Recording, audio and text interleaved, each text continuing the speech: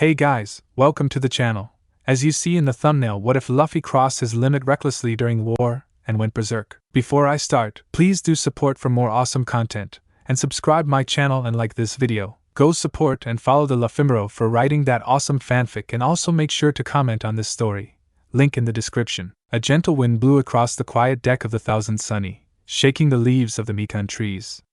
The small swing on the grass deck also began to sway slightly, causing a small crunching sound to echo through the ship. It was already night, and the members of the Straw Hat Pirates lay already fast asleep in their bunks. Well, everyone except for one particular person. In the middle of the silence, a noise that sounded like an agonizing cough suddenly rang out, followed by a gasp. The raven-haired captain of the crew staggered on trembling legs and still half asleep on the deck toward the railing, trying to support himself with shaky hands. Another wet-sounding cough and a gasp escaped the lips of the 19-year-old young boy, before he bent over the railing with a jerky movement. Suddenly a gush of a deep red liquid fell overboard and mixed with the deep dark blue sea underneath. A few drops brushed past the side of the ship as they fell, sullying it. Coughing slightly and struggling to breathe, he tried to get his breathing under control, failing miserably as another fit overtook him. More of the red substance fell over the railing, and caused him to cough even more as some of it clogged his airways. Just when the young captain thought that the seizure was subsiding, a violent tremor shook his body. Barely holding himself up, he remained in this position for several seconds, minutes, until his legs, already feeling like jelly-o, gave way and he slumped with an almost inaudible small cry to the ground. With great effort, the black-haired tried to sit upright and lean against the railing. After a while, which felt endless, because his limbs just didn't want to obey him anymore, he managed it. Completely helpless, he sat there slumped like a wet sack. With his pathetic look which he just gave off, no one would believe that he was Luffy, the great captain of the Straw Hat Pirates, from whom everyone always thinks he is invincible. On his long voyage, Luffy has already encountered the most dangerous situations which no normal person would have survived and came out alive, even if most of the time just barely. But now he was plagued by a disease that even he did not know how to defeat. Still gasping and slightly out of breath, Luffy turned his head towards the sky. Despite feeling pretty dizzy, he still could make out the many stars in the starry sky that night, and their lights were reflected in his tired and almost half-closed, dull eyes, which did not shine as usual. How good this sight usually made him feel. But all he could feel at that moment, however, was a pain that felt almost excruciating as it spread throughout his entire body. What was wrong with him? Why did he feel so awful? He had eaten enough meat, right? So, why couldn't his body recover? For some unexplainable reason, he felt this way ever since they had encountered some enemies on an island they had visited a few days prior. At first it was fatigue, which was normal after some fighting. During the fight, he also had to take a few punches and scratches. However, this was nothing that Luffy could not usually overcome. Flashback. Luffy, I'll leave the rest to you. We'll go to the Sunny and get her ready to go. So you better hurry up. Zoro shouted in a hurry, turning to his captain once more and putting his swords back in place. A quick nod from Luffy, as a sign that he had understood, was enough as the green-haired swordsman disappeared the next moment along with Sanji and Nami. Let's speed up a little, guys, the Marines are about to reach our ship. Nami yelled in panic, and she grabbed the bags full of supplies harder, in order not to drop them as she started to run faster. From afar, the next danger, after the bandits, could be already seen lurking, gradually approaching the island they were on, a large ship and a seagull as a sign on the sail. It was indeed the Marines. The damn Navy always had to show up when it was most inconvenient. Leave it to me, guys, I can handle them easily. Luffy said more to himself, since his friends were almost out of sight. After the young captain made sure all his crew members were safely on their way to the Sunny, he turned his attention directly to the pile of enemies in front of him. He smirked at them as they came at him with roars and weapons drawn, determined to collect the large bounty that had been placed on his head. They were only simple bandits, very notorious on this island and known for always causing trouble. Most of them were small fry that Luffy could easily handle. Only their boss posed a bigger problem. He was a devil fruit user. It seemed like some type of a Zoan bull power. Nevertheless, that shouldn't be a problem at all for the young pirate.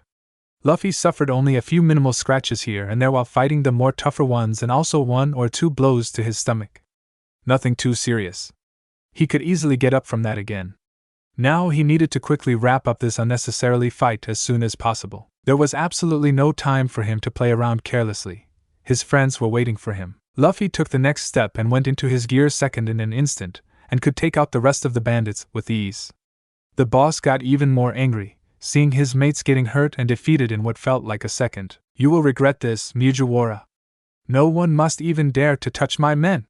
The bandit boss angrily bawled, with a few veins of rage clearly visible on his face. After that, without even thinking twice, Luffy took a special fighting stance, and to end it quickly and easily, he bit into his thumb. Gear 4th, Bound Man. Before the boss, who had meanwhile changed into his bull form, could attack, Luffy took a proper swing with his Kong gun, and a victorious grin spread across his face. "I don't think so."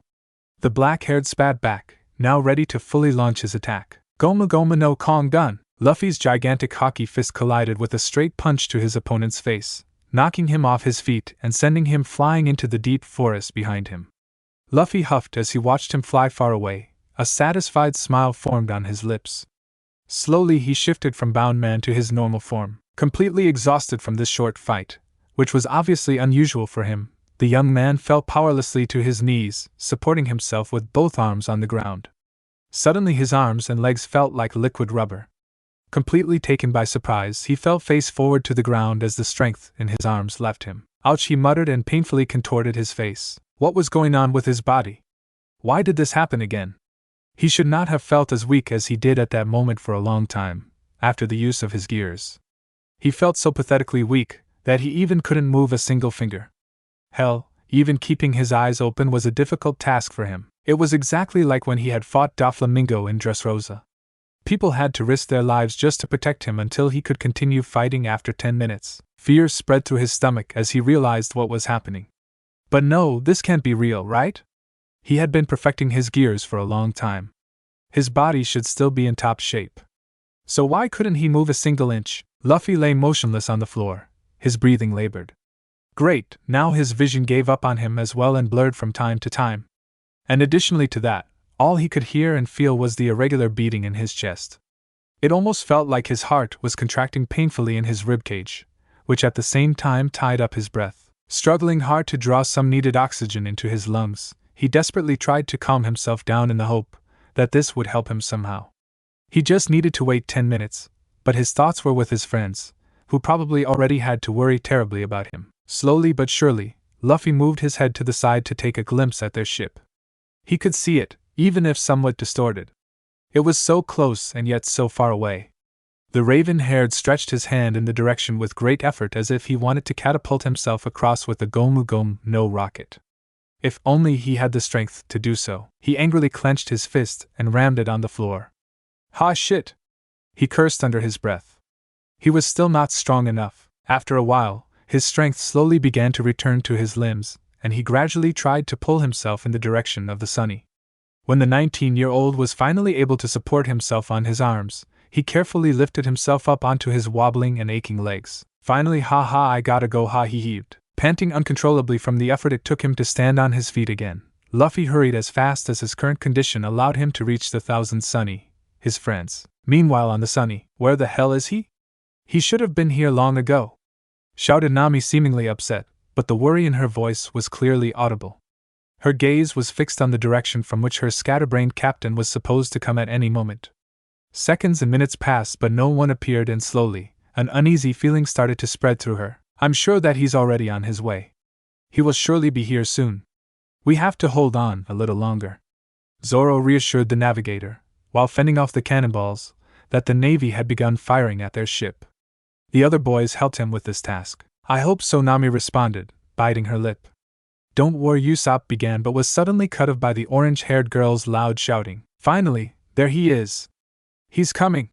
Nami gasped in relief, and a bright smile appeared on her face. "Luffy!" everyone shouted. "Sorry, I'm late again, guys, Shishishi." Luffy apologized and grinned broadly as always, as if nothing had happened. "Gomu Gomu no rocket." The next moment, the rubber boy landed on the deck of the Thousand Sunny, still out of breath and with beads of sweat on his forehead, which he immediately wiped away with his sleeve, without anyone noticing. "What took you so long? We were really worried about you." Nami scolded him and promptly hit him on his rubber head. "I said I was sorry." Luffy pouted, rubbing the new forming bump on his head.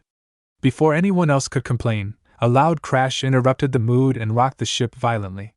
The already exhausted Luffy did not take the shaking very well, because simultaneously he was overcome by a strong wave of lightheadedness. He had no time to hold on to something near him as he lost his balance and landed rather hard with his butt on the grass deck.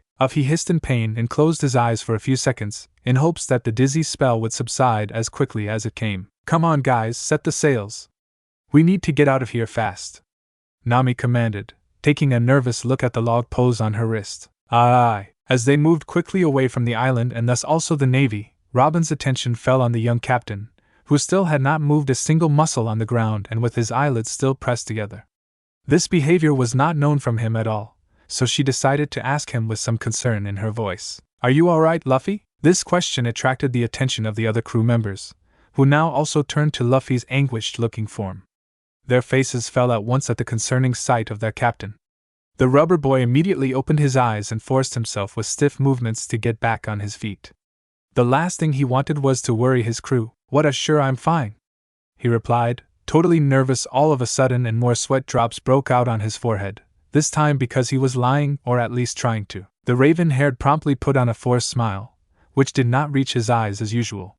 Just when he realized that the others didn't buy his lie, his loudly growling stomach saved the situation for him, and at the same time lightened the mood among the straw hats. Some of them couldn't help it, and even started to laugh at their silly captain. "Sanji, I'm so hungry!" Niat cried Luffy, while rubbing his growling, empty stomach, ignoring the fact that it was aching mere minutes ago. At this point, he absolutely didn't understand his body anymore. All right, just shut up. I'll prepare something for all of us," sighed the blonde cook and disappeared into the galley. "Luffy, you're such an idiot," said Nami with crossed arms in front of her chest, and shook her head in disbelief. But not even she could resist to smile a little, still relieved that he was all right and seemed like his usual self again. Luffy just gave her another silent grin and went to his favorite place to wait for dinner. No matter what was bothering him at the moment, with a little nap and something to eat, the strange feeling inside him would go away. At least that's what he thought. End of flashback. Oh, how wrong he was. The second sign that something was seriously wrong with him was the start of his coughing. It started only yesterday, just 2 days after the events on the island. But what at first started little became stronger and more forceful as time passed. Luckily, no one noticed any of his ailings, as he tried to hide it, surprisingly with success. He didn't think of anything this time either. Maybe something got stuck in his windpipe. It certainly had to be it, right? Because there is no way that he could have become a little sick. He has never been sick in his entire life, not even once, so why should he get ill now? And still, no matter what, the raven-haired captain refused to go to Chopper and decided to hide any signs from his crew. Whatever the strange feeling was, it would go away by itself. There was no need to worry his crew unnecessarily. Again, so wrong, only now began to realize it, that something was seriously wrong with him. Luffy gasped softly as he felt a sudden shortly stabbing pain in his arms and stomach area. For a brief moment, he felt unbelievably nauseous together with some familiar burning rising in the back of his throat. Slightly panicked, he tried to swallow whatever it was that was trying to come back up down. He tried to calm himself and took a few shallow breaths. Unfortunately, the whole process triggered another coughing fit. The sounds he made were still too loud, which is why he decided to muffle the noise weakly with his right hand this time. He pressed his hand as hard as he could against his mouth, in the hope that nobody will be woken up by his painful wheezing sounds. This was the worst thing that could happen right now. He couldn't even imagine the scenario of him getting exposed by any of his crewmates, while being in this sickly condition. The raven-haired used his other hand to hold on to his terribly aching stomach, desperately trying to soothe it. It hurts so much. That was the only thing that went through his mind at that moment. He squeezed his eyes shut and silently prayed that this pain would finally stop. Small tears escaped the corner of his closed eyes, probably from the unbearable pain he was experiencing. Finally, the coughing came to a stop, and he took his shaking hand away from his mouth, just to see that his hand was completely covered in his blood.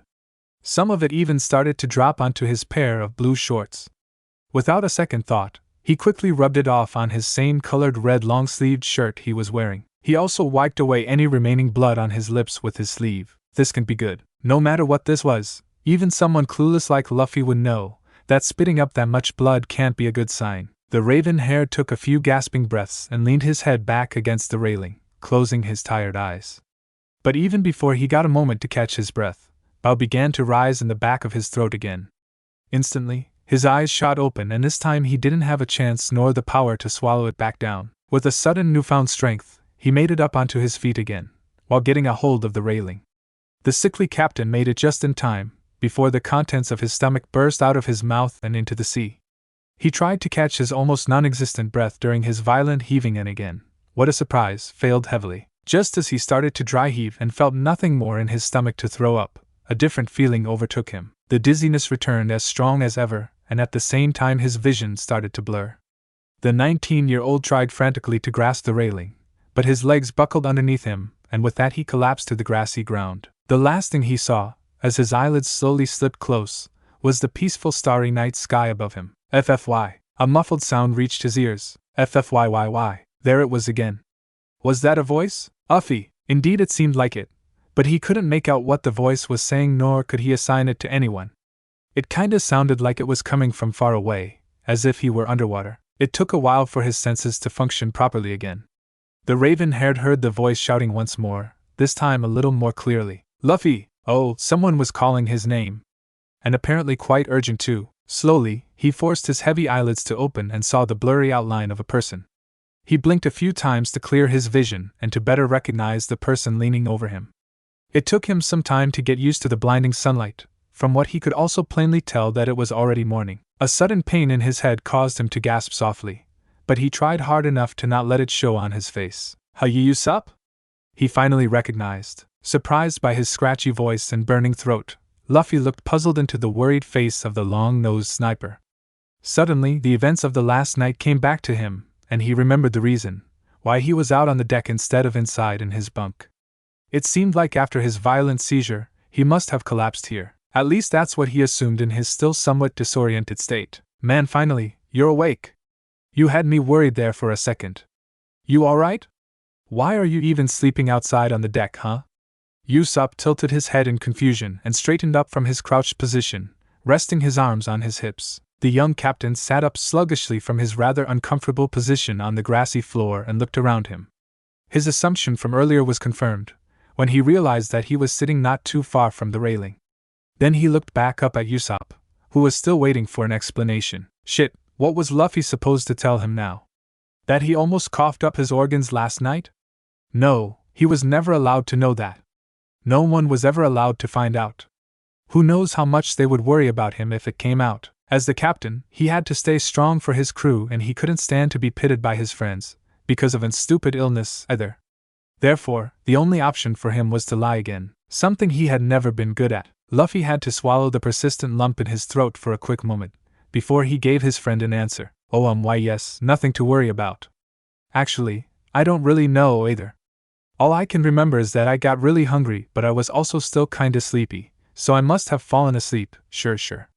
Unintentionally, Luffy made the face he always did, when he lied, and additionally scratched the back of his head in a nervous manner. Then he decided to put on a fake wide smile, to make it more believable, while fervently hoping that this would somehow work. Usopp chuckled in amusement at his captain's explanation. Is there ever a time when you're not hungry? Usopp sighed and shook his head. Anyway, everyone is up already, so Nami wanted me to wake you up as well. Also, breakfast should be ready soon. The sniper informed Luffy. Although such an action was very typical of his captain, Usopp still couldn't shake the feeling that something was wrong with this whole situation. In addition, his friend was behaving quite strangely, too, almost like a few days ago. Suspiciously, the long-nosed boy scanned his eyes over Luffy once more, to make sure everything was fine with him, just as he claimed. He had to admit that he looked a little paler than usual and had slight dark circles under his eyes, but other than that, he did not notice anything out of the ordinary, except for, was that blood in his shirt? Luffy followed Usopp's gaze and was startled to see him looking more closely at his long-sleeved top, or rather at the blood staining it. The exposed rubber boy quickly tried to cover the stains with his hands, but it was in vain, because the other had already noticed it for sure. Luffy, is that Usopp started as he leaned closer to Luffy. However, he was abruptly interrupted by the galley door, which suddenly opened, revealing the blonde cook. Hey, what are you two still doing there? Come on, breakfast is almost ready, called Sanji over to the two boys with a lit cigarette between his lips. He took a long drag from the cancer stick and blew out a big cloud of smoke. Just a second, Sanji, we're coming, came the sniper's response as he looked up to the blonde man in front of the kitchen door. But hurry up. And don't forget to wash your hands beforehand. Sanji replied and put out his cigarette, before disappearing into his kitchen again, probably to finish the preparations for breakfast. Just as Usopp turned his attention back to Luffy, he saw how the black-haired teen had already gotten up and was now moving away from his place in front of him with hurried steps. Luffy was about to reach the door to the men's quarters as Usopp reached out his hand to him and tried again. Wait a minute, Luffy, is that blood? You can go ahead, Usopp. I'll be right there. The young captain dodged his question and thus disappeared beyond the door, leaving a completely perplexed sniper behind. Maybe Usopp shouldn't worry. Despite his somewhat strange behavior, Luffy seemed to be in good shape. At least he could not see any apparent wound on him, from which he could have bled. Perhaps he had only imagined the blood and instead they were splatter from his last dinner. Usopp shrugged his shoulders and decided not to think about it for now, but he thought that he should definitely keep a close eye on Luffy for a while, just in case. The sniper now chose not to go after him and instead go to breakfast before Sanji got angry. After all, no one wished to deal with an angry Sanji in the morning. Fortunately for Luffy, the others were already out of the men's room and probably currently at the breakfast table, so he could have a brief moment to himself. When the raven-haired had closed the door behind him, he leaned against it for a few minutes and breathed a big sigh of relief. Man, that was close. The 19-year-old couldn't believe that he almost got caught by Usopp. From now on, he had to be more cautious or otherwise he would rather not imagine the consequences. The young captain remained in this position for several more minutes, while he grabbed his sweaty forehead with his right hand and let it linger there.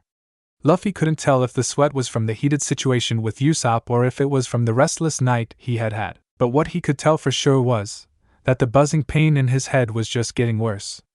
Luckily his hand, which felt surprisingly cold against his overheated skin, helped him to soothe his headache a little bit. And then Luffy moaned from the almost unbearable throb and he let his eyes slip close for a bit. After the pain had subsided and the rubber boy no longer felt like he was going to collapse at any moment, he moved away from the door and went directly to his locker at the other end of the room. He looked down at himself and only now noticed how sweaty and sticky the rest of his body actually felt, which was also noticeable in his clothes. He absolutely had to take a bath later, but for now he quickly got rid of his disgusting, stinky clothes and threw them carelessly into the laundry basket next to the sink.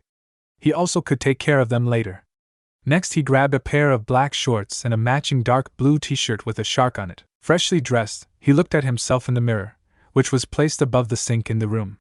One could clearly tell that his face had lost almost all its color, what made his scar under his left eye stand out even more, and under his tired, sunken eyes were distinct dark circles that also contrasted with his pale face. Not taking his eyes off his reflection, he absently reached for the tap and let the cold liquid flow. First he washed his hands, followed by his face. The chilly water let him cool down and helped him a lot to clear his head. During this process he also drank a sip to soothe his burning dry throat. When he thought it was enough, he closed the faucet and ran his still wet hand through his pitch-black mane, and at the same time a satisfied moan escaped his lips. Suddenly, a loud, deep growl resonated throughout the room, which obviously could only come from nothing else than Luffy's stomach. Man, am I hungry? Whined Luffy and placed one of his hands on his belly, squeezing it a bit. No wonder he was so hungry. After losing his lunch last night, his stomach was completely empty. He took another checking look in the mirror and calmly breathed in as deeply as he could. Unfortunately, the moment he did that, he had to painfully realize that this was a big mistake. Along with the feeling like something got stuck in his throat, he felt an unsuppressible urge to cough. His eyes widened in panic, and out of reflex he pressed his hand over his mouth, and with the other he held on to the small sink in order to support himself. He thought that he was going to be violently sick, exactly like yesterday. One wheezing cough was followed by several coughs, and before he knew it he fell into another harsh coughing fit, until he suddenly began to gag. He painfully squeezed his eyes shut, since he did not want to know at all what he was vomiting out, even though he was sure there was nothing left in his stomach to puke. However, this felt different than the last time, and the burning sensation of the stomach acid was absent. Continuing to bend over the sink, Luffy slowly opened his eyes, only to see that he had not vomited but spat blood. The entire sink was covered with blood splatters. Some of the drops had even managed to land on the mirror. His eyes widened at the horrible sight. Oh no, not again. He had spit out blood again. For how many times more? Breathing heavily and still in shock, he weakly spat the remainings in his mouth into the mixture of blood, mucus and spit in the sink. After he was finished, he turned on the faucet to thoroughly clean and rinse everything, including his mouth and hands. He knew he had to hurry before his friends got the idea to check on him, because he was taking quite a long time. His fear was realized when suddenly a knock was heard at the door. That completely caught him off guard. "Luffy, are you in there?" "I'm coming in now." It was Zoro who spoke. Dread filled the young captain's stomach. The rubber boy quickly checked whether he had properly cleaned all the tracks, before turning to Zoro, who had already entered the room. Hopefully, he had seen nothing. "Oh hi Zoro," Luffy croaked anxiously and promptly cleared his throat afterwards, hoping that Zoro had not noticed his failing voice. "Luffy, what are you still doing here? We're all waiting for you. Your breakfast is already getting cold, you know." Zoro stepped closer to his captain and examined him once from top to bottom, looking for something unusual, but couldn't find anything. Nevertheless, his instinct told him that something was very wrong, and his instinct was almost always correct. "Oh well, I thought I'd change quickly since I woke up pretty sweaty this morning. Must be the temperature, sure. Luffy responded and grinned as always. Zoro gave him a skeptical look, but he did not inquire further, because he trusted his captain. Luffy would surely let them know if he was not feeling well. At a later time, Zoro would realize how wrong he was with this thought. "Alright, when you're ready then. Come on, let's go eat." Luffy suddenly interrupted his first mate quite cheerfully, and casually threw an arm around his shoulder to drag him out of this suffocating room. Luffy was damn lucky that his seizure didn't end like last night. Even though he was still a little weak and his limbs felt kind of numb, he was able to cover it up to some extent, without letting Zoro notice anything. Together they made their way to the galley. Breakfast was as usual, noisy and chaotic, as every day on the Sunny. Robin and Nami sipped their tea quietly, while the older of the two read the latest newspaper. Usopp, Chopper and Frankie were fighting over the last 2 pieces of omelet, with a grumpy Zoro suddenly involved. Then there were Jinbei and Brook, who could only laugh with amusement at all the fuss. The crew's cook, though, stayed out of it all and instead prepared a special dessert, with throbbing hearts in his eyes, for his beloved girls. And last but not least there was Luffy, who was currently too busy stuffing his mouth. Even though it seemed like everything was fine with the rubber boy, in reality the opposite was the case. He could feel that the more he ate, the more his stomach began to protest. It was churning and aching quietly for no one to hear, but he had been so hungry and his belly even demanded for food by growling loudly. So what was going on now? Luffy was so confused. And for a brief moment he stopped eating, drawing surprised looks from his crew. Sudden silence occurred in the galley and the musician was the first to break it. "Is there anything that doesn't suit you, Luffy-san?" Brook asked as he simultaneously put his teacup back on the saucer on the table. Beads of sweat broke out on the rubber teen's forehead as he inwardly tried to suppress the uncomfortable feeling bubbling in his stomach. He turned his gaze to the half-eaten piece of meat on his plate to escape the worried looks on his friends' faces. Luffy then still insisted to put on a brave face and forced a smile on his lips for the, what felt like, umpteenth time today. "Of course not, why do you ask?" answered Luffy hesitantly and forced the last bit of meat down his throat. What Luffy didn't know, though, was that the crew had been talking about their captain's strange behavior.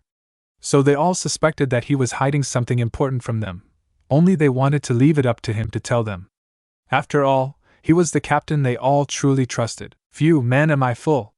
Luffy patted his full and cramping tummy and got up from the table. "You're done eating already?" questioned Nami incredulously, her gaze following the black-haired who was just heading towards the door. However, her question remained unanswered as Luffy disappeared through the galley door in the next instant with increasingly quick steps, leaving a bewildered crew behind. "What the hell is going on with him?" asked the orange-haired navigator, aghast at the renewed-out behavior of her captain. If only we knew. Chopper heaved a sigh, seemingly concerned about Luffy's health. "Were you able to figure out anything earlier, Zoro?" Usopp wanted to know and turned to the swordsman, hoping for a positive answer. The green-haired man crossed his arms in front of his chest with a monotonous look on his face, and could only shrug his shoulders in response. "Honestly, I'm not sure. He was just acting weird again, just like you had experienced from him." Zoro then added, "I'm afraid that doesn't get us anywhere." Frankie sighed disappointedly. "I've had enough, I'm going after him. After all, I'm his doctor." Determined, the little reindeer rose from his place at the table to run after Luffy before he was immediately stopped by Zoro. "No, Chopper, leave him alone. Sooner or later he's going to have to come clean about whatever's bothering him." But Zoro and Nami interfered but was interrupted. "Until then, neither of us is going to do anything about it." Zoro finished his speech, which he had expressed quite seriously. Robin, who had been quiet until now, then agreed with him. Zoro is right, Nami. We do trust our captain, don't we? The black-haired woman looked at Nami and took a sip from her cup. After considering it for a while, the Straw Hats then finally agreed with their two crewmates, followed by a silence that spread throughout the kitchen. Let's just wait and see. Sanji now added and took a drag from his newly lit cigarette, only to slowly blow out the smoke. They all hoped that everything would turn out well. Little did they know, outside the galley, Luffy was not feeling well at all. With one hand pressed to his mouth, he was trying to reach the toilet as quickly as possible. His breakfast, that he had just eaten, threatened to come back up again. Since he would attract a lot of attention outside, the raven-haired decided to go to the nearest bathroom, which was in the crow's nest. Stumbling now and then, Luffy finally reached the ladder that led up to his destination. When the pressure in his mouth became worse, he quickly extended his arm and climbed up this way. The sick boy reached the bathroom just in time and crushed hard with both knees in front of the toilet, and the next moment, he violently emptied his stomach contents into the toilet bowl. The black-haired retched over and over again, until nothing but bile came up, burning his throat in the process. When his stomach was completely emptied, he was still not able to stop and began to dry heave. During this, Luffy constantly felt his intestines contracting agonizingly, making him suffer even more. Out of pain, he squeezed his eyes shut, and you could see some hot tears leaking through as well. He was crying. Please, make it stop already, it hurts. How much longer did he have to endure this pain? Luffy tried to gasp for air between his heaving, which he once again failed to do. It almost felt like he was suffocating slowly but painfully, and his heart was pounding irregularly in his chest. When the dry heaving finally came to a stop, the 19-year-old had no strength left in his body to get up and clean himself. Instead, all he could do was to rest his head on the toilet seat. For a while, only his wheezing breath could be heard in the bathroom as he sat slumped there, his eyes closed. After this terrible attack, he felt so miserable, as if he was about to lose consciousness again. Gradually, he started to believe that it was getting worse with each new seizure instead of getting better, as he had hoped. He spent a few more minutes in this position, before he dared to try to stand up again. His head was spinning with dizziness and his vision left him from time to time, but he managed to stand up again to some extent. Luffy's wobbly legs instantly threatened to buckle under him again at any moment, which is why he supported himself against the wall with his sweaty hand. Luffy swallowed the rising nausea as he took one last glimpse at the mess in the toilet bowl, while quickly flushing it down. Through his already poor vision, he did not notice the traces of blood that were also mixed in it. With languid movements, the sickly captain went over to the adjacent sink to wash his hands and flushed face. And to also get rid of the disgusting taste of vomit, he rinsed his mouth a few times as well. At some point, Luffy recovered and dragged himself to the nearest shower in the next room. Because if he was already here, then he could also take a shower, which he had already planned to do anyway. The 19-year-old was now even more sweaty than before and felt dirty and uncomfortable like this. Even though he had already had his weekly bath this week, he could not stick around in this condition. He also hoped that a warm shower would do his aching body some good. After getting rid of his clothes, which was not easy for him in this state, Luffy stood under the shower and enjoyed the hot water that poured on him. As expected, it helped him to relieve his discomfort a little. After breakfast, the Straw Hats went about their usual business, but the current situation with their captain still spoiled their mood. Zoro decided to take a bath after a short workout on the deck, which he had not done yet this week. The green-haired was climbing the ladder to the crow's nest, when a sudden noise from above reached his ears. He listened closely to find out what it was, and this time he could hear a loud cough. Someone was coughing. With nimble movements, he climbed the last rungs of the ladder and followed the sound of coughing. It led him to the bathroom, where he was surprised to find his captain. The black-haired teen sat there leaning against the bathtub, while coughing into his right hand. Luffy's eyes were closed, so he did not notice the other person entering the room. Luffy? Are you all right?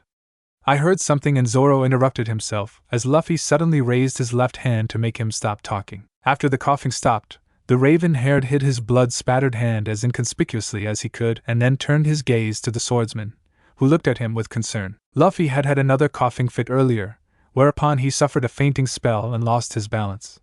When he went down, he hit his head on the edge of the bathtub. But the young captain could not tell Zoro that, so he was again forced to think up a suitable lie. Slowly he got used to it, as often as he lied. Don't worry, I'm fine, Zoro. I just slipped and hit the bathtub. Nothing serious. Luffy grinned to assure his first mate that everything was all right. Okay, but why were you coughing? That didn't sound good at all. Zoro looked doubtful at the boy. Luffy could not think of an answer to this question so quickly and hesitated for a while. I choked on my spit when I fell. Luffy hoped that this answer was believable enough. You choked on your spit? Okay, whatever, but otherwise you're fine, right? The green-haired inquired. Luffy nodded silently. The swordsman was beginning to get seriously worried about his captain. Zoro knew Luffy too well that he was able to tell exactly when he was lying. The feeling in his gut also confirmed this. But if his captain insisted that everything was fine, then it was. Anyway, let's take a bath together, said Zoro, and then began to undress. This was usually something the two always did together, as Luffy didn't dare get into the bathtub alone because of his devil fruit powers. As soon as Zoro turned his back to Luffy, the black-haired teen rose from his seated position on the tiled floor, only to wash off his bloodied hand in the still-running shower, before Zoro could see it. He watched as the water flowing to the floor turned red and rapidly disappeared down the drain. Before the now Zoro turned back and made his way into the bathtub. Luffy joined him, after he turned off the water. After spending a long time together in the bathroom, the two crewmates decided to take a little nap on the grassy deck. Luffy was quite exhausted from all the exertion and finally from the bath, as the water absorbed all his energy.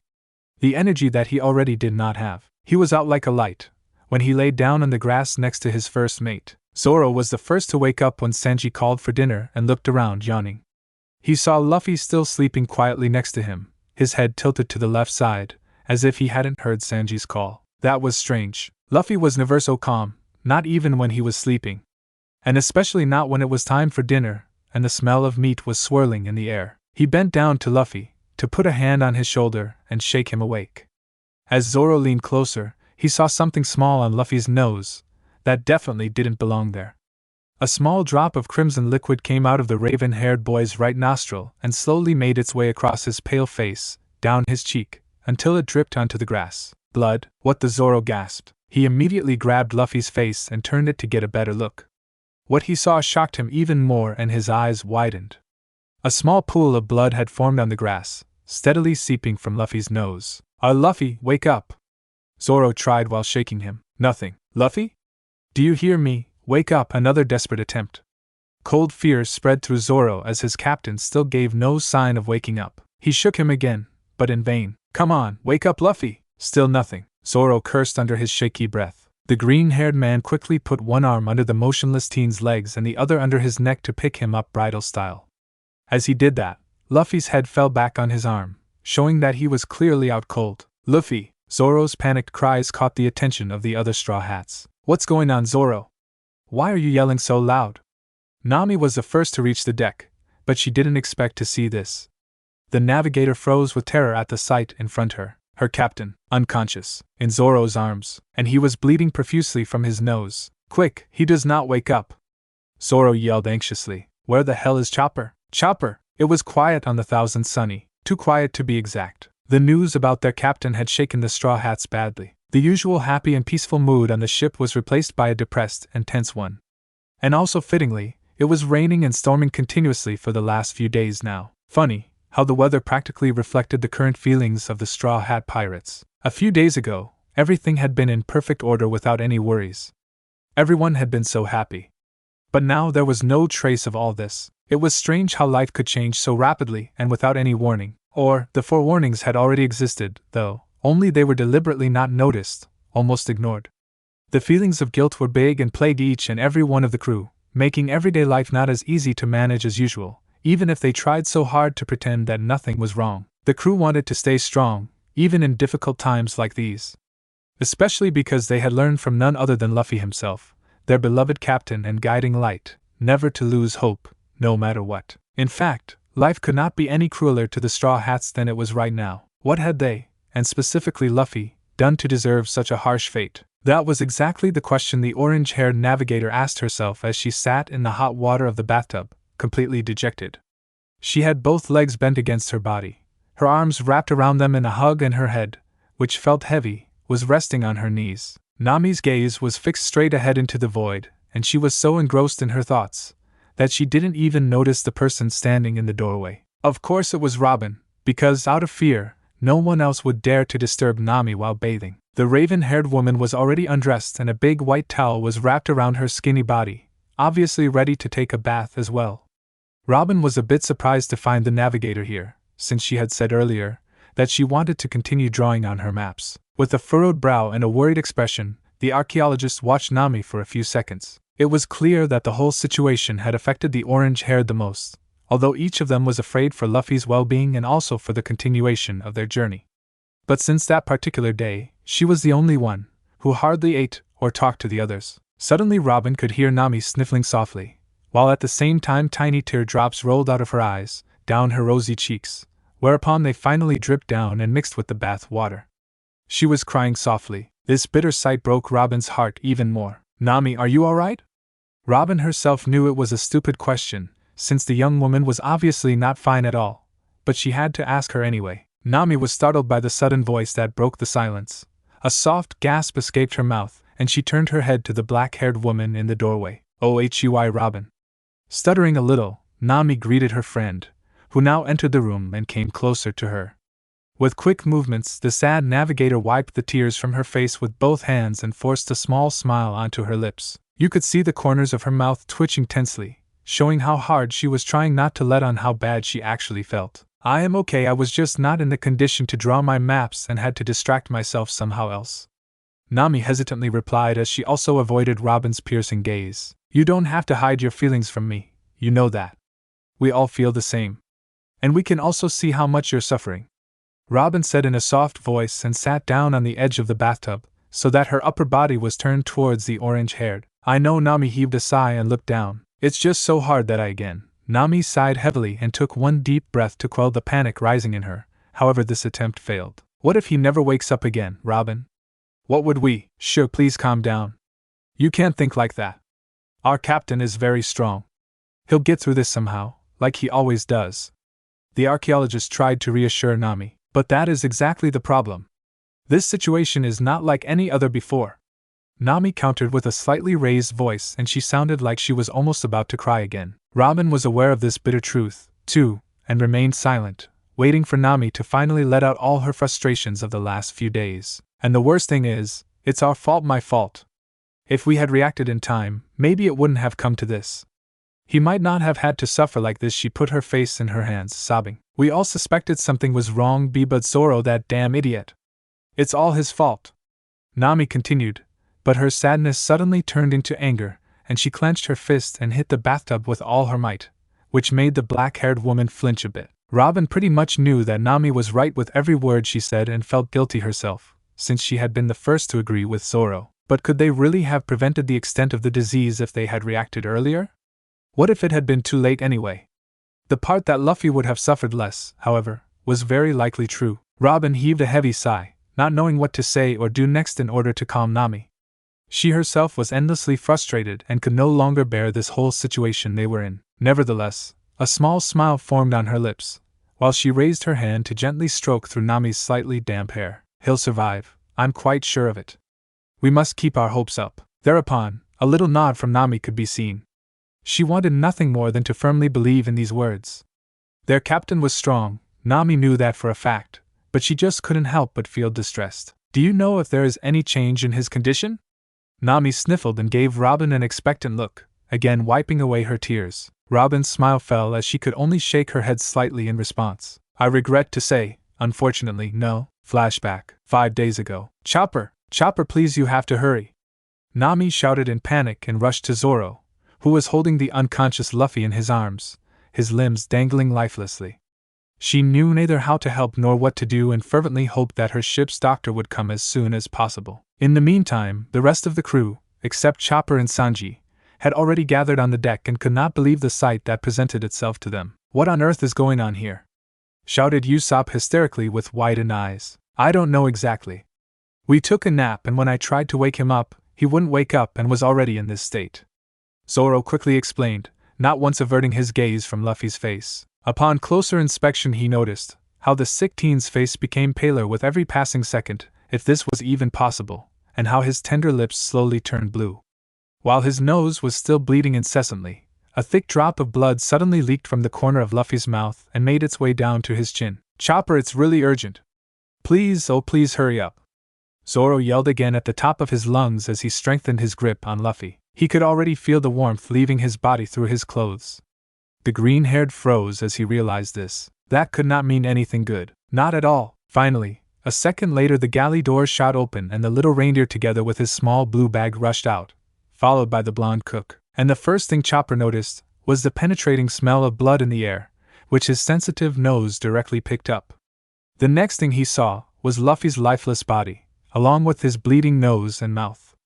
At this sight, his heart began to race wildly in his chest. Chopper immediately switched to doctor mode and rushed to Luffy's side in Zoro's arms. One closer look at his captain was enough for him to know what was going on. He hoped that his assumption was not correct. Without wasting any more valuable time, the reindeer doctor quickly took Luffy's wrist in his hoof to feel his pulse, while checking his breathing with the other. Suddenly, Chopper stiffened and his eyes widened in realization. He had guessed it right. Luffy's pulse was extremely weak and barely there, slowly fading, and his breathing was very shallow and uneven. His lips had a bluish tint. On top of all that, he was bleeding profusely from his airway. It was more than evident. Oh no, Chopper is somety. Quick Zoro, you have to get him to the sick room as quickly as possible.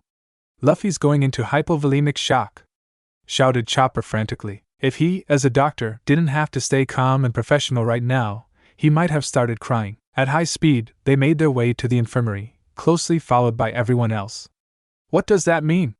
The swordsman asked Chopper with a panicky voice, having no clue about what this medical term could mean. He's suffering from severe blood loss. His vitals are very unstable, too. We could very well lose him if I don't treat him immediately, Chopper replied, as they reached the sick room. We might lose him? Asked Nami in shock. None of them wanted to believe that. Yes, but there's no way I'm going to let that happen, Chopper assured the others. Please put him gently on the bed now, Zoro, the little reindeer ordered, running back and forth in the infirmary as he prepared his needed utensils. At that, Zoro carefully laid his captain down on the snow-white bed sheet, with Luffy's head falling limply to the side and his dripping blood instantly soaking into the pure fabric, turning it red. Zoro then takes a step back, his gaze still glued to Luffy's, comparatively to the bed's small form. Due to the incredibly vulnerable sight he gave off, he could hardly recognize him. I'm sorry guys, but I'm afraid you'll all have to leave the room now, so I can treat Luffy better, Chopper announced, turning to his patient without further ado. The Straw Hats didn't have to be told twice, and with a heavy heart and a last glance at their deathly pale captain, they disappeared through the door into the galley, where they all sat down with bowed heads at the already set dining table. It was a shame about all the delicious food Sanji had prepared, but in such a serious situation, with Luffy's life at stake, it was only natural that no one felt like eating. Silently they sat there and listened to the sounds from the sick room, to which they couldn't assign anything. All of a sudden, Nami gave the green-haired swordsman a venomous look. This is all your fault, Zoro. The swordsman looked over to Nami with an appalled expression. What do you mean, it's my fault, you witch? Hey, who are you calling a witch, you shitty moss head? Sanji suddenly intervened from the side, ready to kick the green-haired in the face. Shut up, curly brow, Zoro hissed. Suddenly, Nami banged her fist on the table, causing the other Straw Hats to wince. Don't play dumb, Zoro. We all knew it would happen sooner or later. As if Luffy would tell us on his own if something was wrong. He's been hiding it all along, and look at the state he's in now. The navigator spoke roughly. And why does that make it my fault, huh? Zoro retorted angrily, obviously offended. He just couldn't understand what Nami's problem was.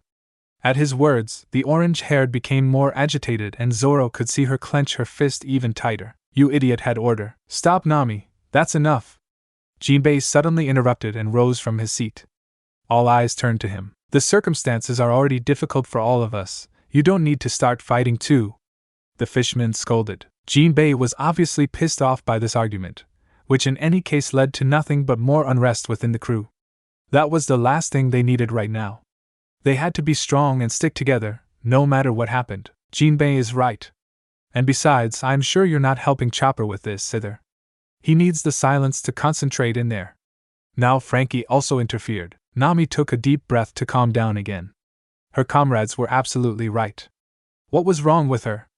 Still, she felt that the green-haired man was to blame for Luffy's condition. But deep down, she blamed herself, because she could have personally dragged Luffy to the infirmary to see Chopper, before it could even get this far, no matter what Zoro had ordered. I'm sorry, you're right.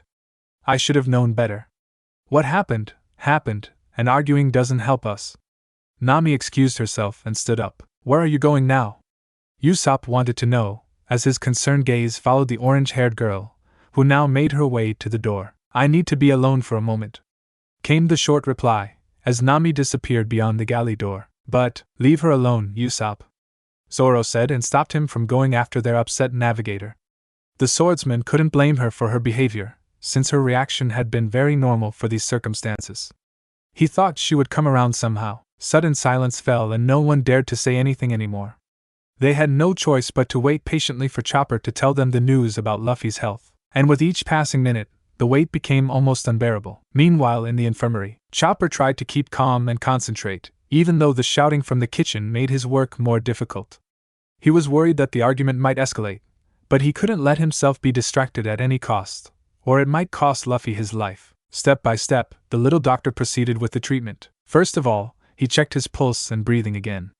Relieved, he found that his pulse remained the same, even though it was very weak, which was no reason for relief, but in this case it was better than feeling no pulse at all.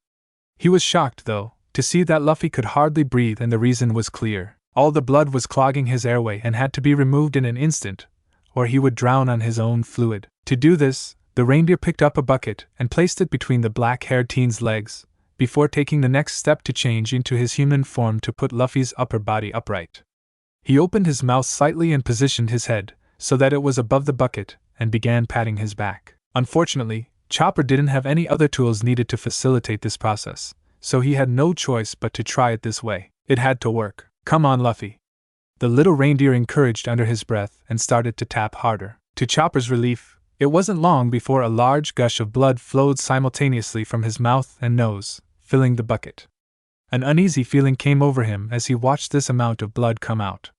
Even though this was not a good sign, it still pleased Chopper to know that Luffy was at least breathing easier now. To really make sure he was getting enough oxygen into his body, he put a respirator mask over his mouth and nose. Then he took the half-full bucket and put it aside, because he wanted to take care of it later. Since so much blood was accumulating in Luffy's system, the little doctor assumed that it must be due to internal bleeding.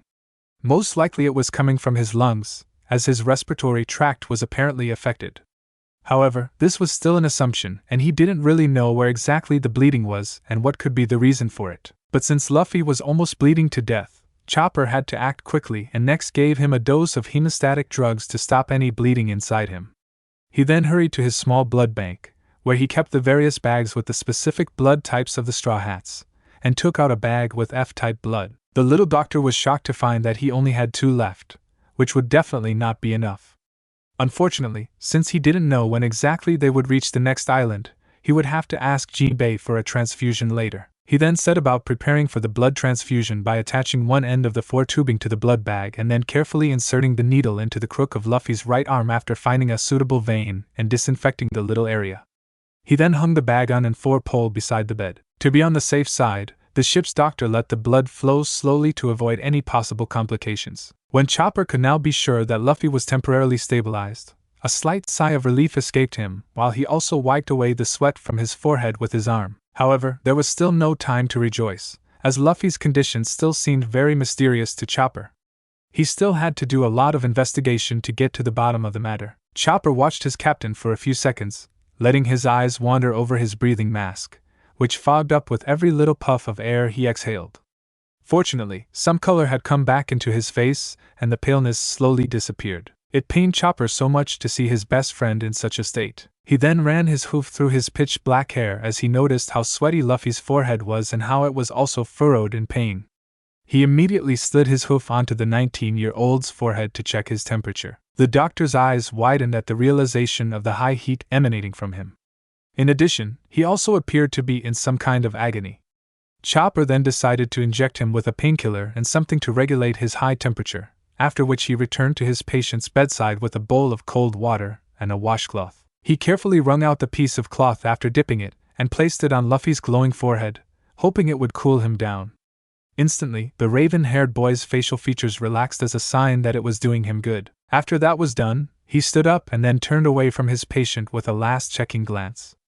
After all, he had to continue his research. Just as the small doctor was about to take a syringe from his cabinet to take a blood sample from the bucket full of blood from earlier, he suddenly heard a gasping groan behind him. All at once he turned around and saw how Luffy had unconsciously put a hand on his stomach. Then a weak moan reached his ears again.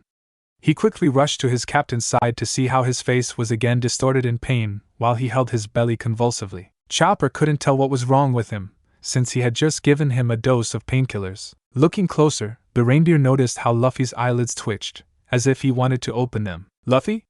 Luffy? Can you hear me? Chopper asked hectically, hoping his patient would finally come to. HMM. After a few tries, the sickly captain managed to open his eyes. Even though everything was spinning and his vision was blurry, he could make out Chopper leaning over him. CHOPP-****. Before he could even pronounce the reindeer's name, he went into a wet coughing fit that fortunately didn't last too long. In the process, a few splashes of blood stained the inside of the mask he wore. That's right, Luffy, it's me, but you can't talk right now, okay? Chopper told him and gave him a little smile. But without warning and without Chopper being able to stop him in time, Luffy straightened up on the bed and brought his shaky hand to the breathing mask he was wearing, only to take it off, much to Chopper's horror. Luffy blinked a few times, intending to clear his blurred vision, and you could clearly see from his expression how confused he was. Oh, and no, Luffy. Lie back down, you're still too weak. And put your mask back on. Chopper shrieked as he desperately tried to get his befuddled captain to lie down again. Luffy audibly gasped for air and obviously couldn't get his breath under control, yet he started a new attempt to speak and sluggishly turned his head to the ship's doctor on his side. Chop. Another coughing fit, this time stronger than the last. Luffy raised his hand in front of his mouth, intending to muffle it, but in vain. The palm of his hand was covered with blood and even the white bed sheet was not spared. Deep red splashes decorated the white fabric until the attack stopped. Chopper had no choice but to stroke his back in a soothing circular motion. Are you all right, Luffy? Are you in any pain? Chopper wanted to know. As a reply, Luffy held his hand against his tummy once again, and before he could answer otherwise, his eyes fell shut and he was about to fall limply backwards onto the bed. Luffy? Completely taken by surprise, Chopper caught him with his hooves just in time to soften his fall and lay him down gently. As actually expected, Luffy had not lost consciousness again, but was lying there still breathing heavily and with his eyes squeezed shut, obviously exhausted just from sitting upright. It was no wonder, because of the high blood loss and the disease that affected him, his body was very weakened and not even a Luffy could put it away so easily, as if it were nothing. Without hesitation, Chopper put the oxygen mask back over his face so that he could breathe again.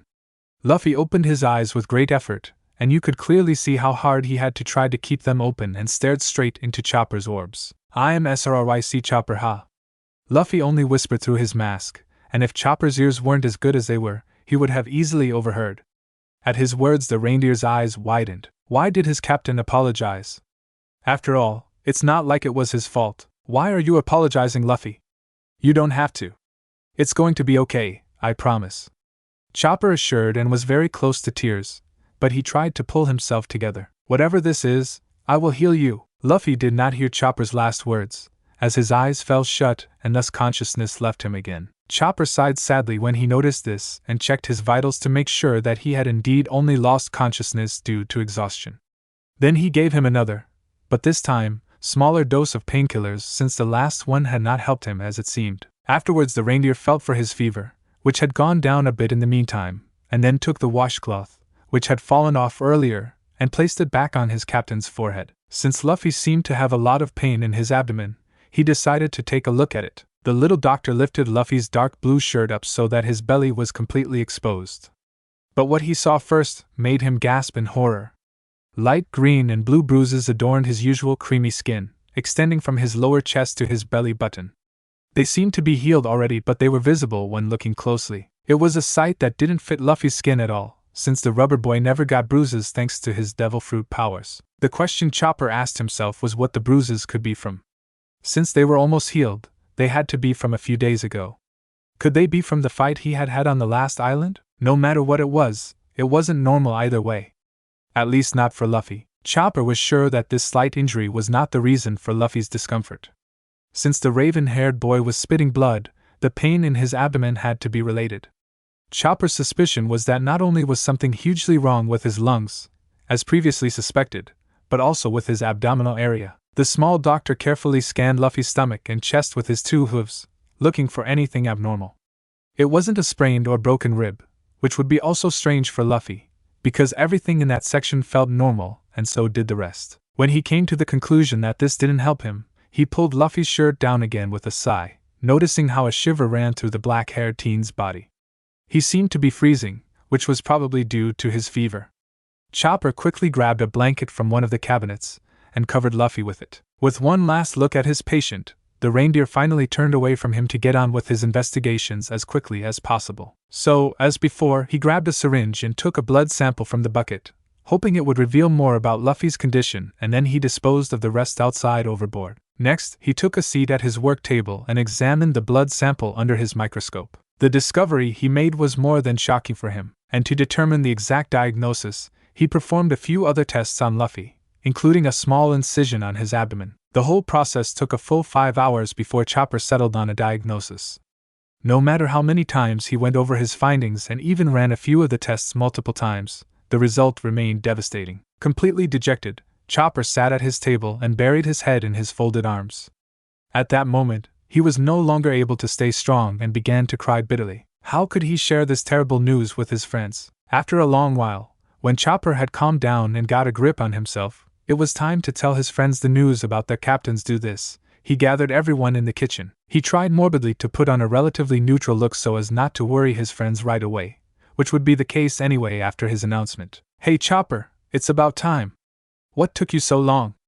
Usopp, who had taken a seat next to him, asked. Chopper escaped his piercing gaze and instead looked around, seeing all the crew members looking at him expectantly. He had to swallow and could feel his heart beating like crazy in his chest, as if it wanted to jump out of his ribcage. "Come on Chopper, tell us. How's Luffy and what's wrong with him?" This time it was Nami who asked. You could see the tension in everyone's eyes. Waiting in uncertainty had not been easy for any of them. "Guys, I honestly don't know where to start," Chopper began. His voice was shaking. "Is it something bad?" Brook wanted to know, hoping Chopper would answer that question in the negative. "Oh no, does Luffy have to die?" Suddenly Usopp panicked, but was immediately immobilized by Zoro. "Shut up and listen to what Chopper says, dumbass." "Well, Luffy is stabilized for now, and he's also no longer in danger of losing his life," the little doctor continued, whereupon everyone breathed a huge sigh of relief. "Still, there's a problem with his cells, and I think that problem has something to do with Luffy's use of his gears. He has pushed his body too far beyond its limits, that it has caused great damage to his cells. That shitty captain and his damn gears," cursed Sanji as he lit up a cigarette. "Because of that damage, his cells can no longer withstand, causing ruptures in his organs. I also found traces of bruises on his body, which means that his rubber body can no longer easily absorb blows and impacts due to the weakened cells." Chopper paused briefly as he looked around again. The crew's expressions darkened with every word he spoke. They all understood immediately that this was not just a simple illness, as they had hoped. Then Chopper took a deep breath and continued his explanation, careful not to use any medical terms that his friends would not understand. "The ruptures have already started in his lungs and gastrointestinal tract, causing internal bleeding. This is the reason why he bled from his mouth and nose. I also found definite signs that he was vomiting, which is related to the rupture in his stomach, making it impossible to eat solid food. Therefore, I have him hooked up to N4, which is providing him with nutrients. Also, his heart is not affected by this yet, but it is weakened and certainly can't keep up with Luffy in his fighting." Before he uttered the next sentence, he tried to calm down again and took a few deep breaths as not to start crying right away. "In summary, Luffy is dying, their beloved captain." Dying? Was he even capable of it? Dying? The crew stuttered together in disbelief. None of them could believe their ears. The things Chopper had told them were bad, but they didn't expect such a result from him. After all, it was Luffy, and he and the word death definitely did not belong in the same sentence. "You're joking, right, Chopper?" Nami tried to laugh it off as she couldn't face it. Her captain dying? Never. Chopper turned his face down, not being able to look at his friends, and shook his head. "No," he muttered sadly. "But there has to be a way to save him, doesn't there?" asked Zoro, who would never give up his captain without a fight. "Chopper?" Everyone had their eyes fixed hopefully on the little reindeer, waiting for a positive answer. "There is a way to save him. I've been working on a medicine that can cure any disease since the beginning of our journey. That is the reason why I was able to stabilize his condition in the first place. So far, I've been able to create a prototype that improves Luffy's condition." "That's super! Then you can heal him after all!" Frankie shouted happily. Suddenly a smile appeared on the lips of his friends, who were glad to hear this information. But the joy did not last long. However, This prototype only provides a temporary healing effect. I simply lack the proper healing herbs with which to complete the medicine. Luffy's condition will continue to deteriorate regardless, clarified Chopper and looked up again, only to be met with the sad expressions of the Straw Hats. And also Chopper gulped before he continued, I don't know when he'll wake up or if he'll ever wake up again. I am so sorry. The little doctor added and sobbed loudly. He couldn't help it and started to cry. End of flashback. I see, so then he's still dying, said Nami dejectedly and lowered her gaze. Nami, you can't think like that. He is fighting. For himself, for you, for all of us.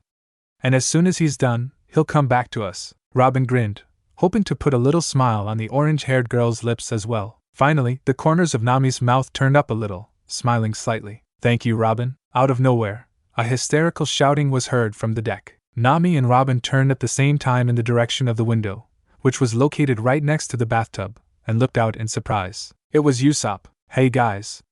Luffy is finally awake. What? Luffy is. Did you hear that, Robin? Nami cried out in relief and turned to the equally pleased black-haired woman, who now smiled at her again. You see?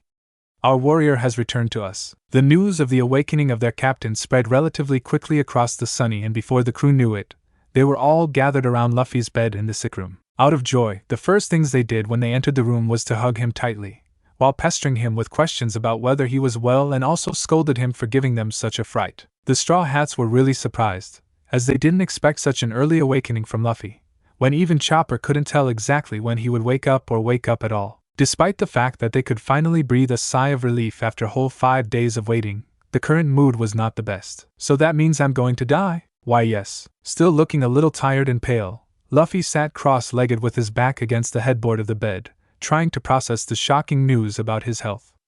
The raven-haired had already thought that his illness was not a common one, but he had not expected it to be so fatal. Now, of all times, when they were so close to the end of their journey, he had to fall seriously ill. It felt like a joke. A really bad one. How much time do I have left? Luffy inquired in a monotone voice, so that it was not possible for his nakama to assess his feelings. The others didn't know the answer to that question yet, either, and unconsciously held their breath as they waited for Chopper's response. I can't say that for sure, but with my treatment and prototype medicine, I'm guessing about 3 months, but maybe 4. Chopper answered uneasily, feeling guilty for not being able to heal his captain completely. Only a few months. Only a few months until their guiding light would go out, and leave them forever in the dark. Luffy felt the despair and sadness of his crew, as he would abandon them all without any of them being able to fulfill their dreams. At that moment the 19-year-old felt like crying, but he couldn't lose his composure and felt compelled to cheer up his friends. After all, that was his job as a captain, and he would never let them give up, not as long as he was still alive. Hey guys, don't make such faces as if I were already dead. I'm still sitting in front of you and I'm actually doing great. Laughed Luffy with his arms stretched wide. He grinned as broadly as ever to make his words even more convincing. And this time he didn't even have to lie, because he honestly felt much better than before. Everyone just stared at their captain in disbelief and let their eyes wander over him. If they didn't know that he had been dying a few minutes ago, they would have thought that the raven-haired had just woken up from a short nap. Except for the pallor on his skin and his tired appearance, he looked the same as always, and no one would even think that he was terminally ill. And besides, there has to be a solution for me to be healed again, right, Chopper? You mentioned something about a proropato, something like that. Luffy tilted his head slightly to the side, his arms crossed in front of his chest as he looked expectantly at the ship's doctor. Chopper jumped down from his little swivel chair and reached into his refrigerator to pull out a small vial containing a slightly pink-colored substance. This is a prototype of my all-healing medicine. It is unfortunately not yet developed to the point of being able to cure every disease, but it is at least able to alleviate the symptoms of your illness, Luffy, explained Chopper, as he showed the small bottle once around. Wow, Chopper, you're amazing. Luffy proudly praised him, with all his friends feeling the same way. Normally Chopper would react playfully as usual. This time it was different. No, I'm not, he grumbled, not taking his eyes off the vial. Of course you are. Just look what Usopp trailed off when he realized how serious Chopper's expression was. If I were that great, I would have finished developing this medicine and would now be able to cure my captain. Clearly, I am not capable of that. The reindeer spoke, and the disappointment was clear in his voice. Then a few tears rolled out of his round eyes, showing how heartbroken he was, because he was actually failing his best friend, who had made this trip possible for him in the first place, so badly. Just what kind of doctor was he? Dr. Kureha would surely be just as disappointed with him. I am so terribly sorry, Luffy. Chopper cried bitterly and jumped into Luffy's arms, burying his face deep in his shirt. At this sight and the fact that they were all in the same hopeless situation, a few of the other crew members also had a few tears running down their cheeks. Of course, Luffy wouldn't be Luffy if he didn't remain optimistic even in such a moment. Comfortingly, he stroked the little doctor's back. Don't cry, Chopper. I'm not going to die. It's going to be all right. Luffy smiled down at him, but Chopper couldn't look up into his face and kept his face buried in his shirt. He felt so ashamed. No, you'll only be fine temporarily. If I don't finish the cure, you'll. Chopper couldn't finish saying it, and just shook his head in denial. The rest of the Straw Hats were no different, and just stood there in silence, their gaze drifting to the ground. They felt even more helpless than their small reindeer, since they were not even able to alleviate the symptoms of their friend's illness. Luffy, on the other hand, put his hand on the reindeer's head and made him look at him. Well then, we have no choice but to help you finish the cure. Luffy grinned widely, as if it was the easiest thing ever. But it's not as easy as you think. We don't even know where we can find the missing medicinal herbs. There's also the possibility that it might be too late, since we don't have much time. Chopper countered, sniffling, tears still flowing uncontrollably down his cheeks and onto Luffy's lap. It's still worth a try. Until we try, we can't know, Luffy said, and let his gaze wander over his friends, who were now also looking up at him again with hope at the words of their captain. Giving up has never been an option for the Straw Hats. We have to try at least. Zoro also spoke up now and grinned, because they now had an important challenge, which he knew they would pass. He would rather sacrifice his own life than give up the life of his best friend and captain. Little by little, the Straw Hats began to cheer up again. They just couldn't admit defeat yet. On their journey, they had made the impossible possible until now, so what should have changed now? You've saved us from the most difficult situations often enough. Now it's our turn to do the same for you, Luffy. Nami shouted firmly, clenching her fist. Yeah, that's right. Everyone agreed with her loudly. Now it's our turn. Leave it to us, Captain. Frankie exclaimed and made his usual superposition with his big arms. Luffy smiled even wider than before, which this time even reached his eyes, and looked back at the little doctor. You see, Chopper? Everyone believes in it, so you should too.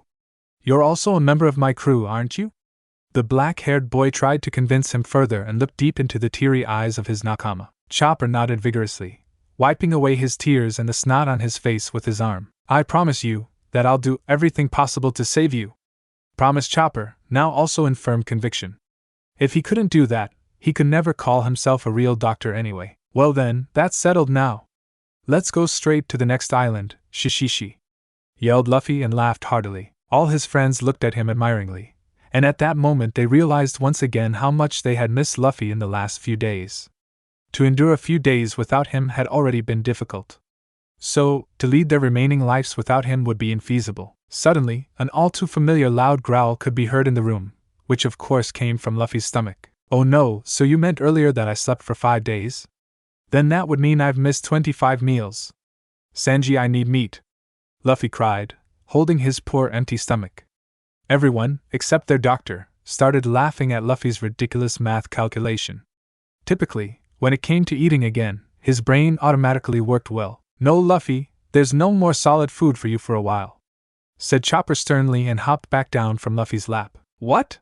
But why? I won't get full otherwise, Luffy complained, looking at Chopper in bewilderment. Luffy, you may not realize it, but you are still seriously ill, which for you means you're on a strict diet. No more hard-to-digest foods and also no solid food, until your stomach recovers, answered the little doctor, whereupon he immediately gathered his utensils for an examination. But Chopper, no buts, Chopper scolded. The others smiled amused at their captain, knowing right away that he would not like the diet when he woke up. I've already made a perfect meal plan for you, Luffy.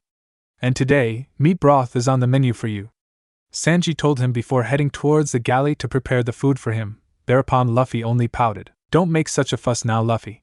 You'll get through this. Nami smiled and patted him encouragingly on the shoulder. The raven-haired just looked at his navigator annoyed.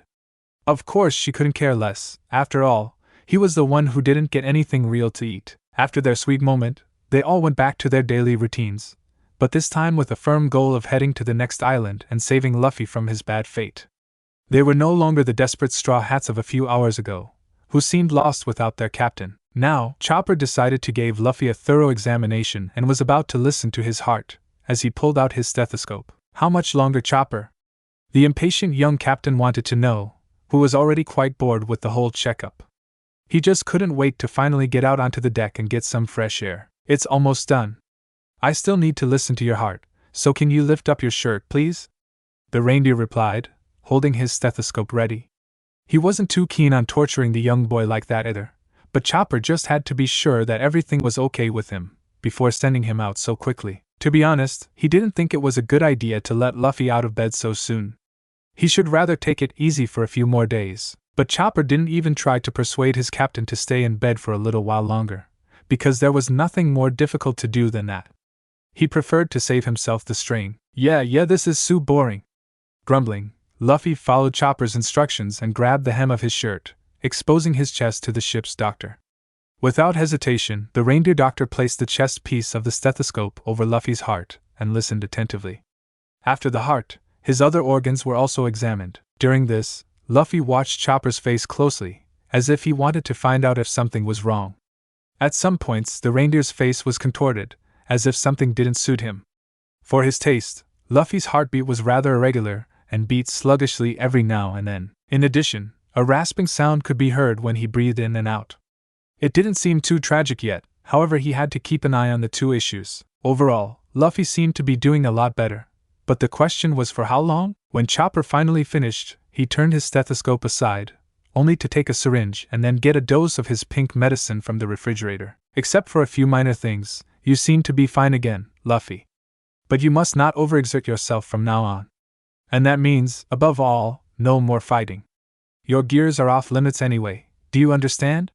Any overtiredness or overexertion could have fatal consequences, so please be careful. Chopper explained, and once again Luffy was reminded about the seriousness of his situation.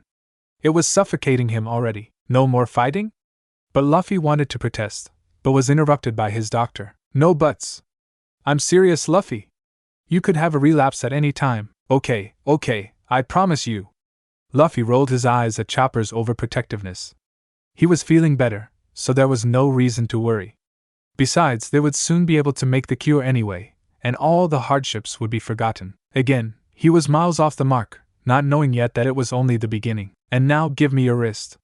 I'm going to give you 1 dose of this medicine a day, and you're also going to take an extra pill. Chopper explained his intentions and took Luffy's thin wrist between his hooves to inject the vaccine in the next step. Luffy squeezed his eyes shut because he couldn't stand the feeling of the syringe pricking his skin. Are you done now?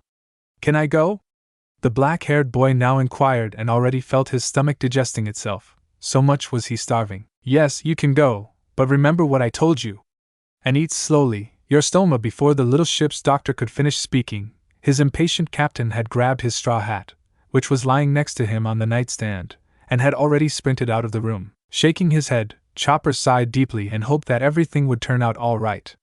Luffy was pretty unpredictable, and damn reckless to boot, so you couldn't help but worry. It was a bad idea of Luffy to run immediately after 5 days of bed rest. He was completely controlled by his stomach and didn't let anything show, although he was quite wobbly on his feet and also unusually out of breath from this small distance from the sick room to the kitchen. He thought nothing more and figured he just needed some food to get back on his feet. The tantalizing smell of food was the first thing he noticed when he entered the galley. Sanji, who was just turning away from the stove, noticed Luffy's presence and greeted him, but strangely more nicely than usual. Normally, the blonde chef would chase the rubber boy out of the galley if he appeared too early at the table before dinner. I know you're starving, so why don't you sit down and get started? The others will be here in a minute, too. Sanji told Luffy after blowing out the smoke from his cigarette. Oh yeah, thanks Sanji. The black-haired boy didn't need to be told twice and took his seat, where he was served his meat broth in the next moment. With a grim look he stared at his meal and then let his gaze wander to the rest of the food on the table. Everything looked so irresistible, but all he got was a stupid broth. It was so unfair. Before the others arrived, the raven-haired had quickly shoveled the broth into his mouth together with some bread and swallowed it. But after a while, Luffy realized that his stomach didn't like that at all. Suddenly, he felt so nauseous that he thought he would vomit it all out again at any moment. Just then, the others entered the dining room. Oh, you're already eating, Luffy? Nami wondered, taking a seat across from him. Luffy managed with difficulty to keep his food in his stomach before he could answer the navigator. Yeah, I was so starving. The navigator looked at him skeptically and suddenly noticed how pale his face became. Was it really a good idea to let him run around on the ship already? Are you alright, Luffy? Yeah, you look like you're going to throw up or something. Are you okay? Usopp, who also noticed his pallor, asked. I am fine. Swallowed Luffy and still tried with all his might to suppress the nausea. His two friends then realized the problem. Maybe you should have eaten a little slower, after all, you just woke up. That was exactly what Chopper had tried to warn him about, but he hadn't listened. Maybe he wasn't doing as well as he had thought before. Fortunately, the nausea subsided after a short time, after which he then asked for a few more servings of the broth until his hunger was finally satisfied. It was a nice dinner for the first time in a long time. Everyone ate and made fun together, as if nothing had happened. They were too fooled by Luffy's temporarily improved condition and didn't even think much about it. They just had missed the feeling of carelessness too much. 2 days later, Luffy had relied too much on Chopper's medication, but within 2 days he realized that it didn't really change much as it had on the first day. But he would never admit this to the others, especially not to Chopper, who was already desperate because of his illness and was doing research day and night. The young captain had been sitting on his favorite place on the figurehead since noon and had not moved a single inch. Or rather, he didn't have the strength to do anything else. He felt so incredibly weak and tired, as if he was constantly in contact with sea stone. Since he had awakened again, he had probably overexerted himself too much, which now let the disease return with full force. Not that it had ever subsided, only that the symptoms had been somewhat alleviated. Luffy could feel it all over his body. He felt this insidious illness eating away at him from the inside and robbing him of all his strength. And the worst part was that there was nothing he could do about it but endure it. The young captain knew he had to tell the others, but he couldn't bring himself to do it, not when his crew was already worried about him and constantly asked him if he was all right. How he hated that question. He hated having to look at the worried faces day after day. He hated that he was the reason for the suffering of his friends. He hated this disease from the bottom of his soul that had brought him to such a state. And he hated himself because he was not able to overcome it. Why couldn't everything be the way it was before? Luffy decided to close his heavy eyelids for a moment and tried to enjoy the beautiful sea breeze together with the wonderful weather. The wind that passed over his clammy skin made him tremble slightly. In addition, the blazing sun was getting to him a bit as a few beads of sweat were now also forming on his forehead and running along his pale face, making him really uncomfortable. He suddenly felt so hot, so unbearably hot. When Luffy opened his eyes again, he was startled to realize how blurry his vision was. Whatever was going on with him seemed to be getting drastically worse. Luffy, are you okay? Again this stupid question. He slowly turned his head back and caught sight of the long-nosed boy watching him anxiously. He had to blink a few times to get rid of the blurriness, which fortunately subsided. Huh! Ah, yeah, Usopp, I'm fine. Luffy replied, and his friend's expression changed. Usopp grinned as he waved 2 fishing rods in his hands. Well, come on then, let's go fishing. According to Nami, there are supposed to be cool fish in this area. Despite the fact that Luffy didn't exactly feel in shape for it, he couldn't contain the excitement. Oh really? Yeah, and if you don't hurry up, you won't get the better fishing rod. Usopp teased his captain as he ran off right after. Hey, that's not fair. I'm coming. Luffy called after him, but that was easier said than done. He wiped the sweat from his brow as he then carefully tried to get up on his shaky legs. Once that was accomplished, the next hurdle to surmount was dizziness. The sick boy suddenly felt so dizzy that he thought he was going to fall over. Just in time, he held on to the figurehead and stayed that way for a few seconds until he was sure he could stand up straight. Then, with his willpower alone, he managed to run after Usopp. Bad idea, he realized, because when Luffy reached the grassy deck below, he was completely out of breath. He took in ragged and fast breaths, each more painful than the other, but no matter what he did, he couldn't get enough oxygen into his lungs. They were as if constricted. In a bending position, he supported himself with both hands on his knees and desperately tried not to collapse. Luffy slowly raised his head and saw through half-open eyes how his friend had already sat down on the railing and then was eagerly fishing. When Usopp heard the strained gasping behind him and turned around, it almost knocked him off the railing. Luffy? Are you alright? Usopp's voice was panicked as he then carelessly dropped the fishing rod to rush to his struggling captain's side. It's fine, said Luffy while he was still panting and a weak smile appeared on his lips. Are you Luffy? The strength in Luffy's already unstable legs was completely spent, and he lost his balance, causing him to fall to his knees. But just as Usopp tried to catch him and help, Luffy dodged his arms. "I'm sure I just need a moment, cough cough." Usopp felt completely helpless and overwhelmed when Luffy now also went into a small coughing fit. He really needed to call for help, but just as he was about to call Chopper, he was stopped directly by Luffy. "Hold on, Usopp, I'm okay. I'm better now," gasped the raven-haired boy and straightened up again, only to look into the suspicious face of his best friend. "Are you really sure about that? You should definitely go to see Chopper." "Why, yeah, maybe, but Chopper is too busy, so I don't want to cause him any more trouble. And besides, it's my own fault, because Chopper told me not to overexert myself," Luffy explained, who had now recovered to some extent from his little seizure. But Usopp trailed off as he let his gaze dart toward the infirmary, and then back to Luffy. His captain was right, and Chopper did indeed have a lot on his plate, but Luffy's health came first. Uncertainly, the long-nosed man looked at his sickly friend. "Oh, and besides, I'm really tired right now. We can go fishing later," Luffy added with droopy eyes and wiped his sweaty forehead. He found it incredibly difficult to keep himself on his feet, and if he didn't quickly make his way to his bunk, he would fall over in front of his friend and in turn attract attention. That was the last thing he wanted. "Oh, alright, Luffy, if there's nothing else wrong with you, I'm really sorry for pushing you to run. It's my fault you feel so tired now," apologized Usopp, who just couldn't get used to Luffy being too sick to go along with everything like he always did. "Don't worry. After a nap I'll be better again. So see you later." As quickly as his body would allow him, Luffy went to the men's cabin, leaving the sniper behind. When he got there and closed the door behind him, he slumped to the floor. His energy was completely drained from his aching body. Moreover, Luffy still felt so hot, as if he were burning up from the inside. Here in the cool room, he realized that it was not the sun that was responsible for it. The 19-year-old couldn't explain why he suddenly felt so terrible again. He had been getting a dose of Chopper's miracle medicine every day, and he also took his extra pill. Chopper had said that it was not a permanent solution and that his condition would still get worse, but he had not expected it to happen so quickly. Unless the medicine was completely useless, which would only make their little doctor despair even more. The only thing the medication had stopped, though, was the blood coughing, for which Luffy was very grateful. As the young captain's vision started to blur, and the dizziness plagued him again, he dragged himself with sluggish movements to his hammock and let himself fall onto it, breathing heavily. Without any further thought, he fell into a dreamless, yet restless sleep, hoping that he would feel better later. A loud thunder and crash made Luffy startle from his sleep. Out of reflex, he sat up and let his eyes wander through the dark room.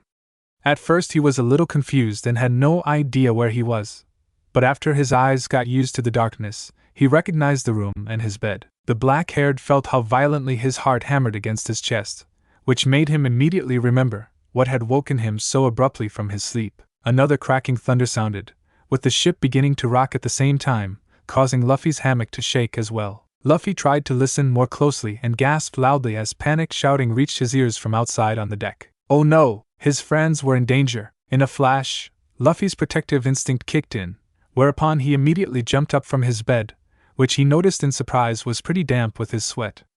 Luffy only now realized that the hot feeling had not left him, and when his feet hit the wooden floor, they instantly threatened to give way. He toppled onto his left side against the wall, where he struggled to stay on his feet. The raven-haired had thought that if he slept a little, this faint feeling would go away, but to his horror it was the opposite. To the already unbearable symptoms were now added a hellish headache and aching limbs. But for now Luffy decided to ignore it, even though it was not an easy task to do. As he slowly made his way toward the door, he had to fight hard not to lose consciousness. The constantly rocking back and forth of the ship did not help his condition at all, especially not his already rebelling stomach. Again and again, his legs buckled under him, but he managed to pick himself up, until he finally reached the door, and the next moment he found himself on the grassy deck. His eyes widened in shock at the sight of the storm from which his friends were trying to find a way out. Zoro! Sanji! Haul in the sails at once! And Jinbei steer hard to port. We should reach the next island very soon, Nami instructed loudly as she attentively followed the needles of the log poles on her arm. All the other members tried to help, as well as they could, or held on to something to avoid being swept away by the storm and the high waves. Do you know where Luffy is? Chopper inquired anxiously, unable to find his sick captain anywhere. He said earlier that he wanted to lie down and sleep for a bit. Usopp replied, clawing even harder at the big mast as he was about to lose his grip. I am over here! Yelled Luffy, who had meanwhile leaned against the railing and tried with the last strength to hold on. Is everyone okay? The raven-haired croaked out, and could feel his strength dwindling by the second. He started to panic as he couldn't hold on much longer, and he felt his already sweaty hands slowly lose their grip on the wet rungs of the railing. We're fine, but you definitely shouldn't be out here. Get back inside! Shouted Chopper, and you could hear the fear for his captain in his voice. From his position, his sharp eyes could see exactly how weakly Luffy was clinging to the railing. Luffy looked up with distorted vision at Chopper, who was standing together with Nami at the railing in front of the galley door, and out of nowhere, black dots appeared in front of his eyes, taking more and more of his vision away. At the same time, he lost all the feeling in his limbs, and before he knew it, he was about to fall limply to the ground. What he didn't catch, however, was how the green-haired swordsman prevented his body from hitting the grassy floor in time, and caught him safely in his strong arms. Luffy, Zoro tried to shake him awake again, but in vain. His captain was completely unconscious, and to his horror, he noticed a high heat radiating from his body that he could even feel through his cold, wet clothes. Oh no, Luffy! The others yelled frantically, as they watched the scene in front of them. The heavy storm has worsened his condition. Zoro, you have to bring him inside now! Shouted Chopper, full of terror at the terrible sight of his captain in Zoro's arms. The ship's doctor had already guessed that this would happen. Zoro lifted his gaze from Luffy's pale form in his arms, and just as he was struggling against the strong storm to bring his captain safely inside, a sudden high wave crashed onto the deck and swept him together with Luffy overboard. Zoro! Luffy! One moment he had his captain safe in his arms, and the next he found himself without a trace of him in the darkness of the sea. Everything happened so quickly and unexpectedly that Zoro couldn't even realize it. The ice-cold water of the sea felt like 1,000 pinpricks on his skin, and his lungs screamed for oxygen. But Zoro only cared about one thing right now. Determined, the green-haired fought the wild current that was simultaneously pulling him away from the sunny, and tried to dive deeper and deeper while desperately looking for Luffy. The darkness made it considerably more difficult for him to see, and the panic that slowly but surely spread through his body didn't help either. With every second that he couldn't find Luffy, he felt his heart begin to beat faster in his chest. No matter in which direction the first mate looked, Luffy was not to be found, as if he had been completely swallowed up by the sea. Suddenly, something familiar red flitted past the corner of his eye and caught his attention. All at once, Zoro turned in that direction and saw Luffy, so near and yet so far away. His lips were open a crack and small bubbles of air escaped his mouth and slowly made their way to the surface of the water. His target right in front of his eyes, Zoro had to act faster now, because the air in his burning lungs was threatening to escape. Luffy sank so fast towards the rocky seabed that he could hardly keep up. The green-haired man tried to reach out to his unconscious and helpless captain with his right hand, covering his mouth with the other to keep the air in. He definitely wouldn't last much longer, he thought to himself, as the first manifestations of unconsciousness appeared.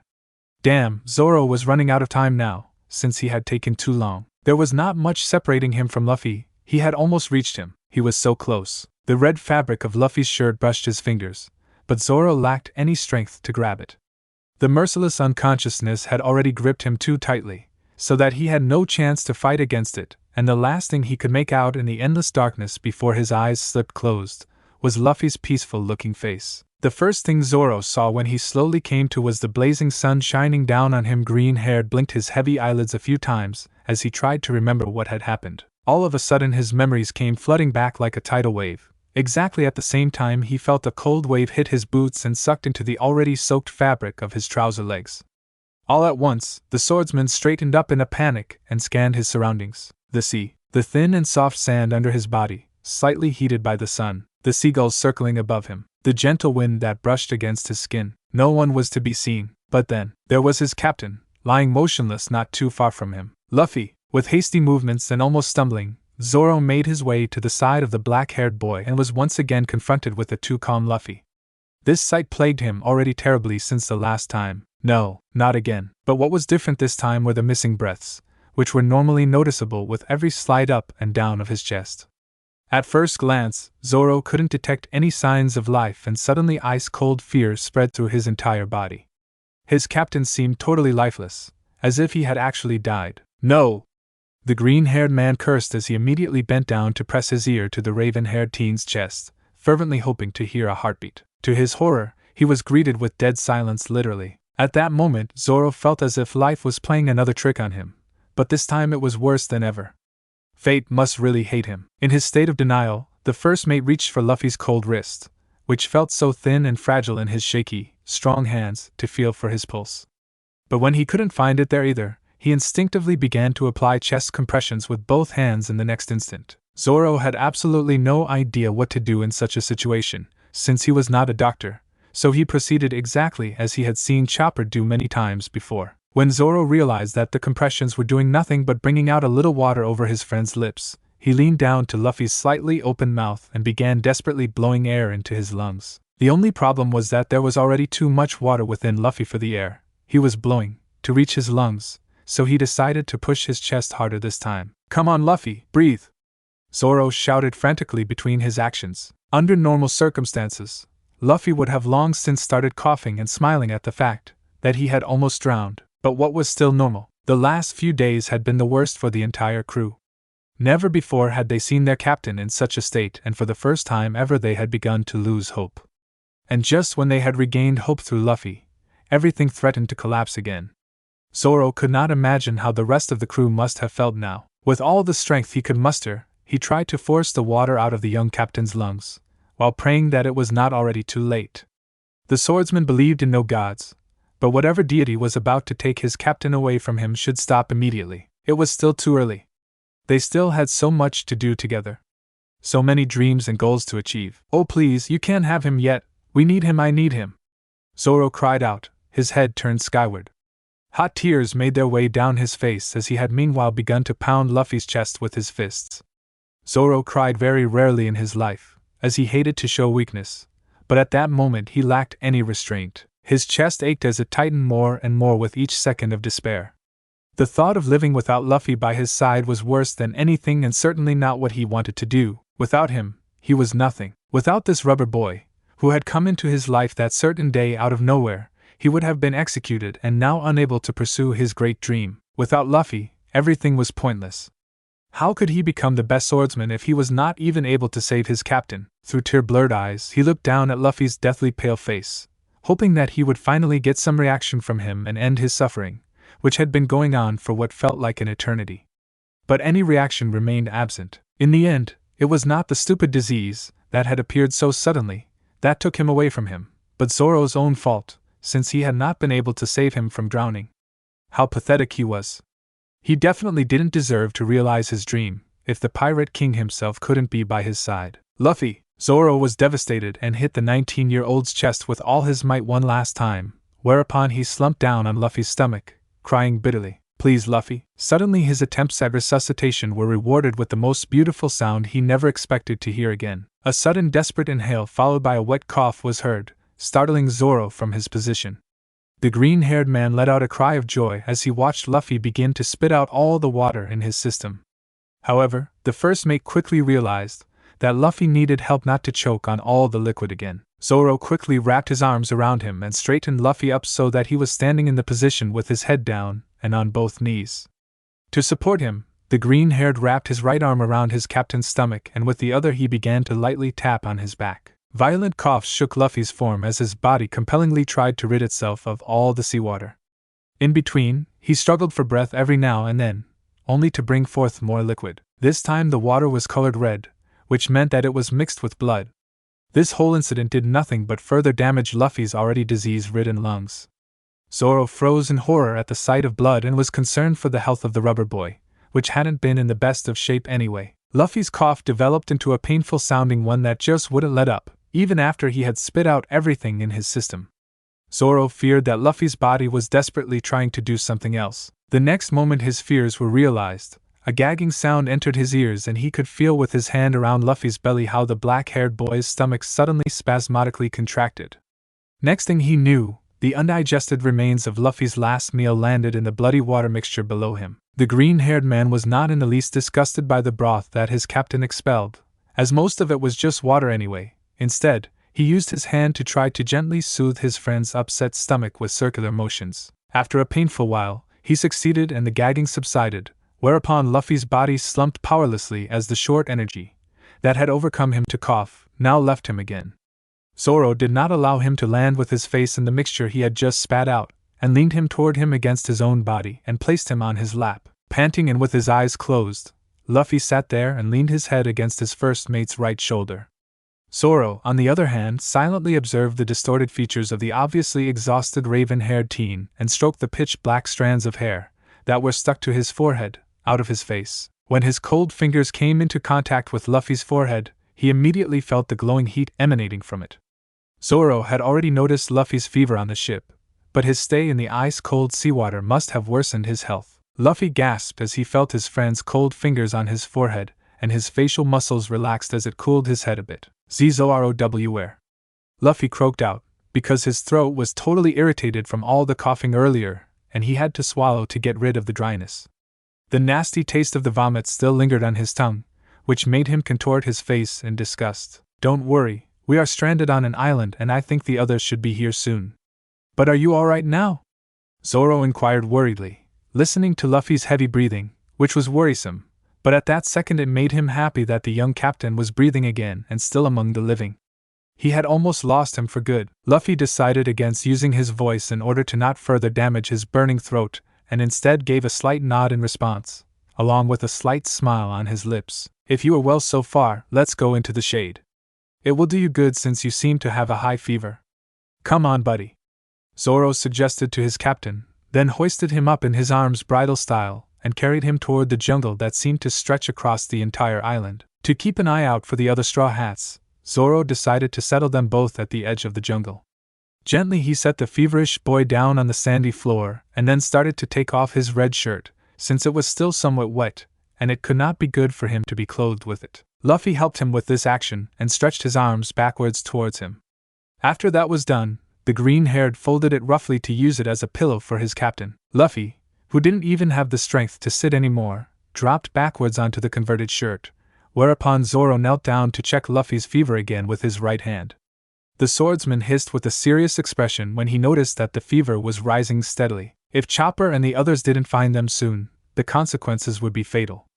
Although Luffy had just barely escaped death. Zoro. Water. Luffy rasped as his raw, dry throat became unbearable, and at the same moment, he nestled his forehead against Zoro's cooling hand. And it's so Hoot the raven-haired wheezed. Zoro gave Luffy a worried look as he strained to figure out how he could temporarily ease Luffy's suffering until help would arrive. The green-haired man really had no idea, so he just decided to follow his instincts. He would never let his captain down like that again. It's not that hot, Luffy. Your high fever makes you feel that way. I'll go and find some clean water. Stay here and rest until then, okay? Luffy didn't like Zoro's plan at all. It wasn't that he didn't trust him, but he still didn't want him to explore the island without him.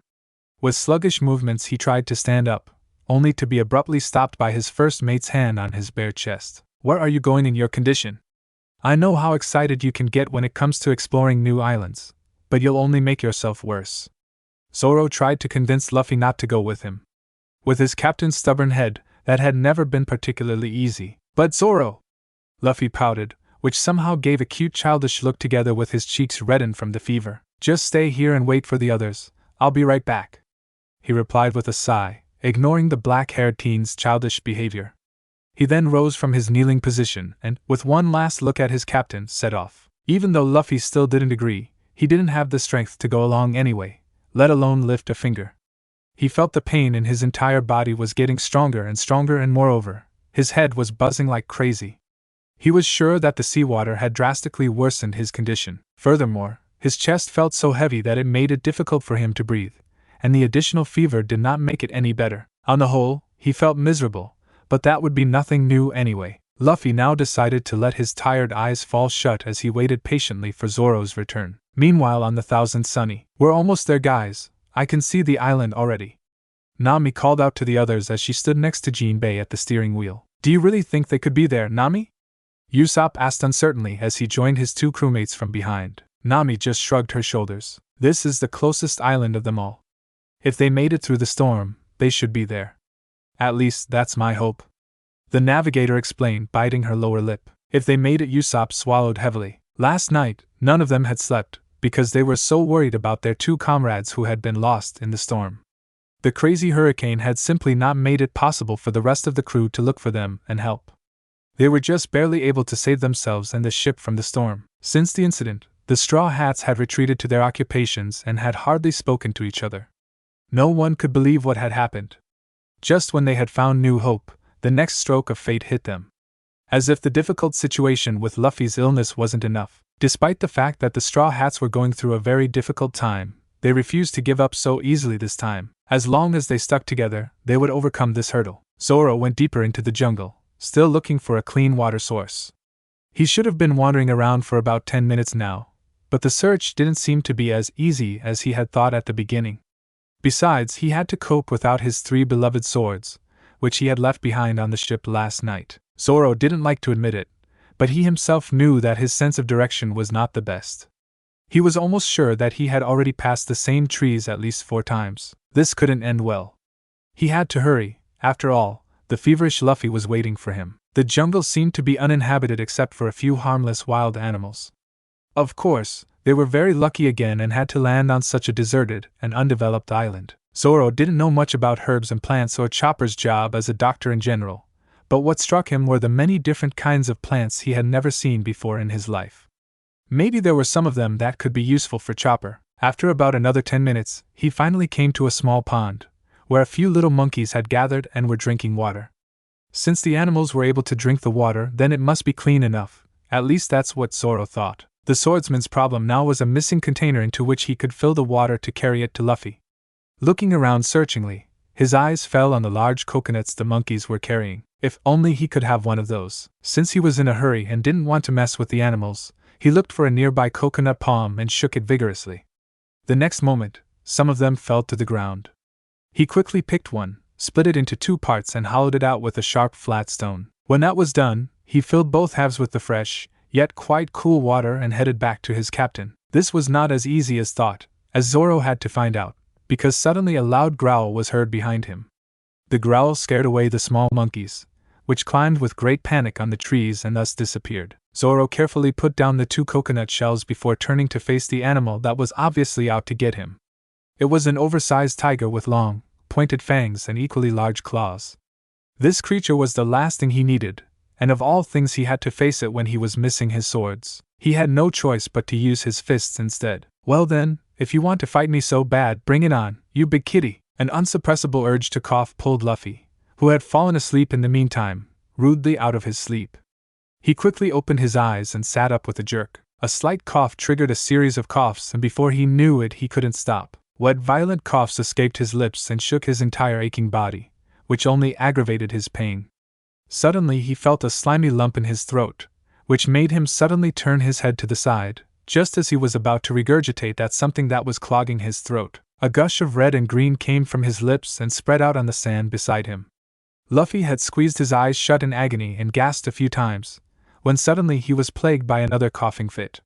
With each compulsive cough, more blood splashed to the ground, staining the sand and part of his blue shorts. When Luffy thought it was finally over, he spat out the sticky residue in his mouth and opened his eyes, only to be confronted with the mess he had made. It was a mixture of blood, green phlegm and spit, whereby the green phlegm was new to him.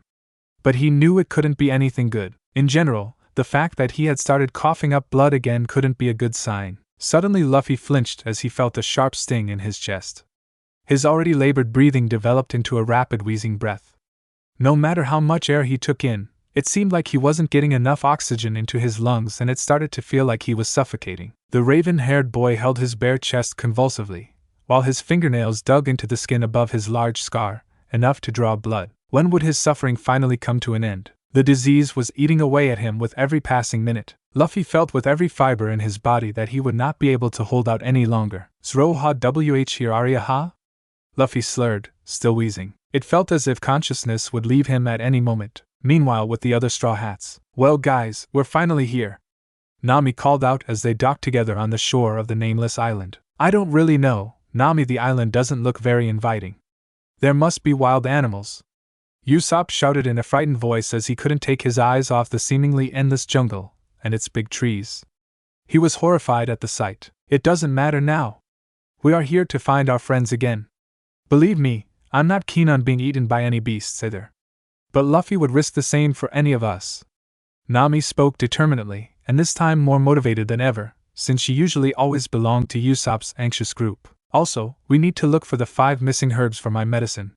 Without them, Luffy has no chance, Chopper added, as he put on his blue bag. Your lunch boxes are ready now, so we're good to go, Sanji said, as he lit his cigarette. What do you guys think, should we split up? Asked Brook. No, that won't be necessary, the island seems small, Robin said in response. All right then, let's not waste any more time.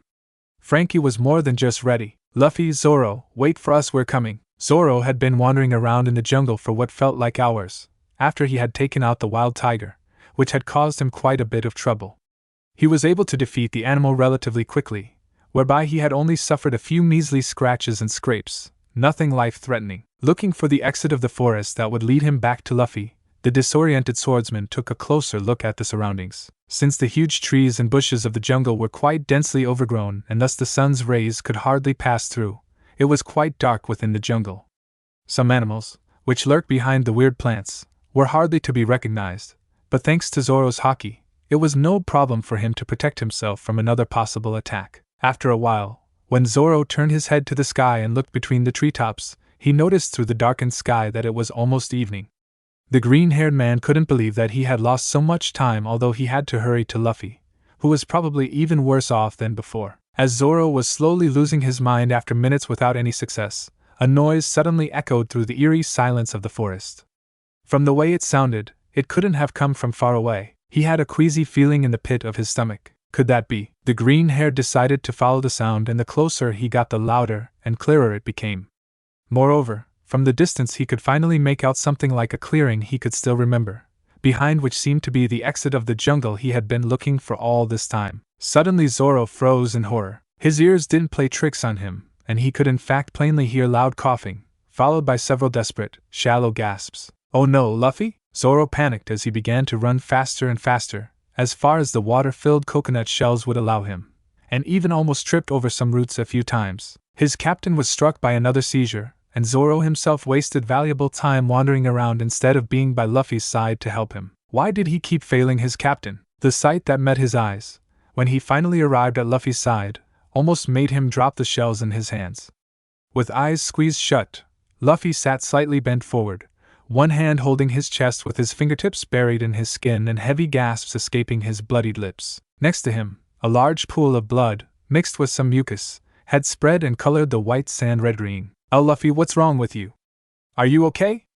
After voicing the question, it occurred to the first mate that it had been a stupid thing to ask, because the sick boy was obviously having trouble breathing. Noticing how Luffy was unable to answer him, and how his panting was getting worse by the second, Zoro began to panic even more as he then set down the coconut shells and knelt beside his suffering captain. The green-haired muttered under his shaky breath. Overwhelmed and not knowing what to do, he brought his hand to Luffy's back and stroked it with circular motions, hoping that it would calm and help the black-haired teen a bit. Luffy, on the other hand, who until now hadn't noticed the other's presence because he was struggling to get his breathing under control, opened his eyes a crack when he felt a hand on his back, only to catch sight of Zoro's worried face. Zzro ha icnbbrth.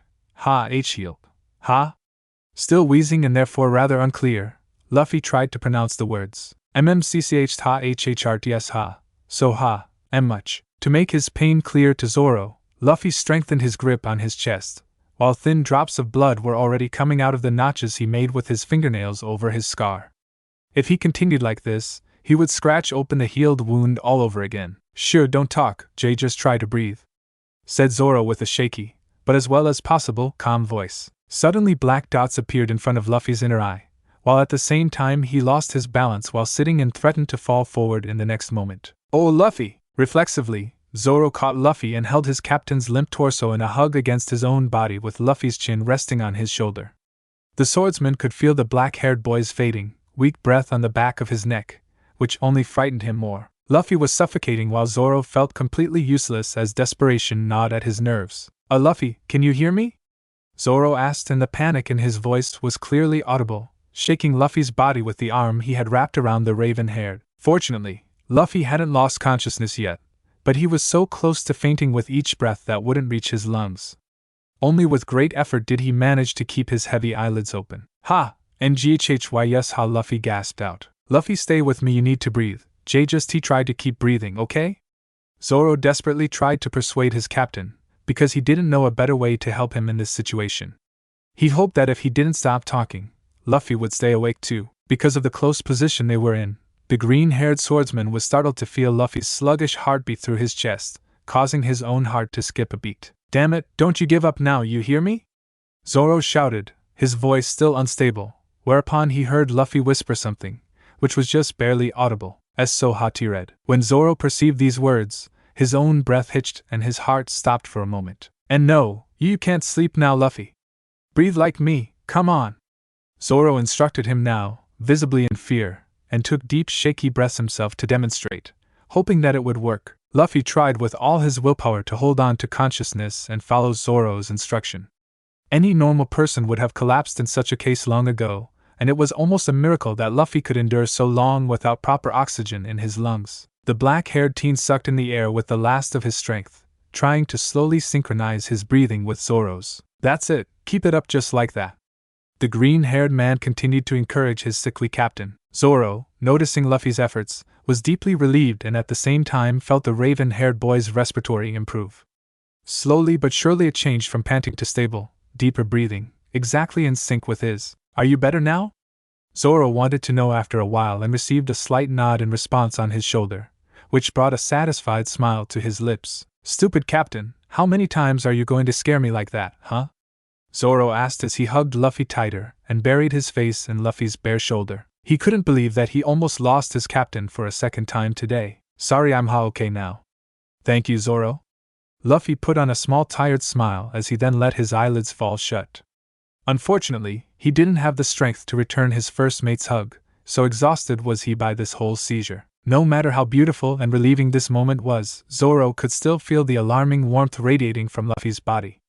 The green-haired then released the embrace by quickly placing one hand on the back of Luffy's head, supporting his back with the other. Gently, he laid the young captain down and placed his head carefully onto the makeshift pillow. Only now did Zoro realize that Luffy might have fallen asleep from exhaustion, but fortunately his intake of air was even now, though still a little shallow. With a bitter expression on his face, Zoro looked at Luffy's pale face, which was completely sweaty and deeply flushed from the high fever.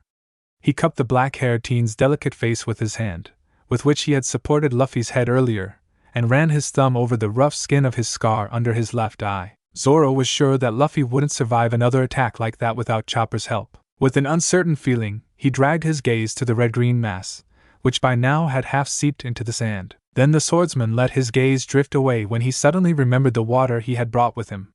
After removing his hand from Luffy's glowing face, Zoro set about tearing off a piece of his dark blue shirt, only to dip it into one of the 2 coconut shells. He then wrung it out and carefully placed the cool, soaked piece of fabric on Luffy's forehead. Luffy's lips escaped a contented, low moan in his sleep as he felt the pleasant cold on his overheated head. A smile formed on Zoro's lips when he heard this. Then the green-haired man remembered that Luffy had been thirsty before and had asked for water, and because he didn't want to wake Luffy, he decided to simply take the bowl in his left hand and slipped his other under his captain's head to lift it slightly. Zoro placed the edge of the bowl against Luffy's lips and in the next moment carefully poured the water into his mouth, hoping that his swallowing reflex would kick in. To Zoro's relief, it did, and when he thought it was enough after a few small gulps, the swordsman put the coconut shell away and placed Luffy's head back on the folded shirt. Suddenly a slight shiver went over Luffy's half-body as a sign that he was freezing, which was normal with his high fever. And since the evening had already fallen, the air had also cooled down a bit on the island, along with a cool wind blowing from the sea. Since Luffy's semi-dry red shirt was still serving as a pillow, Zoro had no choice but to take off his own shirt and place it over Luffy's torso. Unfortunately, this solution wasn't really enough to warm up the sick boy, which could still be seen on his shaking body. Zoro then decided to pick up some tree sticks that were lying around loosely in the area to start a small campfire. After that was also done, Zoro checked again whether Luffy was doing well. When there was nothing more he could do, he lay down exhausted on the sandy floor and folded his arms behind his head.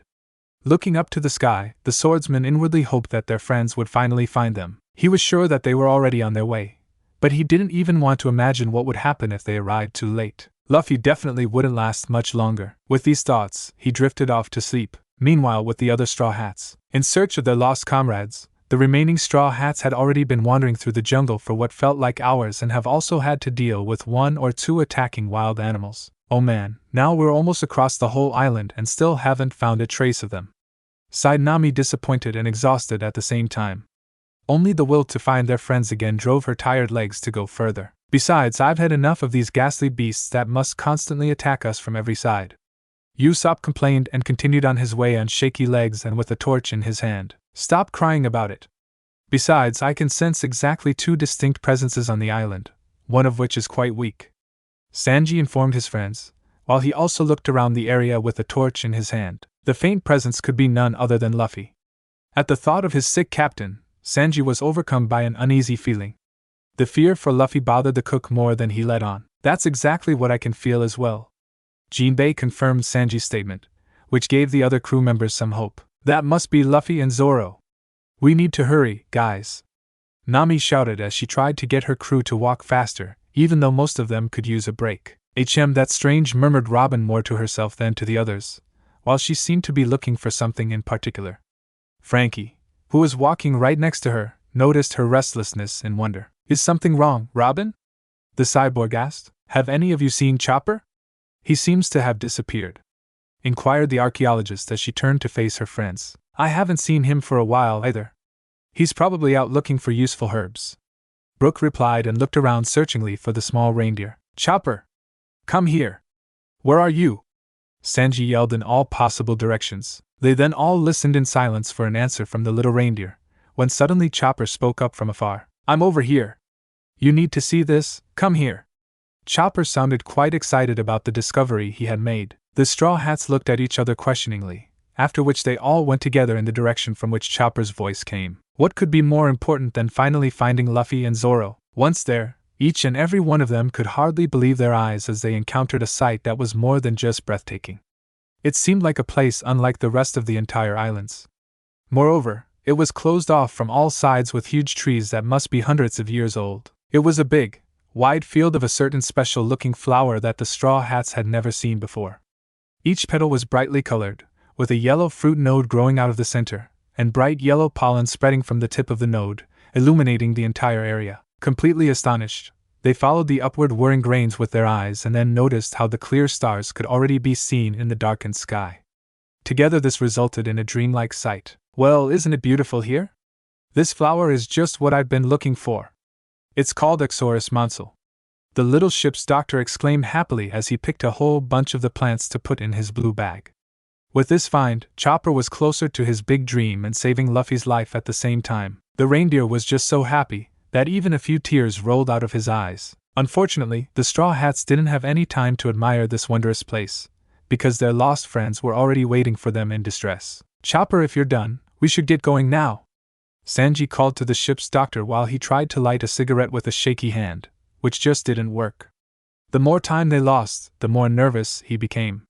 He didn't like the feeling of the dwindling presence with each passing minute. "I'll be right there, Sanji," was Chopper's reply as he hurriedly closed his now stuffed bag. "Such a beautiful place.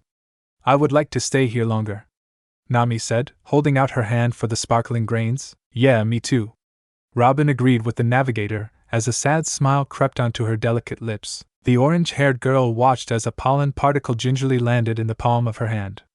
The sparkling light it emitted reminded her of her captain, that one little grain that lit up the darkness. Just like Luffy, the light of the grain went out after a few seconds in her hand, as the pollen of this flower only shone so wide when they flew around freely, but as soon as they landed on a surface, their lights went out forever. Nami closed her eyes for a moment, which filled with tears. Would Luffy's light, which guided them through the darkness, also soon go out? It still flickered, but for how long? Suddenly, a hand placed on her shoulder snapped her out of her thoughts. With quick movements, Nami wiped the tears that were streaming down her cheeks from her face before turning to the owner of the hand. "Are you all right, Nami? We'll go on now."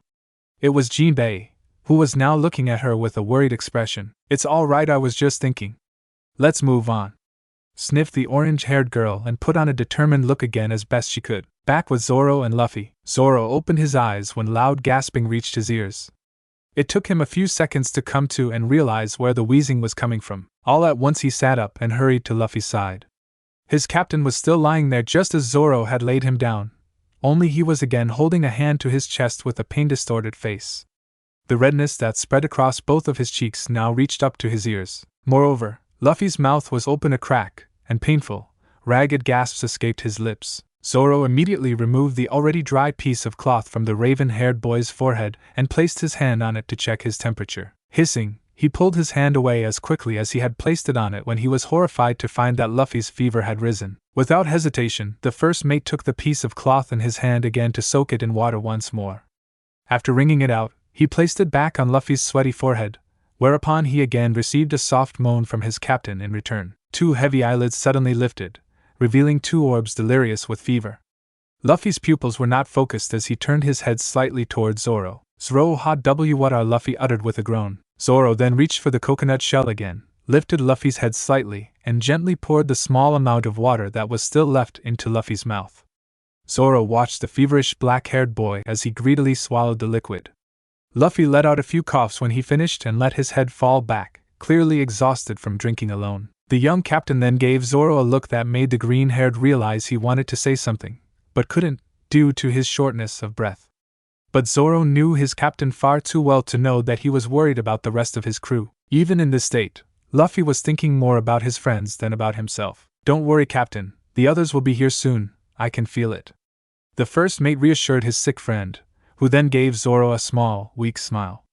Shortly after, when all the strength left him again, Luffy fell back into a restless sleep. Damn, Luffy was getting worse and Chopper and the others still weren't here, even though night was falling.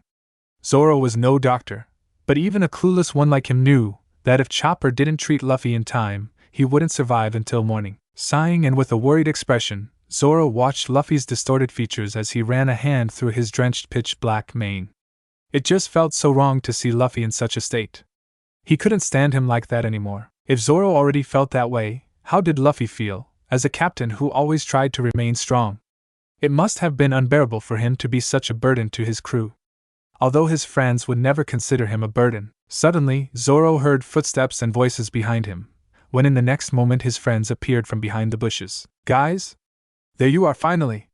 Zoro yelled in great relief, whereupon he then saw his friends rushing towards him and Luffy. "Zoro! Luffy!" shouted everyone together, and you could clearly tell how relieved they all were.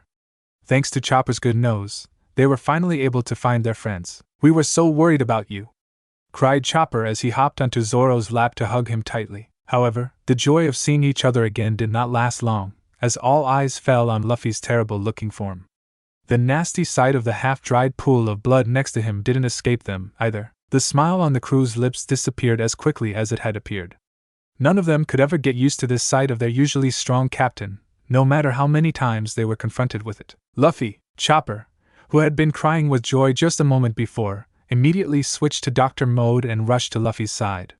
All the others followed him, as they then all stood in a circle around the two with horrified looks. The crew followed every move of Chopper in fear, who was now roughly examining the sick boy. The reindeer's eyes widened as he placed his hoof on Luffy's forehead to take his temperature. How is he, Chopper?" Nami asked hesitantly, noticing Chopper's worried look. "Not good at all. He has a fever of 109 degrees, which is very life-threatening. Organ damage could occur, and he could die," answered Chopper frantically while he dug out a fever reducer from his bag. Bringing Luffy's fever down was the only thing the reindeer doctor could do for him out here. Upon hearing this news, a sharp intake of breath was heard from everyone. "What, 109 degrees? That's more than what Nami had back then. Oh no, Luffy is going to die!" Usopp screeched as he panicked. "That's impossible," he should have Frankie trailed off, because he was not able to say the rest of the sentence. It was just too depressing. Now, Chopper immediately injected the fever reducer into the crook of Luffy's arm as he continued to speak. "As far as I can tell by his high fever, severe shortness of breath, his chest pain and the mass he's been spitting out his lungs, already affected by his illness, must have picked up an infection due to the circumstances. However, I can't say anything more specific without a proper examination." Chopper paused before taking a quick breath. "But this infection could be pneumonia." "Pneumonia? But that can be. Exactly, it can be quite deadly." Chopper finished the sentence for Usopp. "And combined with his existing illness, it's most definitely fatal," Chopper added as he stared at Luffy's restless, flushed face. They had to get back to the ship in an instant, or it would be the end for their captain. Earlier, Chopper had been happy to find one of the medicinal herbs. But what was the point now if he couldn't save Luffy? Suddenly, Luffy awoke to the many voices he could hear around him. He blinked wearily a few times, as he could see the worried faces of his entire crew somewhat blurred. Hey ha G guys yo are ha finala yh here ha. IW was W right ha. Luffy wheezed heavily. The sudden awakening of their captain caught the crew off guard as they all turned to look at him in the next moment. Luffy then forced a smile on his dry lips, which was an unsuccessful attempt to cheer his friends up a bit. Luffy, how do you feel? Nami wanted to know and knelt down next to him to look at him more closely. She then reached out to gently stroke his hair. I am ha fine ha. You're fine my ass. Luffy, stop it already. We can all see that you're not doing well. Sanji scolded, at a volume that made Luffy wince. Sanji, now don't yell at him like that. Nami gave Sanji a venomous look when she saw how sensitively Luffy had reacted to the blonde cook's loud voice. Sanji felt terribly ashamed after realizing that it was wrong of him to approach Luffy like that. What had gotten into him? This whole tense situation, after they had wandered through the entire island, did him no good at all and he lost his temper. I'm sorry, Luffy. Sanji apologized as he averted his gaze from everyone. It's ha all dash asterisk cough. Before Luffy could finish his sentence, he felt a terrible scratching in his throat, which sent him into a coughing fit. Fortunately, it was only a small dry fit, but it left him powerless. Just as his eyes threatened to close again, Chopper tried to shake him. The little doctor feared that something was more than just wrong with him, something couldn't yet interpret properly. Oh Luffy, stay with us! Chopper shouted, but in vain. The black-haired teen had lost consciousness again. Quick guys, we need to get him to the ship right away, where I can give him proper medical attention. Chopper gave the instruction while packing his bag. Now? But it's already night, cried the long-nosed sniper, and the thought that they would have to go through the dangerous jungle again at night made him shudder. But we can't wait until morning, Usopp. In this condition, Luffy would die by then, countered Chopper, whereupon Usopp had nothing more to say. You could see him straining to pull himself together. All right then, let's go. I'll carry Luffy on my back, Zoro announced as he bent down to Luffy to remove his shirt from his captain's upper body. And we're supposed to trust you with that, Marimo? You'll just get lost again, Sanji retorted. Don't talk much and help me get him on my back, Arrow Cook. The green-haired swordsman replied, obviously annoyed, after he had put his shirt back on. After Nami and Robin dressed Luffy in his red shirt, Sanji gently picked up the unconscious boy, then placed him safely on Zoro's back. A hiss escaped the blonde cook when he felt the heat coming through Luffy's clothes. It was indeed very serious. So is everyone ready now? Asked Zoro, while Sanji tied the last knot with his suit jacket, which he had put around Luffy and Zoro, so that the black-haired wouldn't fall off his back. Stop, Zoro, wait a minute! Nami suddenly spoke up. The orange-haired navigator then took her sweat jacket, which she wore tied around her waist, to put it over Luffy's trembling body in the next step. He's shaking terribly, that should help, she said, and a small smile formed on Nami's lips as she took one last look at Luffy's flushed face, whose features had relaxed a little. Let's go! The Straw Hats ran as fast as their legs would allow through the dark forest, which seemed even more eerie at night. Each with a torch in hand, they made their way out of the overgrown jungle. So far, everything seemed to be going well and there were no nasty surprises in sight. The weak, ragged breath of Luffy that entered Zoro's ear together with his fast irregular heartbeats that the green-haired man could feel against his back, made him sprint even faster. At the same time, he tried to be careful and not jolt his unconscious captain too much. If they all kept up this pace together, they would arrive at the Sunny in no time. There, Chopper would stabilize the condition of their captain and everything would be fine again. Well, at least better than it was now, since Luffy's illness wouldn't be completely cured yet. Still, they had to fight with the consequences of the disease. Zoro was completely lost in thought while all he could hear was Luffy's panting, which drowned out his own quickening loud heartbeat. Therefore, he didn't hear the loud growl of a certain creature at all. For the rest of the Straw Hats, everything happened so fast that they could hardly warn Zoro, who just wouldn't hear them anyway, and in the next moment blood spurted and an ear-splitting scream was heard. Zoro was completely taken by surprise, when suddenly, out of nowhere, a huge claw emerged from the dark bushes, and the next moment he felt a sharp, stinging pain in his right side. The force of the attack threw him through the air with Luffy on his back. Together, they were about to hit a tree, and the sick teen would have taken the brunt of the impact, if Zoro hadn't been able to land with both feet on the ground in time to slow down and come to a stop just in front of the tree. The swordsman barely had time to process what had happened in those few seconds he had been careless and lost in thought, when he looked up from the ground at the others and recognized the oversized tiger now standing menacingly in front of his friends. Without hesitation, the merciless creature was about to lunge at Zoro again with its claw, when Sanji suddenly reacted and blocked the attack with a powerful kick. The kick hurled the beast a few feet away from the crew, giving them some time to turn their attention to Zoro and Luffy. "Zoro, are you okay?"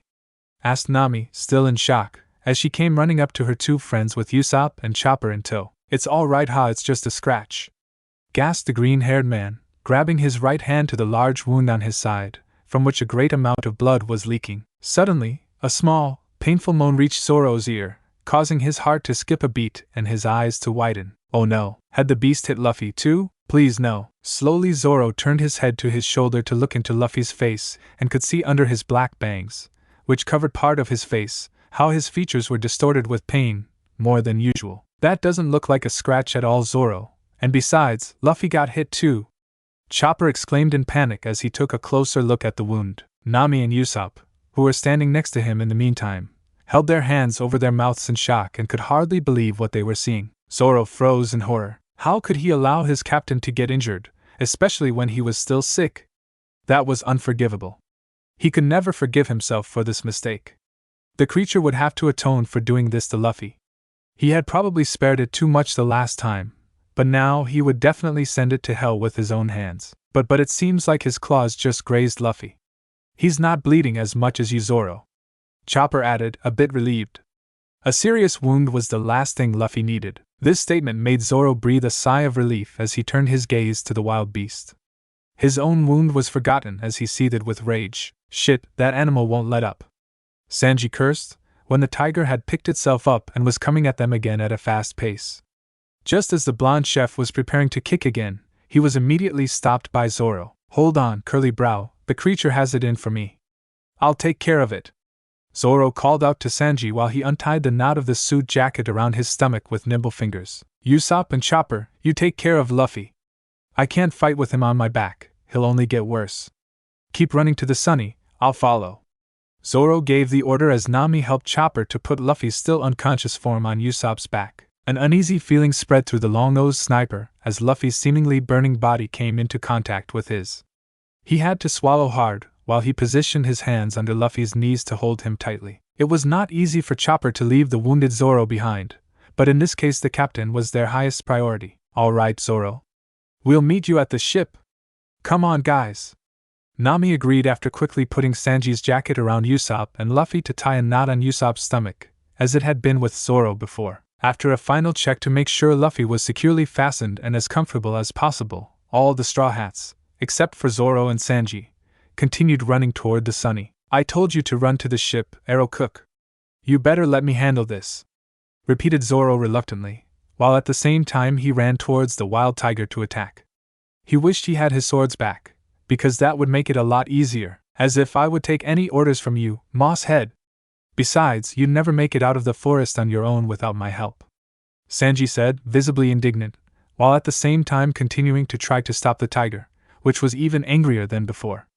It actually seemed to be a tough animal. No matter how many kicks and punches it took, it always got back up. While the two fought the tiger and argued as always, the other members of the crew came closer and closer to the Sunny. So far there was no further disturbance, and they could pave without any problems a way through the jungle. "Is it still very far?" "Luffy seems to be getting worse by the minute," Usopp said in a shaky voice, strengthening his grip on Luffy's knees. "It shouldn't be much longer. Let's just run faster," Nami replied and ran alongside Usopp, always keeping an eye on her unconscious captain.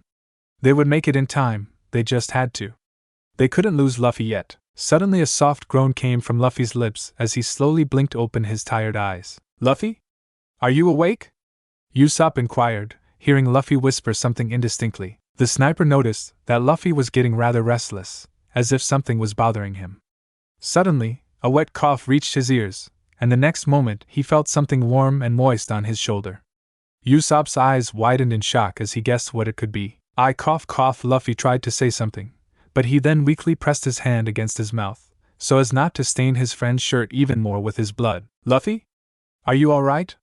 A silly question Nami had to ask anyway when she noticed Luffy's discomfort. Luffy's head felt unbearably hot and woozy, so he could barely register the question. All he could focus on was the uncomfortable bubbling feeling in his stomach and the violent urge to cough. The latter feeling, however, almost began to subside again. I cough feel sick after these words. Usopp stopped in his tracks along with everyone else, who had also overheard the weak words of their sick captain. Together, they turned to Luffy with great concern. "Did you need to throw up, Luffy?" Usopp asked uncertainly, automatically reaching for the knot on his stomach to untie it. Luffy uttered as he felt the burning sensation in his throat grow stronger. Franky reacted quickly by helping Luffy off Usopp's back and carefully lowering him onto his wobbly arms and knees. Just in time, as Luffy began to retch. In the next moment, nothing but thick bile landed on the floor, the smell of which caused quite a stir among the rest of the Straw Hats. Nami, who surprisingly didn't mind much, knelt down on the floor next to Luffy, only to put her hand on his back and stroke it in a circular motion, hoping it would calm his upset stomach. She bit her lower lip with a frown, when she realized that there was practically nothing in his stomach that he could throw up, which is why the raven-haired began to dry heave after a short time. Nami looked up at Usopp and gave him a venomous look. "Usopp, did you jolt Luffy too much while carrying him, which is why he is in this state right now?" Then everyone looked at the sniper with an expectant look, while Usopp let his gaze wander and shrugged his shoulders. "And maybe?" the long-nosed boy muttered softly, while scratching the back of his head nervously. He looked back at Luffy and saw that he had stopped vomiting and was breathing heavily, convulsively holding his aching stomach. Usopp felt bad at the sight. Was he really to blame for this? "Are you feeling better now, Luffy?" Chopper drew the attention to himself again with this question. The small reindeer had moved next to Luffy and examined him anxiously. He was more than worried about the black-haired teen's condition, and he knew that this long trip to the Sunny was responsible for making the captain's illness even worse. Luffy, who was completely out of breath after his seizure, could only nod slightly in response, when in the next moment his eyes rolled back and he lost consciousness again.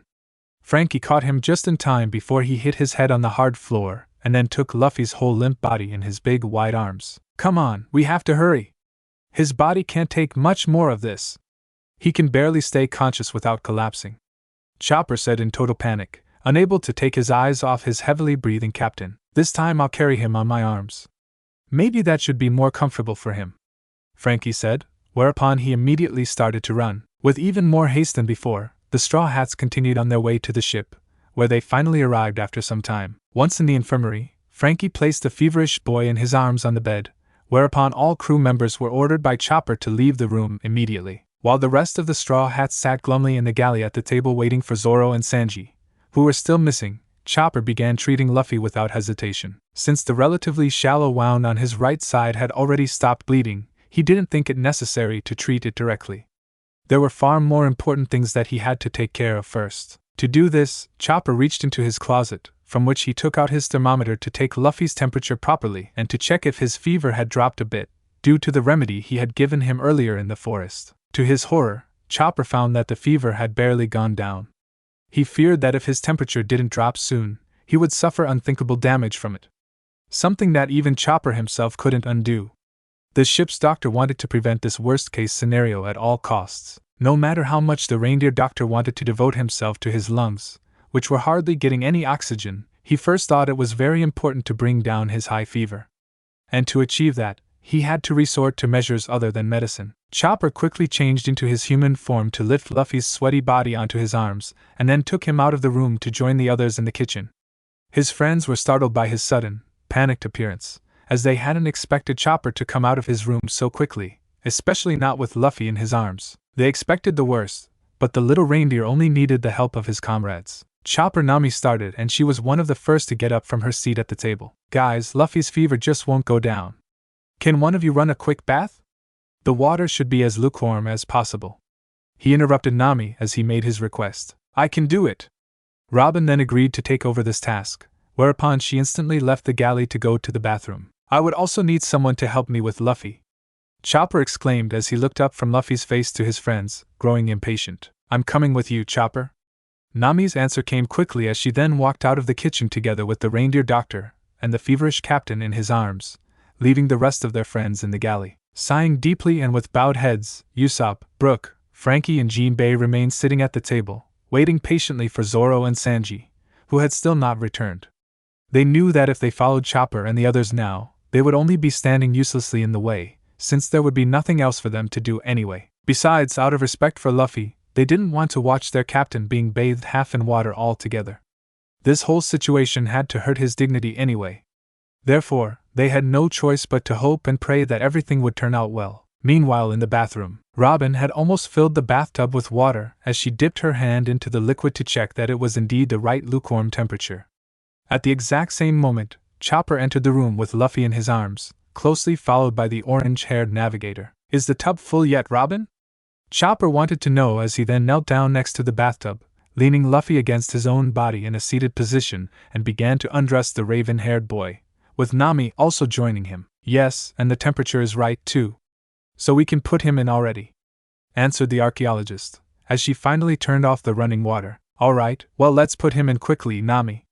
His temperature doesn't seem to be dropping at all," Chopper said with a serious expression, not taking his eyes off Luffy's deeply flushed face. When the young captain was stripped of his clothes down to his boxers, Chopper grabbed him by his torso while Nami took both of his legs and together they gently placed him in the bathtub. Luffy whimpered softly and his facial expression relaxed the second his overheated body made contact with the cooling water, but his breathing remained shallow and irregular. His dry lips were parted as he struggled to take quick, small breaths. Nami watched as if in a trance how the sweat that had accumulated on Luffy's forehead slowly slid down his face and finally dripped into the bathwater. However, the navigator didn't notice that Chopper said something to her that showed how lost in thought she was at that moment. "Nami? You hear me?" Chopper asked after a while, when the orange-haired girl didn't give any reaction to show that she had heard him. Hesitantly, the reindeer put its hoof on Nami's shoulder, which instantly startled the young woman. "How did you say something, Chopper?" Immediately she put on a forced smile as she turned her head toward the ship's doctor beside her. "I told you to keep his head above water like this," repeated Chopper as he left Luffy's limp head for the navigator to hold. "Oh, okay. I can do that." Then Chopper looked over at Robin, who in the meantime had picked up Luffy's sweaty and blood-stained clothes from the tiled floor and thrown them into the laundry basket. "Robin, could you get Luffy some fresh clothes from his locker?" Chopper asked, getting a slight nod from the black-haired woman in response as she then disappeared from the bathroom, with the intention to do just that. "Nami, are you okay?" Chopper wanted to know as they both couldn't take their eyes off Luffy, looking at him worriedly. A deep sigh escaped Nami's lips as she simultaneously dipped her hand into the water, only to place her moist, cool hand on Luffy's forehead and let it linger there. This way she could clearly feel how bad he was actually burning up. "To be honest, Chopper, no, I'm not well. Not since our captain has been in this state. I can't take it anymore. It hurts so much to see him suffer like this."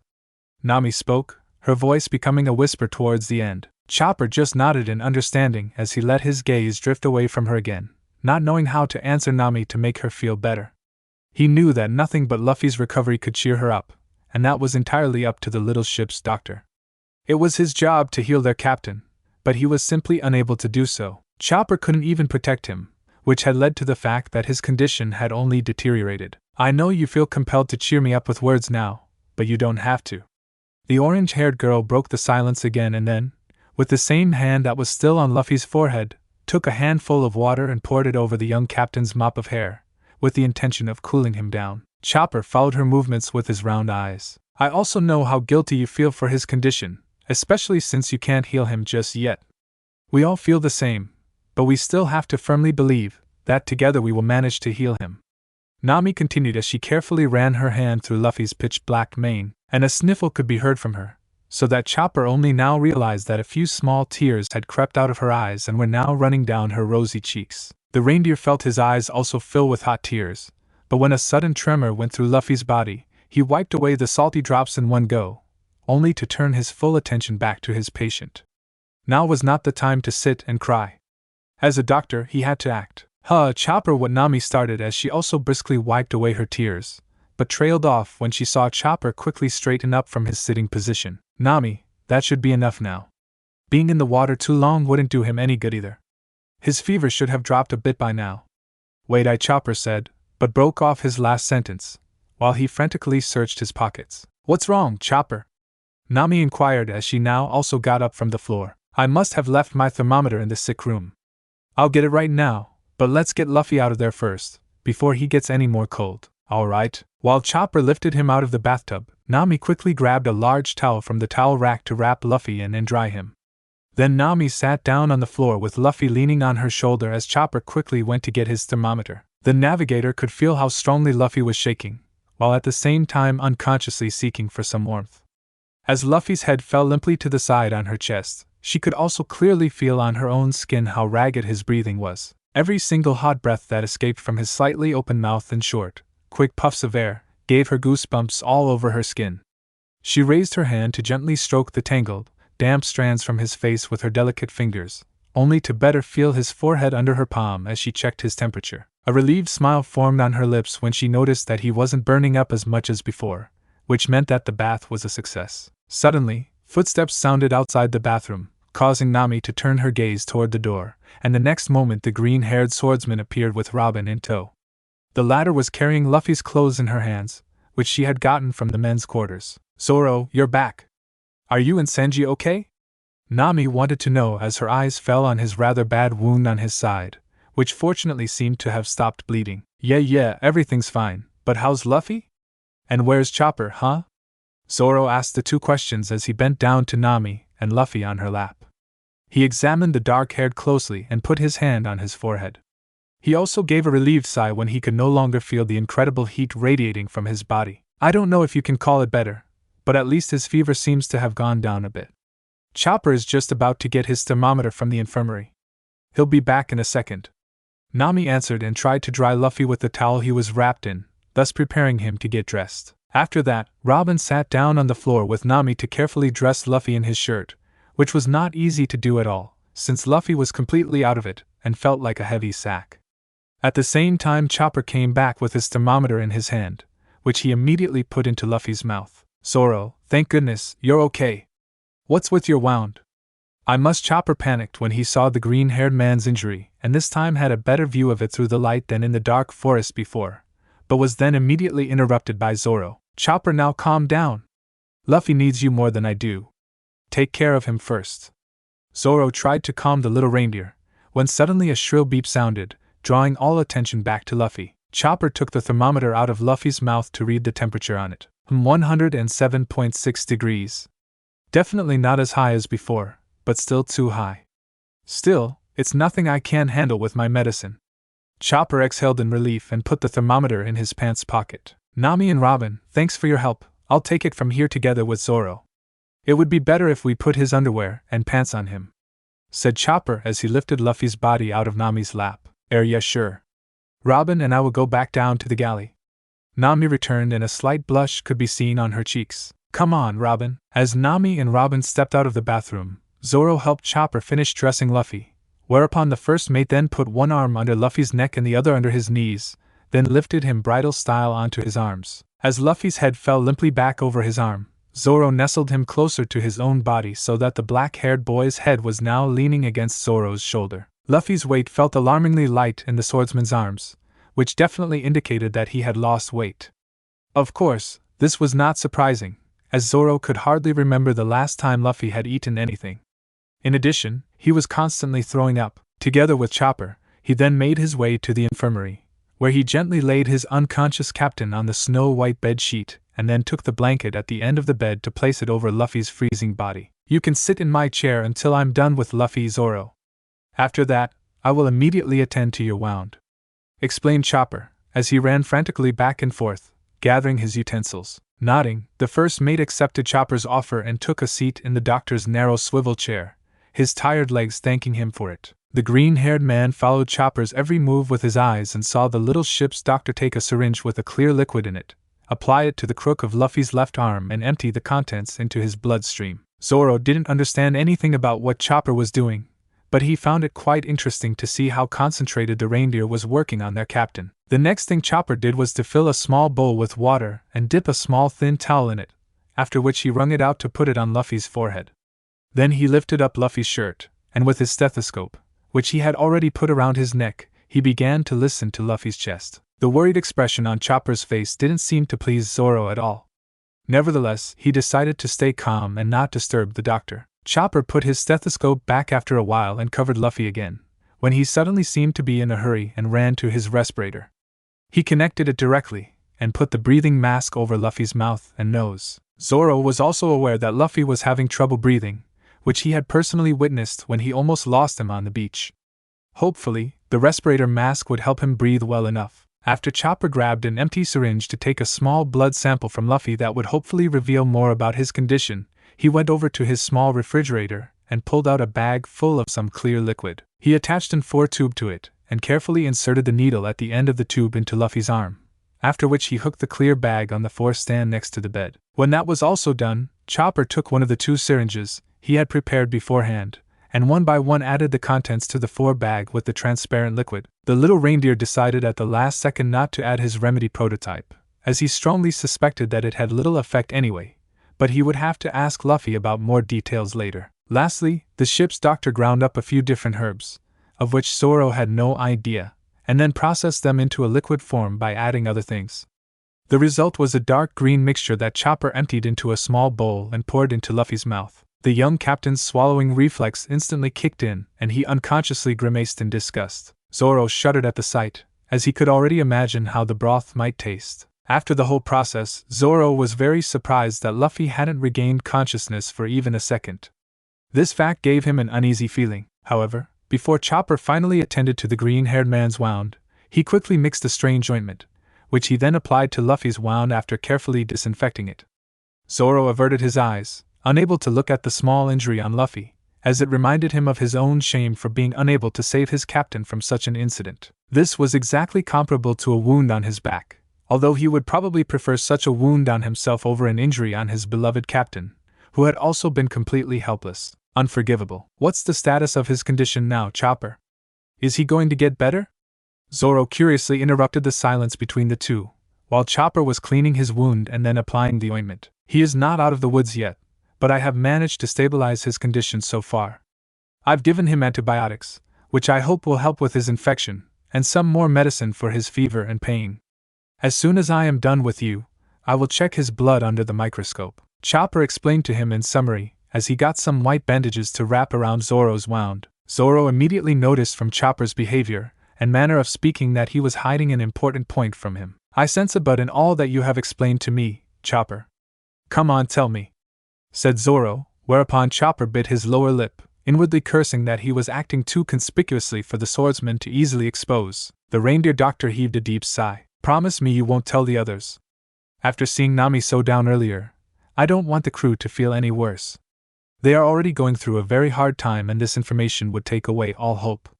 Chopper spoke in a deep voice and the sadness in it was hard to miss. I promise. I don't want our friends to be any sadder than they already are either. Zoro answered honestly and swallowed hard, preparing himself for what Chopper was about to tell him. It's because Luffy's body is already too weakened from the disease and lack of nutrients that it barely has the strength to fight this lung infection. So there is a possibility that he could die within the next 24 hours. However, if he survives these 24 hours, then there is a chance that he will overcome the infection. The little reindeer explained, and just to say it out loud was very difficult for him, which almost made him howl. However, Chopper eventually lost it against the rising tears and fell crying into Zoro's arms, who put his hand on his back and stroked him soothingly. At the same time, Zoro's frozen gaze was fixed on Luffy's vulnerable form on the bed in front of him. And he asked himself only one question at that moment. When was this nightmare finally over? Luffy, he will get through this somehow, Chopper. I'm sure he will. The sentence only came in a whisper over Zoro's lips, after which he felt a slight nod from Chopper. After a while in the galley, tell us, Chopper, will Luffy survive this? Usopp was the first to ask this question, impatient and scared at the same time to know the answer. Just like the first time the little ship's doctor had reported on Luffy's condition, all eyes were expectantly on Chopper. The reindeer's throat felt tight, but he quickly tried to pull himself together. The infection in his lungs is indeed pneumonia, as already suspected. However, pneumonia with a milder course. The expressions on the Straw Hats' faces suddenly darkened after this statement, as they had hoped that it was not pneumonia. Luffy's condition is now stabilized and his fever has been controlled, but it could still rise again during the night. The antibiotics I gave him seem to be relieving the symptoms of the inflammation. Chopper continued, concealing the information he had already given to Zoro. However, the news about his actual disease is more worrisome. I have rechecked his blood and the changes are drastic, and I fear that my prototype medicine will no longer be useful. Chopper added, when he paused briefly to look around. Loud gulping was heard during the absolute silence. To get it over with quickly, Chopper decided to explain further. As I explained before, Luffy's disease is affecting his cells. From the looks of it, the illness has progressed, which now means that it's not only affecting the cells in his tissues, but also those in his blood. This is the reason why his blood cells have started to decrease. It took the Straw Hats a while to process what they heard from Chopper's mouth. Some were not even sure if they understood it correctly. Could you please explain this in more detail, Chopper? Nami asked, although she could already imagine the result of this diagnosis, only she didn't want to believe it. So as his blood cells decrease, that means he has fewer red blood cells in his blood, which leads to anemia. In addition, this will lead to a lack of oxygen in the body, and it will make his heart, which is weakened anyway, work twice as hard. He will also be constantly tired and short of breath, which is already the case and is not only due to pneumonia. I also found out that he caught the infection from a lack of white blood cells, which are important for the immune system. All of this is leading back to the reduction of the cells in his blood. Whoa, wait, Chopper, that's a lot of information. I'm not that familiar with this stuff, you know that. Usopp exclaimed, from which you could tell by his face that he was quite overwhelmed. Exactly, plus it all sounds pretty bad. Brook also spoke up with a serious voice. It is. Chopper replied hesitantly. He absolutely must never get out of bed until I have finished the cure, or there could be fatal consequences if he overexerts himself, and since it's Luffy, this most certainly will be the case. The reindeer warned. I see, then we all need to be more careful than ever before. Nami said understandingly as she looked at each of her friends who nodded in agreement. Despite all that, there's still a chance we can save him, right, Chopper? Nami inquired to be sure, since she didn't at all like the whole situation Chopper had explained to them about Luffy's deteriorating condition. At this question, everyone turned back to the little reindeer, fervently hoping for a positive answer. Why yes, Chopper said after a short moment of hesitation. Relieved sighs could be heard in the room. Then everything will be super! Frankie shouted, still full of hope. The next island is not very far, guys. Let's keep looking for the medicinal herbs there. Nami shouted encouragingly, despite the strange uncomfortable feeling in her stomach, which she of course didn't let on. Chopper could only watch silently as his crewmates, despite this worsened situation, could still find new courage. Which was perhaps due to the fact that their captain was still breathing and very much alive, inside the infirmary. But what the rest of the crew didn't know was the fact that Luffy could succumb to the infection within hours, and even if by some miracle he survived, which wouldn't be unusual by Luffy's standards, there was a second point that put Chopper under a lot of pressure. Due to the unexpected rapid progression of the disease, Luffy's life was shortened by about a month. For now, Chopper thought it would be a better idea to hide this part of the harsh reality, as hard as it was for him. It was only the best for the Straw Hats. The next 24 hours wouldn't be the easiest for the Straw Hats. It was already very late at night, almost morning, when the exhausted crew members had already settled down to sleep in their bunks, oblivious to what was happening in the sick bay. The symptoms of pneumonia, which Chopper had managed to bring under control up to this point, now returned stronger than before, causing Luffy's fever to spike dangerously again. Chopper and Robin, who were watching over Luffy together, had their hands full as they desperately tried everything they could to bring down the stubborn fever. While Chopper was working on a new medicine that could alleviate the symptoms, Robin was sitting at Luffy's bedside and was about to dip the already dry little rag on Luffy's forehead into a bowl containing a mixture of water and some vinegar. This mixture, along with a larger dose of fever-reducing medicine that Chopper had just administered to the sick boy, had to be sufficient for a while, until Chopper was finished with the new medicine. Since Luffy's breathing had improved enough, the little ship's doctor no longer thought it necessary to keep the breathing mask on Luffy, and had put it aside for now. Much to Robin's relief, as she could no longer bear the sight of Luffy with it on. It made him seem so incredibly weak, as if he was about to die. Robin tried to keep as quiet as possible, not that she was normally a loud personality otherwise, so as not to disturb Chopper in his research. The faster he finished, the less Luffy would have to suffer. The black-haired woman studied Luffy's face as she gently ran the clenched cloth in her hand over his flushed cheeks. The redness stood out very much on his pale face. Luffy's eyelids were tightly closed, indicating that he was in pain, possibly caused by the high fever. His brow was also drawn together, and his lips were slightly parted as quick gasps escaped them. On the whole, the person on the bed hardly resembled their captain. Even though Robin was not really able to show her feelings openly, a storm of emotions was raging inside her. No matter how hard each of them tried not to lose hope, each of them could still see Luffy slipping away from them more and more. Chopper had told her earlier that there was a high possibility that Luffy could die in the next few hours. Although she was deeply shocked by this information, she remained calm, because panicking would be of little help to Luffy in this situation. She had never seen her captain in such a bad state as now. Even after a fight he seemed to be more alive, snoring loudly and taking strange positions. But Luffy had barely moved, and the only sign of life was his labored breathing and the erratic rise and fall of his chest. Robin let out a deep sigh as she brushed away the strands of Luffy's bangs that were sticking to his forehead, then dipped the rag back into the small bowl, folded it neatly, and placed it back on Luffy's forehead. "I did it!" Chopper's sudden outburst made Robin flinch in her action, which made her look up at him in surprise right after. Thereupon the little reindeer turned around with a big grin and a little vial with a purple substance in his hoof. "I managed to make a medicine from the new medicinal plant I found on the island, which should ease his symptoms and, most importantly, lower his fever," the ship's doctor explained happily and then hopped down from his chair to quickly grab an empty syringe from his cabinet. "That's great, Chopper!"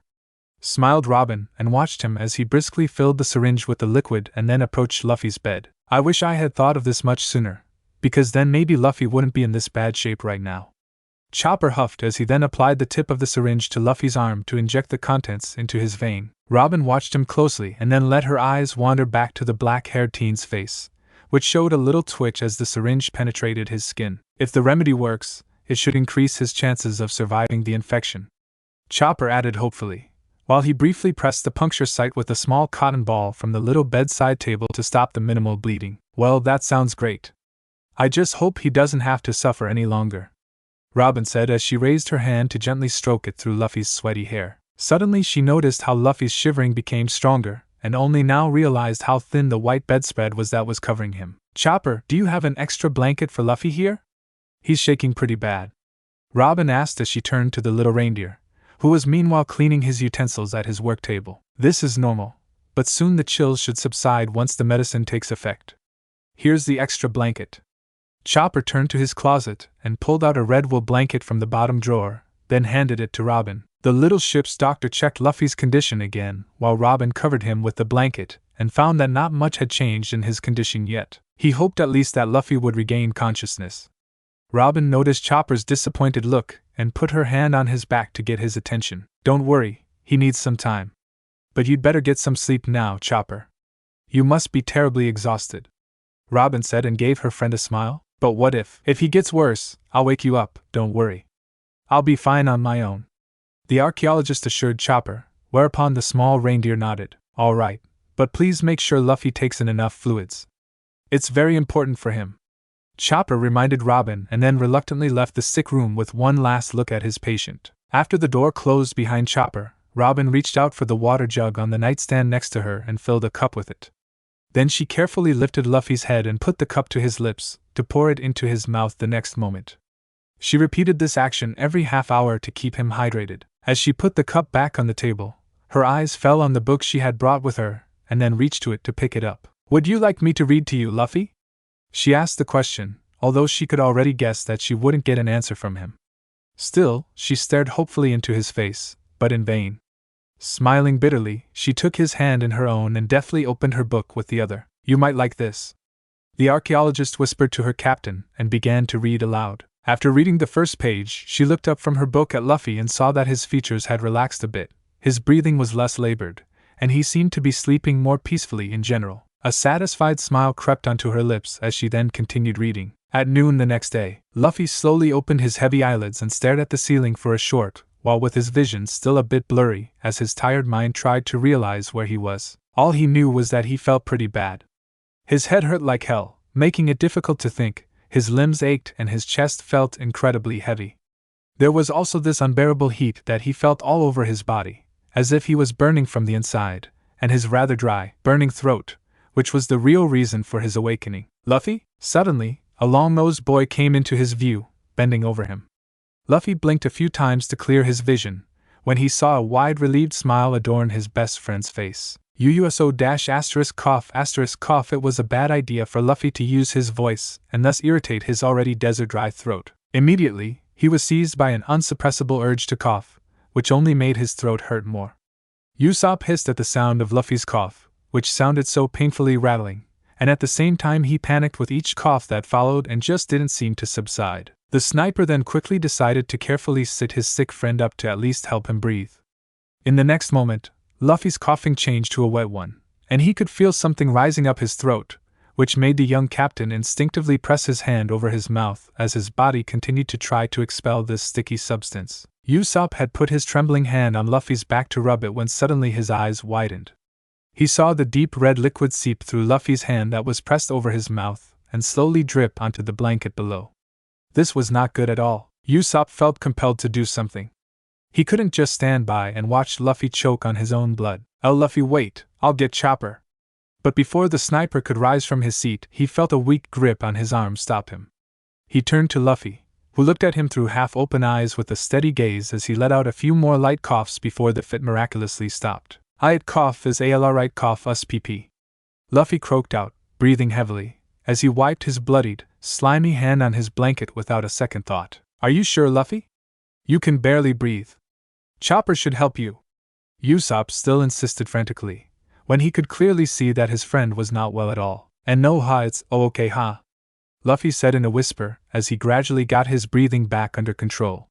He saw how Usopp still looked at him suspiciously, which is why he now forced a smile, which was still far from reaching his eyes, onto his lips. "Alright, if you're sure, here I'll give you some water, it'll help your sore throat."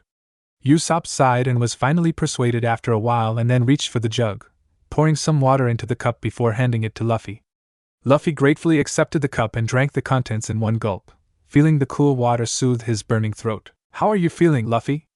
Usopp asked as he took the cup from his friend again. "I'm fine, just still so tired." Only the part about feeling so incredibly tired, which was a mystery to him, since it felt like he'd been asleep for ages, was true. But he simply didn't want his friends to worry even more. It was already hard enough for him that he just wasn't getting any better and was therefore a burden for his crew, even though he was the captain. "How long was I out?" Luffy inquired as he looked around and saw daylight coming through the small peephole in the back door of the sick room. As far as he could remember, it was still dark the last time he was conscious, and he wasn't on the ship yet. "You've been unconscious all night, and now it's almost noon. Robin and Chopper had a hard time with your fluctuating fever last night.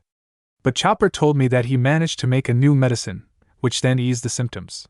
He came by earlier and gave you some more of it," Usopp told his sick friend, who listened attentively. Then he put his hand on Luffy's clammy forehead to check his fever.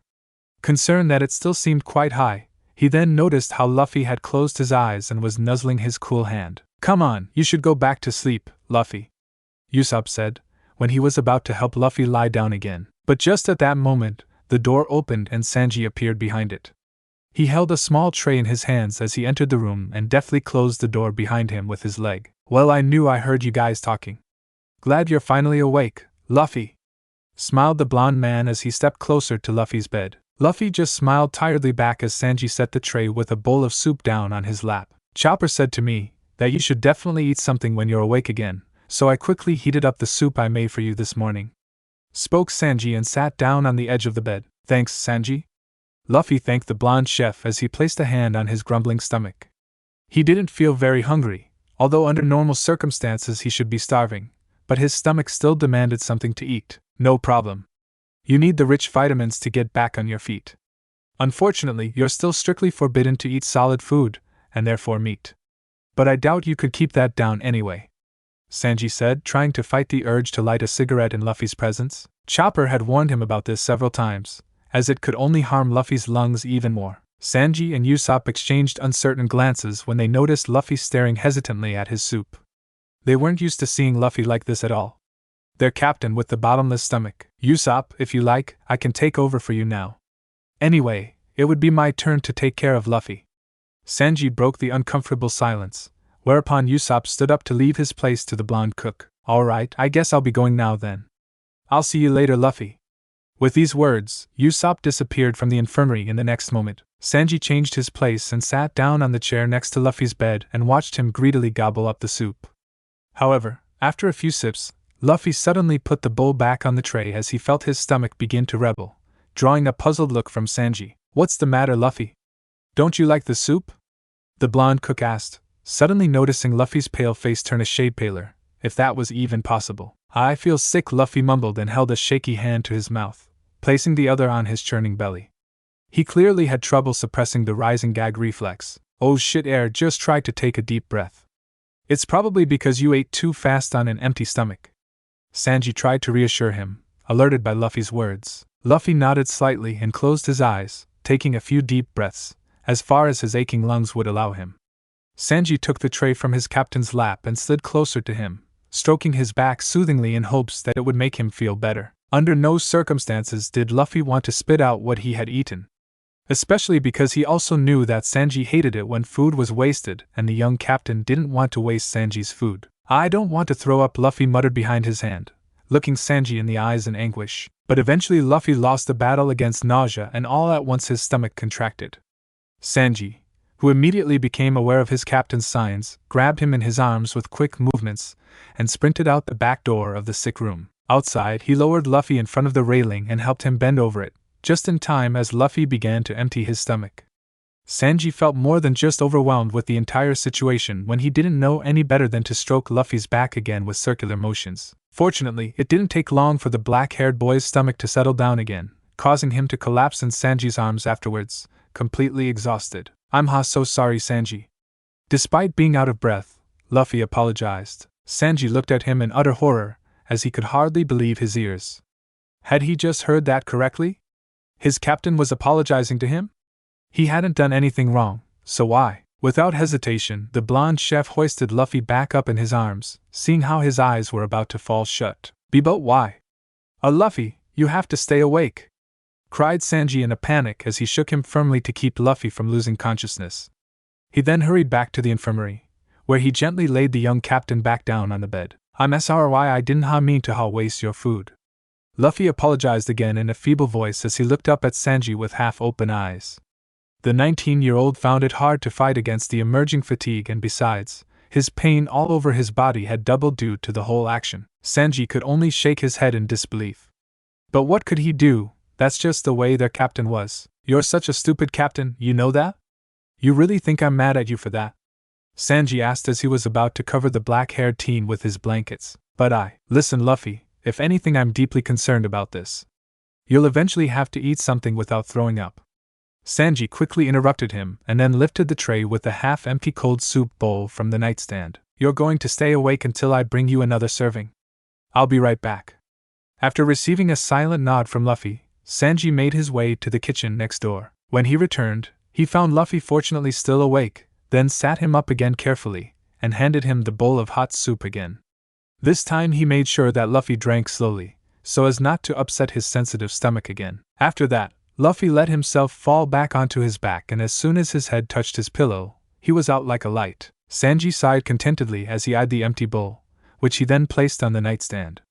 Then he checked for Luffy's fever, which still remained unchanged. The blonde chef took the now dry cloth, dipped it in the bowl of water, and placed it over Luffy's forehead. When that was done, and nothing else seemed to be wrong with Luffy, he leaned back in his chair with his head bent back, closed his eyes for a moment, and listened to Luffy's rasping breath. Oh, Luffy. When Luffy awoke a second time, he still couldn't believe how tired and exhausted he felt.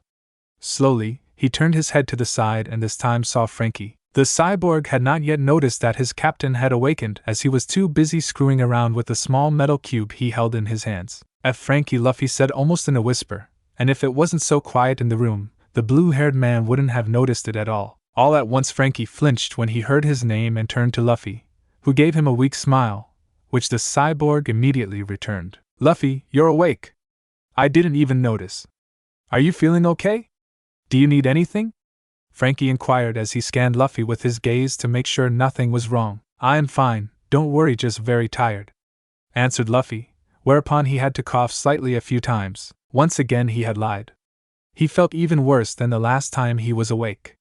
His head felt like it wanted to explode, the pain all over his body still hadn't subsided a bit. If anything, it had gotten worse, and he was terribly hot, and despite the 2 blankets, cold at the same time. He felt miserable. When would this suffering finally end, and when could he finally return to his friends? That's good to hear, Frankie said with relief and lifted the small cube in his hand to Luffy, who only looked at him questioningly.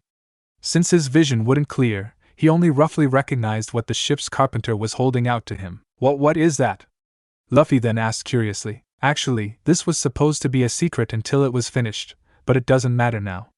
It's a music box for you, Frankie explained with a grin. This is Brooks and my idea. You know, the music box is supposed to play Bink Sake. Wait, I'm almost done, the cyborg continued and started tinkering with the little metal thing again. Luffy watched him as best he could. He was just so amazed that he couldn't wait to hear the music. There, it's finished, Frankie exclaimed after a short while and looked proudly at the music box. Do you want to listen to it right now? Asked the blue-haired man Luffy, who nodded clearly in response, and you could even see an excited glow in his tired eyes. Super, well then. At his captain's request, Frankie wound up the small metal cube. In the next moment, the beautiful sounds of the box resonated throughout the room, bringing a big smile to Luffy's lips. With each tone, he could recognize his favorite song. It was indeed Bink Sake. That's so awesome, Frankie, thanks. You don't have to thank me. Just get better. I have a lot of my new inventions to show you when you get back on your feet. For example, Frankie began to talk about his many new gadgets. But Luffy didn't hear any of this as he was lulled back to sleep by the beautiful sounds of the music box. IMSSOSRRY was the last sentence that came over the lips of the sickly young captain in a barely audible whisper before consciousness finally left him. An unsuppressible urge to cough tore Luffy out of sleep again. And he didn't know how, but surprisingly, this time he found the strength to sit up. Again and again violent coughs shook his weak body, which he simply couldn't get under control. This time, the attack was more violent than the last times. In his state of agony, he suddenly felt a hand on his back, which made him calm down a bit and take deeper breaths between his wheezing. He opened his eyes a crack wide, which he had squeezed shut as usual, and saw the somewhat blurry outline of Zoro. At least he suspected it was his first mate. Luffy? Should I call Chopper? Zoro asked him, as the green-haired man grew more and more frightened with each deep rattling cough that left Luffy's lips, along with a few drops of blood. But then he perceived a slight head shake from his struggling captain. Suddenly, Luffy put his hand over his mouth as he felt something warm crawl up his throat. Oh shit! Zoro, who saw this, reacted reflexively and grabbed the bucket that Sanji had placed next to the bed at noon, in case Luffy threw up again, and put it under the black-haired boy's head on his lap. A gush of blood fell over Luffy's lips into the bucket as the raven-haired teen continued to cough uncontrollably. Luffy could clearly feel his body convulsively trying to rid itself of the whole slimy mass that had accumulated inside him all this time. This process was incredibly painful for him, so that he almost thought he was about to lose consciousness. Another gush of blood and some phlegm dripped into the bucket, and this time Luffy thought he must have spit out his entire lung. Meanwhile, he felt Zoro's trembling grip on him tighten and barely heard him call his name, as all that echoed in his ears was his own agonizing cough. Zoro was about to call out to Chopper, but when he noticed that Luffy's cough seemed to be subsiding and heard Luffy whisper his name between gasps, he decided against it. Instead, he leaned closer to Luffy, who was spitting the last drops of blood out of his mouth over the edge of the bucket. See Zoro cough, please ha, don't call for Chopper ha, I don't want the others to know, please ha. Luffy gasped pleadingly, looking to the swordsman beside him. At that, Zoro nodded silently and took the half-full bucket from Luffy's lap, setting it aside for now. Are you feeling better now, at least? Zoro asked as he handed Luffy a glass of water, which the young captain immediately downed. Luffy hesitated with his answer for a while as he strengthened his grip on the now empty cup in his hand. Instead, he decided to ask another question. How are the others doing? Luffy asked softly, knowing the answer already. Zoro looked at him in surprise for a moment, since Luffy had ignored his question, but he answered the raven-haired boy anyway. They're doing well so far. Everyone is going about their business. And Chopper's been researching his cure in the library non-stop. No one is allowed to disturb him. I see. Luffy sighed and bit his lower lip. And to answer your question, no, I'm not well at all, and there is nothing I can do about it. Luffy spoke honestly, shifting his gaze from his first mate. I feel so damn weak. Thick tears flowed down Luffy's flushed cheeks and sporadically dripped onto the bedspread. It was only a matter of time before Luffy broke down emotionally. He had tried to hide his feelings from his friends until now, but he just couldn't take it anymore. Even though he was so sick and just sleeping all the time, he could clearly feel how everything threatened to collapse. Luffy was aware of the small quarrels and arguments between the crewmates, because despite the fact that he was unconscious, he could somehow hear everything that was happening around him. Only he lacked the strength to do something about it. The young captain could feel the sadness in his friends. Every single one of them was despairing bitterly with every moment that he couldn't be out on deck with them. None of his crew members let on their true feelings, but they didn't need to for Luffy to feel it. That destroyed him. The despair together with this damn disease ate him up from the inside. He as the captain was the reason for the unhappiness of his crew. He was so weak, such a disappointment as a captain. The Straw Hats deserve someone better than him. Well, you're not. You're not weak, Luffy. Being sick is not a kind of weakness. You can't help that. Tried Zoro to convince him against it, and took the glass from the black-haired teen's hand, before he could smash it with his squeezing hand. Luffy tried to suppress his tears over Zoro's words and squeezed his eyes shut. He was so ashamed that he showed so much weakness at that moment. Then he shook his head. Yes, I am. I just can't get over this disease. I'm trying to fight it, but it's just not working. Even sitting upright now takes me a lot of strength. With his last words, Luffy was overcome with sudden dizziness, causing him to fall backwards onto his pillow again. Luffy. Zoro then bent over his captain in panic and was relieved to see Luffy's eyes slowly opening again, even if only halfway. I just need a little more time, then I'll be back, I promise, whispered Luffy weakly as he then let his heavy eyelids fall shut. Luffy, what's wrong? Zoro could sense that something was seriously wrong. I'm so sorry, Zoro. Stop apologizing, damn it, do you hear me? Yelled the green-haired swordsman as he shook his captain's shoulder. But Luffy was out cold. With the hand he had placed on Luffy's shoulder, he could feel his fever rising again.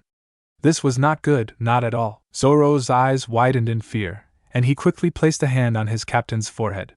But as quickly as he had placed it on his head, he took it away again, because the incredible heat emanating from Luffy's body almost burned his hand. Oh no, shit, he's burning up again. Immediately Zoro rose from his seat to run out of the room. Chopper! A few hours later, after Chopper had managed to get Luffy's fever under control again, it was Brook's turn to take care of the sick captain. The skeleton's gaze was fixed on Luffy's miserable, sweaty form as the very sight gave him a sense of déjà vu. It was not the first time he had seen his captain so sick and vulnerable. As he looked into Luffy's pain-distorted face, deeply reddened by fever, he could suddenly see the face of his former captain Yorkie. His last moments before he said goodbye to him played out before Brook's inner eye. Unconsciously, tears flowed from his empty eye sockets at the painful memory. Just when he had gotten over the death of his last captain, the same fate threatened to befall Luffy. How unlucky could Brook be? He just wanted to be happy, fulfill his big dream, and spend the rest of his life with his new friends. Not even in his second life did he get the chance. Why did life always want to take everything away from him? Damn! Brook pounded the bed in front of him with his clenched fist in frustration. But suddenly he realized something was wrong. No, something was missing. When he came back to reality, he noticed to his horror that Luffy's bed was empty. Oh no, this couldn't be true. Just a moment ago Luffy had been here after all. If Brook still had a heart, it would have fallen out of his chest out of panic in that second. He quickly got up from his seat to look for Luffy and was sure he couldn't have gotten far. In his condition, it shouldn't really be possible for him to walk around at all. Suddenly he remembered Chopper's words, which had warned that Luffy was not allowed to leave the bed under any circumstances. Otherwise there would be fatal consequences. Meanwhile, the feverish Luffy had staggered out the back door of the sick bay and onto the Sunny's rear deck. Night had already fallen and the cool, fresh air felt wonderful on his overheated skin and a violent shiver ran over his body. He didn't know where he was or what he was doing, but he found it very comfortable out here. Suddenly, two all too familiar figures appeared in front of his eyes. And the next moment he found himself on the railing, reaching out to them. Sabo, the musician, ran with quick steps through the galley out onto the deck. It was pitch dark on the grassy deck of the Sunny. All the other crew members were out of sight and probably already in their bunks. Luffy! Where are you?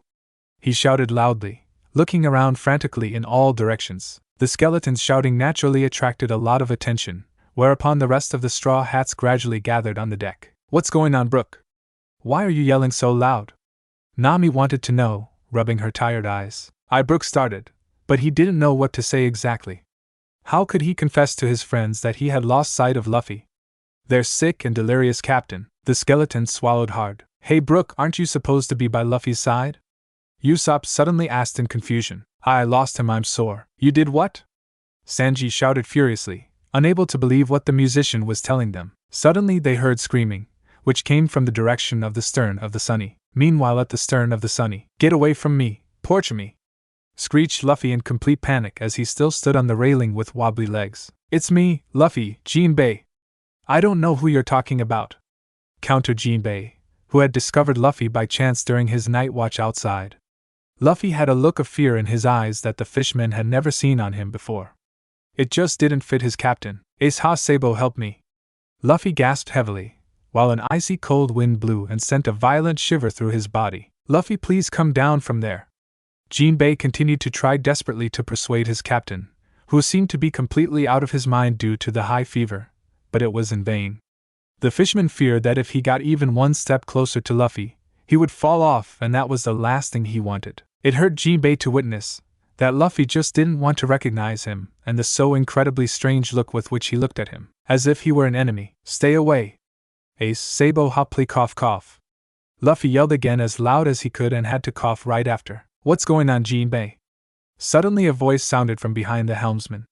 It was Nami. All the other Straw Hats came running frantically and couldn't believe the sight they were confronted with.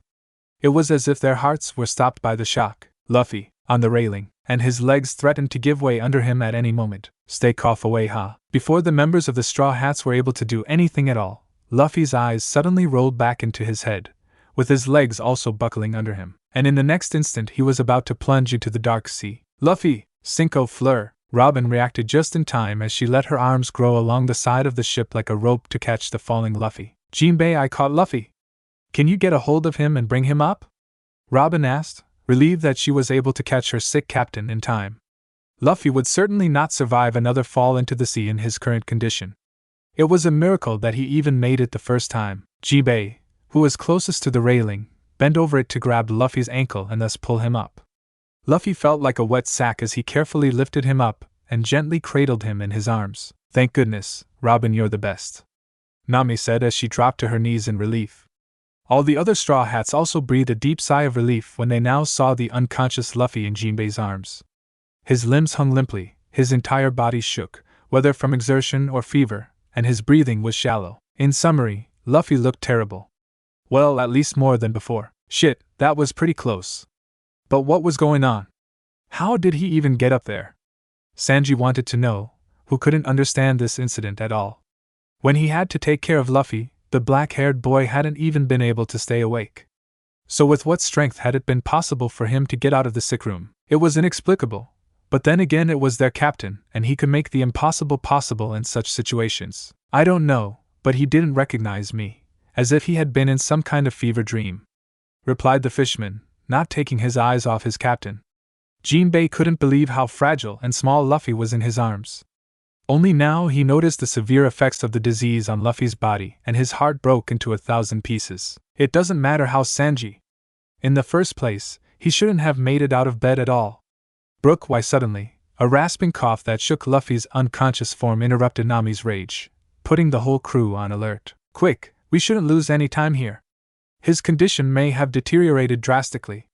Chopper cried out as he then yanked open the door to the sick bay. After Luffy was tucked back into bed, all the other Straw Hats were sent back out of the room by Chopper so he could take his time attending to the captain's condition. As always, the crew gathered in the galley at the table, filled with anxiety, while a certain one of them, full of guilt, didn't know how to apologize. Brook could not look any of his friends in the eye, knowing what an unforgivable mistake he had made. How could he have let it get this far? Brook, you were so damn lucky we found Luffy in time. He almost damn, how could you let that happen? Nami was again led by the raging anger inside her, and could no longer hold back. That was really not super of you, Brook. Frankie also added and gave the skeleton a disappointed look. Answer me, Brook. How could you let Luffy leave his bed?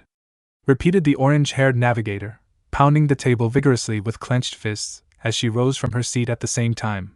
Brook then winced, still looking down, and was now close to tears. He could understand how angry and disappointed everyone was, but he hadn't actually done it on purpose. It was a stupid accident, an accident that could have cost the life of their beloved captain. The fact that it was unintentional didn't make his action any less unforgivable. Brook's bones were still rattling from the shock, and Nami's angry ranting didn't make it any better, though she had every right to be so upset. He opened his mouth to comply with the navigator's demand and his jaw trembled, but he closed it again, not knowing how to justify himself. There was nothing he had to say, so the skeleton decided to let the angry scolding pass silently. He didn't deserve it any other way. Nami is absolutely right, Brook. You were with him, weren't you? So why couldn't you stop Luffy?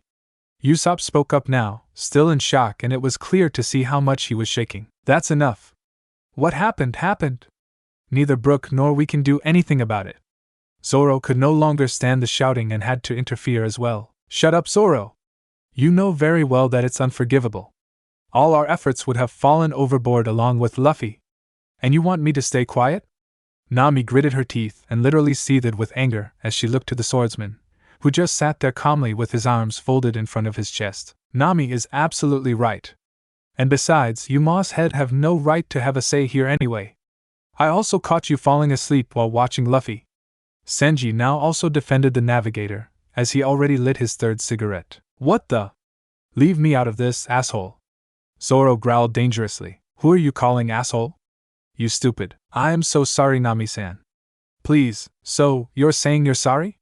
And that's supposed to be enough? Nami cut off Brook as he tried to apologize and stomped toward the skeleton. Nami, please stop. Before the crew knew it, they were all suddenly involved in a big fight.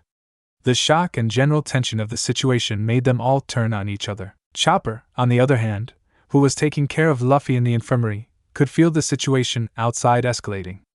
But the little reindeer tried as best he could to suppress the loud shouting and the insults, as he was listening to Luffy's heart. Chopper noticed from Luffy's quickened heartbeat and erratic breathing how he could also sense the restlessness. The sick boy gave a faint whimper and his eyelids twitched as in the next moment two orbs stared into those of Chopper. Luffy? Luffy didn't utter a word as he sat up completely unexpectedly. I have had to make them stop. Luffy muttered under his breath and, to Chopper's dismay, slowly put his feet on the ground. Stop, please wait, Luffy. You can't get up. Any attempt by Chopper to stop his captain from getting up was in vain, and before he knew it, Luffy was standing on wobbly legs in front of the door and opened it. Luffy didn't know where he got the strength to stand up at all, as the feeling of exhaustion never left him, but he knew one thing. He had to get to his friends. An uneasy feeling grew steadily in the pit of his stomach. Something was not right.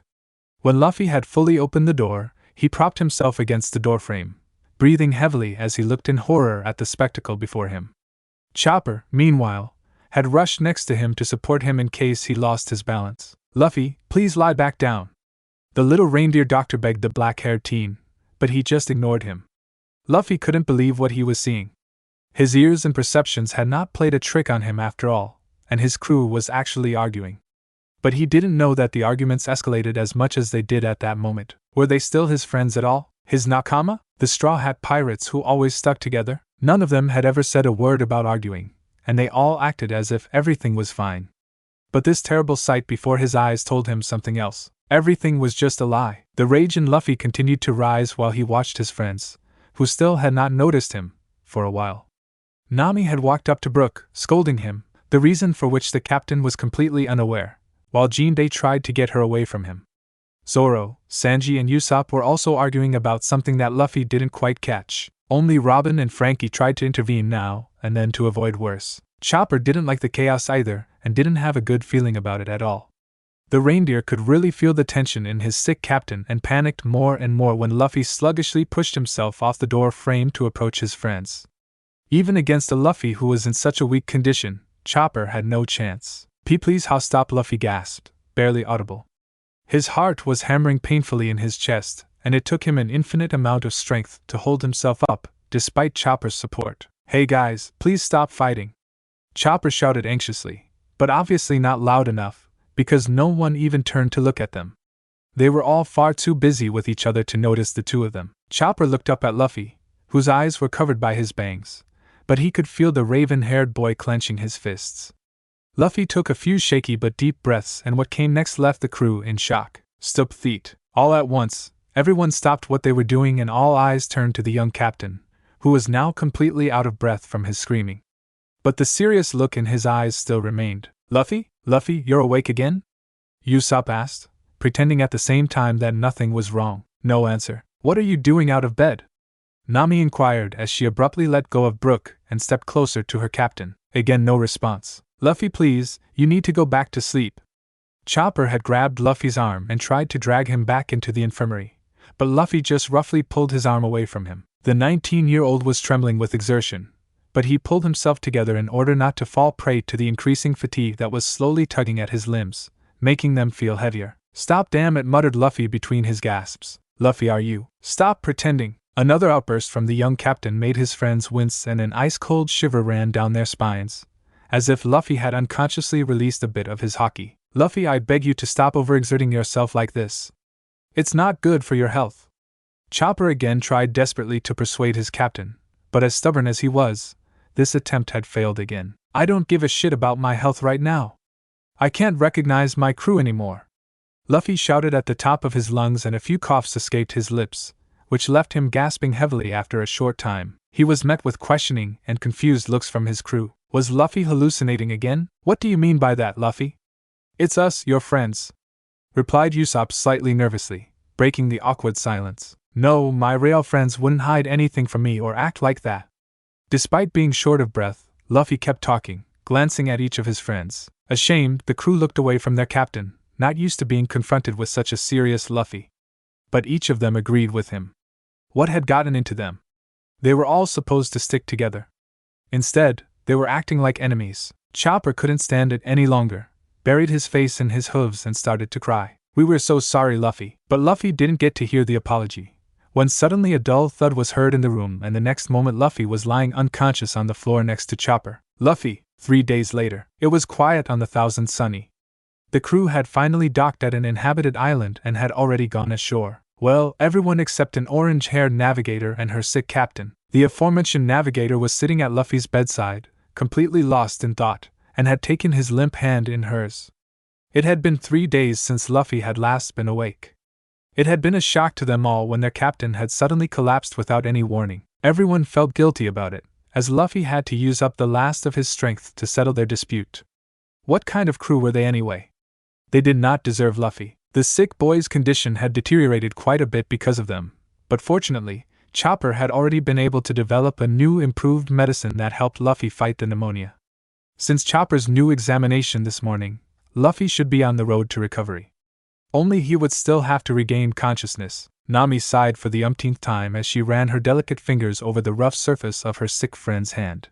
She hoped to finally get a sign of life from him, except for the steady rise and fall of his chest. To her relief, Luffy's fever had finally broken last night, and with it, some color returned to his pale face and actually made him look healthier after a long time. After he was feeling much better yesterday, she and Robin decided to give their captain a nice bath to get rid of all the sweat and dirt.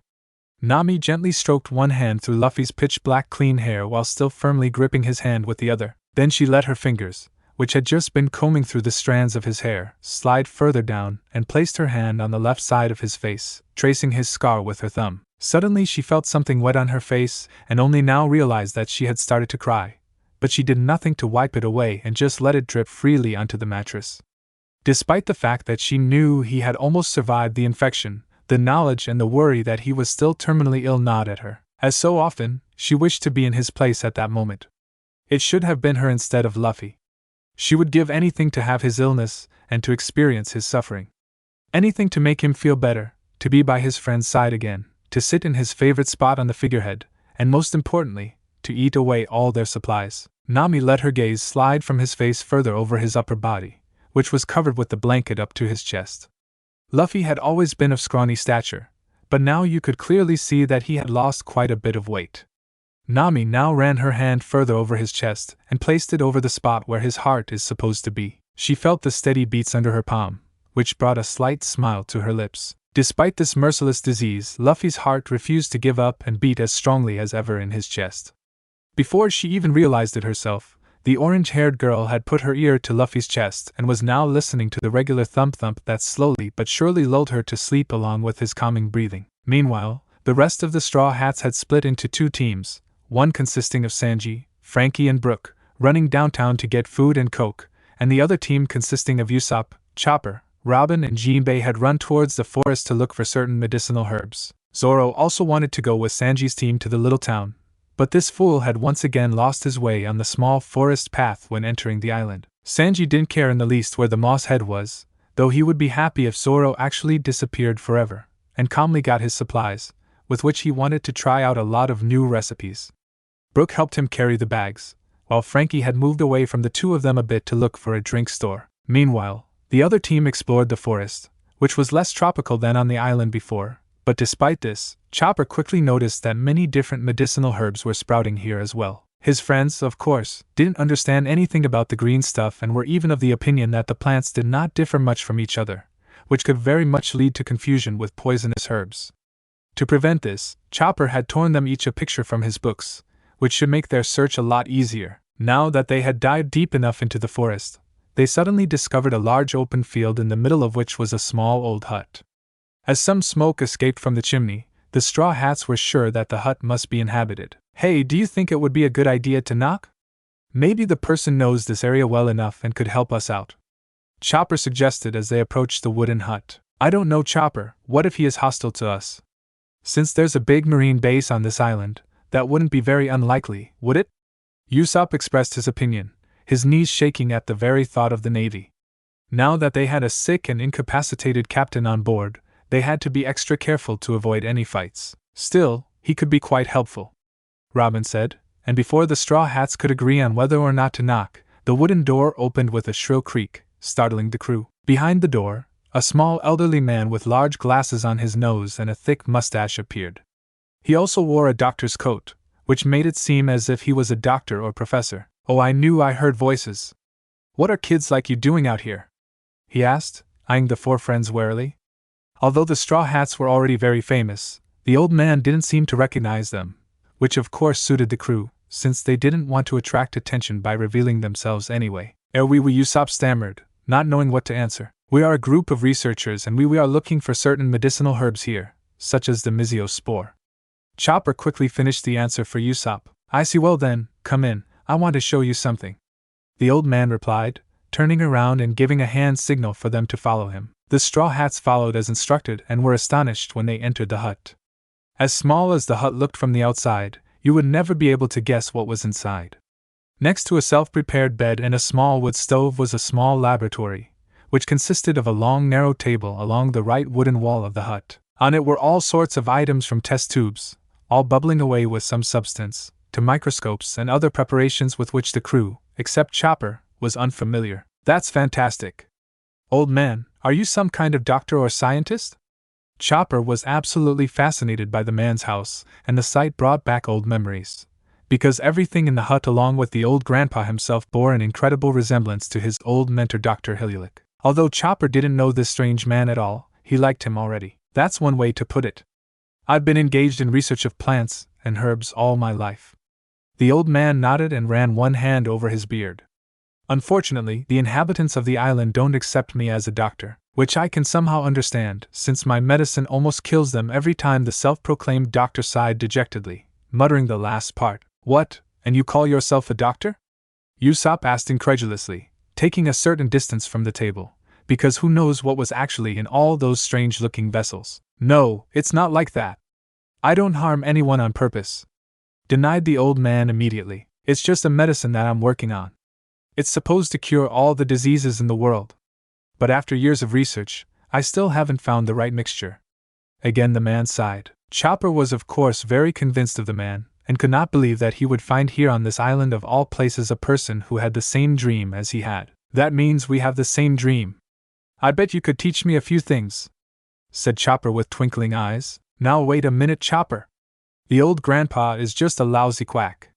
He can never help us, Usopp claimed, and thus warned his gullible friend. You bet I can, said the old researcher, indignant at Usopp's statement. I know the Mizio spore very well. I've been doing research with it for a long time, like this, explained the man, and took out a jar from the shelf, which was built next to his small bed. The Straw Hats stared with great interest at the bluish liquid, which seemed quite poisonous, instead of something that should be used to cure diseases. Then you would have to know where this particular plant is located, right, Professor? Robin asked curiously. Yes, of course. It grows all the way up on the biggest mountain on this island. Unfortunately, I'm already too old to climb up there, otherwise I could have given you some of it, replied the self-proclaimed doctor apologetically. That's not so important.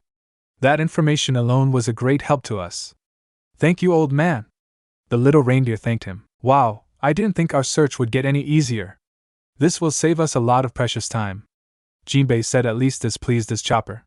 They had to find the medicinal plant as soon as they could, since Nami couldn't spend all day taking care of Luffy. After all, she wasn't a doctor and couldn't help him in an emergency. All right, guys. Let's get going, shouted Chopper, as they strode out of the hut. Maybe it would be a better idea if you climbed the mountain together with Robin and me, and Usopp collect the remaining herbs. That way we would save some time again, Jinbei suggested, which sounded very plausible to the others. You're right, Jinbei. It would be quite unnecessary for all of us to climb the mountain. Me and Robin alone would be able to handle it, right, Robin? Said Chopper confidently, whereupon he received an approving nod from the black-haired woman. All right, let's go quickly then, Robin. We'll meet back here later, said Chopper as he then transformed into his walk-point form and then let the archaeologist sit on top of him. Okay, I'll see you later, and take good care of yourselves. Jinbei called after them. Yeah, right, watch out for the Marines especially, because they could be lurking anywhere on the island. Usopp added and hoped that his two friends would return safely. Roger that, we will. Thanks again, old man, was the last thing Chopper said before he rode off the next moment. You're welcome. The old grandpa waved briefly after the two before turning to the remaining two crewmates. And what about you two?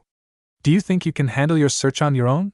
The self-proclaimed doctor inquired, adjusting his glasses on his nose. Yes, we have pictures of the plants with us.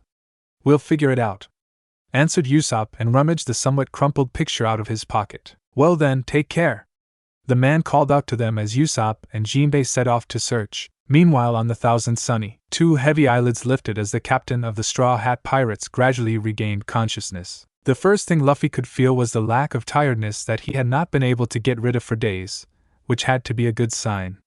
And the second thing was the heavy weight on his chest. He lifted his head slightly, only to be greeted by an orange mop of hair. Under the strands of hair that had fallen over the navigator's face, Luffy could see Nami's eyes closed, which, in conjunction with her slow and steady breathing, indicated that she had fallen asleep. The sight made Luffy grin as he then dropped his head back onto the pillow. He let his eyes wander around the room and listened for sounds coming from outside. There was complete silence, and besides, he couldn't sense the presence of the rest of his friends, which gave him a queasy feeling. Luffy felt the urge to check on his crew, but he didn't know how to do it without waking Nami. The raven-haired carefully released his hand, which Nami still held with a surprisingly firm grip in her sleep, and placed it on her head, gently brushing the strands from her face. Fortunately for him, she seemed to be fast asleep, which might allow him to get out of this position. Carefully, Luffy lifted his other hand to slide it under Nami's head and lift her head slightly. At the same time, he slowly slid his upper body to the side to gently rest Nami's head on the mattress. When that was done, Luffy pushed his blankets aside and then let his stiff legs dangle over the edge of the bed. He only wondered how long he had been asleep, because not only did his entire body feel stiff, but he also couldn't remember the last time he had been awake and what he had been doing. At least Luffy was very thankful that his headache had subsided, although the buzzy feeling still lingered a bit. This feeling intensified and was joined by a small dizzy spell as he stood up on his feet. He quickly grabbed the edge of the bed to keep from falling forward. After a while the feeling disappeared, and when Luffy was sure that he could stand upright again, he released his grip on the bed and turned back to Nami, who fortunately had not woken up by his movements. The position he had put her in looked quite uncomfortable and couldn't be good for her back, so Luffy decided to hoist her onto the bed and then tuck her in. His strength had somewhat returned to his limbs, which is why he was able to lay the navigator, whose weight was not really heavy anyway, on the bed. Luffy watched her for a while and was surprised that she hadn't woken up despite everything, which indicated that she must be damn tired and exhausted. The black-haired boy could already guess that all the stress and worry about him was taking its toll on her body. This thought gave him a bitter taste, as it was all because of him, and the rest of his crew had to suffer similarly. Everyone had to suffer because of him, and this made his heart ache. Luffy sighed and ran his hand through his pitch-black hair, when he suddenly remembered something important: his straw hat. The young captain quickly looked around the room, searching, and found his precious treasure hanging on the headboard of the bed not very far from him. Grinning, he put his hat in its proper place, namely on his head, and then took one last checking glance at his navigator, only to leave the room the next moment. Once outside on the deck, he saw that it must probably already be noon, since the blazing sun was beaming down on him. Deeply, Luffy breathed the fresh air into his lungs and marveled that it was possible at all. The persistent cough that followed was still present, but a lot milder than before, even if the stabbing pain in his lungs was still felt in the process. Nonetheless, he really had to admit that he was feeling a lot better after a long time. After all he had to go through in the last few days, a few light cramps and aches here and there were nothing in contrast. He most likely had Chopper's medicine to thank for that, which had once again worked a miracle.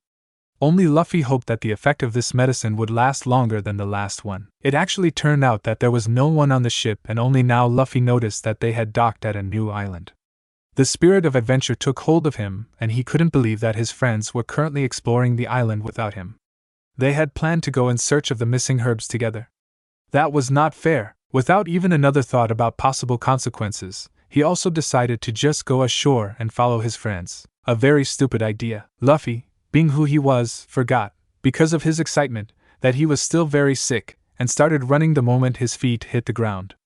After a while, when Luffy finally reached a fork in the road, he came to a stop, all sweaty and exhausted. With both hands he supported himself on his knees, in order to control his breathing, which once again turned out to be not so easy. At the same time, the raven-haired boy remembered Chopper's words that he should not overexert himself under any circumstances and actually realized that it was not such a good idea to run off like that. Besides, Luffy didn't even know where he got this energy from all of a sudden, since he had a hard time remembering his last meal and who knows how long ago that was. Suddenly he could feel the presence of other people approaching him, and at the same time the exciting feeling was replaced by dread filling his stomach.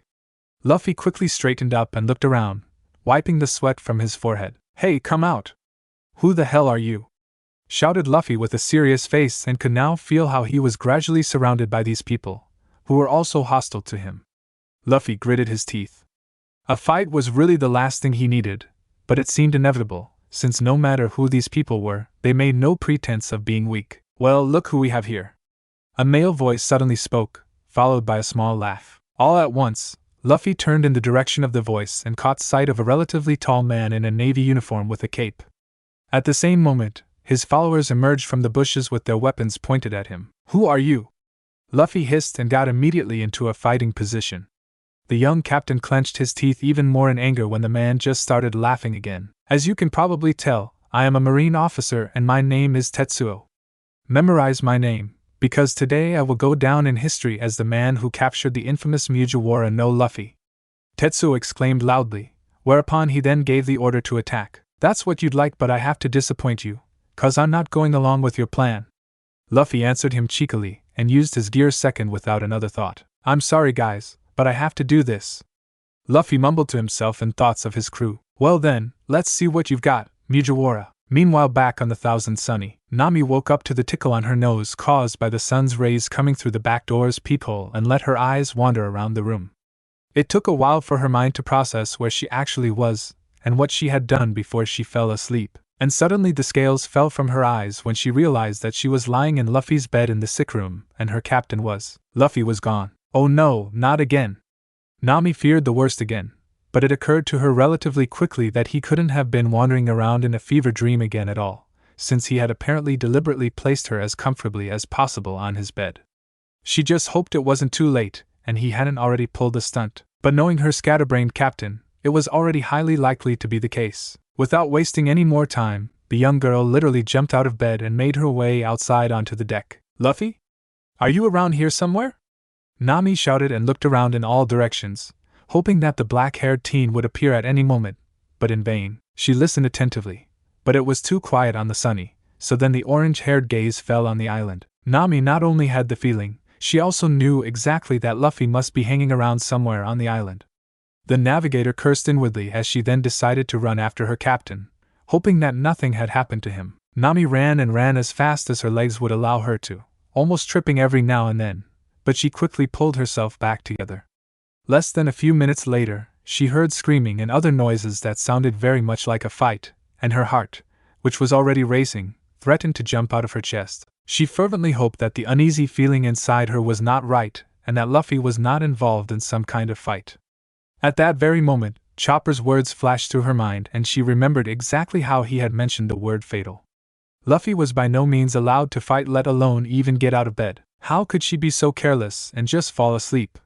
If something were to happen to him, it would be solely Nami's fault. The young navigator had to swallow hard and bit her lower lip to suppress the tears welling up in her eyes. She could never forgive herself for this. Nami slowly approached the sounds of battle, and before she knew it she was standing in the midst of marines, all with one specific goal. Luffy. There stood her captain, on two wobbly legs and in his gear second form, which he could not really maintain, and slowly began to fade. Just barely keeping it up, Luffy tried to fight fist to fist against the one who looked like a high-ranking marine officer, and Nami knew he wouldn't last much longer. "Luffy," a while later. "Hey Jinbei, look, It seems like Marines are paying a visit to the old quack. Usopp whispered to the fishermen as they both now hid behind the trees not too far from the hut. Curious, they interrupted their search for the herbs to watch and listen to what was going on. Both friends couldn't explain what the Navy would want from such an old man. "Hey, you old quack, come out of there!" yelled one of the soldiers with a rifle in his hands. The next moment the old man came out trembling from behind his door. What do you want from me again?" he asked, and took a step back when he saw the rifles in the hands of the soldiers. "We're here for the same reason as always. You tried to poison the citizens again. Our boss will no longer tolerate this, which is why you are now under arrest." The other soldier explained and menacingly took a step closer to the self-proclaimed doctor, pressing the tip of the weapon to his chest. "I beg you please leave me alone," the bearded man pleaded, but didn't convince the Marines in the slightest. "Now it is too late, 'cause you've disregarded one warning too many, old man," said the other one of the three soldiers, already holding the handcuffs ready. "Hey Usopp, shouldn't we help the old man?" Jinbei whispered to Usopp, who gave him a horrified look. "Are you crazy? Why would we risk getting caught and thus attract attention?" Usopp just shook his head at Jinbei's question as the conversation between the old doctor and the Marines caught his attention again. "Please, the old man thought for a moment about how to get out of this situation, when the Marines moved closer to him, ready to handcuff him. "Shut your mouth! You're coming with us now. I can tell you where the Straw Hat Pirates are right now. They were here recently," the doctor blurted out with panic. Usopp and Jinbei, who heard every word, opened their eyes wide in horror. "I don't believe it, he just ratted us out like that." The long-nosed boy couldn't believe his ears, although it had been clear to him from the beginning that the man could not be trusted, which in turn didn't really surprise him. The three soldiers eyed the old doctor suspiciously at first, but then they decided to believe him. "Oh really?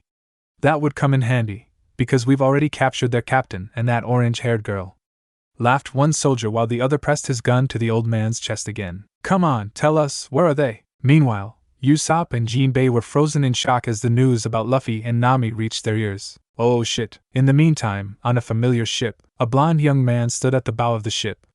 With a thoughtful expression on his face, his gaze was fixed on the dangerously burning small piece of paper he held in the palm of his hand. The blonde-haired man closed his eyes and sighed deeply when a hand unexpectedly came to rest on his left shoulder. Without opening his eyes, he knew that the owner of the hand was his best friend and colleague. "Don't worry so much. He will surely be fine, Sabo." The person addressed wanted nothing more than to firmly believe in these words, but the small piece of paper in his hand, which was once twice as big, told something else. "I hope we're not too late, Koala. I don't want to lose another brother." Sabo spoke in a mournful voice and opened his eyes again to stare once more at the burning scrap of paper, and with every minute it became smaller and smaller. "Hang in there, little brother, I'll be right there." The sniper from the Straw Hat Pirates broke out in a cold sweat and had to swallow hard as he tried to process the words he had just heard. His companion next to him felt the same way, and you could also see the fear in his eyes. The fear that something had actually happened to their crew members, especially their captain, who was sick enough as it was. When Usopp had freed himself from his state of shock in the next moment, he turned around determined to do something about this dire situation. "Jinbei, we need to tell the others about this quickly. Come on, let's get out of here." "You're right, but wait, Usopp. What about Robin and Chopper? The Marines will be after them now." The fisherman stopped the long-nosed boy by grabbing his arm before he could start running. "Oh right." Usopp considered Jinbei's words, having completely forgotten his two friends, who were on their way up the mountain. "I'm actually sure they can handle the soldiers. After all, they are strong, but still, someone needs to let them know." The 19-year-old chewed on his lower lip as he thought. "Well then, I'll go after them and you go into town alone to find Sanji and the rest, alright?" suggested the fisherman, and Usopp had no choice but to accept the suggestion, as there was no better option for the two of them. He would be able to fend off possible naval attacks in his path, at least he hoped so. "Alright, let's meet later on the Sunny." At the same time, in the prison wing of the Marine base, the navigator of the Straw Hat Pirates was awakened by a deep voice and sounds of pounding. It took Nami a while to interpret the noises around her as she lifted her heavy eyelids. She groaned painfully as she felt a sharp pain in her head, and probably the scenes before she fainted flashed before her inner mind's eye, and she remembered how she was ambushed. All at once Nami lifted her head, and the horrible sight that came into her field of vision made her heart stop for a moment. She saw Luffy kneeling not far from her in the same cell, tied to the wall behind him with both arms above his head. The parts of his skin not covered by his clothes were covered with wounds, and his shirt and shorts were partially torn. On the whole, he looked terrible, which made Nami feel a sense of dread building up in her stomach. "Come on, tell us where the rest of your crew is hiding, Mugiwara," echoed the deep voice of the man standing in front of Luffy again, and Nami recognized him as the boss of this marine base, Tetsuo. But Nami saw Luffy remain silent, which caused the officer to pop an angry vein in his forehead and lunge with his leg to kick Luffy hard in the stomach area. Luffy bit his lower lip to prevent a painful sound from leaving his lips. After all, Nami, whom he had not yet noticed that she was already conscious, should not notice anything.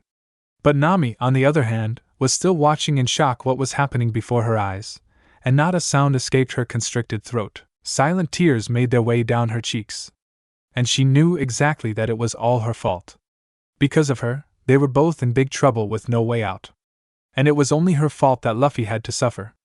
Again, Luffy never once looked up at Tetsuo, and his eyes were covered by his bangs. You could only see a smirk appear on his lips as the captain of the Straw Hat Pirates spat contemptuously on the boss's shoe in the next moment, maintaining his cheeky grin. Luffy ignored the severe pain that ran through his entire body, which only worsened with each kick or punch. Despite his weak condition, which was due to his disease, he tried to let everything pass silently. As long as Nami would not come to harm, that would be fine with him. "You little shit, how dare you!" Being spat at by Luffy only drove Tetsuo even more into a rage, and another powerful kick landed in Luffy's side, and if the black-haired boy hadn't been bound by his hands, he would have fallen to the side due to the force. Another kick. And another. The officer, still guided by his anger, simply could not stop until Nami finally managed to intervene. "Stop it!" Tetsuo paused in surprise, and suddenly his gaze, including that of the Marines outside the cell, turned to the young navigator. Nami's eyes met with Luffy's as he also raised his head and looked at Nami in horror. "Nami, no!" Luffy croaked out, and panic spread through him. This was the last thing he wanted, but it was now too late, and Nami had attracted the attention of the boss. A laugh escaped Tetsuo as he gave Nami a malicious grin. Nami didn't like the way the man was looking at her at all, and the uneasy feeling from earlier intensified when then the man turned away from Luffy and walked towards her with slow steps. "Oh well, look at that. The annoying brat finally woke up too," Tetsuo said, bending down to the orange-haired young woman, grabbing her chin roughly and forcing her to look him in the eye. Nami tried not to let her fears show and remained brave, trying to free herself from his tight grip. She was very relieved that Tetsuo had turned away from Luffy, because his body would definitely not stand any more torture. So Nami summoned up all her courage and grinned saucily in Tetsuo's face, which only strengthened his grip on her chin. "You naughty little," Tetsuo started, but was interrupted by Luffy, who resisted his handcuffs with all his might, but unfortunately they absorbed most of his strength. "Stop, don't you touch her. Your problem is with me, so leave her out of this," Luffy hissed, suddenly becoming so angry, whereas earlier he hadn't uttered a single sound, and at the same time his tired eyes suddenly radiated so much hate. But no matter how threatening Luffy tried to appear to reinforce his statement, Nami saw the desperation and helplessness in his eyes.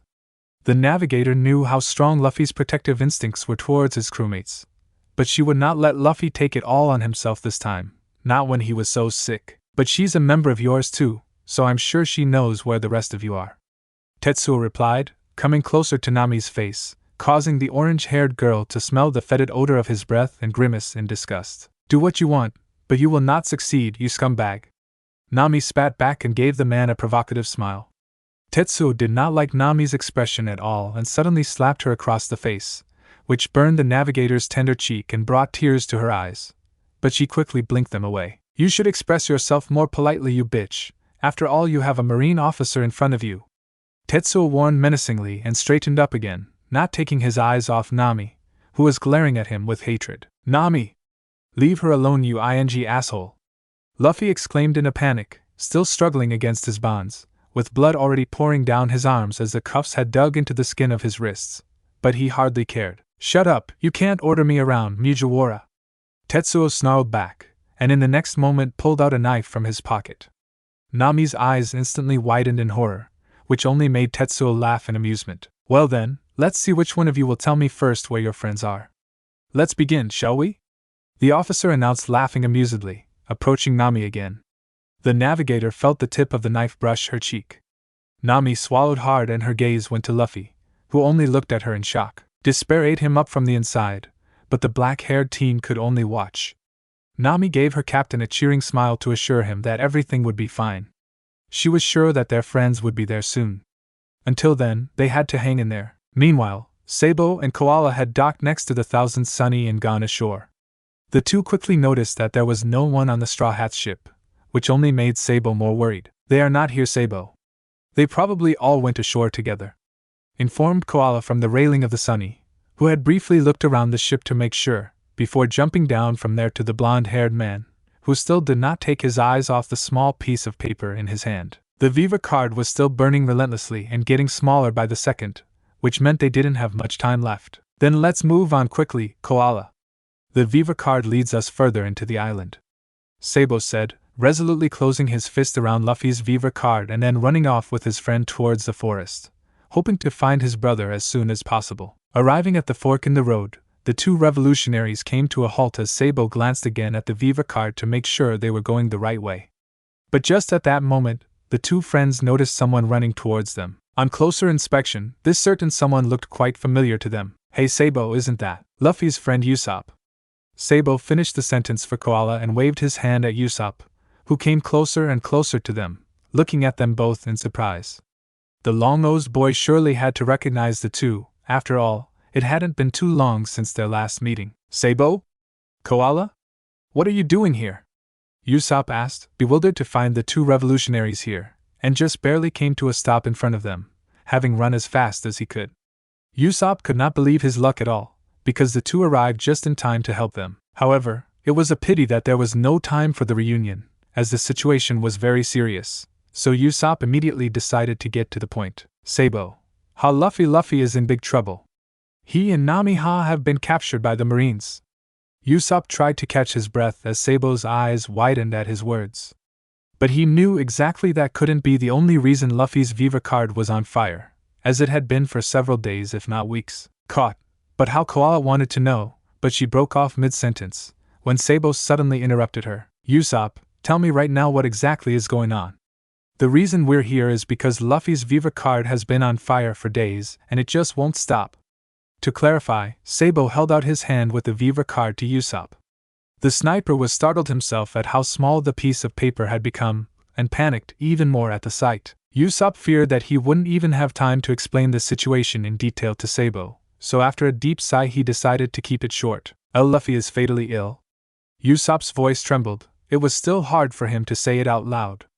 It was even worse for him to tell it Luffy's big brother. He was so ashamed, although it was clear that they, as Luffy's friends, could not protect him from such an illness, but at least they could have prevented something else from happening to their captain. Usopp did not even dare to look into Sabo's face and turned his gaze downward. Sabo, on the other hand, did not take this information well at all, because while Koala next to him held her hand in shock in front of her mouth, it seemed to Sabo that the world had stopped for a moment. All that echoed in his head were Usopp's words and his erratic heartbeat in his chest. Luffy was seriously ill. No matter how many times these words were repeated over and over in his head, Sabo could not believe it. Luffy was his last brother. His beloved little brother. Would he lose him now too? No, he refused to lose another loved one, not if he could still prevent it. Sabo was so lost in thought, and at the same time had so many memories from his childhood with his brothers running through his mind that he didn't even notice Usopp grabbing him by the collar and desperately trying to get him back from his state of shock. "Sabo, it's serious. Come on, we have to hurry. Luffy might die." Koala now also tried to talk to her blonde-haired friend and shook his shoulder vigorously. At the word die, Sabo suddenly returned to reality, and his gaze refocused on his brother's Viva card as Usopp and Koala finally let go of him again. "Usopp, is that really true?" Sabo asked again in a shaky voice to make sure he had understood correctly, to which the long-nosed boy only nodded with a serious expression. "Yes, it is. Luffy is sick and now the Marines have him. Who knows what terrible things they're doing to him right now?" Usopp explicitly confirmed his statement.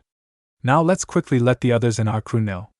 They should still be in town." The sniper added and grabbed Sabo's arm to drag him along, but was immediately stopped by the blonde man, who quickly released his arm from his grasp. "No, wait. You go to the others and let them know. Meanwhile, I'll go straight to the Marine base and try to find Luffy." And before Koala and Usopp could object, Sabo had already started running off, following the direction the Viva card was pointing. Sable, wait, Usopp called after Luffy's big brother, but was stopped by Koala. There's no point in calling after him, Usopp. He's too stubborn and won't listen to you anyway.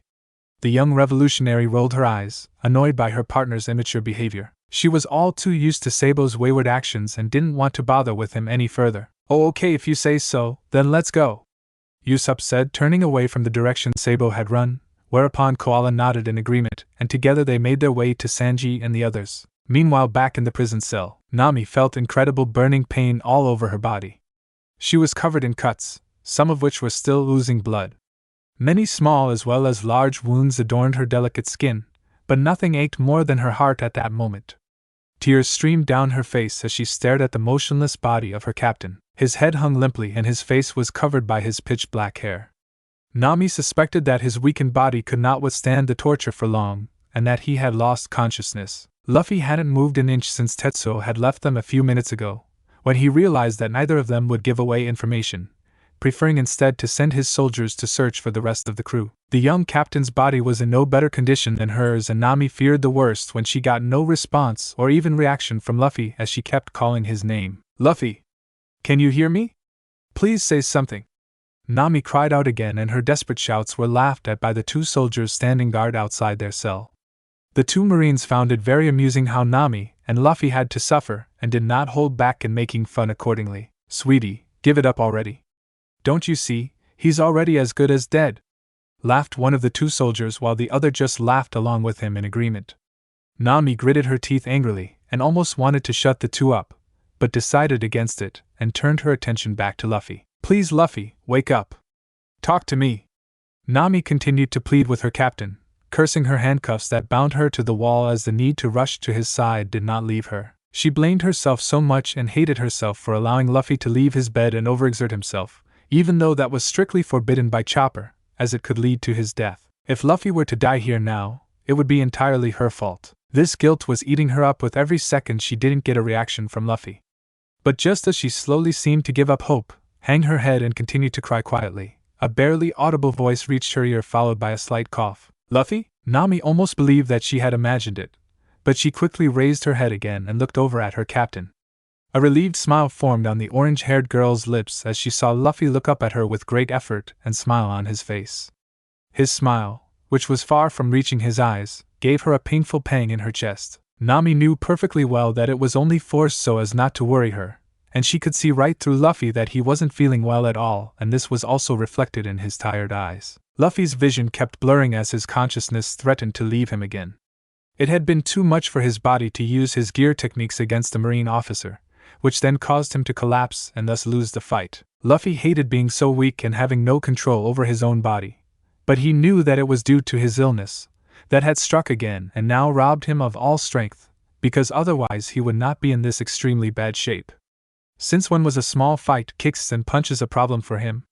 He usually took it in stride. But now, after all the torture and the wounds that he had received, he felt he had finally reached the end of his rope. Luffy could feel his body gradually shutting down, as he could no longer feel some of his body parts. The young captain had also a hard time getting air into his lungs because his chest felt heavy, and he knew that something was wrong with his lungs again.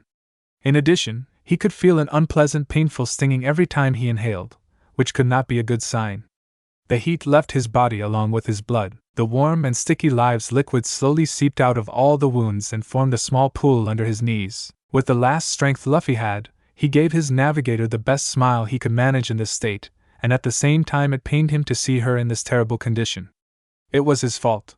He was a bad captain who couldn't even protect his own crew member. How could Luffy ever forgive himself for letting one of his friends get hurt? At least, all he had managed to do in this pathetic state he had driven himself into was to save Nami from most of the wounds by provoking Tetsuo often enough that he had taken out most of his anger on him instead of Nami. Luffy could again feel his eyelids threatening to fall shut at any moment, and he couldn't keep his smile up any longer either, which of course Nami noticed immediately. Luffy? Hey, are you okay? I need you to stay awake, do you hear me? Nami called out to her captain worriedly, and she was plagued by the feeling that if he lost consciousness again it wouldn't end well. The navigator simply couldn't and wouldn't imagine what would happen. Nami didn't like at all how Luffy started to weaken, and it looked like his glassy eyes were losing focus more and more. Fine, don't worry and Nami.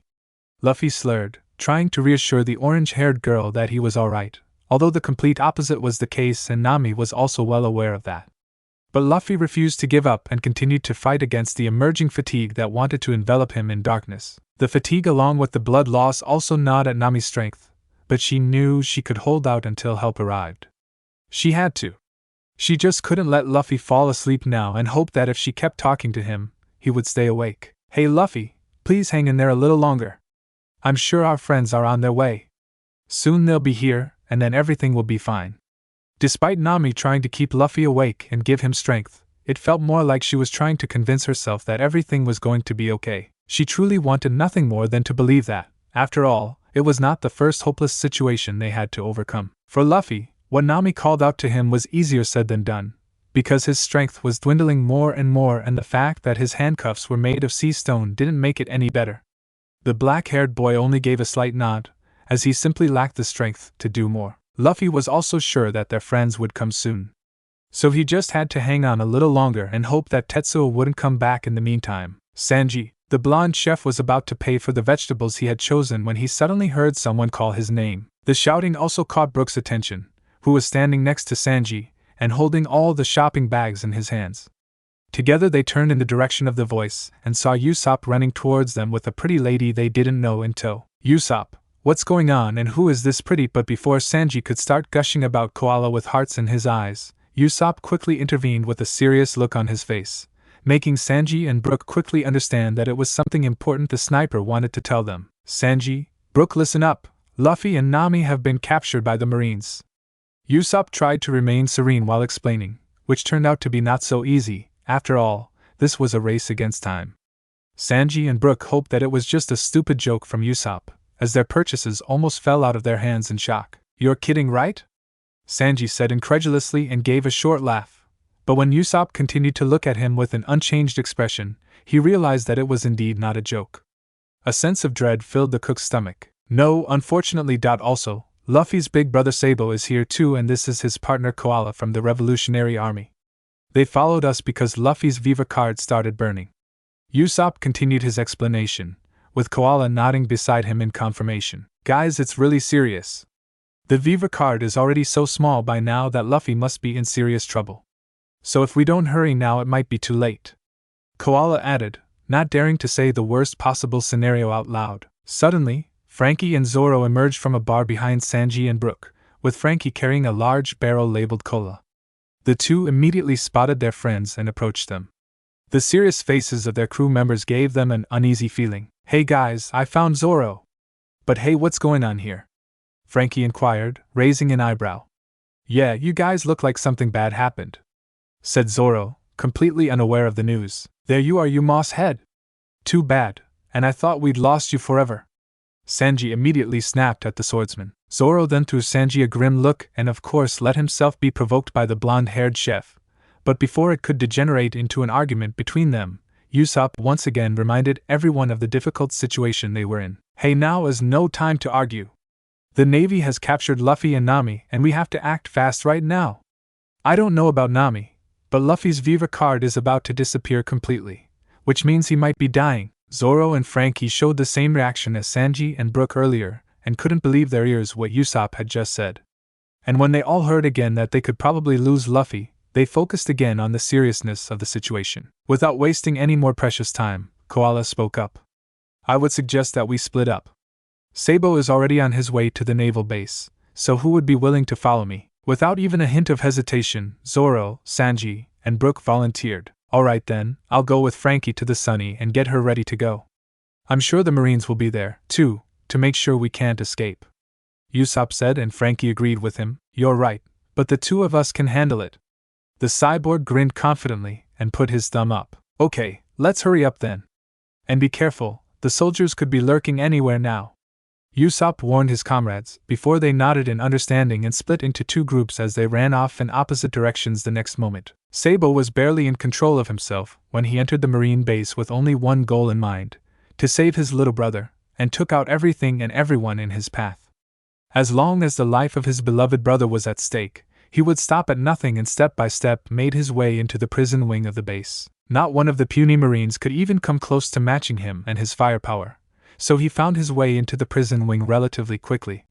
Only he had the big problem that the sirens were already wailing, alerting the boss of this base. Sabo knew that he had to hurry, because he would not have much time before the boss would appear here and cause problems. And Sabo couldn't waste any more time with an unnecessary fight with him. So Sabo continued to run determined through the dark corridors, following Luffy's Viva card. His heart was hammering like crazy in his chest, and he was getting more and more impatient the more he ran past empty cells. Luffy? Luffy! Please open your eyes again. I'm begging you. Nami cried out in a panic after Luffy's eyes had fallen shut a few seconds ago, and he hadn't given any sign of being conscious since. Meanwhile, the loud laughter of the Marines outside the cell echoed loudly, causing Nami to clench both fists in frustration. Her efforts to keep Luffy awake had failed, and by the looks of it, the young captain had lost the battle against unconsciousness. Tears streamed down the orange-haired navigator's cheeks and she bit down hard on her lower lip, drawing blood as she did so, to keep from crying out loud and pleasing the soldiers even more, even though she couldn't care less about them at that moment. Nami could still see Luffy's chest rising and falling, which meant he was definitely still breathing. But for how long? Any second could mean his last breath, and still no help was in sight. Nami curled up in her uncomfortable position and hung her head as she continued to let her tears drip down her cheeks into the small pool of blood below her. She felt more helpless and desperate than she had in a long time, but she had no choice but to hope. To hope that her friends would not appear too late. Suddenly, fast footsteps reached Nami's ears, which made her gasp in surprise as she raised her head expectantly and full of hope. And what happened in the next instant, she would never have expected. Large flames of fire appeared out of nowhere outside the cell and illuminated the entire environment. Heiken! Nami couldn't believe her eyes when she saw the person emerging from behind the big flames. Judging by the flames, she had first thought it was Sanji, but the voice and the appearance told her that it was someone else. A very specific person that she herself had not yet had the chance to meet. If her eyes didn't deceive her, it was indeed the Chief of Staff of the Revolutionary Army, and also Luffy's big brother Sabo, whom she had only known from newspaper articles. Nami, who had just shed tears of despair and grief for Luffy, now felt like crying with joy. It had only taken one attack from Sabo to take out the two soldiers in front of the cell, either expecting to be attacked. While the two were writhing in pain on the floor, Sabo glanced around the cell and a relieved smile appeared on his lips when he spotted the orange-haired navigator, which was reciprocated by Nami. Nami, wait, I'll get you. Sabo trailed off as he laid his eyes on his precious brother. The revolutionary could feel his heart shattering in his chest at the appalling sight of Luffy. His eyes widened in shock. Despite the fact that the Viva card in his hand had warned him about Luffy's condition, Sabo did not want to believe it, but the reality was unfortunately no different. The situation seemed to be very critical indeed. Nami seemed to be in a terrible state, bleeding from the many wounds on her body. But Luffy seemed to be far worse, despite the fact that his injuries were almost as bad as Nami's, because he didn't seem to be conscious, which Sabo could interpret by the lack of any reaction from him. Sabo's movements were frantic as he searched the pockets of the soldiers, who by now had lost consciousness, for a key to the cell. He had difficulty controlling his trembling hands, but after a short time he was able to fish the keychain out of the man's pocket. Sabo, oh please hurry up. Luffy doesn't wake up, he's had to endure too much already, pleaded Nami, the fear for her captain clearly visible in her eyes as Sabo quickly unlocked the door to the cell and rushed to her side first, to free her from her handcuffs. Nami didn't feel the relief when she finally got rid of the cuffs that had torn into her wrists, her own pain long forgotten as she could only think of Luffy and his agony. Are you okay? Can you walk? Sabo asked worriedly, looking at the orange-haired navigator with concern as she nearly lost her balance and almost fell back to the ground. The whole ordeal had been too much for her body after all, even if she couldn't really feel the full extent of it yet. Despite her body resisting any movement, she could still feel the adrenaline coursing through her body, and she just nodded firmly. I'm fine, I'll be fine. Luffy is our priority now. Sabo just nodded in agreement as Nami quickly picked herself up and together they hurried over to Luffy. The blonde-haired man tossed Nami the keys so she could free Luffy from his bonds, while he himself desperately tried to shake Luffy awake by kneeling in front of him and firmly holding both of his brother's skinny shoulders. Luffy, you need to wake up, please. Hey, can you hear me? Sabo's voice trembled with great concern and he panicked even more as Luffy's drooping head swung limply along as he shook his body. Sabo's eyes wandered scrutinizingly over his brother, and he could now see that Luffy's fragile body was very badly battered and there wasn't a spot on his skin that wasn't covered in his blood that was still slowly oozing from the various cuts. The only less worrisome thing he could see was that the wounds, just like Nami's, were not too deep, except for one in his right thigh. But even this fact didn't let Sabo breathe a sigh of relief, since he couldn't interpret exactly what else the damn Marines had done to Luffy. Moreover, his little brother was very sick. Luffy's breathing was just barely present, and Sabo realized how sluggishly his chest was rising, as if he was having a hard time sucking air into his lungs. Sabo gritted his teeth, hoping there was nothing wrong with his chest that was making it significantly harder for him to breathe. An audible gasp suddenly escaped Luffy's lips the moment Nami, after fumbling with the various keys for a while until she finally found the right one, released her captain from the handcuffs, causing Luffy to fall straight into Sabo's arms. The revolutionary caught his brother, and gently held him close to his chest while lifting Luffy's head to look him in the face, surprised and delighted at the same time when two half-lidded onyx-colored eyes looked up at him. "Espio cough," Luffy croaked out with effort, which immediately made him cough slightly, a few drops of blood coming over his lips and staining Sabo's shirt. "Sure, we're gonna get you out of here now, alright? You just have to promise to stay awake, okay?" Sabo assured his brother, whose eyes were almost falling shut again, and wiped the blood from Luffy's raw plump lips with his gloved thumb, not breaking eye contact. Nami also sank to her knees beside the two brothers, completely relieved that her captain was still conscious after all, and carefully stroked Luffy's back with deliberation on his myriad wounds, forgetting her own. Luffy decided not to use his voice this time and instead nodded as a sign that he understood, even if what his brother wanted from him was not easy for him. Every fiber in his body was screaming to just let go, close his eyes and fall into a deep sleep that he didn't know if he would wake up from. So Luffy mustered all the willpower he had and tried to fight the unyielding fatigue. He had to persevere, not for himself, but for his friends and brother. "Alright, we need to hurry now," before Sabo was suddenly interrupted by a loud explosive bang that seemed very likely to have come from outside the prison wing. This was followed by more sounds of gunfire and shouting, indicating to Sabo and Nami that their friends had finally arrived and had begun to cause commotion. "There seems to be fighting going on outside. I assume it's Zoro and the others. Well, at least I hope so," Nami surmised as she then stood up, supporting herself with one hand on the wall. "I'm sure it's them. Koala should be with them too. Come on now, let's get out of here." Sabo smiled reassuringly at Nami before deciding to give Luffy a piggyback ride, thinking that this would be the best and more comfortable way to carry Luffy. Without wasting any more precious time, Sabo ran out of the cell after making sure that Luffy was safely and as comfortably as possible positioned on his back. Closely followed by Nami, who always kept an eye on Luffy for safety, the blonde revolutionary ran with big steps back the entire narrow corridor he had followed straight ahead earlier, to finally escape this gruesome and dark place. Fortunately for them, during their escape they didn't encounter any other soldiers or, even worse, the base officer, who could be a dangerous obstacle for them. Sabo was not allowed to fight with Luffy on his back under any circumstances, and Nami had neither her climb attack nor the strength to fight the Marines. All the soldiers were probably at the execution field right now, which is where the fighting sounds were coming from, to fight the rest of the Straw Hats. The closer Sabo and Nami got to the exit, the louder and more intelligible the sounds became, and before they knew it they arrived outside, amidst the various battles. Sanji and Koala had apparently teamed up and were fighting the crowd of soldiers, while Brook was off to the side fighting more beefy Marines, goofing off in his own way as usual. Zoro, on the other hand, had taken on Tetsuo, thus stalling him, because otherwise he would have already appeared in the prison wing to prevent Luffy and Nami from escaping. So far, no one seemed to have noticed Sabo and Nami, but just as the two were convinced to sneak away completely unnoticed, soldiers suddenly appeared out of nowhere in front of the entrance to the prison wing and surrounded them with guns in their hands, ready to fire at any time. "Shit!"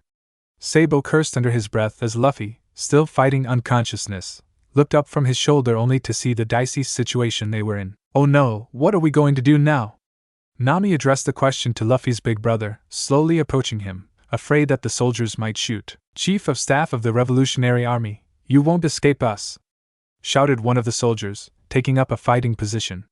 "That's right, come on, turn yourselves in." One wrong move and another soldier tried to threaten, but his sentence was cut short as an overwhelming hockey wave was suddenly emitted, causing all the Marines who couldn't withstand it to topple over one by one in the blink of an eye, including the soldiers standing in the way of Sabo, Nami, and Luffy. "I did it." Sabo heard a faint wheeze on his right side, which made the blonde-haired young man look over his shoulder at Luffy, and his expression changed from one of surprise to one of pride when he saw the tired smile on Luffy's lips. "Well done, little bro." Sabo praised Luffy with a wide smile and then turned his attention back to what was happening in front of them. All the fighting was suddenly paused as everyone was caught off guard by the sudden strong use of haki, drawing everyone's attention to the trio in front of the prison wing entrance, also that of the base officer Tetsuo, who by now was in his bull form. "Oh no, I will definitely not let you escape from here." Tetsuo roared furiously across the entire field and in the next moment raced towards Sabo at top speed, his horns rigged with haki, ready to attack. "Sabo! Nami!" Sanji yelled in panic as he prepared to rush to their aid, noticing that Sabo was completely incapacitated with Luffy on his back and Nami beside him totally helpless and wounded to boot. Sabo himself offered a brief apology to his brother before launching his attack as well, but at the exact moment before a collision between Sabo and Tetsuo could occur, Zoro suddenly appeared between them and blocked Tetsuo's attack with his two swords. "Zoro!" Nami exclaimed in relief, her heart beating wildly in her chest as she held her hands in front of her mouth. "Are you and Luffy okay, Nami?" Zoro demanded, grunting with exertion as he continued to try with all his might to hold off Tetsuo. Nami nodded in response to Zoro's question, though he couldn't see it. "I'm fine so far, but Luffy..." "Fine, don't worry, Zoro." Luffy suddenly interrupted the navigator, reinforcing his statement with a small smile. Despite Luffy's weak voice suggesting otherwise, Zoro believed in Luffy's words, as he always trusted his captain blindly, no matter what. The swordsman squinted at Luffy out of the corner of his eye. "That's my captain." Zoro grinned proudly, and at the same time he was infinitely grateful to hear these words from his captain's mouth, even if he knew deep down that it was another lie from Luffy. But admittedly he had been quite scared for him this time. "Sabo, take these two to the ship. We'll follow when we're done here," Zoro added as he turned his attention back to Tetsuo with a sharp gaze, which the marine officer returned, his large dark bull eyes boring into Zoro's. Meanwhile, Sanji, Koala and Brook were still forced to take care of their own battles and keep the remaining standing soldiers from getting to Sabo, who was suddenly targeted by each of them. "You don't have to tell me twice."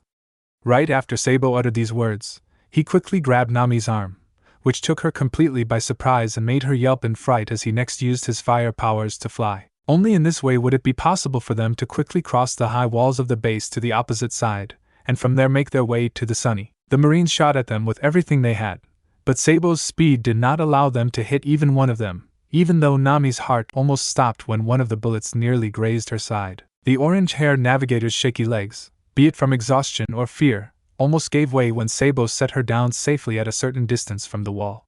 Sabo eyed Nami anxiously with the fear that she would not be able to continue walking in her condition. "Are you okay?"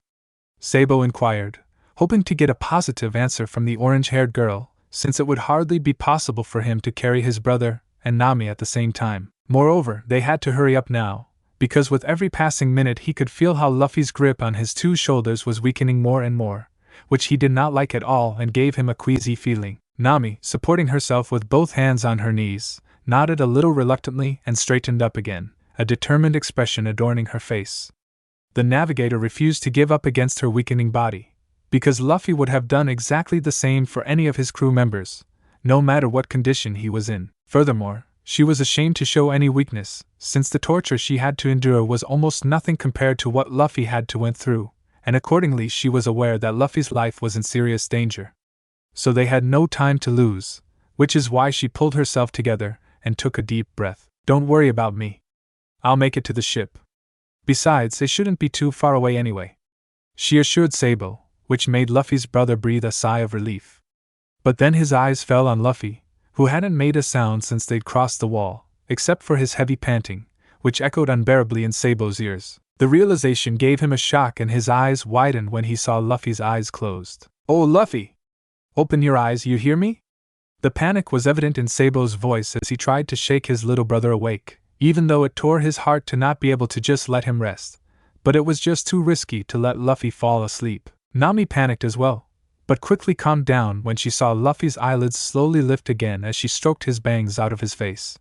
He smiled slightly at her. "Don't worry, I'm awake," Luffy rasped, whereupon he coughed, turning his head away from Sabo in the process so as not to stain him with his blood. At this, Nami and Sabo clenched their teeth. Even though Nami was already used to Luffy continuously spitting blood, it was still no less worrisome to her. It couldn't mean anything good, not in the least. Please hold on a little longer, little brother. Sabo pleaded with Luffy, too afraid that Luffy would not be able to hold on until they reached the Sunny. His grip on his brother's legs strengthened subconsciously as he looked back at Nami. Come on, Nami! We really need to get to the ship now. Shortly after Sabo had uttered these words, he ran as fast as his legs would allow him, closely followed by the navigator. Meanwhile on the mountain, Chopper and Robin had already found the herbs they were looking for at the foot of the mountain without having to climb any further. But much to the little reindeer's chagrin, he didn't have much time to search for other plants when they were unexpectedly surrounded by Marines. At first, Robin didn't find it difficult to keep the Navy at bay until Chopper had gathered enough herbs. But more soldiers started to arrive, which gradually made things difficult for the archaeologist. Chopper, meanwhile, tried to hurry and was hastily packing the herbs he had already picked into his bag.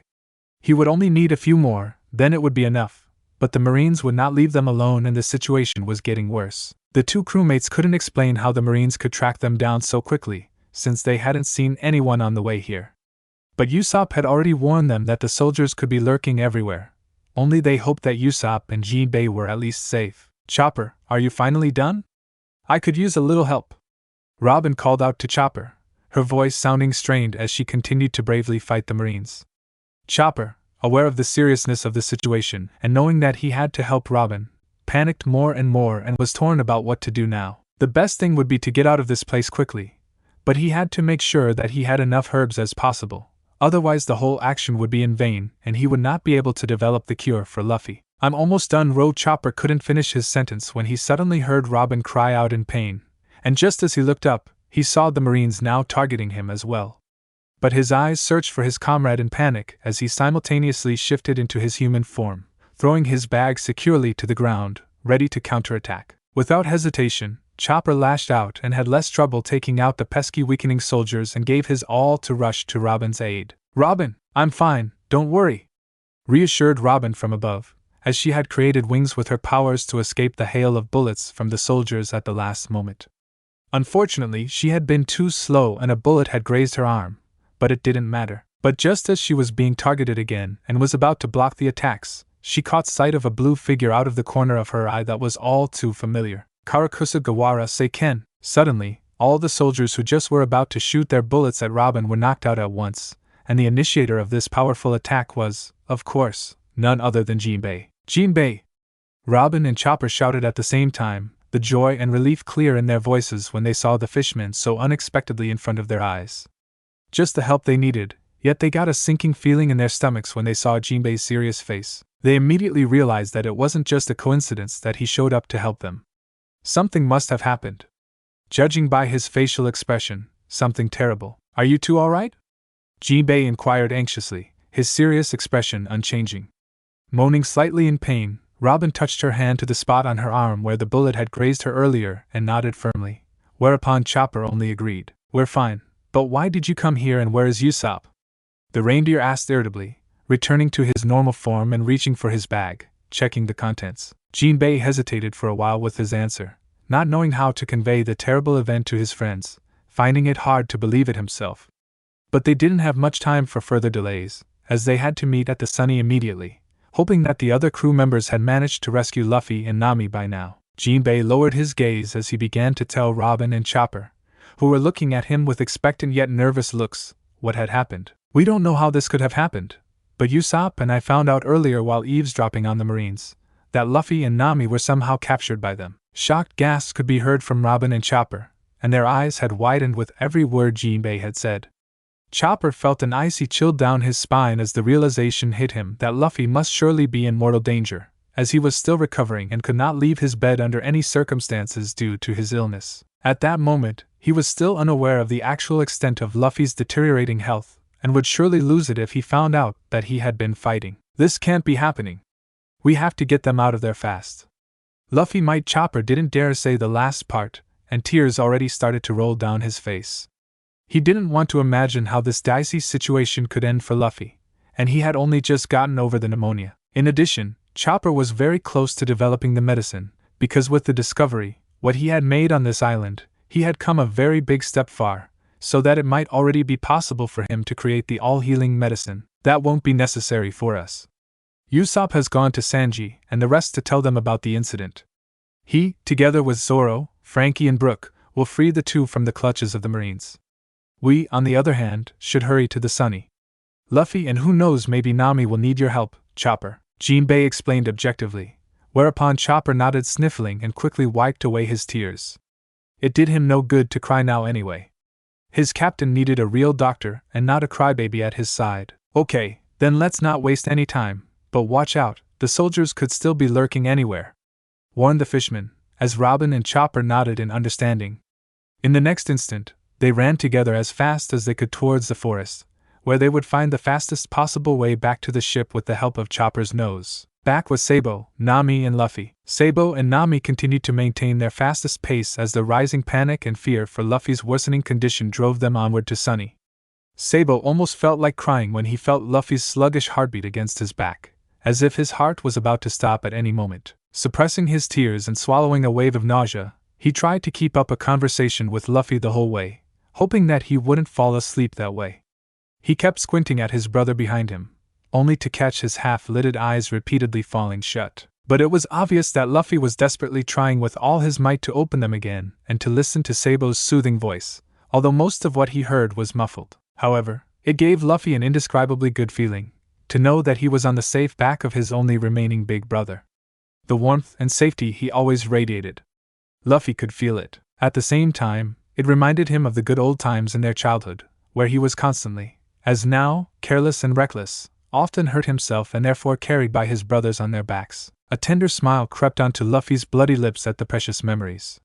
The only thing that made this situation different from the past was the fact that he was dying. The sensation of dying had become much too familiar to him through the last days and weeks, but this time he felt it differently.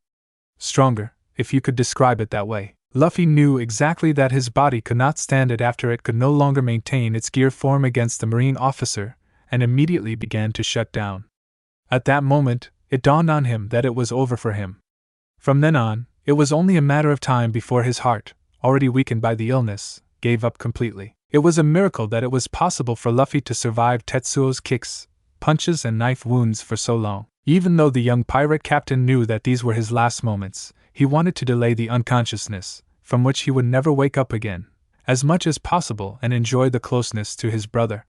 Perhaps it would still be possible for him to say goodbye to his friends. Sabo Luffy breathed, barely audibly into Sabo's ear and tried one last time with the strength he could still muster to nestle tighter against Sabo's broad back, thus clasping him like a little monkey. Luffy, you still with me, right? Sabo demanded, his throat tight, while he forced a strained smile onto his twitching lips, even though Luffy couldn't see it. The young revolutionary's smile suddenly widened as he finally saw the Sunny in sight, with only a few meters separating them from the ship. Nami, who was limping behind Sabo, was also pleased to see their ship, because her legs probably couldn't carry her any further. Her sheer will and the adrenaline in her blood was what kept her on her feet at all. Luffy, we're almost there. You just need to hang on a little longer, then your doctor will nurse you back to health, okay? Sabo continued to talk to Luffy, pausing briefly to listen for a response from his brother, and getting anxious again when he didn't get one. Luffy, who heard the words a little delayed because his woozy mind took a little longer to register the words, nodded weakly after a while. Everything will be fine. Sabo then continued with relief. You'll get through this and you'll also get through this disease, I'm sure of it. Everything will be fine. Everything will be fine. The blonde-haired repeated the last sentence over and over again, directed more to himself than to Luffy. After all, Luffy was all he had left. His only family, his only beloved little brother. If he were to lose him now, what would he do? I'm sorry, Luffy spoke again, his voice just above a whisper. Sabo's heart almost stopped for the umpteenth time as Luffy's frail voice reached his ears. Sabo didn't like the way his brother's words had a bitter aftertaste at all. It almost sounded as if he wanted to say goodbye. No, he would not let that happen. Not now, not later, never. Why are you apologizing, Luffy? Look, we've arrived. Sabo replied, ignoring the true meaning behind Luffy's apology, as he refused to listen to his brother's believed last words. Luffy definitely wasn't going to die, so he might as well apologize for whatever later, when he was feeling better. Luffy felt the last bit of strength gradually leave his body, so he couldn't bring himself to lift his heavy head. Instead, he let his gaze wander over Sabo's shoulder and actually saw the blurry outline of the Sunny in front of them. A small smile formed on his lips as he also spotted Frankie and Usopp on the grass deck waving at them. He was relieved that the two were okay. He only hoped that his other friends would make it here in one piece. Hey Sabo, Nami! I'm so glad you're okay. Usopp yelled with relief. Get up here quick. We've already finished off the soldiers and searched the ship for more. Frankie added, but both him and Usopp lost their joyful grins when they realized what a bad state their captain and navigator were in. Sabo and Nami saw all the already eliminated soldiers lying around them, and were glad not to have to deal with the Navy again. Without giving them another glance, they boarded the Sunny in the next moment, where Sabo carefully placed Luffy on the soft grass floor. Nami sank exhausted to the ground next to Luffy and examined the body of her captain from head to toe. Now in the daylight his wounds were much more visible, and he looked even worse than in the prison cell. In addition, the ground beneath him immediately became saturated with his blood, which was still oozing from the more deeper wounds. Frankie and Usopp's facial expressions revealed how shocked they were by Nami's, but especially Luffy's horrible sight. Worst of all, there was nothing they could do to help them, and their ship's doctor had still not returned. However, none of them had to be doctors to realize that Luffy was on the verge of death and that if Chopper didn't show up soon, he would be dead. Where is your ship's doctor? Sabo asked louder than intended and hysterically looked around the ship for other members. Usopp just looked down regretfully and shrugged his shoulders cluelessly. I don't know. Chopper and Robin were supposed to be on the mountain looking for a healing herb, but Jinbei made his way to them to get them back to the Sunny, but none of them have returned since. Sabo cursed, slamming his fist on the ground in frustration, after which Luffy audibly gasped and slowly turned his head to his upset brother, who, like Nami, had also knelt on the ground next to him. This caused Sabo's gaze to turn to Luffy, and he saw the corners of Luffy's mouth form into a slight smile, trying to cheer Sabo up, but not doing a very good job with his half-lidded dazed eyes. Luffy! Sabo exclaimed, reaching for Luffy's limp hand that he had placed on his stomach and taking it in his own. To his horror, he found that his little brother's hand was ice cold, having lost all its warmth, which was no wonder with all the blood loss. Sabo felt like he was in a nightmare from which he simply could not wake up. He was trapped and had to watch his last beloved brother leave him forever. Luffy wanted to speak his last words but found it increasingly difficult to even get oxygen into his lungs, which is why he started panting loudly. He also felt the stinging in his chest ache more with each inhale. His vision was completely blurred and he wasn't sure if he could keep his eyes open any longer. His sluggish heartbeat echoed in his ears like a ticking clock ticking away his last minutes. No matter how hard he tried to fight it, his body stopped listening to him a long time ago, and he couldn't even feel half of it anymore. He didn't even know if it would be possible for Chopper to still save him now. Therefore, it would be better if he died before he showed up here, as it would only be more painful for the little reindeer to despair of his injuries and realize how he could do nothing to heal him. Hey Luffy, you gotta hang in there, ya hear me? I'm sure Chopper will be here any minute. Usopp cried out and also knelt down next to his captain along with Frankie. Together they all sat around Luffy's badly battered body and watched Luffy fight for his life while waiting for Chopper and the rest of their friends. Each of them was close to tears, but they tried to stay strong and not give up until the last second. Everything would be alright again. Luffy bro, please hold on. Frankie pleaded, repeatedly looking out for Chopper. Luffy, if you dare to give up now, I will never forgive you and I will personally bring you back and kill you myself. Nami threatened, but her threat sounded more like a desperate plea. Even though she herself was on the verge of unconsciousness, she could not take her eyes off her dying captain at that moment, and fought convulsively against it. Guilt plagued her, since she alone was responsible for this dire situation. It was because of her that Luffy was in this terrible condition. Because of her, he would die. I don't feel as good. Cold A and everything F feels so numb I don't think I Luffy wheezed, but was interrupted by Sabo. Shut up. Don't you dare finish that sentence. You'll be okay. Scolded the older of the two brothers, even though he didn't want to yell at Luffy in this state, but he couldn't take it any longer. The young revolutionary bent over Luffy and carefully lifted his limp body in his arms to give him some warmth. It was frightening how Sabo could feel Luffy's cold body through his clothes, and no matter how much he tried to deny it, Luffy was indeed about to die. Sabo supported Luffy's head with his left arm while apologetically stroking his tender wounded cheek with his other hand. Luffy looked up into his brother's teary eyes, while panting heavily, not resenting Sabo's shouting. I am so sorry, I didn't mean to yell at you. Sabo apologized in a regretful voice. Luffy was so incredibly pale and his body felt so fragile in his arms that it broke his heart to even look at him, yet he didn't break eye contact for a single second. I beg you, Luffy, don't leave me too. You are the only brother I have left. What am I going to do without you? What would Ace think of me if I let you die? How could I ever look Dragon in the eye again? What would even be the point of my life anymore? Please, Sabo sobbed, and only now did he realize that he had started to cry, but he didn't care. Please don't die. Luffy's eyes also filled with tears and slowly began to stream down his cheeks. He wished he could do something to change this situation, to not let his brother and friends suffer because of him. Unfortunately, he was too weak and a lousy captain, friend and brother at that, so he could do nothing but lie motionless in his brother's arms and cry. And he was the man who wanted to become the Pirate King? Ridiculous. He couldn't even beat that stupid disease or protect his friends. Someone like him deserved nothing but to die miserably. I'm so sorry for everything. Luffy panted, letting his eyes wander to his friends before locking eyes with his brother again. Nami, Usopp and Frankie had also started to sob and cry, and with every passing second and Luffy's breaths getting shallower, they lost more and more hope. In addition, there was still no sign of the remaining crew members. Was this really the end of their journey? Despite the fact that they had done everything in the last weeks to save Luffy, they had come so far, so why did they have to fail now? No, Luffy! Don't you dare give up now! You've never given up before. You're way too stubborn for that, you stupid brother! Sabo sobbed loudly, his heart hammering painfully against his rib cage. Luffy's eyes were now only open a crack, his vision almost black. His breath came only in short, small puffs of air that did nothing to fill his burning lungs with the oxygen they needed. Thank you for loving me those were Aa's last words. Luffy suddenly remembered the sorrowful last moments of his other big brother. So he could put himself in Sabo's situation very well, since he had to experience the same thing a few years ago. He knew exactly how bad it was to lose his beloved brother right in his arms. Only Sabo was not to blame for Luffy's death, quite different from what happened to Ace. Luffy still blamed himself for his death to this day. He had been too weak, just like now. It really broke Luffy's heart to do the same to Sabo and let him experience something terrible like this. He didn't deserve it at all, but that's how harsh life was sometimes. Luffy, please stop, save your breath. Sabo stuttered, sniffling heavily. He couldn't bear to hear those words come out of his brother's mouth, the remorse in his voice.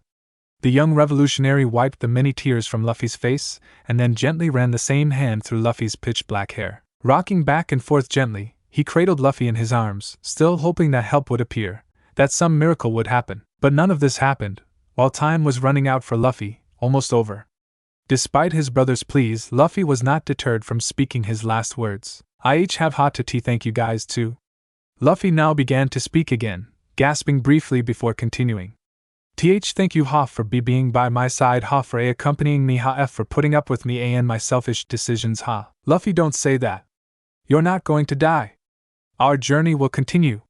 Nami sobbed, her mind still in denial. That's right. Please stop, Luffy. Usopp agreed, his tears streaming uncontrollably down his face. Frankie was in no better state. You stupid little brother, cried Sabo, leaning closer to Luffy's face. Again he wiped the fresh tears from his brother's face and delicately ran his thumb over the scar under his left eye. But you've always been like that.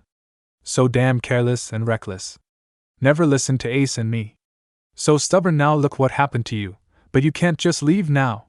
I can't let you go, so please stop saying those words like it's the last time, I'm begging you. Sabo's voice trembled, his words were almost a painful whisper, and he placed a soft kiss on Luffy's forehead, staying in that position for a short while until he broke away from him again to look back into Luffy's eyes. His thumb wiped away Luffy's rolling tears, but new ones kept following. You are and always were our little crybaby, Luffy. In the end, you never changed. A bitter chuckle escaped Sabo's throat, whereupon he sobbed heavily again. Luffy grinned at that, as wide as he could, and his tears stopped flowing at once. Then he took one last shuddering breath. Thank you for loving me. I'll see you around, With these words, Luffy's eyes finally fell shut, followed by an extended exhale. No, Luffy? Sabo yelled at the top of his lungs, frantically trying to shake Luffy awake in his arms. This couldn't be happening. Luffy, open your eyes again. Wake up, oh please wake up. Don't leave me. But no matter how many times the blonde-haired pleaded and begged, Luffy remained completely motionless. This was a bad joke. The pain was too real and deep, a nightmare, the cruel reality. Oh Luffy! The heartbreaking cry of a brother rang out, and reached the ears of the 7 people who unfortunately had not managed to arrive in time. Heart-wrenching weeping echoed throughout the sunny, followed by Sabo's inarticulate pleas for his little brother in his arms to open his eyes again.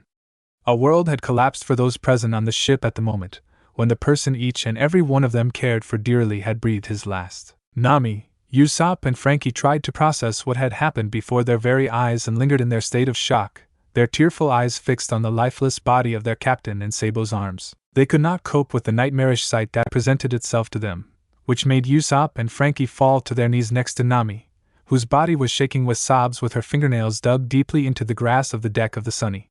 Their shaky legs no longer able to keep their bodies upright. The burden of losing the one person who meant so much to them was too heavy. The realization that followed, despite the fact that their mind did not want to believe it, broke them, leaving a hollow, painful feeling inside. At the same time, a pang of guilt hit them like a train with full force. They had failed. And not just anybody. They had failed their captain, their best friend, Luffy. Heavy sobs racked the body of the blonde revolutionary who still held his lifeless brother, from whom not a single sign of life could be detected anymore, in the same position in his arms. His shaky left hand tightly gripped the strands of Luffy's pitch-black hair while he desperately shook his brother vigorously with the other one, hoping to look once more into the once vivid onyx eyes and banish forever the last blank dull look in Luffy's eyes that had burned itself into his memory. But no matter how hard he tried to bring Luffy back, his efforts were in vain. Only it was not possible for Sabo's mind to accept this terrible fate. Not even the startling absence of the burning Viva card in his pocket could make him accept it. How could he? Sabo simply refused to believe that his only remaining brother had just left him forever. They had just met again. Everything should have been fine again. He was supposed to have come to save Luffy from whatever trouble he was in and not let him die miserably in his own arms. Luffy, his beloved little brother, still had so much to do. His big dream had been within reach, so how could it be over now?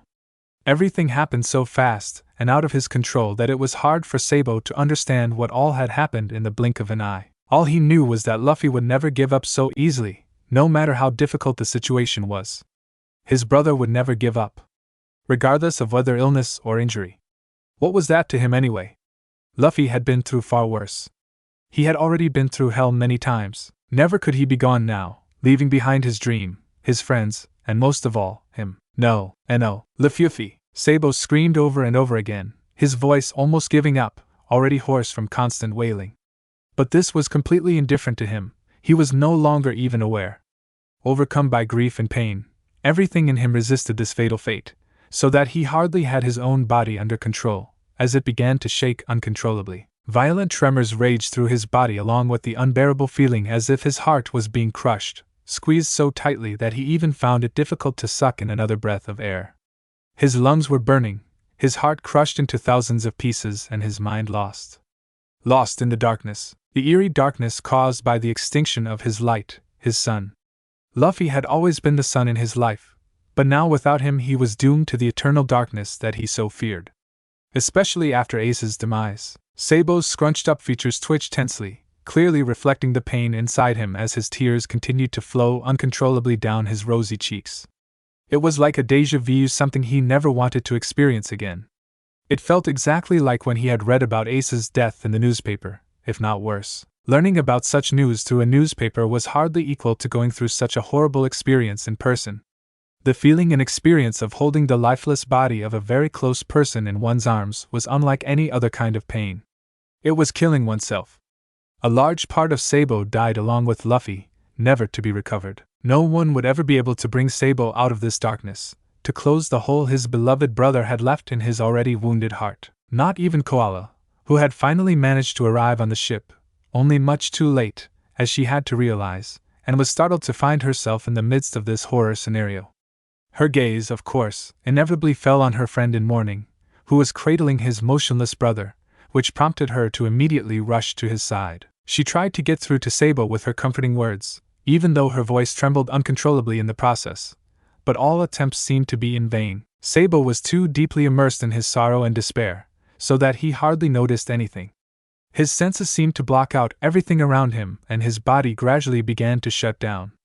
The pain tugged at his strength, but even someone as strong as he had a certain limit, and this was more than just exceeded. Grief, anger, despair, and also self-blame, all these feelings raged in him like a tornado, against which he had not nearly the chance to fight. It was simply too much. Far too much. Sabo didn't notice as the missing straw hats trickled in one by one after Koala on the deck of the Thousand Sunny, only to be confronted with a situation that each of them had most likely experienced in their worst nightmares, which had to be no rarity for them in recent weeks and days as Luffy hovered steadily between life and death. The young revolutionary didn't hear their agonized screams, which could possibly be heard across the entire island, and how they burst into tears one after the other. Even the tough-looking Zoro, who never shed a single tear except on very rare occasions in his life, had a few teardrops running down his cheeks, his expression a mixture of sadness and complete bewilderment. The rest of the members did not fare any differently. The horrific sight just broke them all. The sight they had been so afraid of all this time. The scenario that they had actually tried with all their might to prevent at all costs. In the end, all their efforts had been in vain. Sabo also didn't notice how the little reindeer hurried to his side, forcing himself to push his feelings aside for a moment, as a professional doctor would do in such a serious situation, hoping to somehow still be able to help his captain. All the anguished cries, the grief and the rage that seethed at the same time in every single member of the Straw Hats were all things that happened outside of Sabo's perception. He wasn't able to turn his eyes, swollen and reddened from crying, away from Luffy's so peaceful face, on which a bittersweet light smile was still visible on the bloody lips and whose tears had long since dried up, their remnants still clearly noticeable through the traces they had left on his cold, pale cheeks. It almost seemed like Luffy was asleep, but not as usual in his chaotic sleep where he drooled over his pillow, no, more likely when he fell into a peaceful sleep after a hard tiring battle. So quiet and gentle, yet Luffy had always been a sleeping beauty in Sabo's eyes. Then all of a sudden the few little words came out of Chopper's mouth that confirmed the apprehension and that none of them wanted to hear. How could words be so painfully cruel? Luffy has no pulse, he is dead. Sabo, you have to let go, a voice rang out. Koala's voice, which finally managed to get through to Sabo after countless attempts, echoed painfully in the ears of the blonde revolutionary. The words that left his friend's mouth were so intrusive and above all unacceptable. Please, I know it's not easy, but you have to let go now. Letting go? Why should Sabo do that? Why was he not allowed to admire his brother while he slept? Just for a little while longer. He had missed him so much. But suddenly when Koala, noticing Chopper's desperation, tried to help the reindeer by trying to free Luffy's body from his big brother's iron grip, the latter clung even tighter to Luffy, still denying that his brother had actually lost his life. Sabo, Luffy is dead. We have to be you. Koala tried to speak to her mourning friend, but was interrupted when suddenly swollen eyes, wet with tears, flashed at her. Out of reflex, the brunette backed away, not breaking eye contact with Sabo, even though it was hard for her to look at him in this state. It caused her tremendous pain in her heart to be rejected by Sabo in such a way, not to be able to help him. She knew that no matter what she did, she could not help him in any way. No one could. No one in the world could bring Luffy back. And no, you're lying. Luffy he's not dead. He can't die. Sabo spat back, voice still hoarse and shaky. He immediately shielded one arm protectively over Luffy's body, thus preventing him from being taken away from him. But Sabo. No, stop it. Luffy is not dead, he can't be dead. Sabo hissed, his voice sounding painfully scratchy. I'm begging you, let go. And no, let go. No, please. And oh. Sabo sat up with a loud gasp, suddenly startled awake in the middle of what felt like a mere nightmare. His hand flew to his chest, which was rising and falling rapidly due to his frantic breathing. He could also feel his restless heartbeat underneath his palm, as if his heart was about to jump out of his chest at any moment. It took Sabo a while to get his breathing back under control and for his senses to finally kick in. The very first thing he noticed was the pungent sterile smell that unpleasantly filled his nostrils. This was also the decisive factor that told him where he actually was, in a sick room.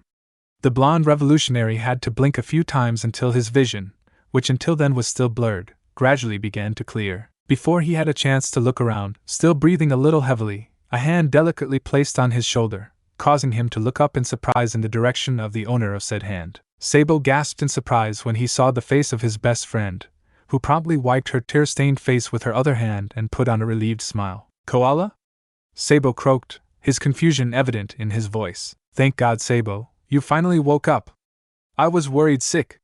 No sooner had these words passed Koala's lips than she jumped up from her place on a wooden chair next to the bed to wrap her arms tightly around Sabo's torso, catching him quite off guard. Just before all the air was squeezed out of Sabo's lungs and he started gasping for breath, he felt a hard blow on his head, which was already throbbing with pain, making him cry out in agony. Ouch!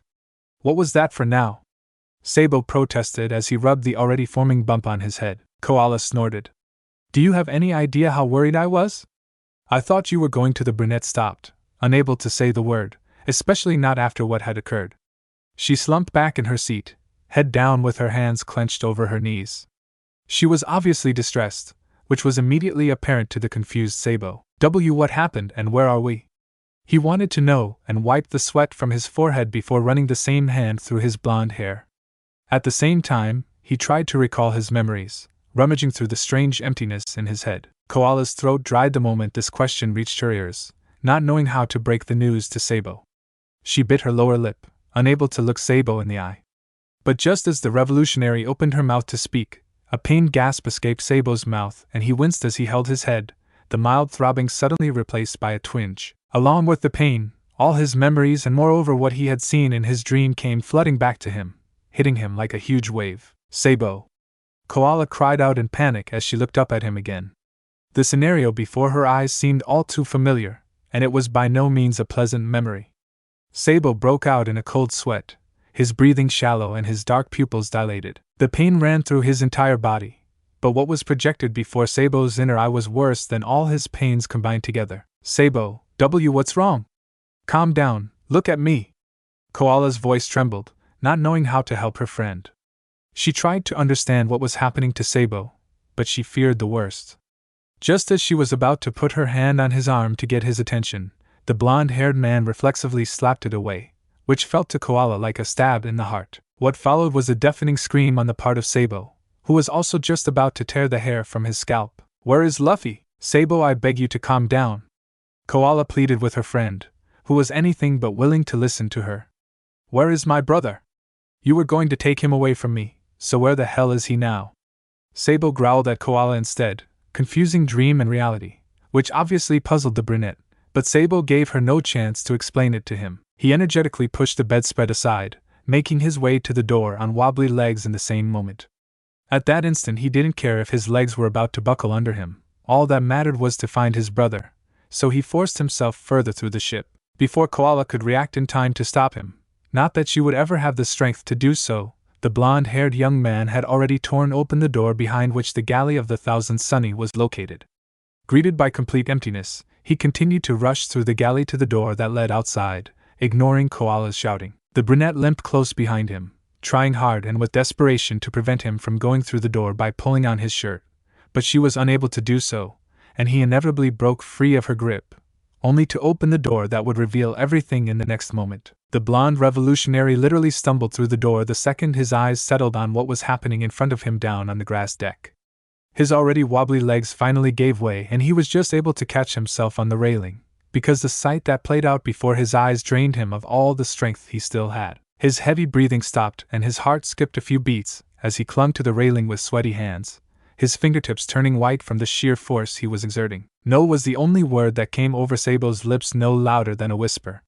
He shook his head in disbelief and was sure that his eyes were playing a trick on him, because what he saw could not be reality.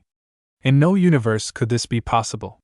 It made no sense. Luffy, his brother, in a coffin in the middle of the deck, surrounded by his comrades crying their eyes out as they said their final goodbyes. Sabo's mouth opened in a scream, but no sound escaped his dust-dry throat.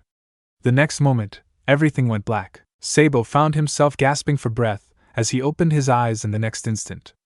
The first thing he noticed was a constant beeping noise that beeped in a slow rhythm, almost drilling into his head, as intrusive as it sounded. Second was a dim light until the outlines gradually sharpened before his eyes and an all-too-familiar face appeared. Slowly but surely, he realized what an uncomfortable position he was in as his head rested on Luffy's chest, his brother's heartbeat audibly thudding in his right ear. Abruptly, he straightened his upper body, half of which was on top of Luffy, while the other half of him was sitting on a chair next to his brother's bed, to scrutinize his brother's face. He blinked a few times, trying to make sure this wasn't another bad dream he was in, fervently praying that it was not something like that again. As he did so, Sabo could still hear his own racing heartbeat in his ears, which just wouldn't settle down. His panting gradually improved, however, the longer he looked into Luffy's peaceful pale face. A breathing mask lay over the black-haired boy's nose and mouth, though Sabo felt it was far too large for his brother's delicate face and didn't fit him at all. Sabo also discovered two thin tubes, the end of which were buried in Luffy's veins in the crook of his arm, each supplying him with blood and another transparent fluid. Both his arms and the parts of his body that were not covered by the blanket were adorned with white bandages all the way up to his neck, with a few small red spots here and there. Sabo's eyes shifted to the heart monitor, which was obviously emitting the shrill beeping that he had first noticed, reliably recording Luffy's heartbeat in a steady rhythm, the sound of which Sabo could barely block out. Still dazed and trying to calm his wildly beating heart, he let his gaze wander around the entire room, the fear of having woken up in another nightmare still lingering. But to his surprise, he then realized that he was not alone with his brother. It was actually quite the opposite, as the room that turned out to be the Sunny's sick bay was quite crowded. The corners of the revolutionary's mouth curled into a slight smile as he caught sight of every single member of the Straw Hats sleeping around him, most of them on the floor. Chopper had fallen asleep sitting on his small swivel chair, while Robin was sitting on another chair at the end of the bed, her upper body also resting on the bed like Sabo before. A book was lying carelessly not far from her head on the white bed sheet. Pages that the archaeologist must have read last lay open. Sabo's tired eyes darted from Robin to the door leading outside, against which the first mate of the crew was leaning, both arms folded in front of his chest, looking as if he were guarding the room. So did the blonde cook just across from him, leaning against the respective other door leading to the galley, his head hanging down and his face obscured by the shaggy blonde strands. Right next to him lay Nami, using Sanji's right thigh as a pillow, lying with her legs bent close to her body with one arm wrapped around them. Her normally immaculate long orange hair also looked disheveled like Sanji's, with single strands sticking to her forehead. The exposed areas that were not covered by her skimpy clothes were pretty much completely wrapped in bandages, hiding all the wounds inflicted on her by the Navy. In short, like most of her comrades, she looked like a mess. Lastly, Sabo turned to the trio that consisted of Usopp, Frankie and Brook. All three of them were lying half on the floor and half leaning against the wall next to each other further to the right of Sanji, and Nami in the corner of the room. Usopp was in the middle between the musician and the ship's carpenter, his head resting on the cyborg's shoulder in an oblique and certainly unhealthy position for his neck. His right leg lay stretched out from his body, while he had the other bent. Together, the three friends made a strange picture, but it was obvious how exhausted and drained they looked as they dozed peacefully, each with a bubble coming out of their nose. Sabo was so overwhelmed by the sweet behavior of the crew and was prouder than ever that Luffy could make such great friends. Each of them had given up their own cozy bed to be by their captain's side, to stand by him, and Sabo knew full well that this entire crew of wonderful members would even go through hell for Luffy without hesitating for a single second. When the chief of staff of the Revolutionary Army let his gaze roam the room a second time, he immediately noticed that Koala was not among the people present in the room. Moreover, there was no trace of Jinbei either. Sabo frowned thoughtfully for a moment, and came to the conclusion that the two of them would have to guard the ship, since the rest of the crew was in the sick room, and it could quickly become dangerous to leave the ship to its own devices. The worry Sabo had felt for a brief moment vanished when his eyes fell on his brother again. The captain of the Straw Hats still seemed to be sleeping soundly in the same position. He had not stirred, not even a little bit, which was quite strange for Luffy, who had never really had a peaceful sleep since childhood, as far as Sabo could recall. The only thing that indicated that Luffy was still alive was the slight movement of his chest as he silently breathed in and out, in and out, in and out. It put Sabo into a kind of trance, even managed to calm him down a bit. The young man was so incredibly grateful to witness this moment. However, at the same time, bad memories tried to enter his mind, tried to replay themselves in his mind's eye, but he did his best to suppress them with difficulty. Fresh tears made their way down Sabo's cheeks in this attempt. The wet stain on Luffy's snow-white duvet told Sabo that he must have cried in his fitful sleep earlier, too. The nightmares he had would probably plague him for a very long time, because the blonde-haired wouldn't be able to process it all so quickly, if ever. Since it just seemed impossible to suppress it, Sabo squinted his eyes as the traumatizing event played out in his head. Everything from beginning to end, until he had lost consciousness at some point, and he hardly remembered anything that happened afterwards. Quickly his hand sought his brother's limp wrist hanging over the edge of the bed to find a hold on reality, and escape the clutches of the bad memories that were trying to completely take over his mind, pulling him back into the worst of his nightmares. But then Sabo felt the steady heartbeat under his thumb, dragging him out of the darkness he was involuntarily drawn into with every single strong beat. The same heartbeat that had ceased to exist in his arms, and that he thought he would never get the chance to hear or feel again. He had almost lost Luffy.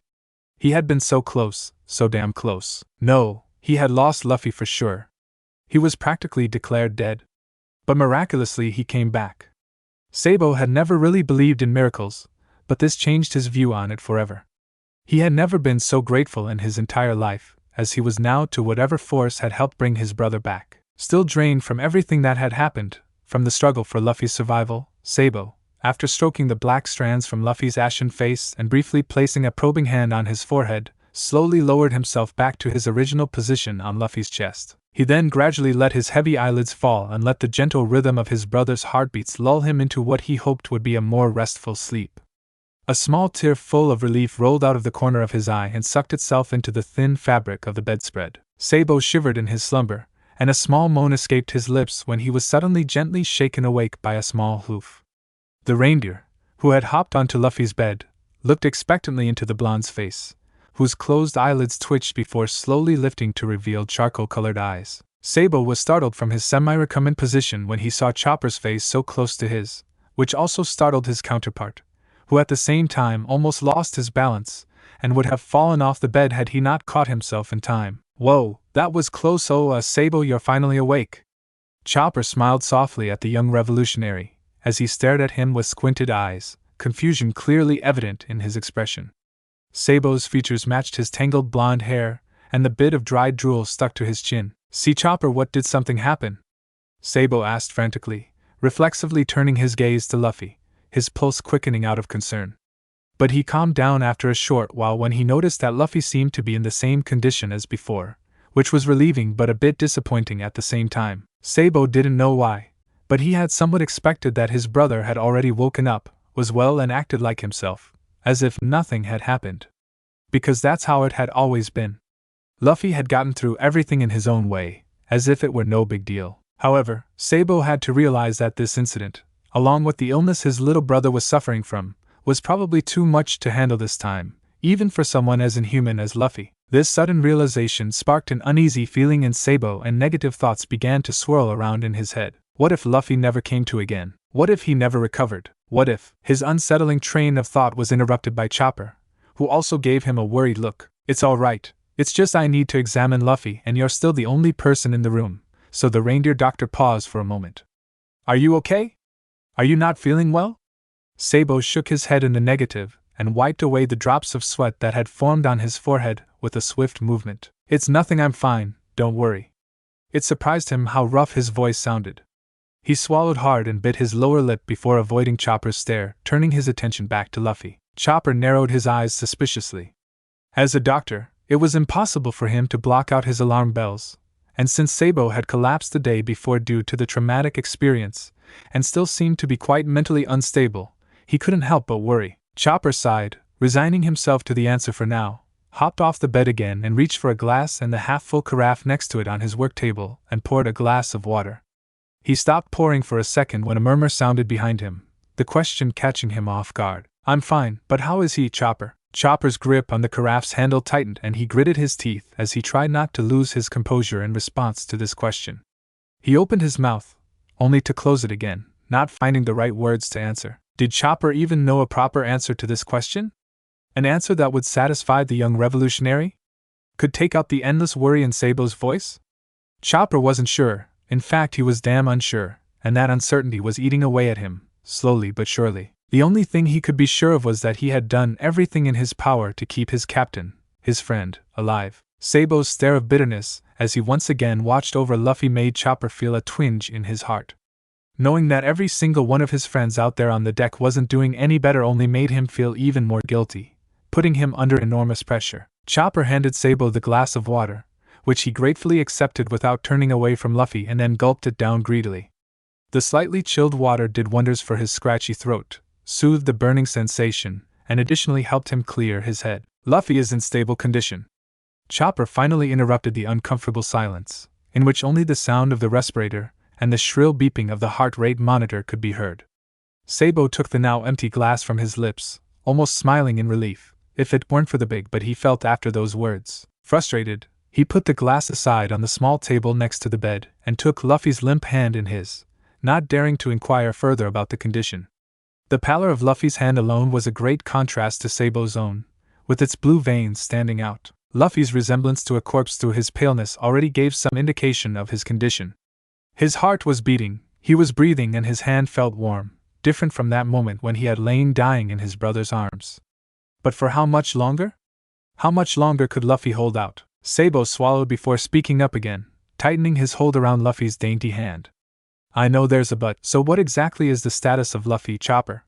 Is he going to be okay? Meanwhile, as the situation in the sick room was tense, a certain swordsman sat outside at the other side of the room's door and listened to the conversation with his eyes closed and his arms crossed in front of his chest, hoping that he would learn something new about Luffy's actual state. Zoro looked quite calm from the outside, and one could even think he had fallen asleep again, but that was not the case.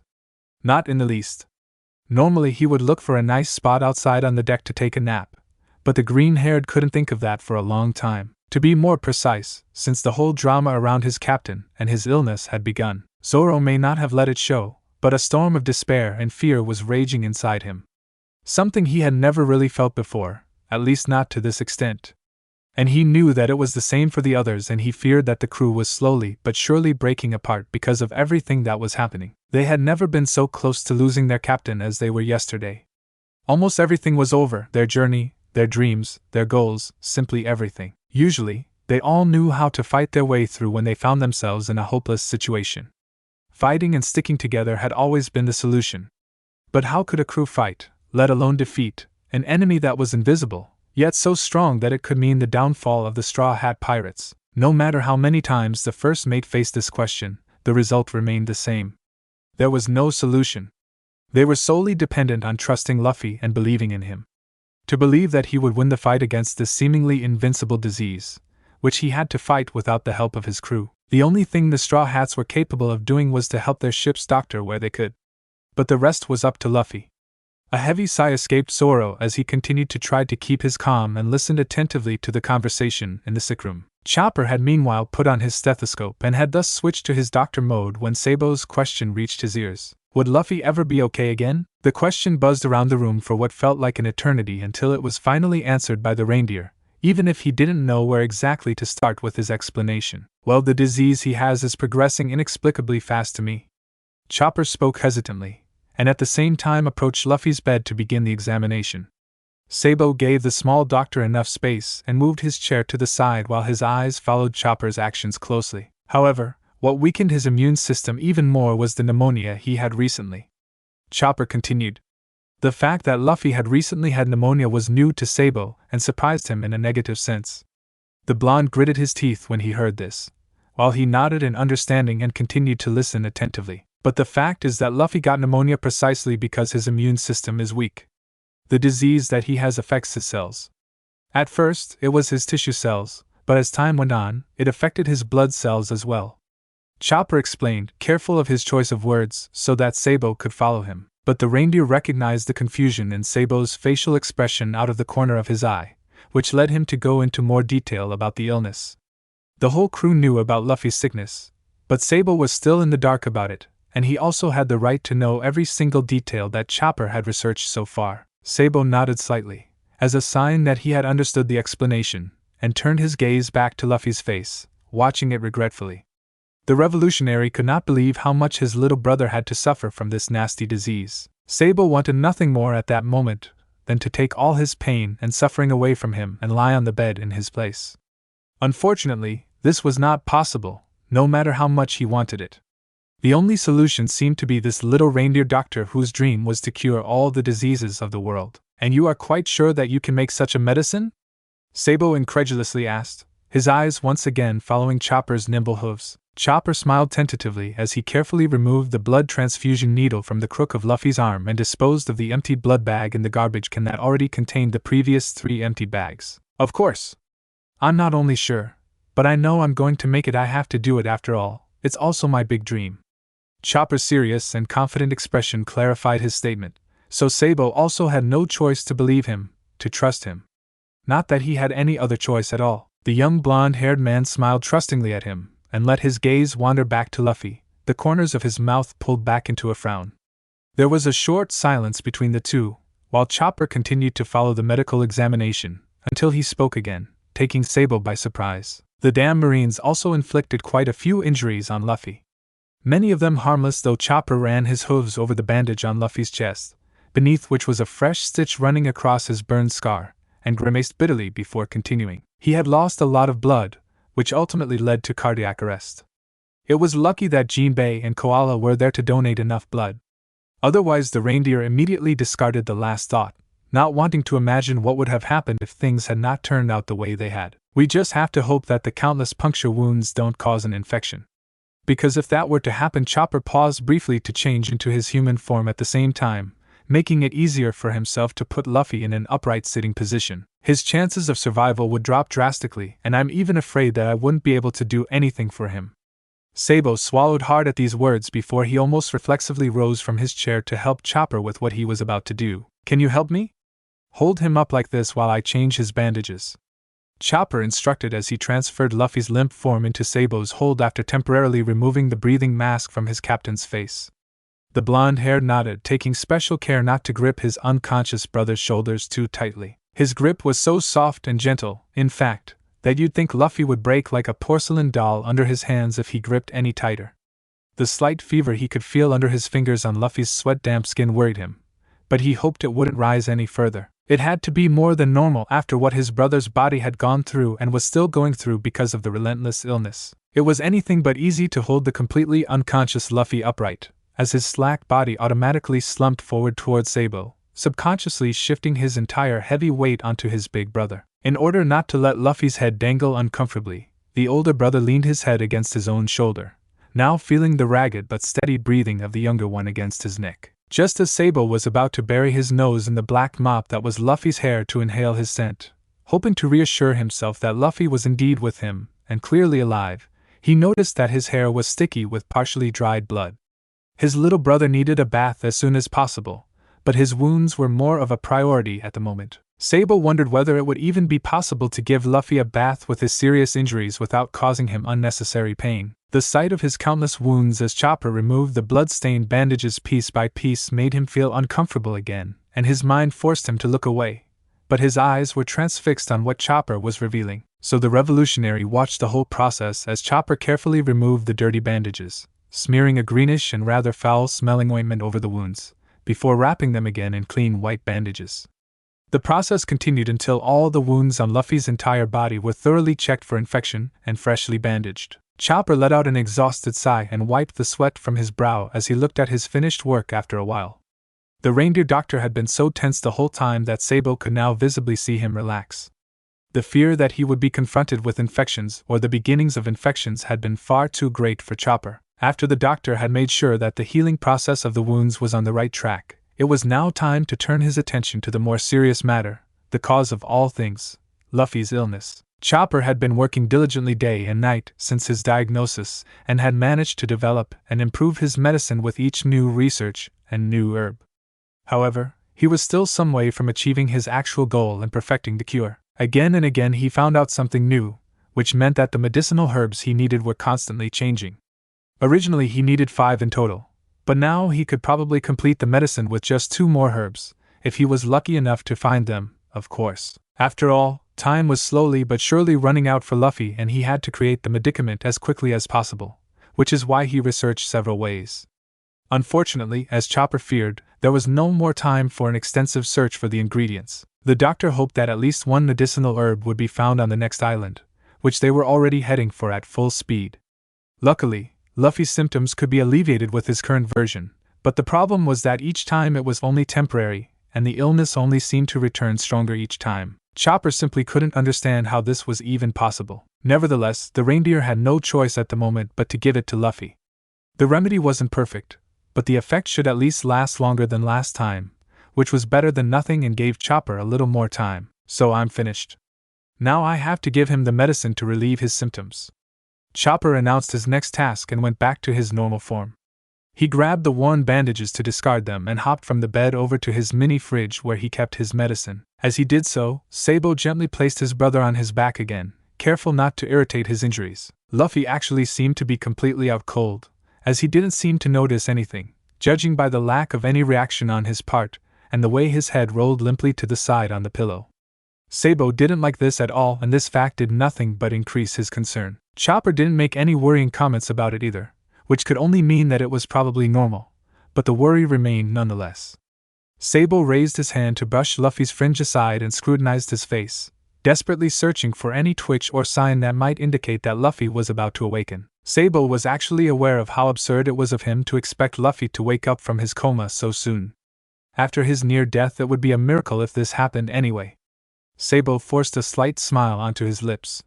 No matter how much he wanted to look into his brother's joyful eyes, he knew he had to be patient. He had to give Luffy time to recover, because he needed that more than anything else right now.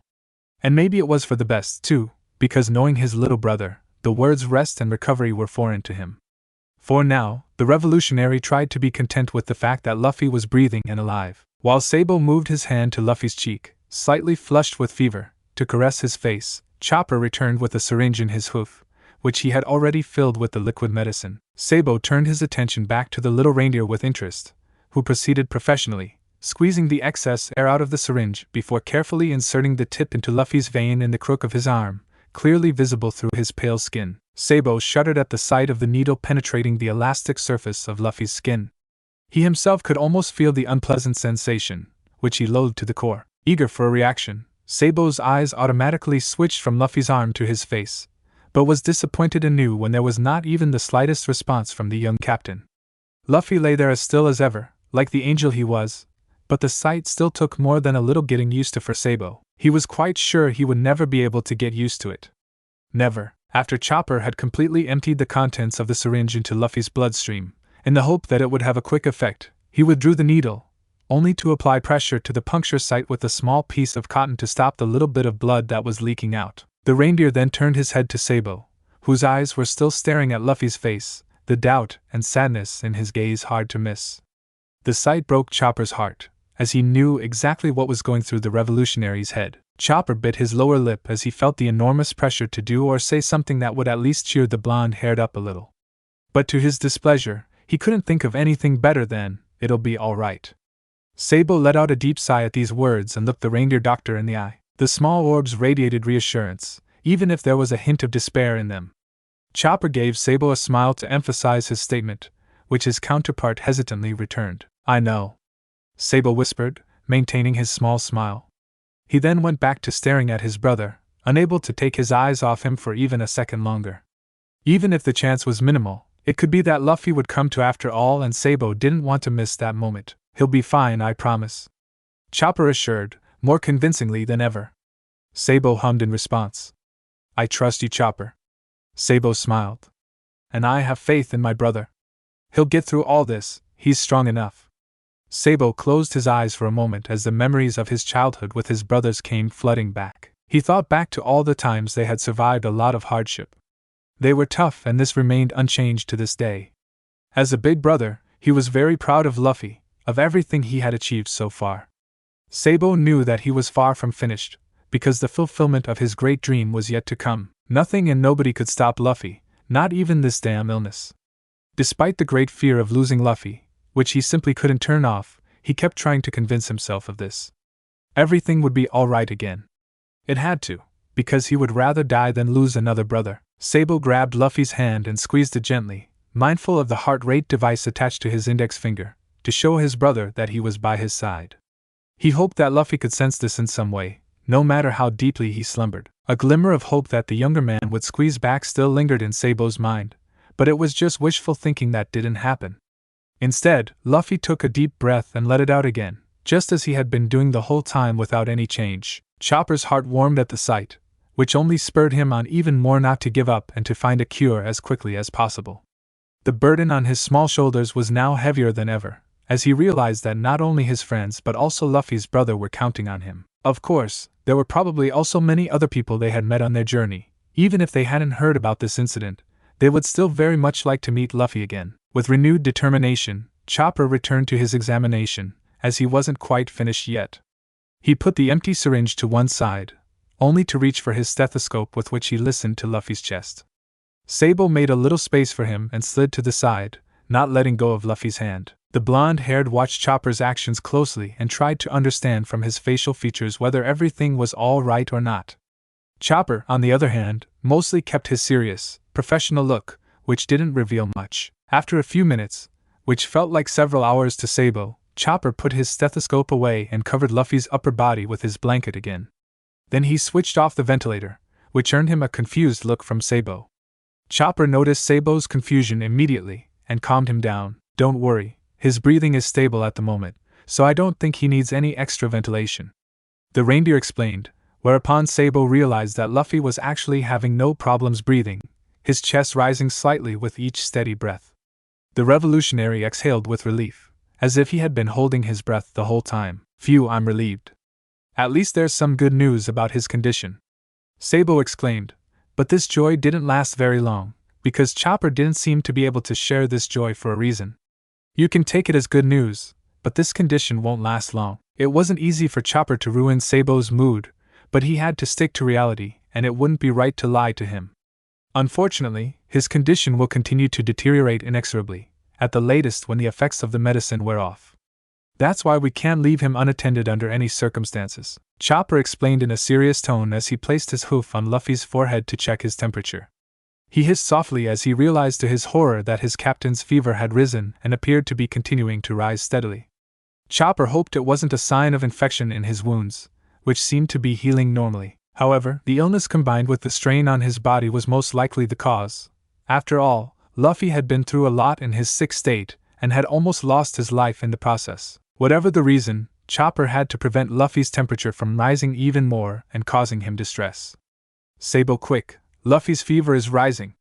Bring me a bowl of cold water and a cloth. Both utensils are in the bottom drawer of my table," Chopper instructed Sabo, who didn't need to be told twice. While Sabo took care of his task, Chopper hurriedly rummaged in one of his cupboards for his antipyretic, which, as soon as he had found it, he filled into a syringe to administer directly to Luffy. Sabo was then back at Luffy's side and carefully wrung out the cloth that he had previously dipped in a small bowl of ice-cold water and placed it on his brother's burning forehead. The older brother scrutinized Luffy's face and was surprised to see that it was now a little distorted, as if he was in pain. His lips were also parted and small puffs of his breath escaped them. His breathing was much shallower than before, but still stable and not a cause for concern. The increased fever seemed to be causing him a great deal of distress, and he was probably also in pain, judging by his distorted face. Everything suddenly happened so quickly for Sabo. One moment everything was fine and the next everything seemed to go down the drain again. Fortunately, it was just the fever spiking, nothing that couldn't be brought under control immediately. Now it made sense to Sabo when Chopper said that Luffy should not be left unattended under any circumstances. The reindeer had meant it. Luffy's condition was fluctuating enormously, and there was no way they could rely on the worst being over. Sabo couldn't shake off the sickening thought that this might have been the least of it. He had no idea what Luffy had been through in the last few days and weeks, but the description of his illness was enough for Sabo to imagine the extent of it. "I think he should be fine for now." Chopper sighed contentedly after checking Luffy's temperature one last time. "I'm glad to hear that." Sabo was just as relieved and stroked Luffy's knuckles with his thumb, never letting his brother's slack hand out of his grip. Luffy actually seemed to be better, his rapid breathing had calmed down and his facial features had relaxed. Whatever Chopper had injected him with seemed to be having a quick effect, which impressed Sabo quite a bit. "Wow, Chopper, you must be some kind of super doctor, that's amazing." The blonde revolutionary praised the ship's doctor, to which Chopper responded in typical fashion. "Don't try to compliment me, you asshole. That doesn't make me happy at all." The reindeer scolded him, but was flattered on the contrary and blushed as he did his funny happy dance. Sabo couldn't help but grin at the doctor's cute reaction, even a little chuckle escaped his throat. Their sweet little moment was interrupted by the sudden opening of the door. An orange mop of hair peeked through the gap between the door and the frame, which of course turned out to be Nami. Chopper and Sabo were taken by surprise as they looked at Nami with expectant glances. "Am I interrupting something?" the navigator asked in a quiet tone, almost whispering, careful not to disturb Luffy. Her eyes immediately sought a path to her captain, and her mood dropped noticeably when she couldn't see any change in his condition at first glance. What had she expected? That he would be safe and sound in his bed, chatting with his brother and Chopper as if nothing had ever happened? However, she could not deny that the sight of him now was far better than the sight yesterday when he was believed to be dead. Thanks to the incident, she was traumatized and would probably never be able to erase the scene from her mind for the rest of her life. Sabo and Chopper shook their heads at the question simultaneously, whereupon Nami allowed herself to close the door carefully behind her as she entered the room completely. Sabo studied the young woman, and the first thing that caught his eye were the large dark circles that had formed under her eyes. No wonder, because it had been quite normal due to all the stress, especially as everyone on board had not had a proper night's sleep last night due to the circumstances. In addition, the endless worry had of course also gnawed at their psyche. The second thing he noticed was the tips of her damp hair, which indicated that she had recently showered. She had taken off her bandages, so her half-healed wounds were exposed. It was quiet in the room, and only the regular beeping of the heart rate monitor pierced the silence as Nami stood uncomfortably staring at Luffy's barely moving body. She would almost have declared him dead again if she hadn't noticed the gentle rise and fall of his chest. The only thing, along with his pulse echoing through the room, that proved he was still alive. "What's going on? Has something happened, Nami?" Sabo broke the awkward silence. No, nothing happened." The orange-haired girl answered with a delay and tore her gaze away from Luffy's body to look at Sabo. "You know, we're worried about you, especially Koala," Nami continued, rubbing her arm. "We should take turns looking after Luffy, and you should finally get some proper rest. You know, that's how we've always done it," the navigator said, and approached the bed while Sabo and Chopper made room for her. "Yes, exactly, you should lie down for a while, Sabo." Chopper agreed with Nami's words. Sabo considered the words of the two comrades as Nami half sat down on the bed next to Luffy and ran her hand through his hair.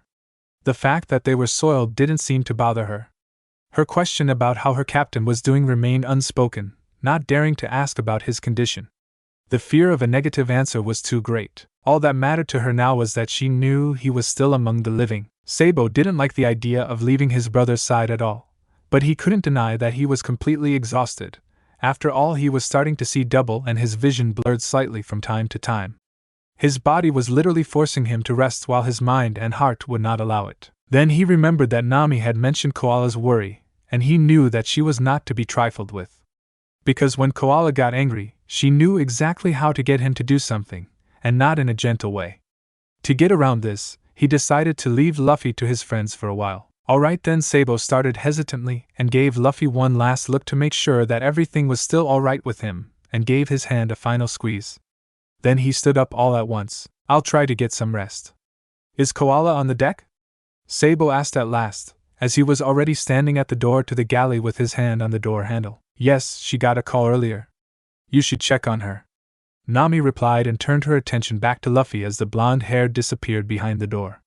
The last thing Sabo heard behind the closed door behind him were Chopper's panicked words that he had to take care of Nami's wounds. Sabo let his gaze wander haphazardly through the empty galley. He didn't know his way around the ship and didn't know where to go. Where could he sleep? Where was it most comfortable? Without a second thought, he simply let his legs carry him outside onto the deck. There he saw Koala with her transponder snail in her hand, who also noticed his presence the moment he stepped onto the grass deck. "Sabo!" Koala shouted, her eyes shining as she looked at him, happy that he had made it out of the sick room on his own without her having to force him to. "Wait a minute, Dragon-san, Sabo's here." The brunette spoke into the snail's receiver. "There you are at last. Is you know everything all right?" Koala then asked cautiously and examined her colleague from head to toe. Sabo looked terrible. His hair was disheveled, there were circles under his eyes, and Luffy's dried blood was still all over his clothes, which he probably didn't even notice. Sabo nodded half-heartedly at the question, suddenly drained of energy to say more. "Good, I'm relieved." Koala smiled slightly, even if she wasn't entirely convinced by Sabo's answer. Then she remembered again that she was actually talking to her boss, and it wasn't good to just leave him on the call like that. "Oh, Dragon-san, you wanted to talk to Sabo about the matter. I'll give him to you," Koala said before passing the snail on. Sabo took the transponder snail, while Koala left him alone on the deck so that the two of them could talk to each other in peace. "Dragon-san?" Sabo began as his legs subconsciously led him across the deck up to the bow. "Is he all right?"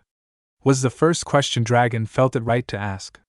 Sabo nodded automatically, even though his counterpart couldn't see him, and bit his lower lip to keep from crying. However, he lost the fight against his tears, which made their way down his cheeks bit by bit. Luffy is in a stable condition." The young revolutionary tried to speak between sobs. Now that he was out of the sick bay, he was overwhelmed by all his feelings, which he had unconsciously suppressed the whole time.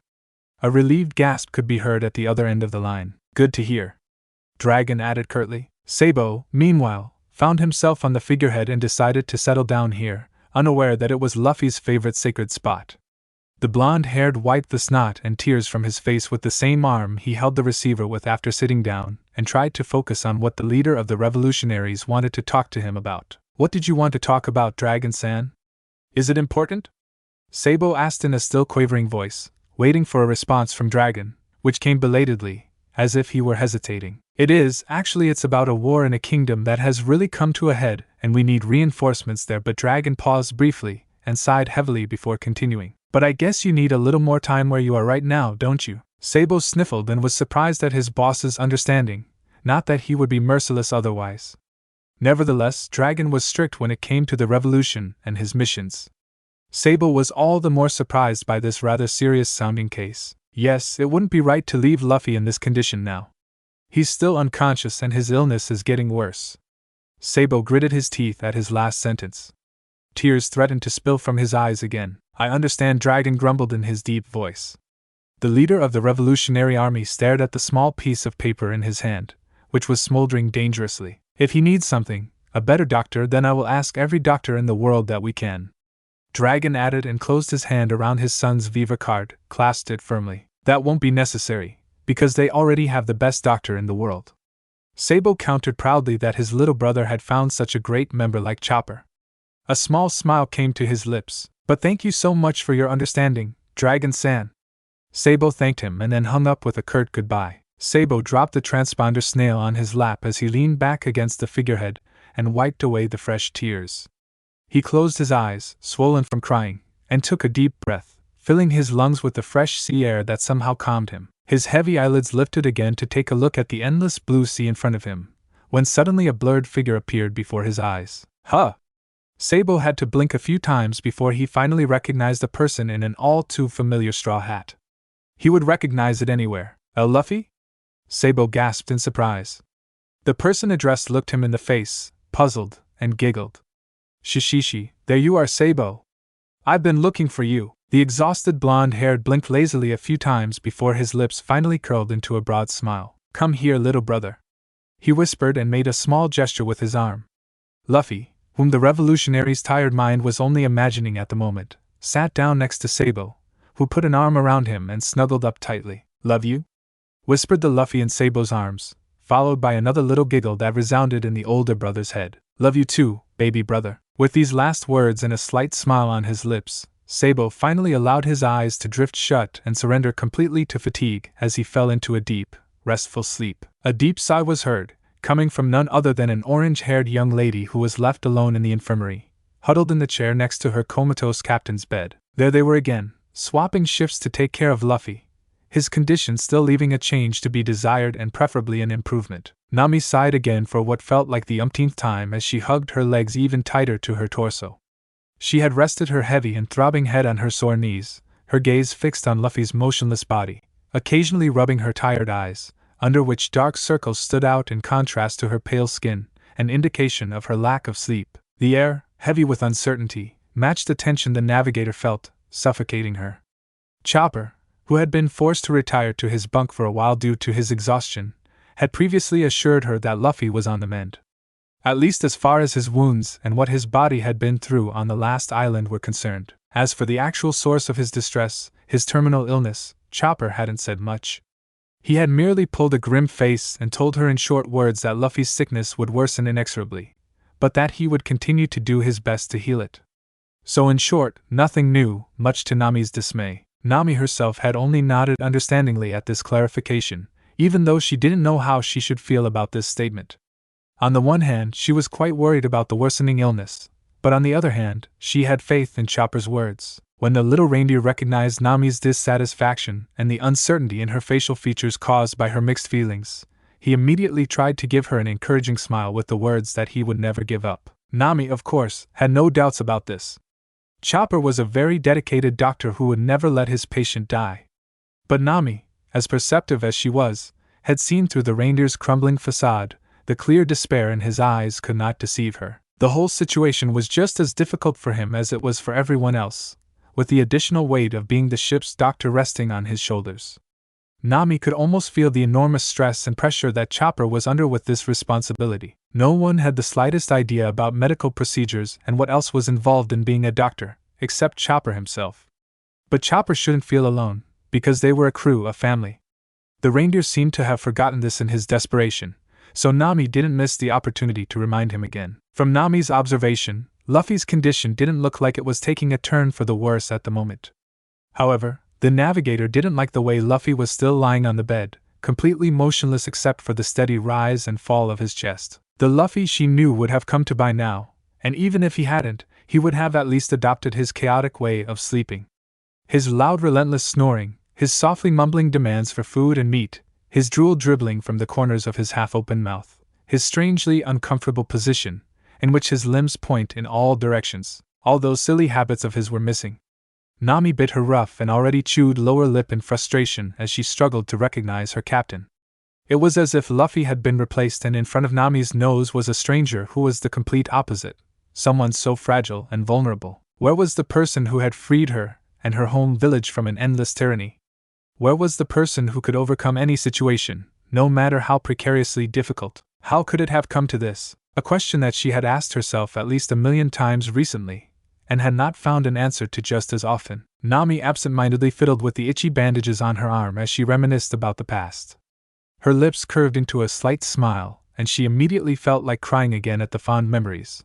Only she had already cried so much that she had no tears left. Yesterday's events had tugged at her psyche so that she no longer had any control over the tears that had been flowing incessantly from her eyes. Nami thought back to all the wonderful moments they had spent together on their journey, which seemed a long time ago to her. It seemed like an eternity ago. She could hardly remember the last time they had all sat together at the dining table and cheerfully enjoyed their meal, or the last time they had thrown a spontaneous party where Luffy had laughed heartily and fooled around.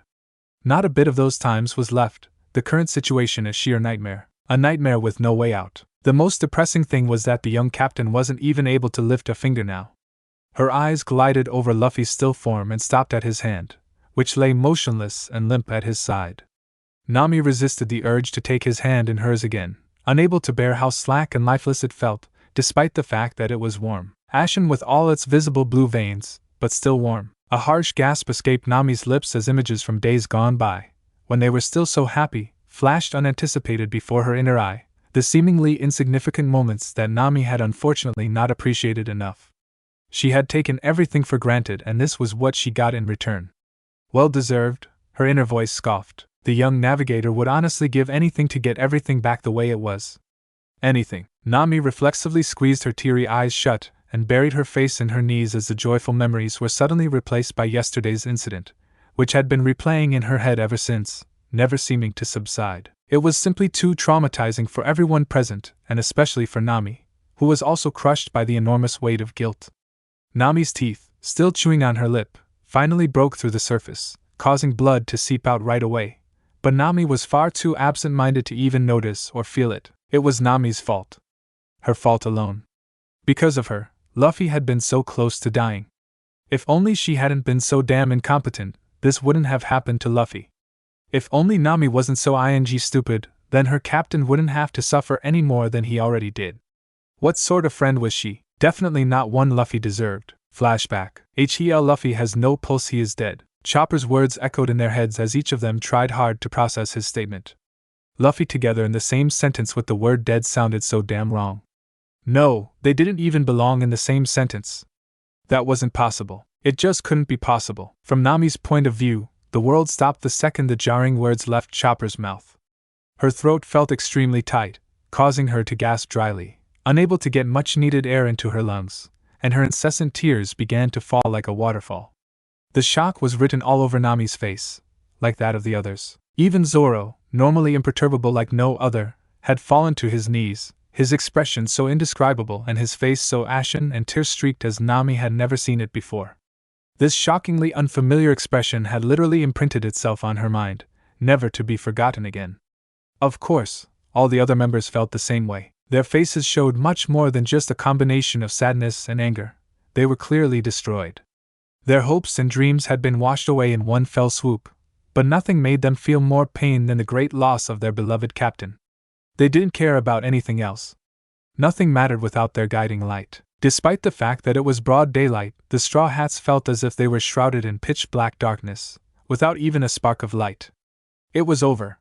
They had suffered the worst possible defeat with a loss so devastating. Cries of denial continued to ring throughout the deck, and shortly after, Sabo collapsed from the grief and shock he was experiencing as he stubbornly tried to stop Chopper and Koala from taking Luffy away from him.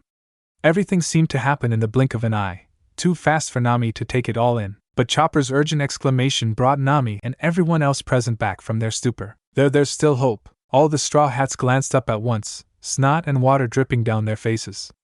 Immediately after Sabo had lost consciousness, Chopper had released Luffy's bloodied, lifeless body, which was growing cooler by the second, from his slack grip and laid him flat on the grassy deck with his limbs outstretched, while Koala cradled Sabo's unresponsive body in her arms.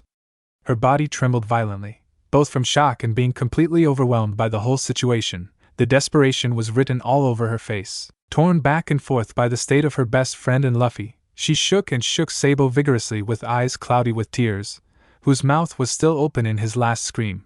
But it was no use, Sabo was dead to the world. Without wasting another precious second, Chopper promptly shifted into his human form, placed both hands on top of each other on Luffy's chest just above his heart, and began to perform CPR. At regular intervals, the reindeer pressed his captain's chest, which gave way a little due to the enormous pressure he was exerting and Luffy's rubber powers, and then brought his mouth to Luffy's cold blue lips to force oxygen into his lungs. Chopper tried to pull himself together as best he could and get his trembling body under control, but it was anything but easy for him. In all the years he had spent as a doctor, he had never experienced an emergency like this. The Straw Hats had never been so close to losing one of them, at least not in this way, when all his knowledge and skills as a doctor were in such demand. Every single second counted, and every second could be the last, and any mistake, however small, could mean the final end. Vast thoughts raced through Chopper's mind, making his task even more difficult as he struggled to concentrate. His emotions threatened to seep through behind his serious but wavering expression, and he couldn't hold back the tears that streamed from his eyes despite every effort to suppress them. After all, it was his captain, his best friend, who was threatening to slip through his own hooves. Straining, he gritted his teeth and inwardly begged Luffy not to leave them.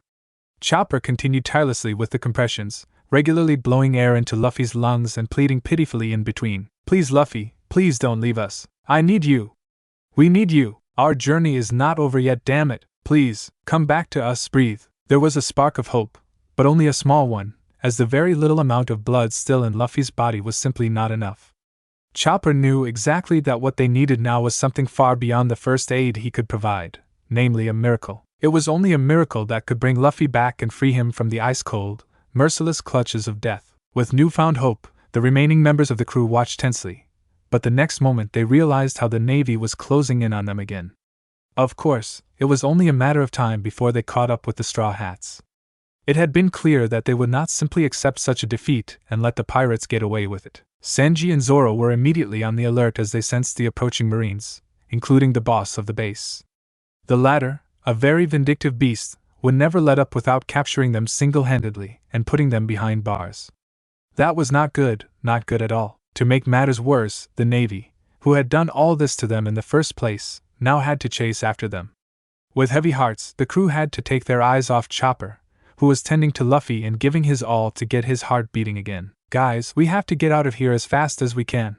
The Navy is on its way here," Zoro warned in great alarm, and it had taken him a while to find his voice again. The first mate immediately prepared for battle together with Sanji as they made their way to the railing, facing the island. The blonde chef had lit a cigarette to calm his nerves and took a generous drag, filling his lungs with the unhealthy substance. He and Zoro compulsively tried to concentrate on the Navy alone. They didn't have the skills to help Chopper with Luffy anyway, so all that was left was to protect the crew and prevent any more casualties at all costs. Whether they wanted to or not, they were forced to suppress their emotions for a moment, but revenge and bloodlust was the only thing they felt.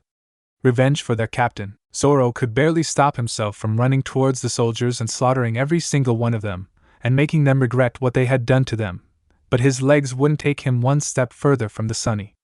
His heart hammered nervously in his chest as he continued to listen to Chopper's attempts to revive Luffy. Meanwhile, Jinbei and Frankie took care of the ship and made her ready to cast off, while Robin and Usopp secured the smaller ship of Sabo and Koala to the stern of the Sunny with thick ropes, and then helped to hoist the sails. Under time pressure, the comrades hurried back and forth, but their worried and tense glances occasionally slid to Luffy, who did not yet appear to be returning to them, and with each passing minute, their hope dwindled more and more. Nami, who was the last to regain her composure and could only involuntarily separate her eyes from Luffy, opened her mouth to shout out instructions, but instead a scream escaped her lips and her eyes widened as she saw the next problem looming on the horizon. Dark gray clouds had gathered together as a sign that a storm was brewing in the far distance, which Nami could sense with every fiber of her body from the falling temperature and the steadily rising humidity in the air.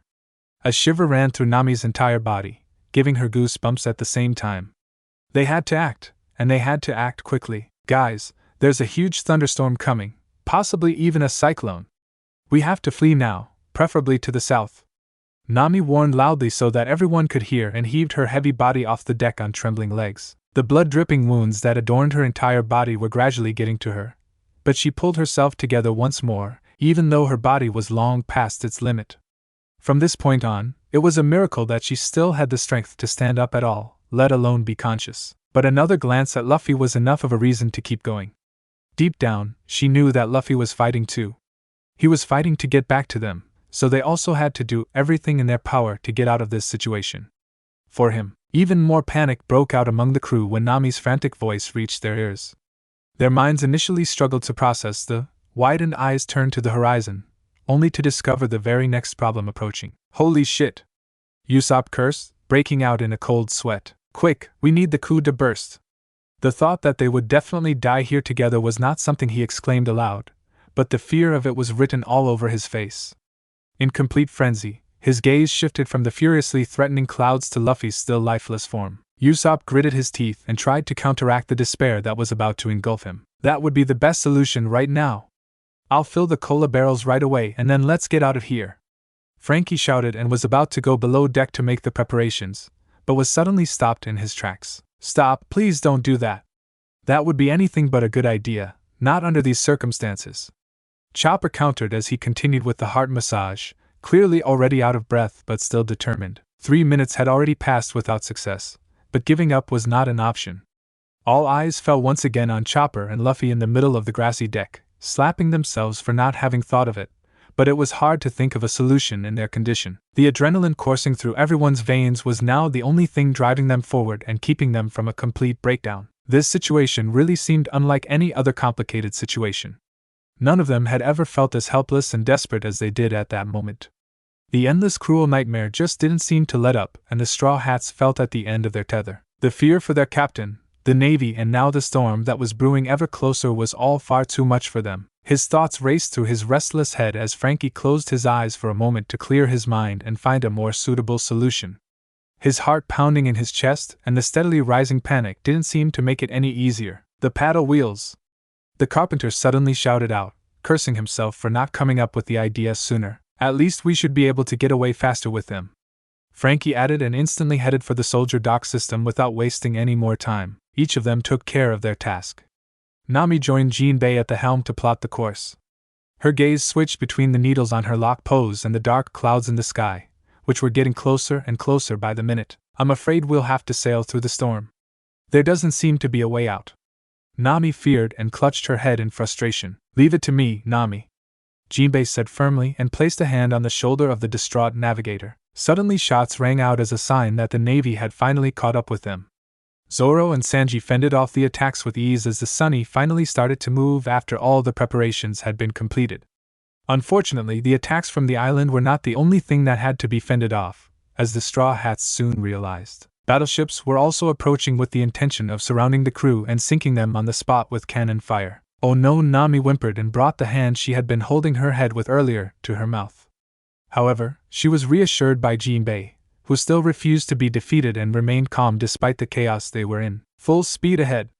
Everyone on board heard Frankie shout at the top of his voice as he made his way back on deck. Meanwhile, Brook, Robin and Usopp had joined Zoro and Sanji to get the ship away safely at all costs. The shots began to fall more frequently as the Sunny moved away from the island in the direction of the storm, the only way out they had left. The luck that was normally on their side had completely deserted the crew today. While the crewmates struggled to survive, Koala felt completely useless as she was the only one who hadn't moved from her spot, still holding Sabo in her tight grip.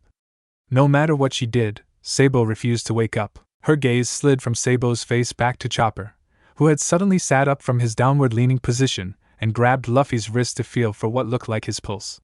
Koala studied his features tensely, searching for hope, and her heart jumped when suddenly Chopper shifted in his position and jerked up. His worried, stressed expression was suddenly replaced by relief, and new tears instantly filled his eyes, spilling out of the corners of his eyes. "I can feel a heartbeat." The long-awaited news caused the crew to pause in their activities, and all eyes darted to Luffy and Chopper. A collective sigh of relief could be heard, and some had tears streaming down their cheeks while others smiled. "Luffy!" They all shouted at the same time. The tension visibly eased from their tired bodies. The joy had to be cut short, however, as Chopper, who had cradled Luffy in his arms, never taking his eyes off him, once again put on a serious face. He hated to ruin the mood, but he had to stick to the harsh reality. But that could change at any time, because his heartbeat is quite weak and his breathing is very shallow. "He needs blood," Chopper explained fleetingly and turned to Koala, his gaze briefly drifting to the unconscious Sabo in her arms. At that moment, he wished he could multiply so he could take care of the blonde-haired as well, but he knew he would be just fine. At least as long as Chopper managed to free Luffy from the clutches of death. "Koala, you have to come with me to the sick room quickly. I need your help." "Can you manage to carry Sabo on your own?" The young woman addressed agreed without hesitation and nodded vigorously, wiping the snot from her nose with a swift movement before she was already in the process of lifting Sabo fully into her arms and standing up. As soon as Chopper received his answer, he dashed below deck into the infirmary, careful not to shake Luffy too much on his way. Luffy's head had fallen back over Chopper's arm, still completely unresponsive, but the reindeer decided to gently support his captain's head with his arm and even leaned it against his chest so he could feel his faint breath on his fur as it came through Luffy's slightly open mouth. Every shallow breath that Luffy took spurred Chopper to quicken his pace. He was aware with every little breath that it could be the very last. The race against time gave Chopper a heavy feeling in the pit of his stomach, and he had to force himself to swallow the bile in the back of his throat. He simply could not allow himself to collapse now, not when he had already managed to get Luffy's heart to beat again after it had given up, not when he had the chance to save his captain. Chopper's own heart raced faster in his chest and more adrenaline pumped through his veins as the growing sense of panic and fear of losing everything overwhelmed him. At the same time, a heavy sense of guilt flooded him without him being able to suppress it. Deep down, Chopper knew that this was all his damn fault. If only he had made a decent medicine for this disease long ago, it would never have come to this. If only he had been a capable doctor, he wouldn't be carrying his half-dead captain in his arms right now. While Koala struggled to keep up with the reindeer, dragging the unconscious Sabo in her arms, Chopper reached the infirmary, whereupon he carefully placed his captain on the bed. The sticky red liquid seeped into the white fabric of the bed sheets and stained it, just as Chopper's fur was mostly soiled with it. What happened from then on happened so quickly for Chopper and as if in a kind of frenzy, so blurred. His body had gone completely into doctor mode and acted automatically, while his mind was still trying to process what was actually happening. There seemed to be no end to the nightmare he was literally in. As a professional doctor, this shouldn't cause Chopper any problems, but for the very first time the intense metallic smell of blood was really getting to him. The way it crept up his sensitive nose with every quick breath he took, making him feel even more nauseous. How the little reindeer felt the exact same warm, sticky substance on his fur as it slowly dried out and clumped together. Despite everything, the ship's doctor tried desperately to maintain his composure and concentrate on his actions instead, because after all, any wrong step could have fatal consequences. He could never forgive himself for that. Just at that moment, Koala burst in with Sabo, who had lagged a little behind the reindeer due to Sabo's extra weight that she had to carry.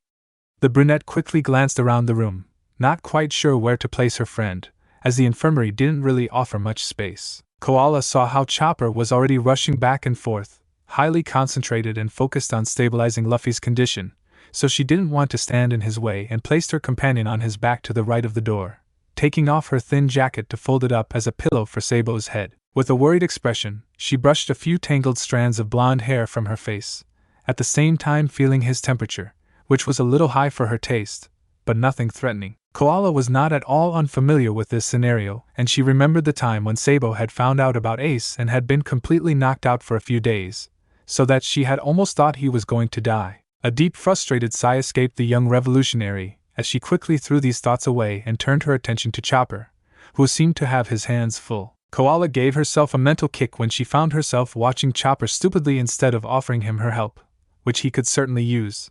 And since the rest of the members on deck were struggling with outside influences and problems, she was the only person left to help. The shock must still be deep-seated, and only now could the brunette feel ready to pull herself together. Even though she was incredibly worried about Sabo's condition, Luffy, who was on the brink of death, was their priority at the moment. Chopper's immediate first step was to hook Luffy up to any devices that would allow him to keep his heart under control and support his breathing, and fervently hoped that he wouldn't have to resort to more drastic measures. Once this was done, Chopper made sure that everything was connected correctly in his frenzy, and that Luffy was at least somewhat stabilized, though far from being out of the woods. Just the sight of Luffy's weak body taking small but regular breaths took some of the weight off Chopper's shoulders and allowed him to catch his breath for a little moment. Luckily, or rather more a bad sign than luck, the little doctor didn't have to bother stopping Luffy's bleeding, as it looked like it was coming to an end on its own. Koala stood by Chopper's side and promptly wiped away the beads of sweat that had formed on his tense, wrinkled forehead and were almost dripping down, offering him a slight smile of encouragement despite the gravity of the situation.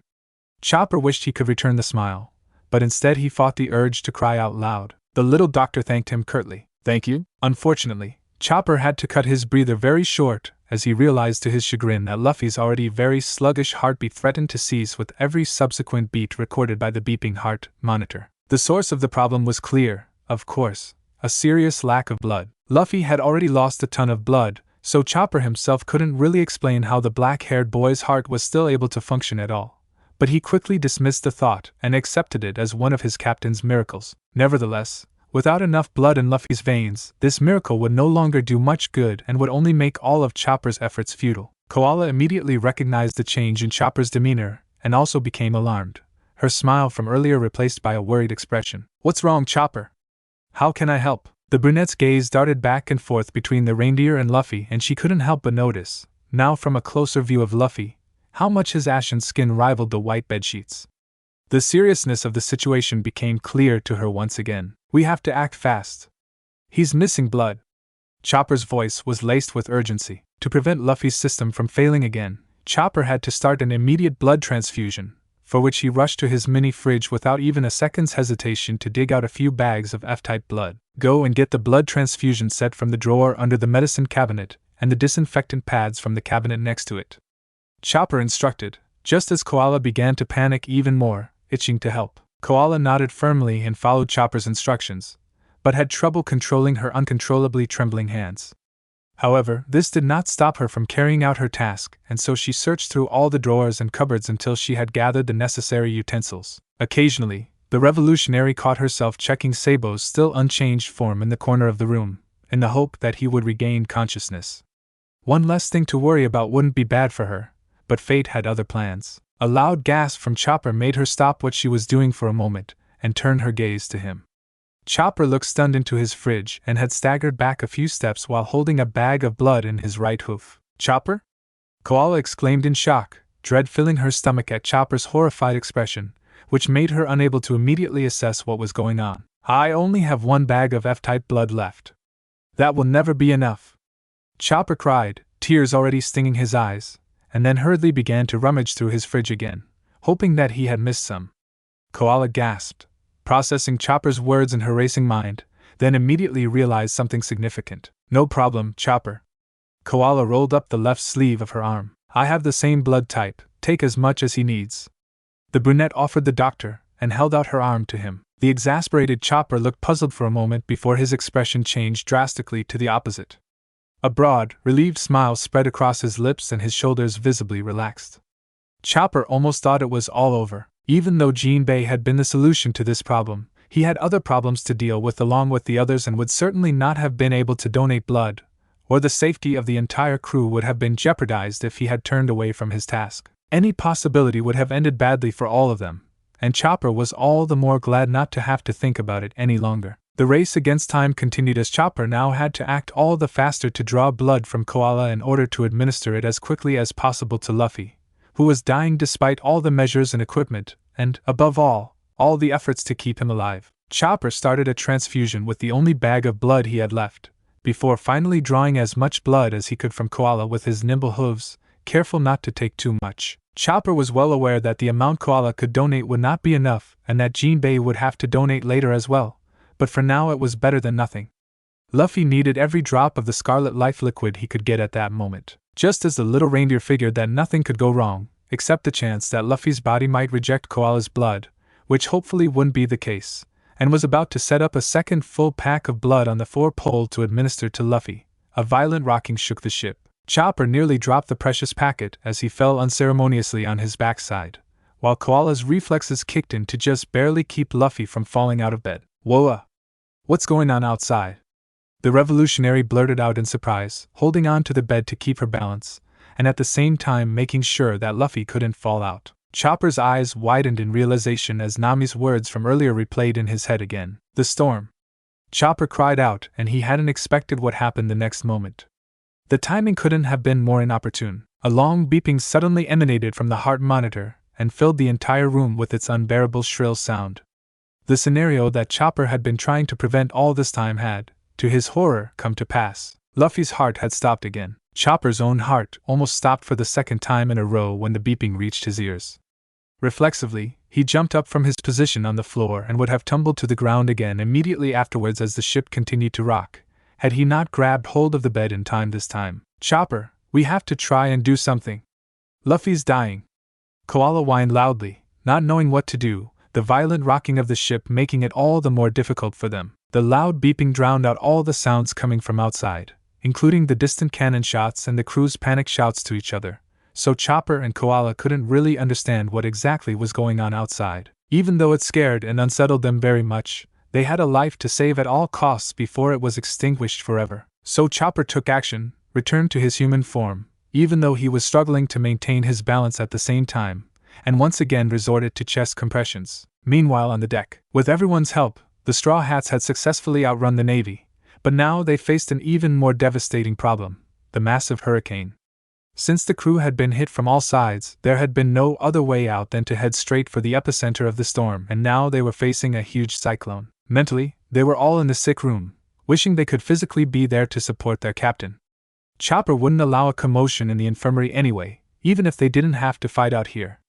Unfortunately, they could only pray that everything went smoothly inside and that Luffy was alright. Forcing themselves to concentrate on what was happening on deck, Sanji and Zoro took in the sails on Nami's orders, while the remaining members tried to hold on somewhere, because at the moment there was nothing left for them to do but rely on the skills of Jinbei and Nami. In the latter's case, it was nothing short of a miracle that she was still able to stand on her feet at all, if only with great effort and a little support from Jinbei. Despite everything she had been through that day and the storm they were in, she didn't seem to falter, which was also reflected in the determined expression on her drained face. It would have been a lie if she didn't admit that she had thought about giving up for a single second. But she banished this thought from her mind as quickly as it came when she thought of Luffy and how he was also fighting for his survival under the deck. Not just for himself, but for all of them, and that was exactly what her duty as navigator of the Straw Hat Pirates was now. She had to guide them all through this storm, for all of them and especially for Luffy. She bit her lower lip bitterly as she hoped that all went well in the infirmary. Little did she know that another life and death battle was taking place there. Everything around her was sapping her strength, and Usopp and Brooks' incessant, repeated cries of "we're going to die" in the background didn't make it any easier for her and her tense nerves. This time she didn't even find the strength to do anything about it, let alone raise her voice, and was all the more grateful for Sanji's intervention. Unfortunately, she had rejoiced too soon when the cook in question got into an argument with Zoro shortly afterwards, the reason for which she couldn't quite hear, as the sound of the increasingly strong wind and the large waves crashing against the bow rang in her ears. Suddenly, the sounds of her surroundings became increasingly muffled until she heard a monotonous beeping echoing in her ears, and the next moment her vision went completely black for a moment. Jinbei, who was lightly supporting Nami's body while at the same time steering the wheel with a firm grip, suddenly cushioned Nami's slumping body by leaning it against his and preventing her from falling to the ground. "And Nami, wake up! Can you hear me?" Sheer panic could be heard in Jinbei's voice as he tried to shake the orange-haired girl's body awake. His shouts alerted the rest of the members by attracting their attention, causing an immediate commotion among them. "Nami!" They all yelled concurrently, a look of concern on their faces. To Jinbei's and the others' relief, Nami quickly regained consciousness and opened her eyes a crack. "I'm fine, just a little dizzy," the navigator mumbled, raising a hand to signify her statement before Sanji could rush to her side. "Thank you, Jinbei. I'm fine." Nami repeated the last sentence, more to herself than to the other, as she tried to stabilize her balance again. Jinbei remained unconvinced, as he also knew from the beginning that her wounds were not to be taken so lightly, and watching skeptically as Nami tried not to let her pain show. Instead, she ordered the other members around, who doggedly tried to keep up with her instructions and at the same time not fly off board or be swept away by large waves that crashed unannounced onto the deck.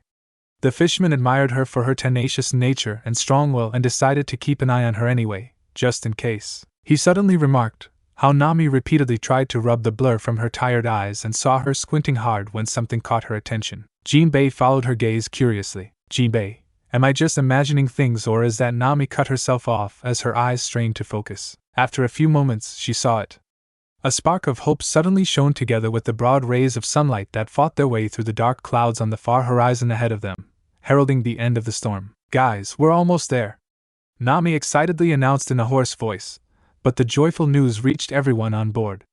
Cheers rang out, even if the crew could just barely hold on, as they tried with all their might not to capsize, the ship still swaying back and forth. Nevertheless, knowing that this would soon be over made them beam with great relief. However, this relief would not last long if the friends had any idea what was going on below deck. Back in the infirmary, Chopper, Luffy's heart has stopped again. What should we do? Koala asked frantically, her heart fluttering wildly in her chest, despair engulfing her more and more with each cardiac arrest. And this was already the second time. Chopper, who was giving his captain CPR for what felt like the umpteenth time, despite the fact that the ship was still rocking and making the process more difficult, was pondering furiously. 1,000 thoughts rushing through his head, when he finally came to a decision. Koala, you have to bring me epinephrine and a syringe right away.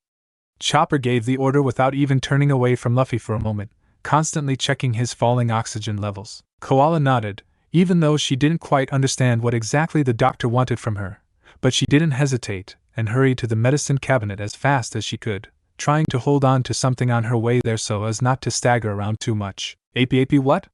The brunette asked aloud in a wavering voice, her eyes hastily gliding over all the vials and bottles one by one, trying to decipher all the strange technical terms on the labels. At the same time, she tried to keep her balance, which only made her task more difficult than it already was with the lack of knowledge, and the thought that the contents of the cupboard would suddenly fall out and smash on the floor caused her great fear. None of the labels seemed to resemble the words she couldn't even pronounce, and she cursed under her breath as she lost precious time with each unsuccessful second. She wasn't a doctor, she was just a revolutionary, yet she cursed herself for her piteous incompetence. I can't find it, Chopper. Which one is it? Stuttered Koala, feeling rather uncomfortable being useless rather than a helper. It should be at the top of the first row on the left. Ha, please hurry, we're losing him. Chopper begged out of breath, the extremely stressful situation was getting to him. His eyes filled with hot tears again, which he quickly blinked away. He couldn't cry, not now, he had to stay strong, damn it, Luffy please don't give up now. Chopper sobbed painfully. Koala's heart clenched at that. The revolutionary followed Chopper's description and could have slapped herself for having overlooked the vial despite going through the rows several times. Found it! Koala gasped and reached for the small bottle, searching the drawers for a syringe with her other hand and promptly finding one without any further problems. The next thing she knew, she was stumbling back to Chopper's side, who silently accepted the utensils, obviously highly tense and concentrated, and with his nimble, skillful hose filled the empty syringe in no time at all, only to empty it into Luffy's bloodstream the next instant. Hoping for a quick reaction, preferably a heartbeat, Chopper continued with the chest compressions, his eyes checking closely for any change on the monitor. Koala also swallowed nervously and tensely, and could only stand by and hope. She grabbed Luffy's limp hand and squeezed firmly, her gaze fixed on the young black-haired boy's face. She may not have known Luffy as well as Sabo, but she couldn't believe that it was Luffy who was threatening to leave them in front of her eyes.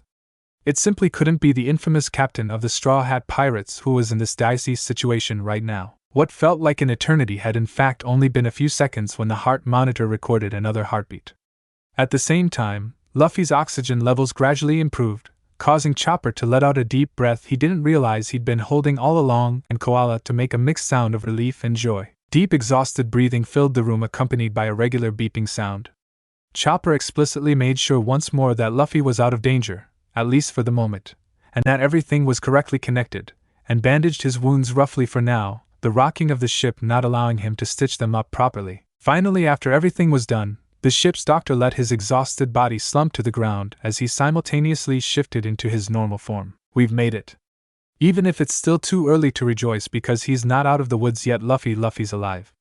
Chopper's voice quivered at the last words, again on the verge of bursting into tears at any moment. Koala, also with tears in her eyes, surprised him with a sudden tight hug, whereupon Chopper could no longer hold back his tears and let them run free, burying his face deep in Koala's shoulder. You're an amazing doctor, Chopper. Koala praised the little reindeer and pressed his head against her shoulder, which already felt soaked, resting her chin on his head. Chopper only sniffled in response, and remained in the same position with Koala on the floor next to the bed. The symptoms of exhaustion suddenly made themselves felt, leaving Chopper without the strength to do anything other than cry out his accumulated frustration of the last few hours. I thought we were going to lose him for good. Chopper howled, his voice muffled by Koala's shoulder. The brunette slid her hand over Chopper's back to pat him with soothing motions. Sure, it's over, everything's going to be fine. Luffy's not going anywhere. He'll always be by your side. Listen. The revolutionary paused to let the little doctor listen to the high-pitched beeping that filled the entire room, proof that Luffy was very much still among the living. Chopper's grip tightened on Koala's top with every beep, with every heartbeat that pounded in Luffy's chest. Chopper couldn't describe the feeling of relief at all, and yet he felt like crying. The fight for Luffy's life had simply been too much for him. He had never been so close to losing him, or another member. Slowly but surely he calmed down again and his crying finally subsided. Just in time, he heard loud, rapid footsteps behind the door, and the next moment the rest of the crew were standing in the sick room. Normally it was impossible for them all to fit in, as it was a very small room, but most of them crammed themselves in as best they could. Chopper's tearful and snotty look almost gave each of them a heart attack, but when they heard the unmistakable sound of the heart monitor, they all calmed down visibly. The relief was palpable and beyond words. The shock and trauma that the captain had caused was still deep-seated, which none of them would be able to process and deal with so quickly. What happened, Chopper? Is everything okay? Usopp was the first of them to regain his voice and asked hesitantly, hardly believing his eyes. To be honest, none of them could believe their eyes, even though they hadn't doubted for a second that Chopper could save Luffy. The doctor in question broke away from Koala's embrace and wiped his tears from his face before smiling reassuringly. Nothing, everything's fine. Luffy is alive. Chopper kept the fact that he had had to resuscitate Luffy several times and had therefore fought the hardest battle of his life to himself. None of them needed to know this, especially not after everything they had experienced. The important thing was that their captain was still alive. That was all that mattered. Hearing these momentous words from Chopper's mouth meant the world to the friends. Completely exhausted but beaming with joy, they watched Luffy's calm form on the bed. All eyes scrutinized Luffy, drinking in every single detail of him, counting every shallow breath he took and generally appreciating every sign of life he showed, despite the fact that he looked absolutely miserable, more so than after every fight he had fought put together, so pale and still covered in dried blood and hooked up to a number of devices. The crew were incredibly grateful that Luffy was still alive. He would get through this, even if it would take some time. Nami gently brushed the damp strands of hair away from his face, while Robin gave his hand a gentle squeeze as a sign that they were all by his side. After they had made sure, one after the other, that Luffy was indeed alive, and continued to be so, and that their minds were not playing a dirty trick on them, most of them had to leave the room again at Chopper's request, which they did not oppose, even if it was difficult for them to leave the side of their beloved captain. The team minus Nami and Jinbei trotted into the kitchen and sat down at the dining table while Chopper gave Nami some quick medical attention, drawing enough blood from Jinbei before the reindeer could finally take full charge of stitching up Luffy's deeper wounds now that the storm was finally over. Meanwhile, Koala was huddled in the corner next to Sabo's still unconscious form, impatiently waiting for him to wake up. Man, what a day! Sanji sighed heavily as he reached for a cigarette, finally happy to be able to light one freely, as smoking was strictly forbidden in the sick bay. The first deep drag alone was enough to calm his frayed nerves. The blonde chef was the only one who hadn't sat down, preferring to stand. Instead, he leaned casually against the kitchen counter. Feeling the effects of the nicotine kicking in, he leaned his head back and closed his eyes as he slowly let the large puff of smoke escape his lips. Ha ha. The crew agreed in unison, exhaustion evident in their voices. Their appearance matched their voices, as soaked as their clothes were and as disheveled as their hair had become from all the adversity, but no one really seemed to notice, and even if they did, that was the least of their problems. Dead silence reigned in the galley, the fine raindrops still pattering sporadically on the wooden planks outside clearly audible. No one had the strength, or the right words to say anything, resulting in a mixture of an unpleasant and gloomy atmosphere. The shock was still engraved on everyone's face, and the question of whether what they had experienced in the last few hours had really happened was floating around in their heads. Even Zoro's icy mask, which was usually good at hiding any emotion, crumbled, giving an insight that clearly showed that he had been hit the hardest of all. The swordsman's blank gaze stared straight ahead at nothing, while his friends could only guess at the guilt that must be nagging at him. He felt most responsible. The state the first mate was in alone said a lot about the low point the crew had reached that day. Once again they had failed Luffy. Once more they had been on the verge of losing him forever. More than ever before. Despite the fact that Luffy was alive, even if only barely, and despite the crew's immense happiness and relief, none of them could honestly express their joy. They had seen Luffy die, had actually let it happen, which was indisputably a bitter defeat. That day was truly the darkest day for the entire Straw Hat Pirates. A day that they would not be able to erase from their memories so quickly, if at all. That night, the loyal friends had decided to give up their beds to stay by Luffy's side in the sick room. In case of an emergency, they wanted to be there to help. Fortunately, there were no serious incidents apart from a few minor complications and Sabo's rude awakening. The dazed blonde man calmed down at the sight of his healing brother, and with the help of a sedative, and eventually fell into a restless sleep at his bedside, exhausted. The rest of the crew also lost the battle against fatigue and let nature take over. Before long, everyone was out like a light. End of flashback. Plagued by guilt and self-hatred, Nami fell more and more into a state where she completely lost herself. Mentally, she found herself back on the deck in front of Luffy's dying body, unable to do anything about it but watch. The same horrible scene replayed itself over and over again, all while she heard Luffy's last words echoing in her ears, the insistent smell of his blood in her nose, the screams of her comrades, her pulse racing in her veins. It felt so real that Nami was unable to separate the present from the past. She squeezed her eyelids shut even tighter, her face still buried in her knees, while her fingers, which until recently had been fiddling with the bandages on her arm, managed to loosen them, exposing the still healing skin underneath. Completely subconsciously, she continued to scratch her wounds, as if desperately trying to find a hold, anything to stop the images in her head, until her fingertips dug into her wounds and managed to reopen them.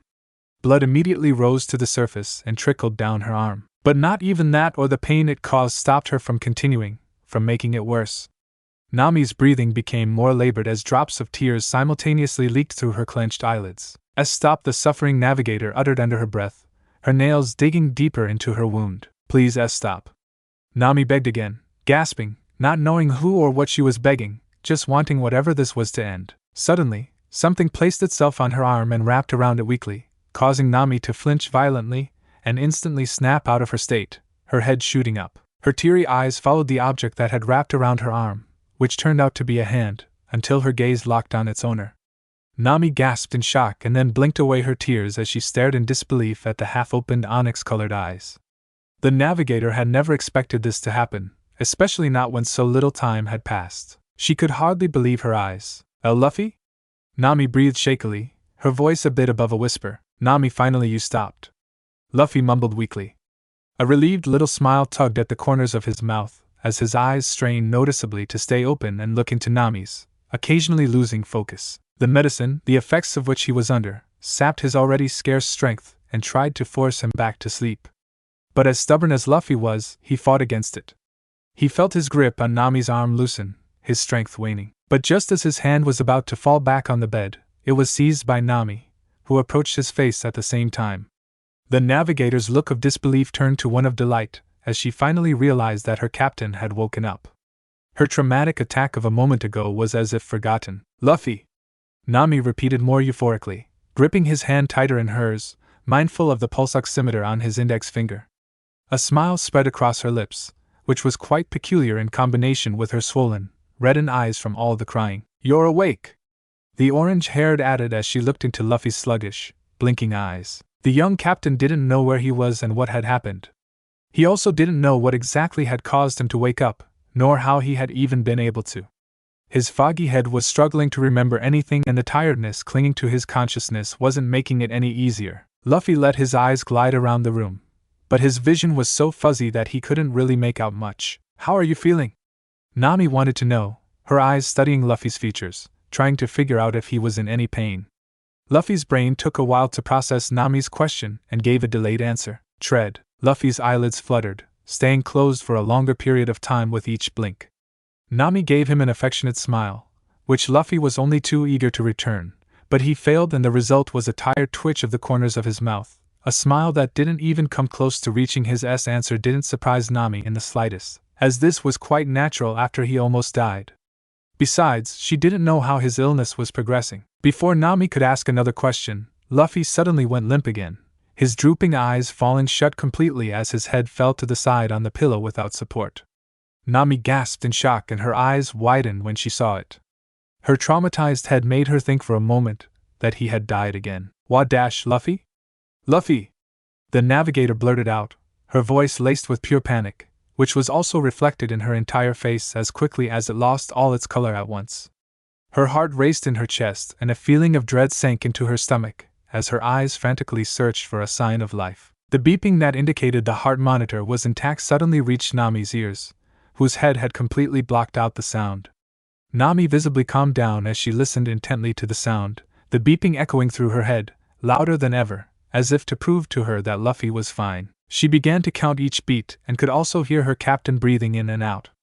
Then her eyes slid from his face to his chest, only to see it rise and fall and sink. Everything was fine, she tried to reassure herself. Luffy was only unconscious. Luffy was okay. He was alive. With each passing second, Nami's wheezing breathing improved and her heart returned to its normal rhythm. After finally calming down, Nami slumped in her chair and slouched forward.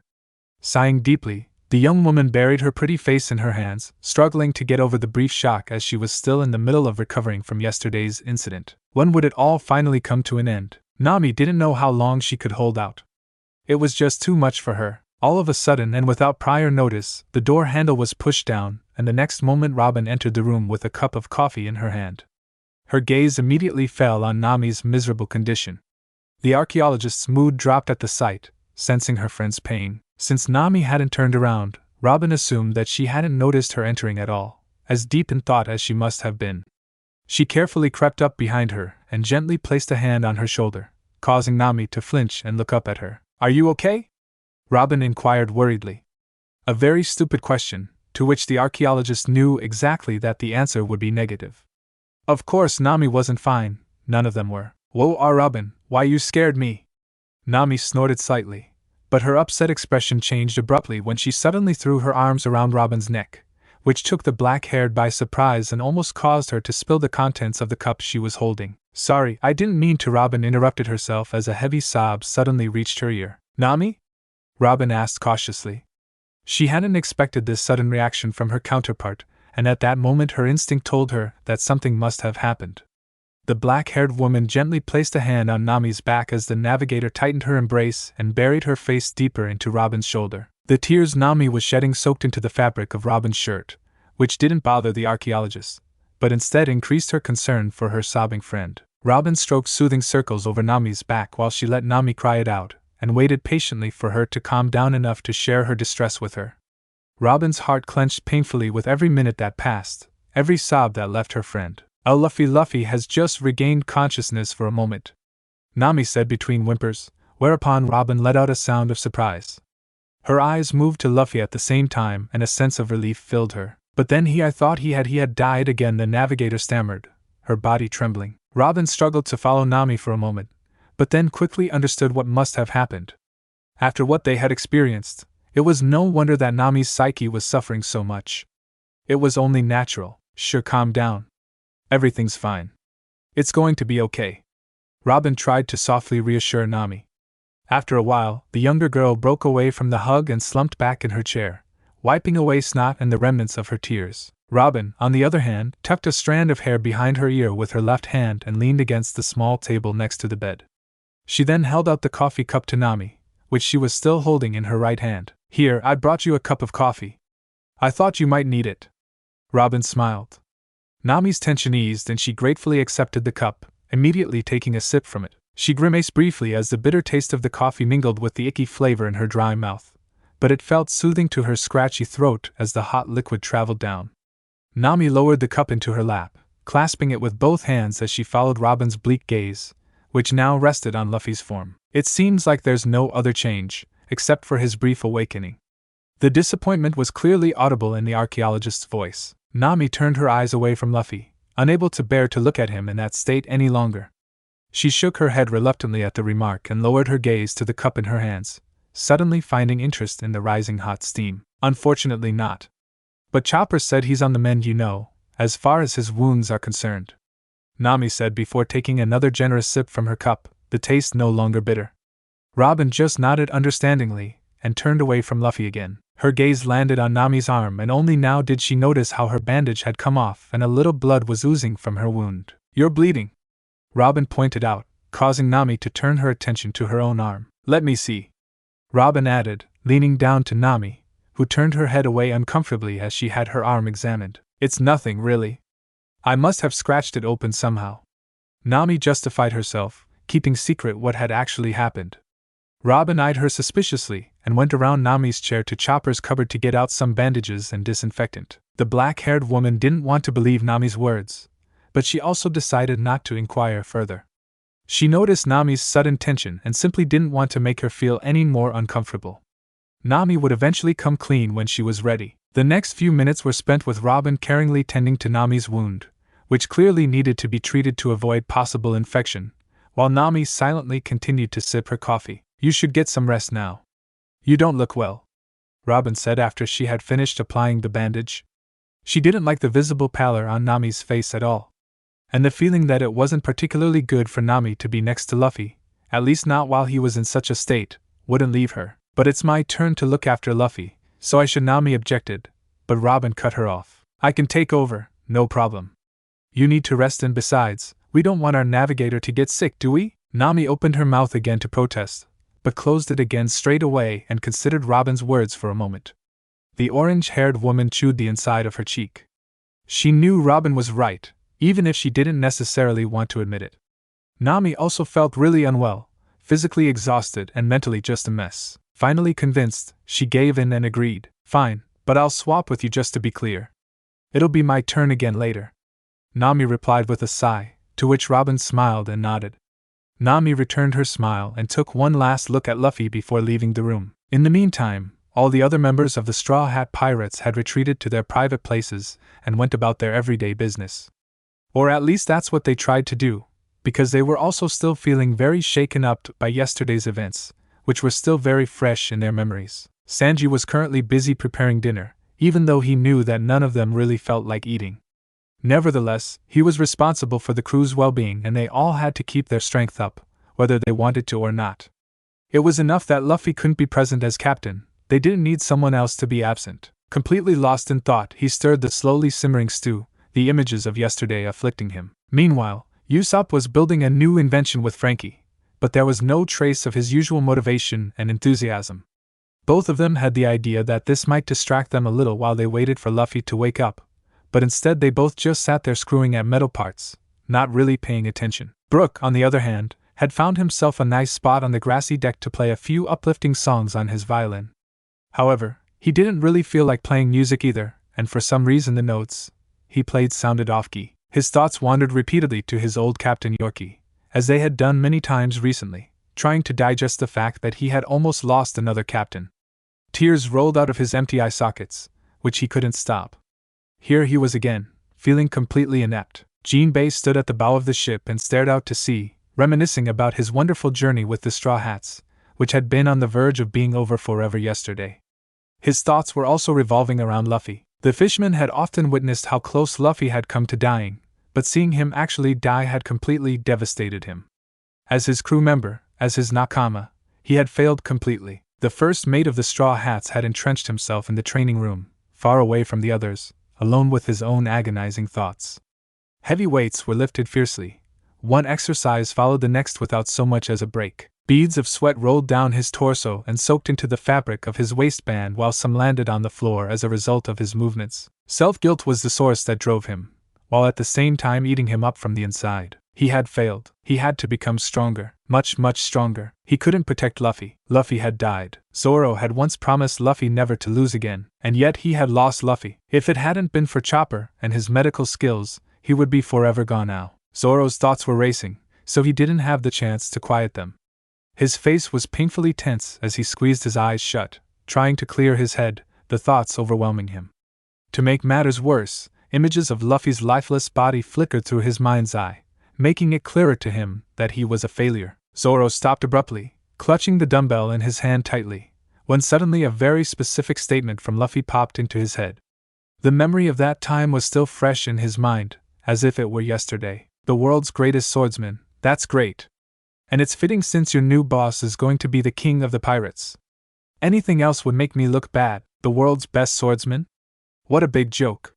He wasn't even capable of being a first mate worthy of Luffy. With full force and frustration, Zoro threw the barbell in his hand to the ground and sank to his knees, his head hanging towards the ground as his clenched fist hit the carpeted floor. All the emotions he had managed to disguise welled up all at once, revealing a mentally devastated Zoro with a tear or two escaping from the corner of his eye. "I'm so sorry, Luffy, I failed you," the green-haired cried out through clenched teeth, his pain-laced voice echoing through the empty room. 2 days later, small footsteps, increasing in speed, sounded from inside the ship before the galley door was flung wide open the next instant. All eyes turned to the little ship's doctor who appeared behind the door, as they paused what they were doing. The broad grin that appeared on Chopper's lips filled them with hope as the words they had been waiting for what felt like an agonizing eternity were the next to leave the reindeer's mouth. "Luffy has woken up." Before the crew, including Sabo and Koala, knew it, they were all standing together in the crowded infirmary, all eager to see the young captain.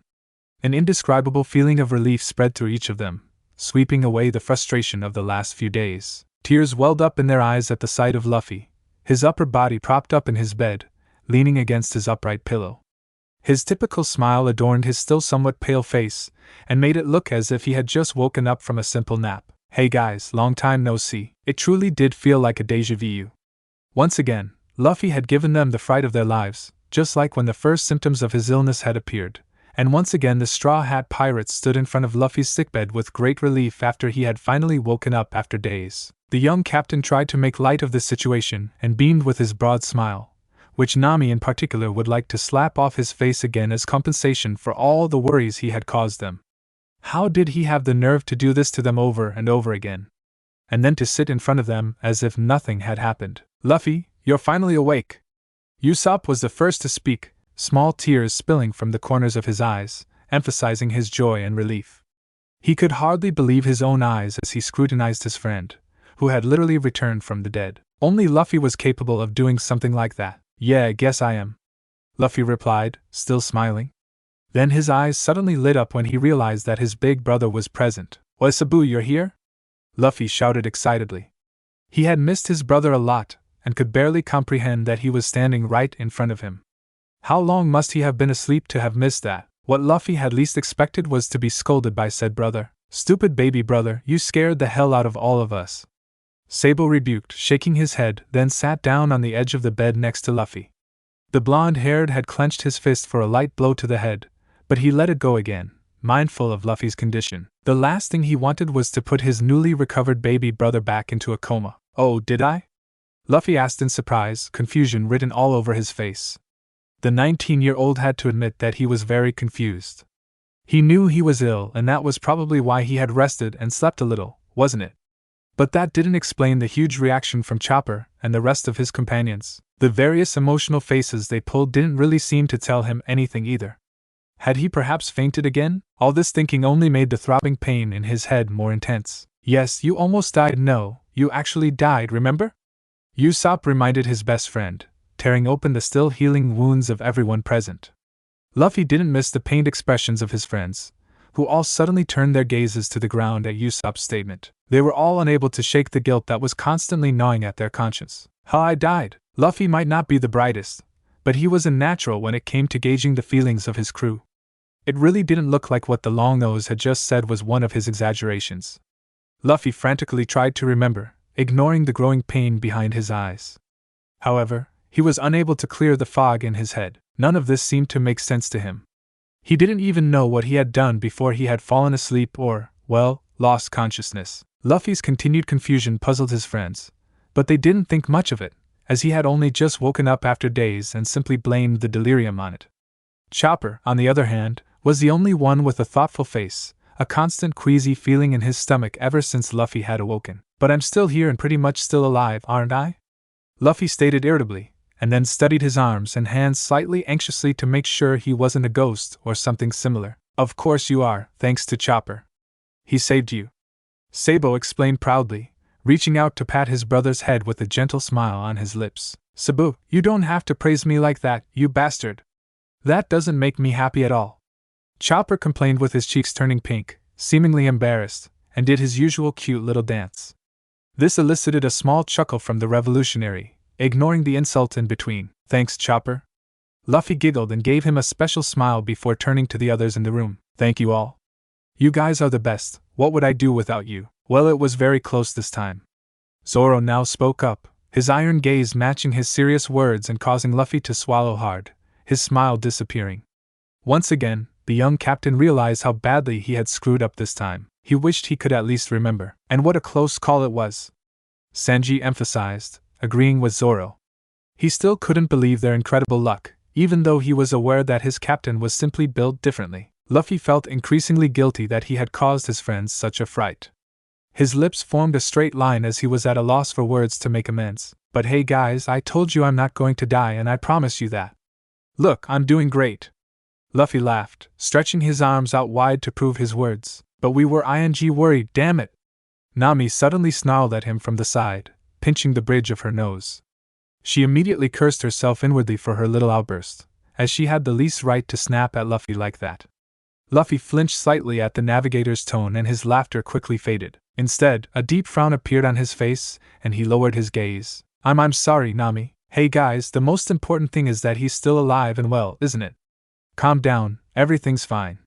Koala tried to cheer up the suddenly low mood and remind the Straw Hats of the essentials. Sorry, Luffy, I didn't mean it. Nami sighed apologetically. She averted her gaze, unable to face him. Luffy, who hadn't taken offense anyway, only gave her a small smile, the brightness of which warmed her aching heart. The 19-year-old knew he definitely deserved more scolding, that had just been nothing. After all, he was weak and almost let his precious crew down. Tell us, Luffy, can't you remember anything? Frankie suddenly uttered the question that had been buzzing around in his head the whole time, with a little concern in his voice, thus bringing everyone back to the previous problematic topic. There was a brief silence in the room as they all waited together for an answer from Luffy, their expectant nervous gazes fixed on their sick captain. Luffy just rubbed his aching head and looked helplessly around. Not really. Luffy smiled sheepishly and shrugged his shoulders, not knowing exactly what that meant, and beginning to worry if everything was alright with Luffy. Everyone's eyes darted to Chopper, hoping he had an explanation to offer. Alarm bells rang in the little reindeer's mind and he immediately had a suspicion. Something he had already feared, but hoped would not come to pass. I have a hunch, but I'll have to run some tests to determine a diagnosis. Luffy, do you have any other complaints or symptoms? Chopper asked with a frown and dug out one of his medical books from his shelf to leaf through it straight away. To be honest, Luffy was feeling a little stranger by the minute, as evidenced by his fading broad grin. His hurting head was one thing, but what was gradually adding to it was his vision, which was losing its sharpness every now and then. Then there was the increasing dizziness, that also bothered him, making even the simple task of sitting upright difficult. However, he blamed this on the headache, that didn't look like it was going to subside any time soon. All in all, he didn't really feel well, not as if he had almost died or was dying, but still pretty bad. Of course, Luffy wouldn't admit to any of this, at least not as long as all his friends and his brother were in the room. Even though he couldn't remember what had happened at all, he understood from his crew's behavior that it must have been pretty hard on them all. Luffy couldn't and didn't want to worry them anymore. His heart broke at the sight of the broken expressions in his comrades' eyes. He deeply hated being the source of their misery, more than ever with every incident. No, I cough, Luffy began, but he was promptly cut off by a nasty cough that quickly turned into a series of coughs. His hand flew to his mouth to muffle the sound and stop the slimy something that was suddenly crawling up his throat from escaping. The sick captain's poor body shook with the force of each cough that tore through his raw throat. Everyone present flinched, caught off guard by the sudden coughing fit. Their jaws tightened as each terrible-sounding cough reached their ears. Sabo's eyes widened and all at once his brotherly instincts kicked in as he almost reflexively reached for the water carafe on the bedside table to pour a glass of water to hand to Luffy. The rubber boy gratefully reached for the glass, but just as he thought he had grasped it with his fingers, a sudden numbness spread through his hand and he lost all feeling in it. The cup crashed straight to the floor and shattered, the shards scattering everywhere. With a soft thud, Luffy's failing hand fell limply onto his blanket. A collective gasp could be heard as the Straw Hats all automatically leapt into action to somehow help Luffy, with Chopper at the forefront. Sabo, who was closest to him, even reached out his hand to Luffy's back to support him and rub it soothingly. Just then, Luffy shakily lifted his hand a little, which had just gone limp, causing his friends to pause. The coughing seemed to subside again, and he pulled his other hand away from his mouth and immediately tried to clench it slightly to hide the small hot drops that he could clearly feel in his palm. Unfortunately, that didn't work either. That hand suddenly seemed to disobey him too. That's why he simply let it disappear under his blanket as inconspicuously as possible. He didn't need to check to know that he had coughed up blood again. "It's okay, gasp, I'm fine." Luffy panted heavily, covering the situation again with a, this time forced, little smile. The raven-haired was careful not to flash his teeth in case they were stained with blood. His soiled hand was rubbed clean under his cover on his trousers. The horrified faces of his crew, however, told him that he couldn't fool them. It was pretty much clear to all of them that something was very wrong with Luffy, apart from his coughing fit, which they were already aware of anyway. "You're fine, my ass. Stop fooling us, Luffy. What's wrong with you?" Usopp shouted hysterically, concern etched across his face. "Yeah, what the hell is wrong with you?" Sanji repeated the question firmly, as he could clearly see that Luffy was once again trying to cover up his condition, just like everyone else could. "Please be honest, Luffy-san." Brook was now urging him on as well. "Nothing is cough wrong with me." Luffy croaked loudly, insisting on his last statement. He clenched his teeth as he felt rather pressured by everyone, grappling with the idea of telling the truth after all. He just couldn't bring himself to do it, even though it was obvious that he was struggling. The mood had become tense again. The main reason for this was obviously due to the fact that the crew members were still under the stress of what they had experienced. But before the situation could degenerate any further, Chopper suddenly intervened. The little doctor had tossed his book aside, looking as if he had found what he was looking for. "That's enough now, guys.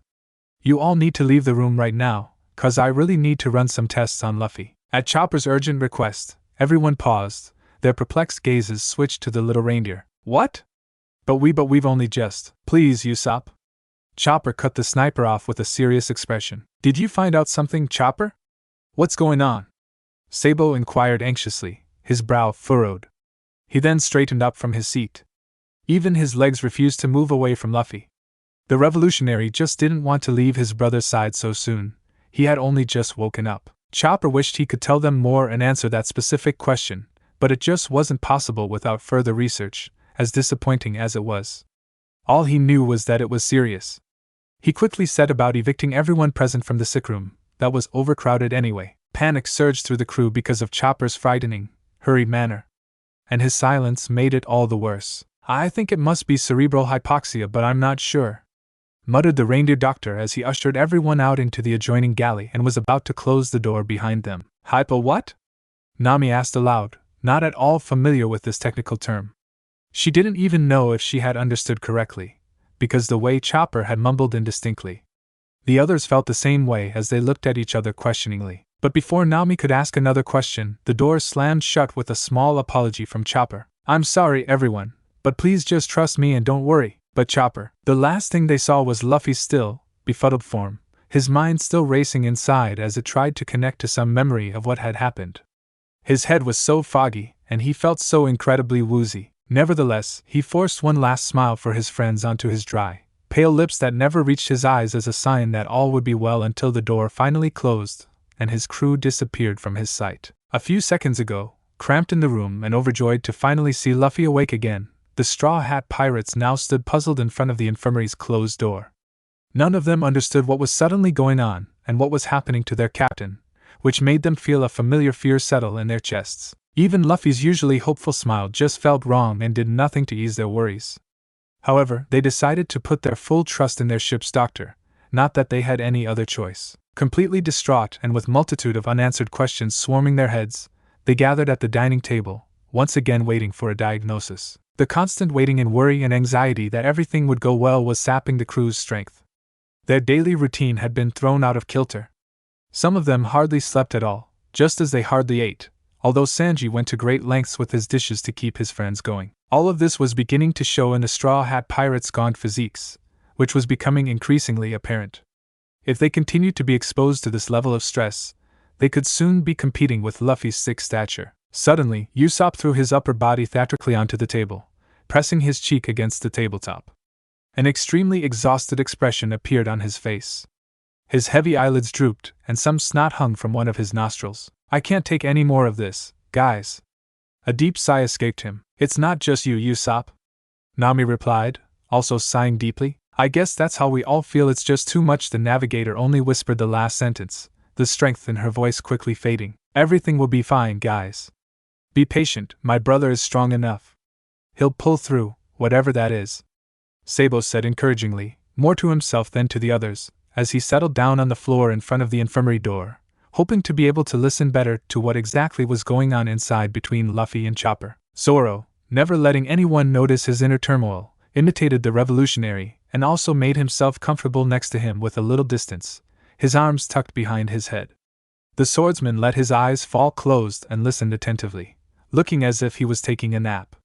Something he had forgotten the last time he had done with Serenity. Someone who was known for sleeping all the time, no matter where and when, had completely forgotten what sleep even was. This fact alone summed up the state of mind of the entire crew perfectly. Inside the infirmary, concentrating, Luffy carefully tested his two hands again, clenching them into a fist and releasing them, then checking each finger individually.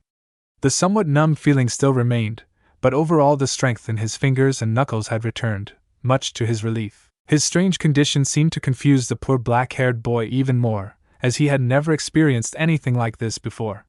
Besides, he couldn't remember such a symptom of his illness. But his memory wasn't very reliable at the moment anyway, as he had found out, so he couldn't really be sure. Chopper, meanwhile, was busy sweeping up the glass shards from the floor as Luffy now looked up from his hands, averting his gaze from his hands. He put on an apologetic smile, feeling guilty. "Sorry about that, Chopper." A small embarrassed giggle escaped Luffy's lips, so innocent that it was impossible to blame him, especially since he couldn't help it at all. "No need to apologize, Luffy, after all, it wasn't on purpose," the reindeer replied compassionately and threw the remaining shards into the garbage can. The sinking feeling in his stomach intensified with each passing minute, and he was all the more pleased to have finally finished cleaning. Having successfully cleared the floor of shards, he was finally in a position to begin his examinations. Chopper quickly proceeded with the preparations, his every move followed by Luffy's curious eyes as he just sat there in unaccustomed silence. The sight of the syringe that the doctor had laid out on his small silver tray gave the young captain goosebumps, which only added to his burgeoning nervousness. The uncomfortable silence that also reigned in the room didn't make it any better for him. "So Luffy, I need you to be honest now, okay? I can tell when you're lying, so don't even try," Chopper cautioned with a serious tone in his voice that matched his firm expression. "Oh, really?" Luffy grinned sheepishly, trying to lighten the situation a little and obviously still not realizing the seriousness of the situation. The smile on his face disappeared as quickly as it had appeared when he noted Chopper's lingering stern expression. A sigh escaped the 19-year-old now instead.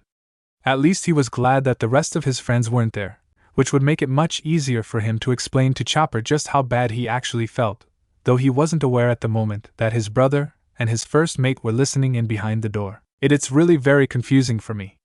I'm trying to remember, but it just won't work," Luffy admitted, rubbing his forehead strenuously. Chopper just nodded in understanding, not interrupting Luffy as he wrote down every single detail his patient told him about on his clipboard. "Let me see, so I have a pretty bad headache, I feel fuzzy, my vision blurs every now and then," and Luffy enumerated, counting his symptoms with his fingers at the same time. "Oh yeah, and my hands still feel a bit numb from before. I really don't know what happened all of a sudden." Luffy shrugged his shoulders cluelessly and tested his hands again, this time demonstrating them to Chopper. The little reindeer doctor studied Luffy's hand movements carefully, and wrote down these signs as well. With each point that his captain had listed, his suspicions had grown stronger and had almost been confirmed. A few more small tests separated him from a fully accurate diagnosis. Luffy tried to analyze the ship's doctor's facial features to see if he had any idea what was wrong with him, as Chopper scribbled in his notes, with great concentration. However, Chopper's professional, solemn face gave nothing away at all. "Okay, Luffy." Chopper started and put his clipboard aside to take the next object from his silver tablet, a small flashlight. "I'm going to run a few quick tests on you now, alright? Sit up straight for a moment, and look at me." Chopper instructed, whereupon Luffy obeyed and moved his blanket to the side, then shifted to the edge of the bed and dangled his legs over it. One quick movement too many caused him to wince briefly in pain, and he suddenly felt a burning sensation in many places all over his body at once. Until now, he hadn't realized that he had wounds everywhere, if it hadn't been for the pain that had made him aware of it in an unpleasant way. Well, after all, he had almost died, hadn't he? The additional itchy feeling of the bandages under his clothes was also slowly becoming noticeable as the pain subsided. "Everything okay?" Chopper asked when he noticed Luffy's flinch. He received a clear nod in reply. "You should be careful with your movements, your wounds are not yet fully healed," the reindeer informed the raven-haired. "Yeah, I noticed that, sure. Luffy chuckled, his face relaxing again as the burning in his wounds finally stopped. Chopper then continued with his next test, carefully shining the light of his flashlight into Luffy's eyes, watching the reaction of his pupils. In an instant, his gaze changed to a scowl. The pupil's lack of reaction to the light was very worrying. Another indication of his suspicions, that he promptly wrote down before resuming. As Chopper briefly turned back to his utensils, Luffy suddenly gasped, clutching his head as he almost toppled forward off the bed. The ship's doctor's good reflexes kicked in time to support Luffy, who quickly regained his composure. The world had suddenly tilted as he sat upright, his vision blurring drastically, losing focus. "Luffy! Hey, are you okay?" asked Chopper in a panic, not having expected something like this to happen all of a sudden. His heart pounded in his chest in terror, as he looked at his captain in scrutiny. Luffy's eyes were squeezed shut, his hand still holding his throbbing head, and a slight tremor ran through his body. You could clearly see that he was struggling to sit. "It's fine, I just think I need to lie down for a bit," Luffy replied weakly and let himself be guided back onto his back with the help of Chopper. The reindeer doctor gritted his teeth, blaming himself for Luffy's deteriorating condition. He cursed himself for overexerting his patient. How could he have been so careless? Luffy gasped softly, his eyes still closed as he waited restlessly for the dizziness to subside. Meanwhile, Chopper did not remain impassive and reached for his blood pressure monitor, which he would have used for the next step anyway. The doctor quickly placed the cuff on Luffy's upper arm, making sure it wasn't too tight, then placed the stethoscope just below the cuff on the crook of his elbow. Once this was done, Chopper put on the earpieces and started pumping. The result, just like the pupil test from earlier, turned out to be rather bad, as the numbers Chopper could read off the device stood for low blood pressure. Chopper's sick feeling in his stomach got progressively worse with each new confirmation of his assumption, but he still prayed that it would turn out differently, even if the chances were very slim at that point. Luffy's eyes slowly fluttered open and he belatedly noticed Chopper's missing presence at his side. He cautiously turned his head to the side, his vision still rather fuzzy, and his eyes looked around for the little reindeer until they spotted him not far away. Chopper was in the process of filling a syringe with ethylene to stabilize Luffy's condition immediately. Such low blood pressure was not to be taken lightly, as it could have very serious consequences. Chopper, this feeling, it won't go away. I feel so woozy and sick. Luffy muttered and let his eyelids fall shut again, barely able to keep them open. Damn, Chopper should have known. The signs were there and Luffy had told him. Still, he couldn't have expected his captain's condition to drop so drastically. It was just that Luffy was damn good at deceiving him. Earlier he had smiled at everything and now so abruptly his health was going down the drain. Hang in there, you'll feel better in a moment. Chopper reassured the ailing captain and administered the dose of medicine, puncturing the vein in the crook of his elbow, eliciting a sharp hiss from Luffy. After a few minutes, the effects of the drug kicked in and Luffy began to relax again, feeling much better with each passing minute. The foggy feeling was the only thing that didn't leave him but remained stubbornly to his displeasure, and the first after effects of the attack slowly made themselves felt in the form of tiredness. Are you feeling better? Chopper wanted to know after he noticed how Luffy's body loosened up and his tense features relaxed, a subtle smile already tugging at the corners of his mouth. Yeah, thanks, Chopper. Luffy thanked him affectionately and blinked wearily. Chopper saw how tired Luffy had grown. The whole debacle was far too much for his sick body, that had only just woken up from a coma. Nevertheless, he was still missing 2 test results, which he absolutely had to carry out, as much as it hurt him. Luffy, I know you must be incredibly exhausted and you should definitely get some more sleep, but I still have 2 tests to go, so could you hold out a while longer? Chopper asked, before his patient could drift off into the land of dreams. Luffy yawned heartily before agreeing, trying his best not to succumb to the growing fatigue. Chopper tried to speed up his actions to finally give Luffy his rest. After testing Luffy's sensitivity to pain and his reflexes, he was finally done. At this point, Luffy was already slumbering, his exhausted body unable to hold out any longer due to the effects of the medication. His head had fallen slightly to the side on the pillow and his mouth was slightly open, drawing in deep breaths while his chest heaved up and down in a steady rhythm. Chopper would have loved to admire this peaceful view of his sleeping captain, who finally didn't look like he was dying, if it weren't for the final result, that left him frowning at his notes. He bit his lower lip bitterly and clawed his hoof, which he wasn't using to hold the clipboard, into his hat. The reindeer was on the verge of tears when they threatened to spill from his eyes. Why did this keep happening? Why did Luffy have to suffer even more than he already did? How was Chopper supposed to explain his discovery to his friends out there? His friends, who were waiting for good news and finally deserved to hear some after all they had been through. Fortunately, the result was not too serious, for which he was eternally grateful, but it was still another hurdle that they and, above all, Luffy himself had to overcome. As if his bad illness wasn't already enough for him to deal with, it became too much for Chopper to bear as his little legs collapsed beneath him, and he finally allowed himself to cry, silently. Meanwhile in the galley, what's taking so long? What is Chopper doing anyway? How could he just throw us out of the room without even mentioning what's going on? Usopp suddenly broke his silence, losing his patience for good. He was clearly annoyed at what Chopper had pulled. On the inside, however, he was filled to the brim with worry and felt the urge to flee the galley and its suffocating air, were it not for the hope that their ship's doctor might burst through the door at any moment. Nami, who wanted to ask her question for what felt like the umpteenth time, ignored Usopp's sudden outburst, as Brook was already taking care of him in order to calm the sniper down again. Her voice was laced with distress as she begged almost desperately, "Guys, please, tell me, can you hear what's going on in there?" Zoro and Sabo, to whom the question was addressed, only exchanged a solemn glance for a moment. Both agreed that they would rather not reveal what they had overheard and leave the job to Chopper. Not that they really understood what was actually going on with Luffy, only they knew he didn't seem to be well, the way he appeared to be when they were in his presence. The feeling of dread spread more in their chests, what of course they skillfully didn't let on and kept their blank expressions. "I already said no?" Zoro snapped at the navigator in a huff and shot her an exasperated glare.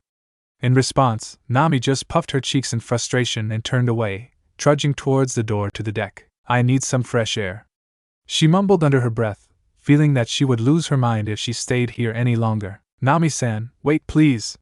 Sanji shouted after the navigator, glaring furiously at Zoro and Sabo for a brief moment. "Sanji, let her go. She needs some time to herself." Robin intervened when Nami disappeared through the door the next moment. Sanji just sighed in response, and reached for his pack of cigarettes, which was almost empty. He put the penultimate nicotine stick between his lips to light it next and take a deep drag. A calming haze immediately settled over his senses. Numbing was always remarkable to him how much that soothed him. Nami, who had slammed the door behind her, took a deep breath the second she stepped outside. Her legs hadn't carried her any further, the hope that Chopper would step out of the infirmary at any given moment tying her to the galley, so she decided to lean against the railing in front of the door with her arms instead. Sighing, the young navigator closed her eyes and tilted her face towards the blazing sun shining down on her, listening to the waves and the sounds of the seagulls circling above the ship. An additional fresh breeze blew through the deck, playing with Nami's long hair, swirling the strands around. All this brought a quick calming effect to her soul, even if the gnawing concern for her captain remained unchanged. "Everything will be fine," she assured herself. The gratitude and relief that washed over her that Luffy was still breathing at all, had woken up and talked to them, was enormous. He was very much alive and that was all that mattered. They would get through everything else together, come what may. Now she was sanguine again and stubbornly held on to that belief, simply refusing to give in to despair, even though she felt partly broken and so exhausted. Exhausted, yeah, they all were, both physically and mentally. However, it felt wrong for any of the members of the Straw Hats to complain in the slightest, while their captain was in a constant battle between life and death. Silently and with impressive patience, the rest of the friends waited in the galley, hoping that the wait and uncertainty would finally come to an end, while Sanji, no longer able to stand remaining silent and inactive, had started cooking. Apart from smoking, this was the only thing that relaxed him profoundly. A heavenly smell permeated the entire room and wafted into the noses of the gloomy crew, making their hungry stomachs growl, but there was no sign of appetite, the lingering nausea of nervousness predominating. Back in the infirmary, Chopper had picked himself up after his brief breakdown and set about his routine work. He gave Luffy a dose of his special medicine for his illness, that had been slightly enhanced since the last time. Then he checked his breathing, listened to his heart, and changed the bandages on his wounds, which left a lot to be desired in terms of the healing process. Unfortunately, Luffy's ability to heal was no longer as good as before the onset of his illness, obviously due to the effects of his disease. It of course continued to worsen inexorably. In order to check the exact progress, Chopper took a small blood sample to examine it later. He did this regularly in order to detect complications at an early stage. Another long night of examination and research awaited him. The reindeer doctor wiped the sweat from his forehead when he was finally finished, his eyes watching Luffy closely, who was sleeping soundly despite everything, proving that he was still quite exhausted. The sick captain's face scrunched up a little in his sleep, as if he was in pain, so Chopper decided to give him a small dose of painkillers that would certainly let him sleep for a few more hours. When this was also done, the ship's doctor glanced at his watch, only to realize that it had taken him more than an hour. His thoughts quickly turned to his friends, whom he had hurriedly thrown out of the room without any explanation, and he felt bad. Even worse when he thought about having to convey this new diagnosis to them. Zoro and Sabo rose from their seats and took a step back just as the infirmary door opened and Chopper finally stepped out, his face unreadable. "Chopper!" Everyone exclaimed in unison and their faces lit up. Nami, who also heard this from outside, burst into the galley, a mixture of joy and fear etched on her face. "So Chopper, how is Luffy? Can we see him?" Sabo asked excitedly, already ready to go back to his brother's side. The reindeer carefully let the door fall shut behind him before stepping closer to his friends. His face reflected the uncertainty he felt, what the others could now also detect. They knew immediately that it couldn't mean anything good, which only made them tense up even more. "Yes, but he's asleep now," Chopper responded tersely, whereupon Sabo wanted to push forward first and rush into the sick room, were it not for the reindeer's subsequent words that made him halt. "Before that, I have something to tell you about his condition." After these serious words, everyone inhaled sharply, their hearts beginning to pound as they prepared for the worst. "Oh no! Is Luffy going to die earlier? I knew it couldn't mean anything good that it took you so long." "Luffy is going to," Usopp screeched in complete turmoil, and held his hands to his head in panic until he received a punch on the skull from Nami, that immediately silenced him. "Shut up, you idiot! Listen to what Chopper has to say first." Nami was fuming with anger at the fact that Usopp had to be so pessimistic and had to be held back by Jinbei so that she wouldn't take out all her frustration, that had built up over the last few hours, on him. "Don't worry, guys. Things can't be that bad for Luffy. He was awake and talking to us normally earlier, wasn't he?" Frankie pointed out, even though he didn't suspect anything good from Chopper's demeanor. Recognizing a logical conclusion to Frankie's words, everyone nodded and shifted their attention back to Chopper, who still hadn't said another word.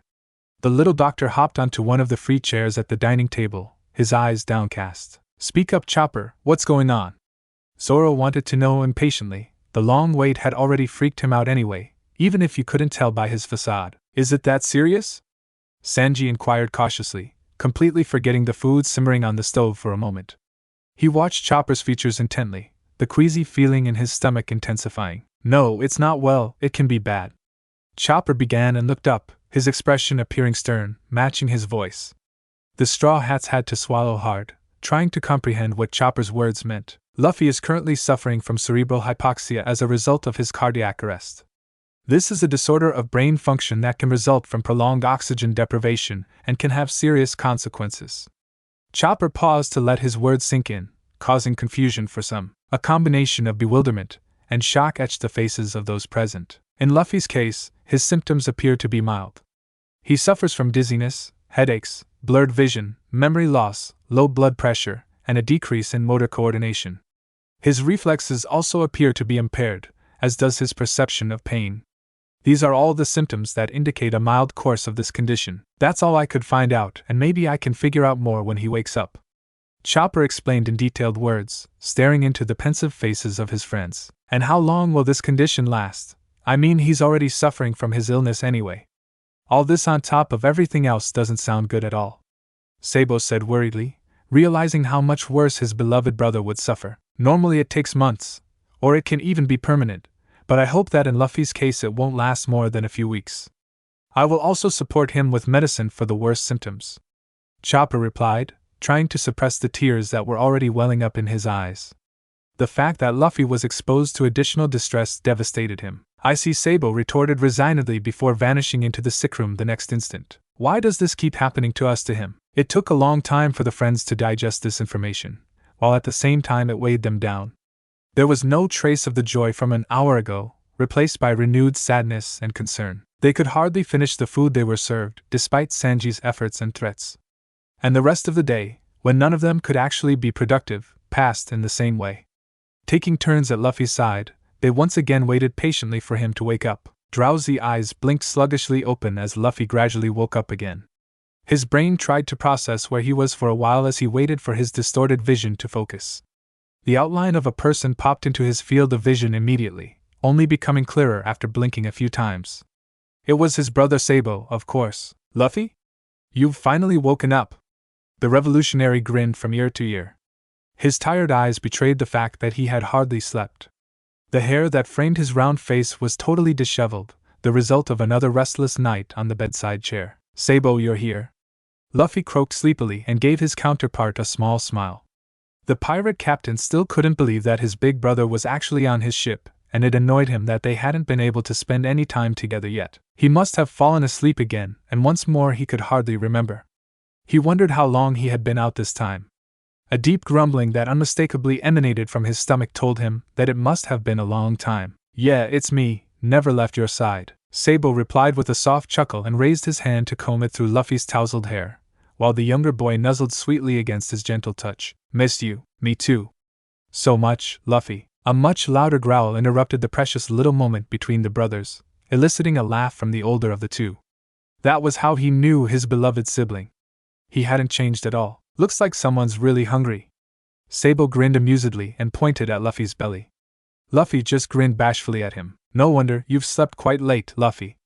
It's already morning and Sanji is just about to prepare breakfast, Sabo said, pointing with his thumb towards the door to the galley, from which the first faint smells were already wafting through. Luffy's eyes widened in shock. What?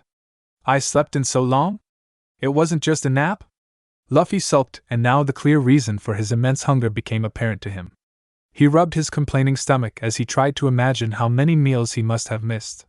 Probably too many to count. I know, and knowing you, you're starving now, but Chopper told us not to wake you up 'cause you were still pretty fatigued and your body needed to recover. How are you feeling now?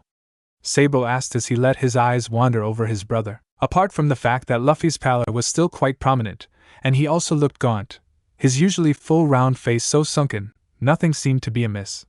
Chopper's checkup results had also given no cause for immediate concern, lifting a huge weight off his shoulders. Luffy had to deliberate for a moment. Unfortunately, his splitting headache wasn't completely gone, but it had lessened, and the fog in his head that was limiting his access to his memories hadn't lifted either, much to his chagrin. Next, he tested the grip of his hands, which seemed to be fine at the moment, and the numbness had subsided. Overall, he seemed to be doing a fraction better, but that could change as soon as he straightened up. This proved to be the case when he became overconfident and raised his upper body to sit upright. I'm actually fine. He spoke too soon as giddiness suddenly set in and his hand flew to his head, alerting Sabo immediately. Oh, Luffy, I'm just a little dizzy. Don't worry, should be over soon.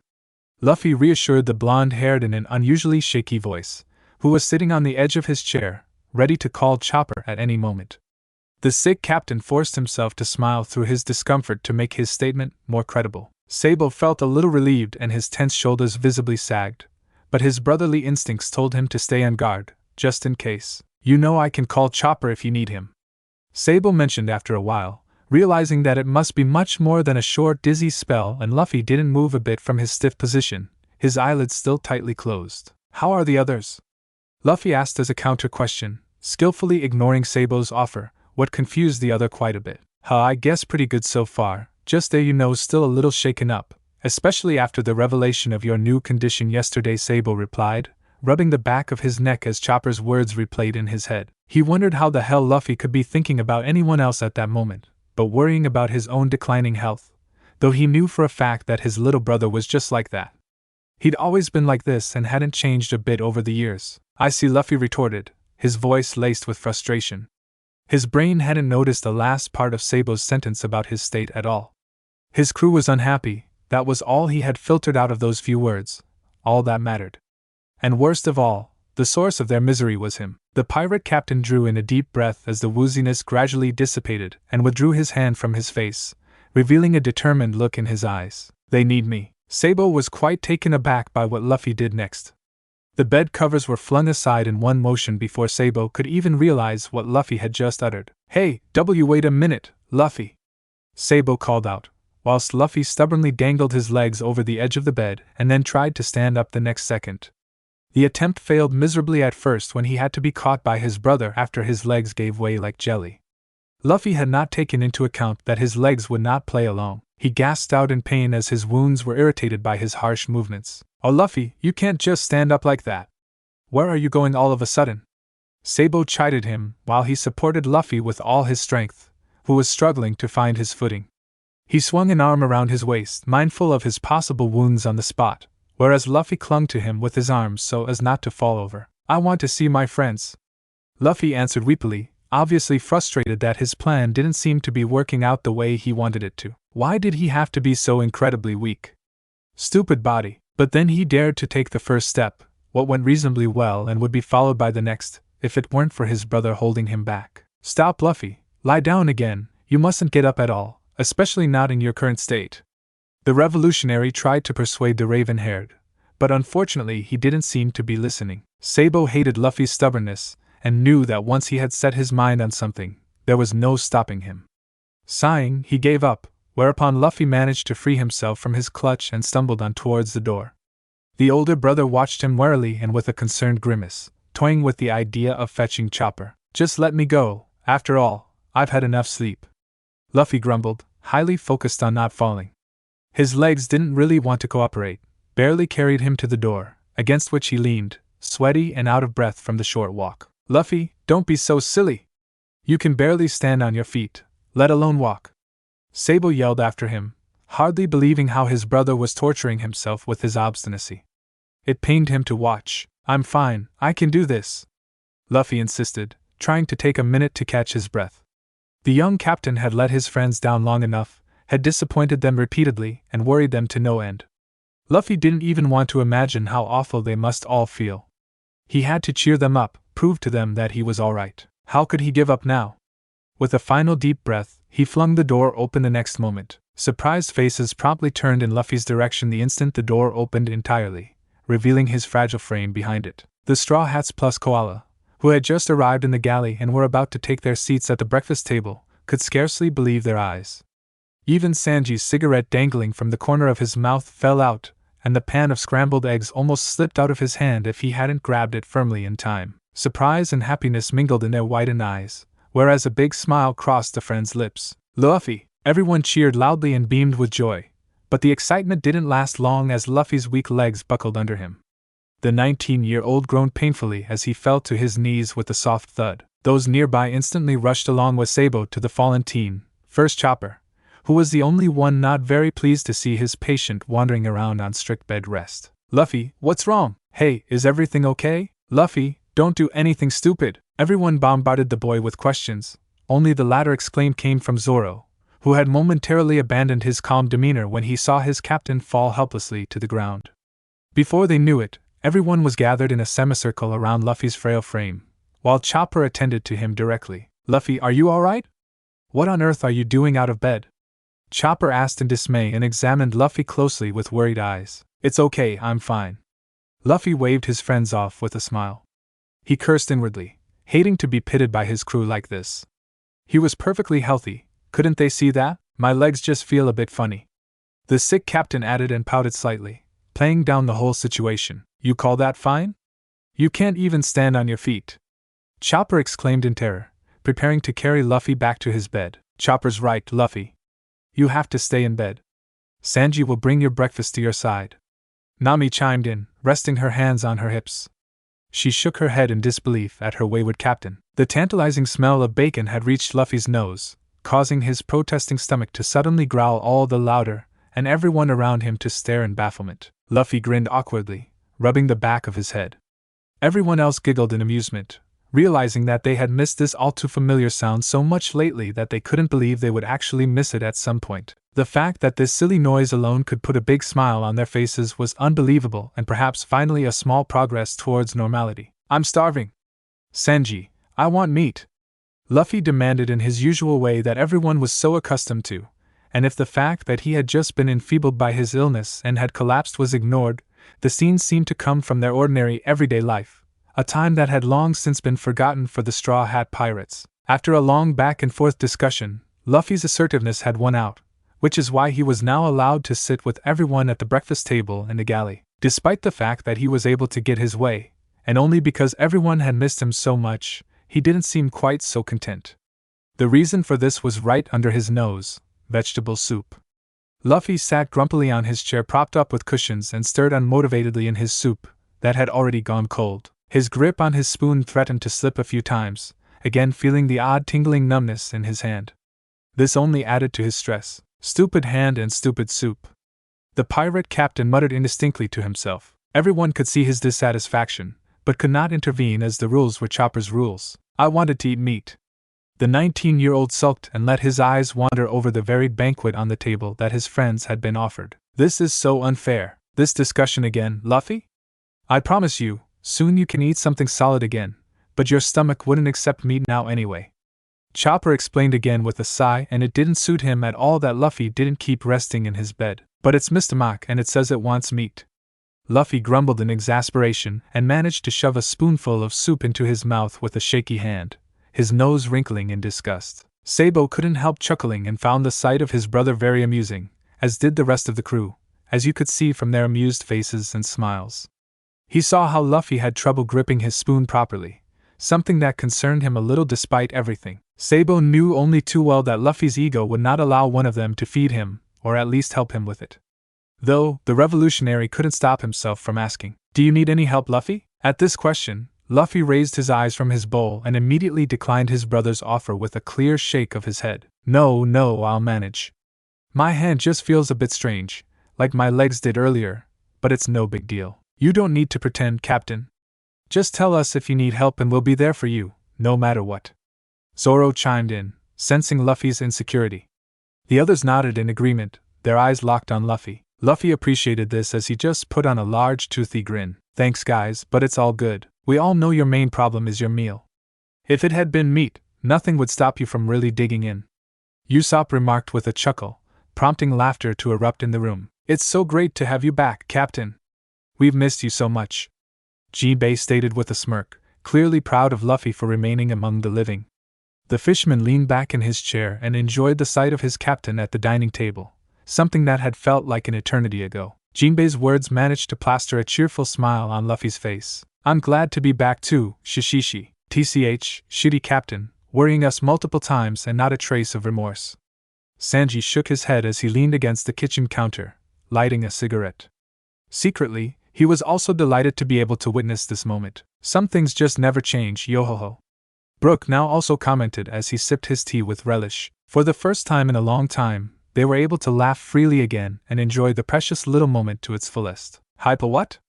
Luffy asked, tilting his head, as he had to return to the infirmary after breakfast to undergo another thorough checkup. This had been the agreement he had made with Chopper to be allowed to sit at the table with everyone. The young captain sat bolt upright on the sickbed while he obediently held up his shirt to let Chopper listen to his chest.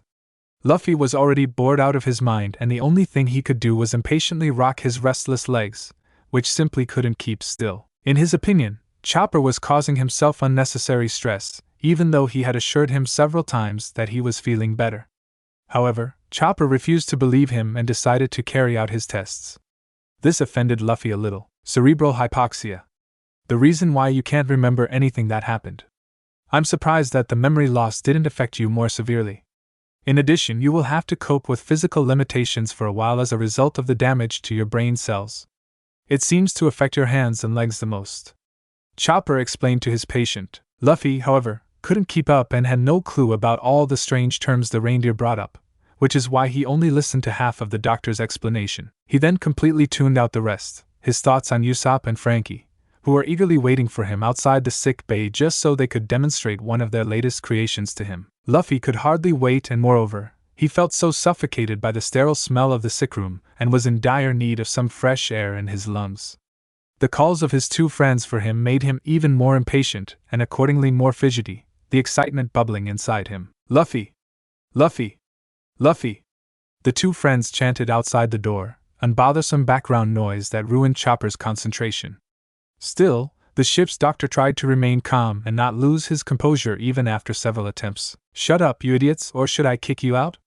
Abruptly, an indistinct voice, undoubtedly belonging to Sanji, interfered.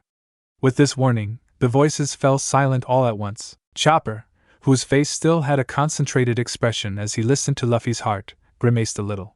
Despite the regular daily doses of his prototype medicine, Luffy's condition hardly seemed to be improving, not even temporarily, and he feared that his illness would suddenly strike back with full force, as it had done before. The more the disease progressed inexorably, the less effective the medicine became, as it was still far too incomplete to combat this invisible, merciless malady. In any case, they had to reach the next island as soon as possible to search for the missing herbs. Chopper's time, and especially Luffy's, was getting shorter with every passing day and was making things tougher for the reindeer, more mentally than physically. The ship's doctor no longer even dared to make a diagnosis, as the unpredictable course of the disease simply made it impossible, as Chopper had discovered over the last few weeks. Sometimes the medicine worked and was able to contain the symptoms to some extent, possibly slowing down the progression, and sometimes it didn't seem to work at all and Luffy's health suddenly went into a steep decline. On top of that, other incidents were occurring constantly, and were also affecting Luffy's ailing body, leaving him no time to recover.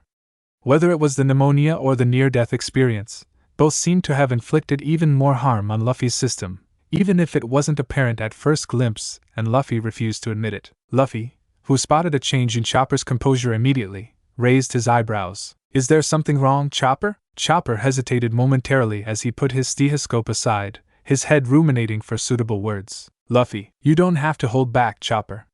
I've been aware for a long time that things are coming to an end for me. I can even feel it," Luffy stated bluntly to the reindeer when he noticed his distress. Something he probably shouldn't have put like that, especially not in a situation like this. But Luffy was Luffy. The fact that Luffy uttered these heartbreaking words with a warming smile, as if he had already agreed to his demise, only broke Chopper's little heart even more and filled his eyes with hot tears. Don't say that, Luffy, please," Chopper cut off, grappling with the tears that were already pouring from his eyes.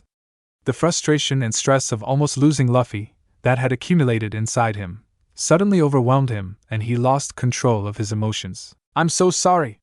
Chopper sobbed and leaped into Luffy's arms, who, somewhat taken by surprise, welcomed him affectionately and wrapped his arms around the trembling reindeer.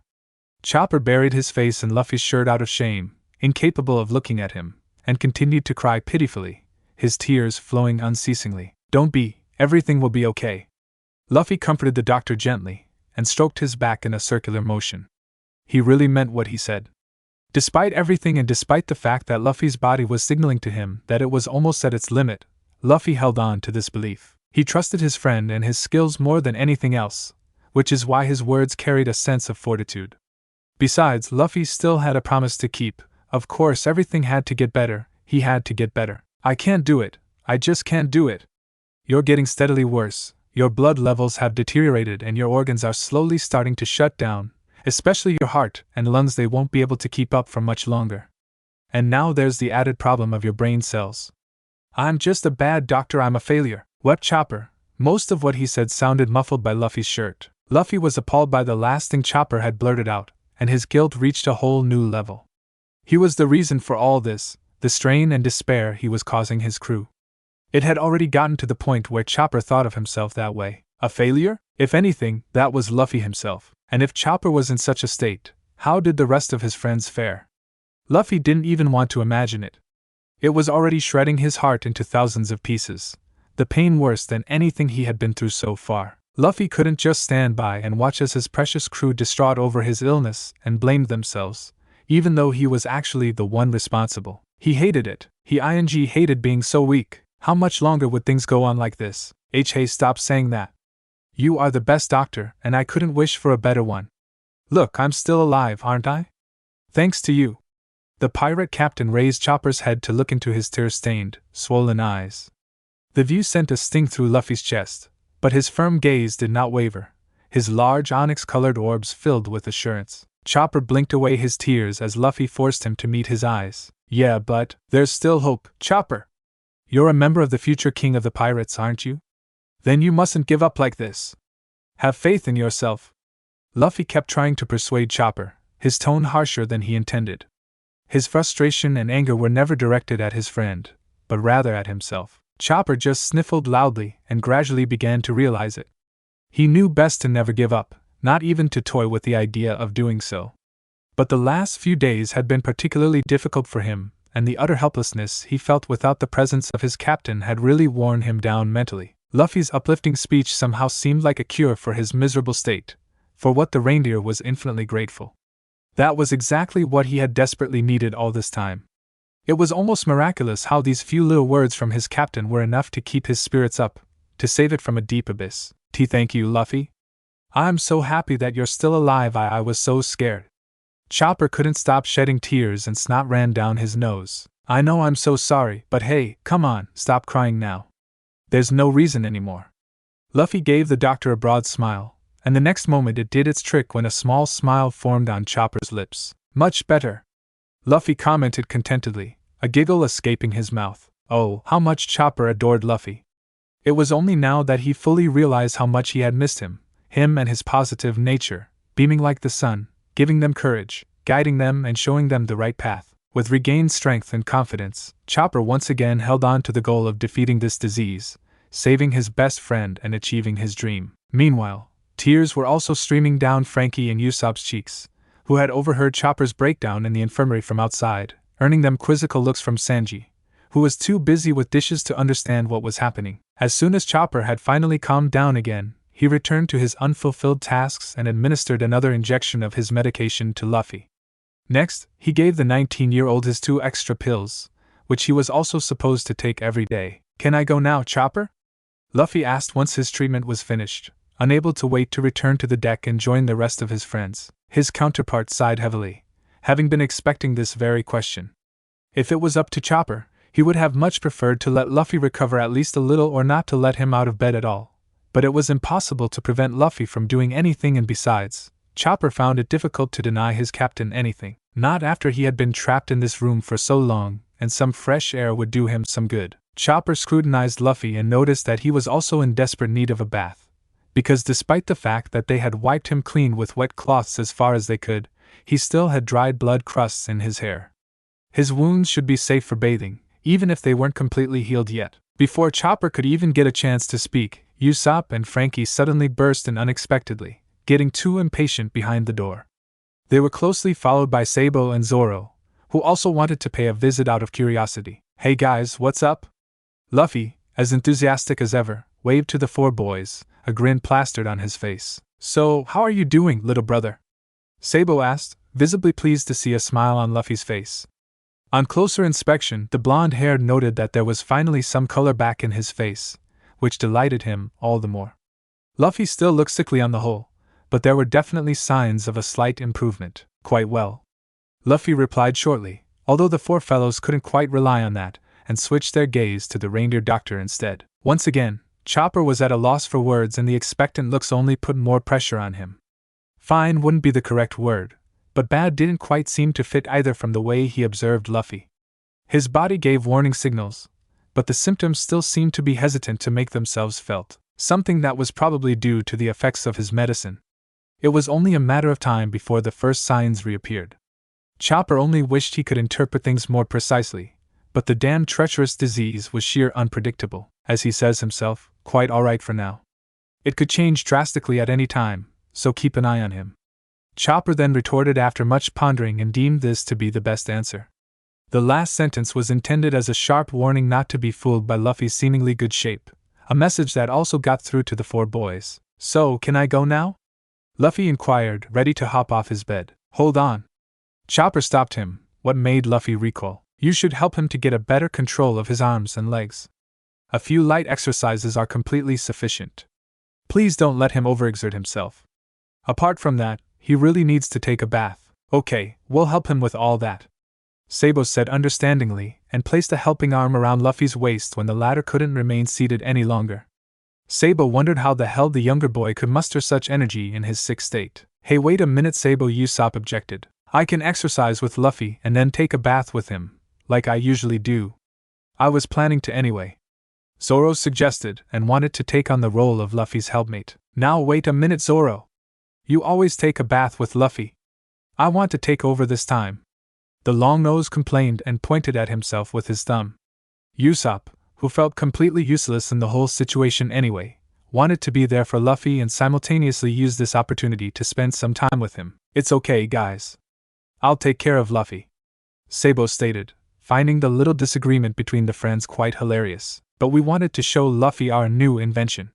Frankie now joined in, sulking. Luffy just stared dumbly back and forth between his friends and started to laugh a bit. Hey guys, you don't have to worry about me. I'm getting along fine on my owl. The young captain didn't get to finish his sentence when he suddenly lost his footing while standing up and almost crashed to the ground, if it wasn't for Sabo. Once again, Luffy had grossly underestimated his situation and was reminded of it in an unpleasant way. Are you in a lot of pain, Luffy? Should I give you some painkillers? Chopper asked to be on the safe side when he detected his captain's struggle. No, it's okay.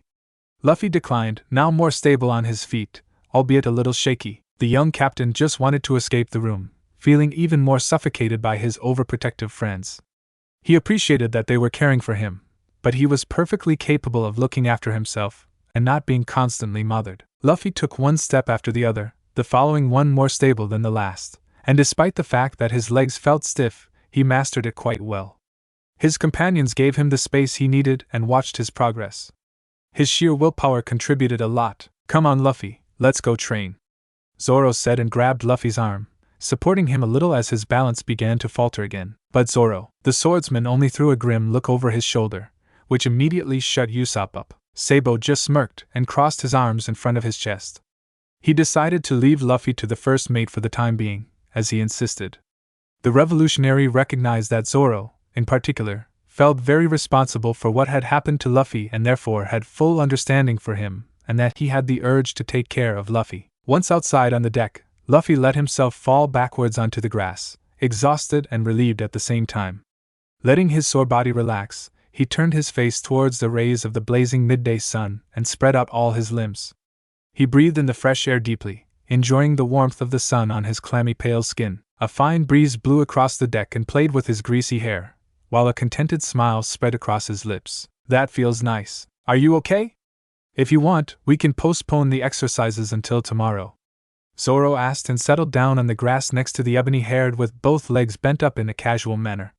His one hand ran over the blades of grass as he examined Luffy's form sharply. Luffy had closed his eyes by now as he continued to enjoy the beautiful feeling of being outside and now blinked them open again as he craned his neck towards Zoro. The pleased smile still lingered on his face. No, we can start right away. Luffy beamed with his signature smile and stood up with a flourish. A mistake, as he soon realized, because everything instantly began to spin. He couldn't quite get used to his condition and hoped fervently that it wouldn't last long. His hand darted to his head and he closed his eyes for a moment, waiting for the spell to pass. Zoro shot him a worried glance. Are you sure? Yeah, I am, Zoro. I have to get better. Luffy interrupted his counterpart with a determined tone and faced him, the vertigo slowly fading. The swordsman frowned at first, but decided to trust his captain. Let's get started then. Zoro countered and jumped to his feet again. He held out his hand to Luffy to help him up carefully, a gesture his captain gladly accepted. After Luffy took a while to stand on his feet, the two companions decided to continue with slow warm-up exercises and stretching exercises with the focus on the legs. Luffy's stiff legs found it difficult to stretch, to move properly at all, causing him to lose his balance every now and then and land on his bottom. Ouch, you okay? Zoro questioned, trying to refrain from asking, as he was aware that his captain was getting annoyed by that very question. Luffy remained on the ground, gasping for breath. Strangely enough, he was quite worn out from the little exertion. The raven-haired dropped his head as a deep sigh escaped his lips. I can't do it, Zoro. It simply won't work. The green-haired man frowned, not used to seeing Luffy so downcast, so pessimistic. He crouched down to Luffy, not exactly sure what to say. He just knew that it might be better not to wear Luffy out like this. Chopper had already warned them about this, so he didn't want to risk anything. Maybe you're not ready yet, Luffy. I mean, after all, you just woke up this morning, Zoro eventually opined. He knew exactly how miserable his opponent felt, knowing him for so long. Luffy slumped forward, his eyes facing the ground. His somber expression reflected his inner turmoil. Maybe you're right, but you all need me, Zoro. It's taken me far too long to beat this disease. I can't keep doing this to you. It hurts. I'm so sorry. Luffy only whispered the last part, his voice giving out towards the end as he had difficulty not to cry in front of his first mate. It was all so damn tough for him. The burden resting on his shoulders had become too heavy, and Luffy didn't know whether he was still able to carry it. Luffy, look at me, Zoro demanded, resting a hand on the other's shoulder. Luffy ashamedly shifted his eyes to Zoro, and one could tell he was on the verge of tears. Don't be so hard on yourself. Luffy squeezed his eyelids shut, the tears that had gathered in his eyes spilling over the corners and down along his cheeks. We all have faith in you. You can do it. We will do it together. Zoro was stunned by his own words that passed his lips, as he was never the type to say sentimental stuff. He was all the more proud of himself when those words were exactly what Luffy needed to hear. Relief washed over him as the young captain bit down on his lower lip and nodded firmly. Thank you, Zoro. Luffy forced a smile onto his lips, one that Zoro returned. Nothing to thank and nothing to apologize for, Captain. Well, that doesn't look like exercising to me. Sabo's voice suddenly sounded as he and Usopp joined the duo. He had placed both hands on his hips, wearing an amused look on his face. Zoro and Luffy looked up at the two of them in surprise as they passed them 2 bottles of water. The swordsman skillfully caught his, while Luffy completely missed. Sabo. Usopp. Luffy suddenly exclaimed cheerfully again, forgetting the situation from a moment ago. He had definitely needed some water, but he had trouble reaching for the bottle that rolled away from him on the floor. The blonde-haired who noticed this mentally punched himself for being so inattentive before bending down to help Luffy with his bottle. We were just finished, Zoro justified after taking a generous sip of his water. Yes, exactly. I guess I'm not quite fit enough yet, Luffy confessed with a snicker as he then focused on trying to grasp his bottle, which he succeeded in doing after several attempts. Well, if that's the case, then it's time for a bath, Usopp shouted excitedly, earning a scowl from Zoro. Fine, you go and have a bath with Luffy. In the meantime, I'm going to train upstairs in the training room. See you later. Zoro finally decided to leave Luffy to Usopp, who was so eager to spend some time with Luffy. Should I come with you or can you manage on your own, Usopp? Sabo wanted to know and helped Luffy to stand up after he had consumed enough fluids. I can handle it, don't worry, Usopp answered and propped up Luffy, who was once again struggling to stand upright. Where are the others right now? Luffy wondered as he let his eyes wander over the entire deck and couldn't see anyone else in sight. They're all pretty much below deck. Nami, Koala and Jinbei are currently planning our course and have also called me in. I think I should check on them while you shower, Sabo mused, scratching the back of his head. Frankie is still tinkering with our new invention, Brooke is helping Robin with her flowers and Sanji should be busy preparing dinner.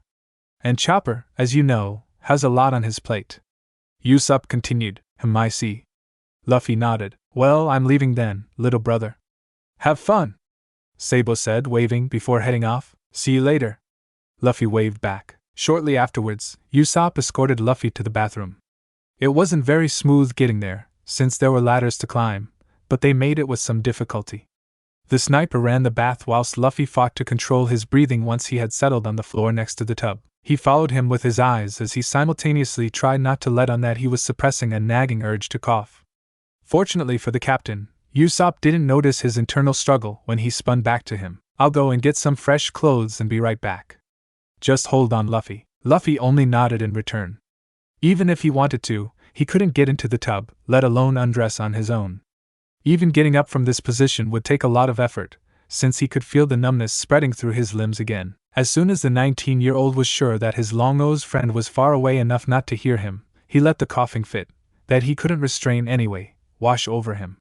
One hand was pressed to his mouth in the hope of containing the noises, whilst one forceful cough followed the other. Luffy wondered why his symptoms occurred so soon after a dose of Chopper's medicine, for usually the effects lasted a little longer. This time they seemed to be completely absent. The fact that he was already frequently breathless today was in itself a bad sign, although it was only then that Luffy truly noticed. It wasn't long before the hacking brought forth the first droplets of blood. Luffy could plainly feel them in the palm of his hand. He quickly became panic-stricken, knowing that more would follow. A rapid solution was needed before he would stain the entire tiled floor with his blood and Usopp would then find him in such a mess. Luffy's head was racing for an idea, but getting up was not an option considering his limp legs.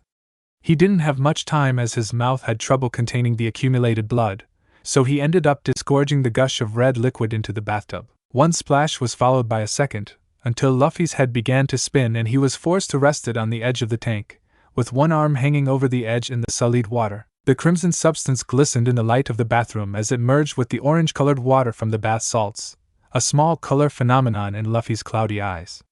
Weakly, he coughed a few more times and spat the rest in his mouth over the edge of the pool. Luffy could no longer think about the look he was giving off and Usopp's shock that he would surely have if he bumped into him like that when he suddenly blacked out completely, hanging limply on the edge of the bathtub.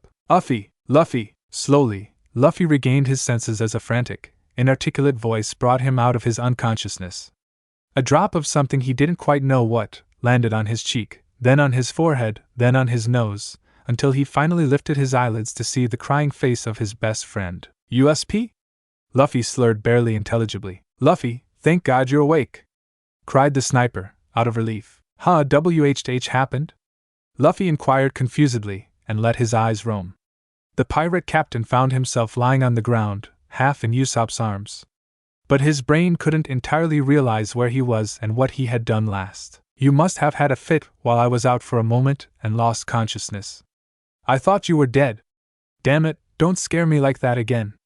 Usopp yelled, his voice still shaking with shock. He was sure that his heart would no longer put up with all this. Sorry about that. I'm good, no need to worry. Luffy mumbled a little more distinctly again and slowly straightened his upper body. The familiar lightheadedness returned, but thankfully didn't last too long. The pounding pain in his head was more of a nuisance, though. No need to worry? Dude, I was dying of worry. You were sitting there flaccid, passed out, and with all your blood in the tub. Usopp retorted hysterically, whereas Luffy just bowed his head, feeling bad for almost giving his friend a heart attack. Usopp froze as he suddenly realized that it was absolutely foolish of him to snap at Luffy like that, knowing full well that it wasn't his fault.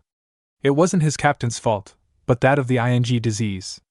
The sniper felt so terribly stupid at that very moment. Sorry Luffy, I overreacted a bit. Usopp apologized and wrapped his arms around Luffy, burying his head in his shoulder. It's okay.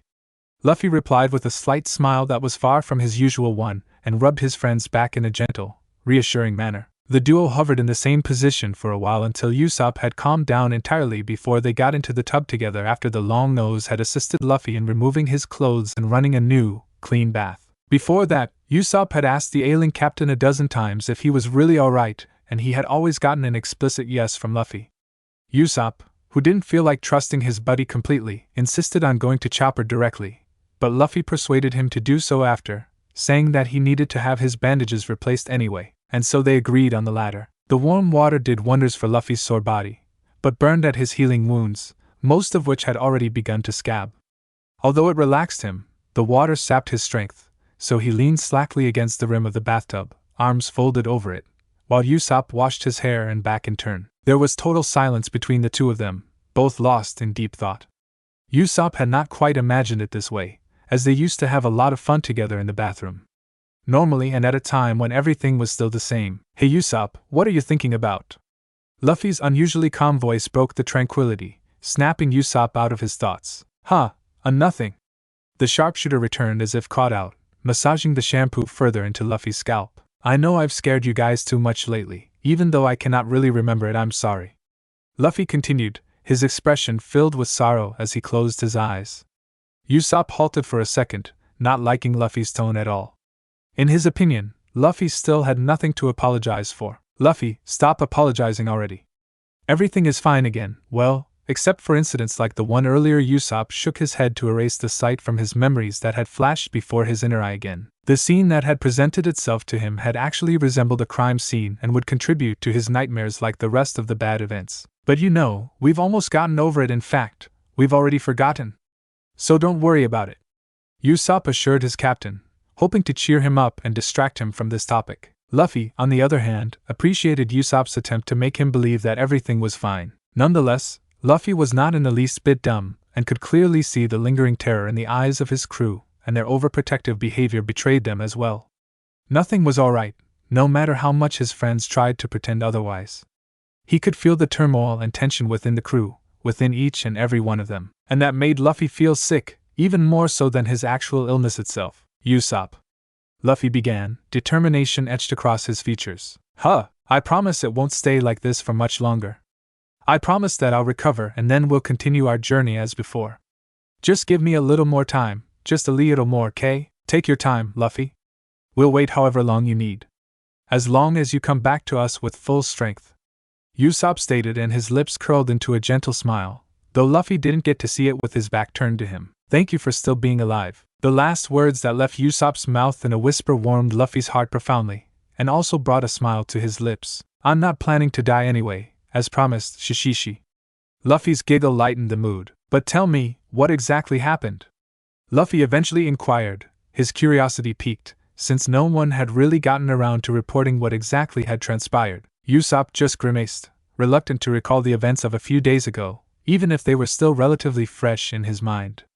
Nevertheless, he decided to force himself through it, as his captain had a right to know, even if it would break his heart, and, knowing him, only make him feel even more remorseful. In the end, he decided to leave out any precise details. I see, so, if I hadn't gone to the island alone, none of this would have happened. Luffy concluded, holding his index finger on his chin and lowering his gaze after Usopp had at last finished rinsing the dried blood from Luffy's hair. The pirate captain didn't really know what to think of it all, though he felt worse now that he had learned everything. It was all his mistake, and then he almost died, in front of his friends, in front of his brother, and Nami. Well, not exactly. I mean, the Navy would have hunted us down anyway, so it's not necessarily your fault. Please don't blame yourself. Usopp pleaded as he looked into Luffy's blank face, whose feelings he could not decipher correctly. But the sniper knew Luffy only too well and was aware that he couldn't talk him out of it. Usopp only wished he hadn't been the person who had to bring all this up to Luffy. Looking into the other's eyes, he could only imagine how painful it must be for him. Okay, Luffy only muttered, sighing. Usopp couldn't remember a single instance when he had seen Luffy like this.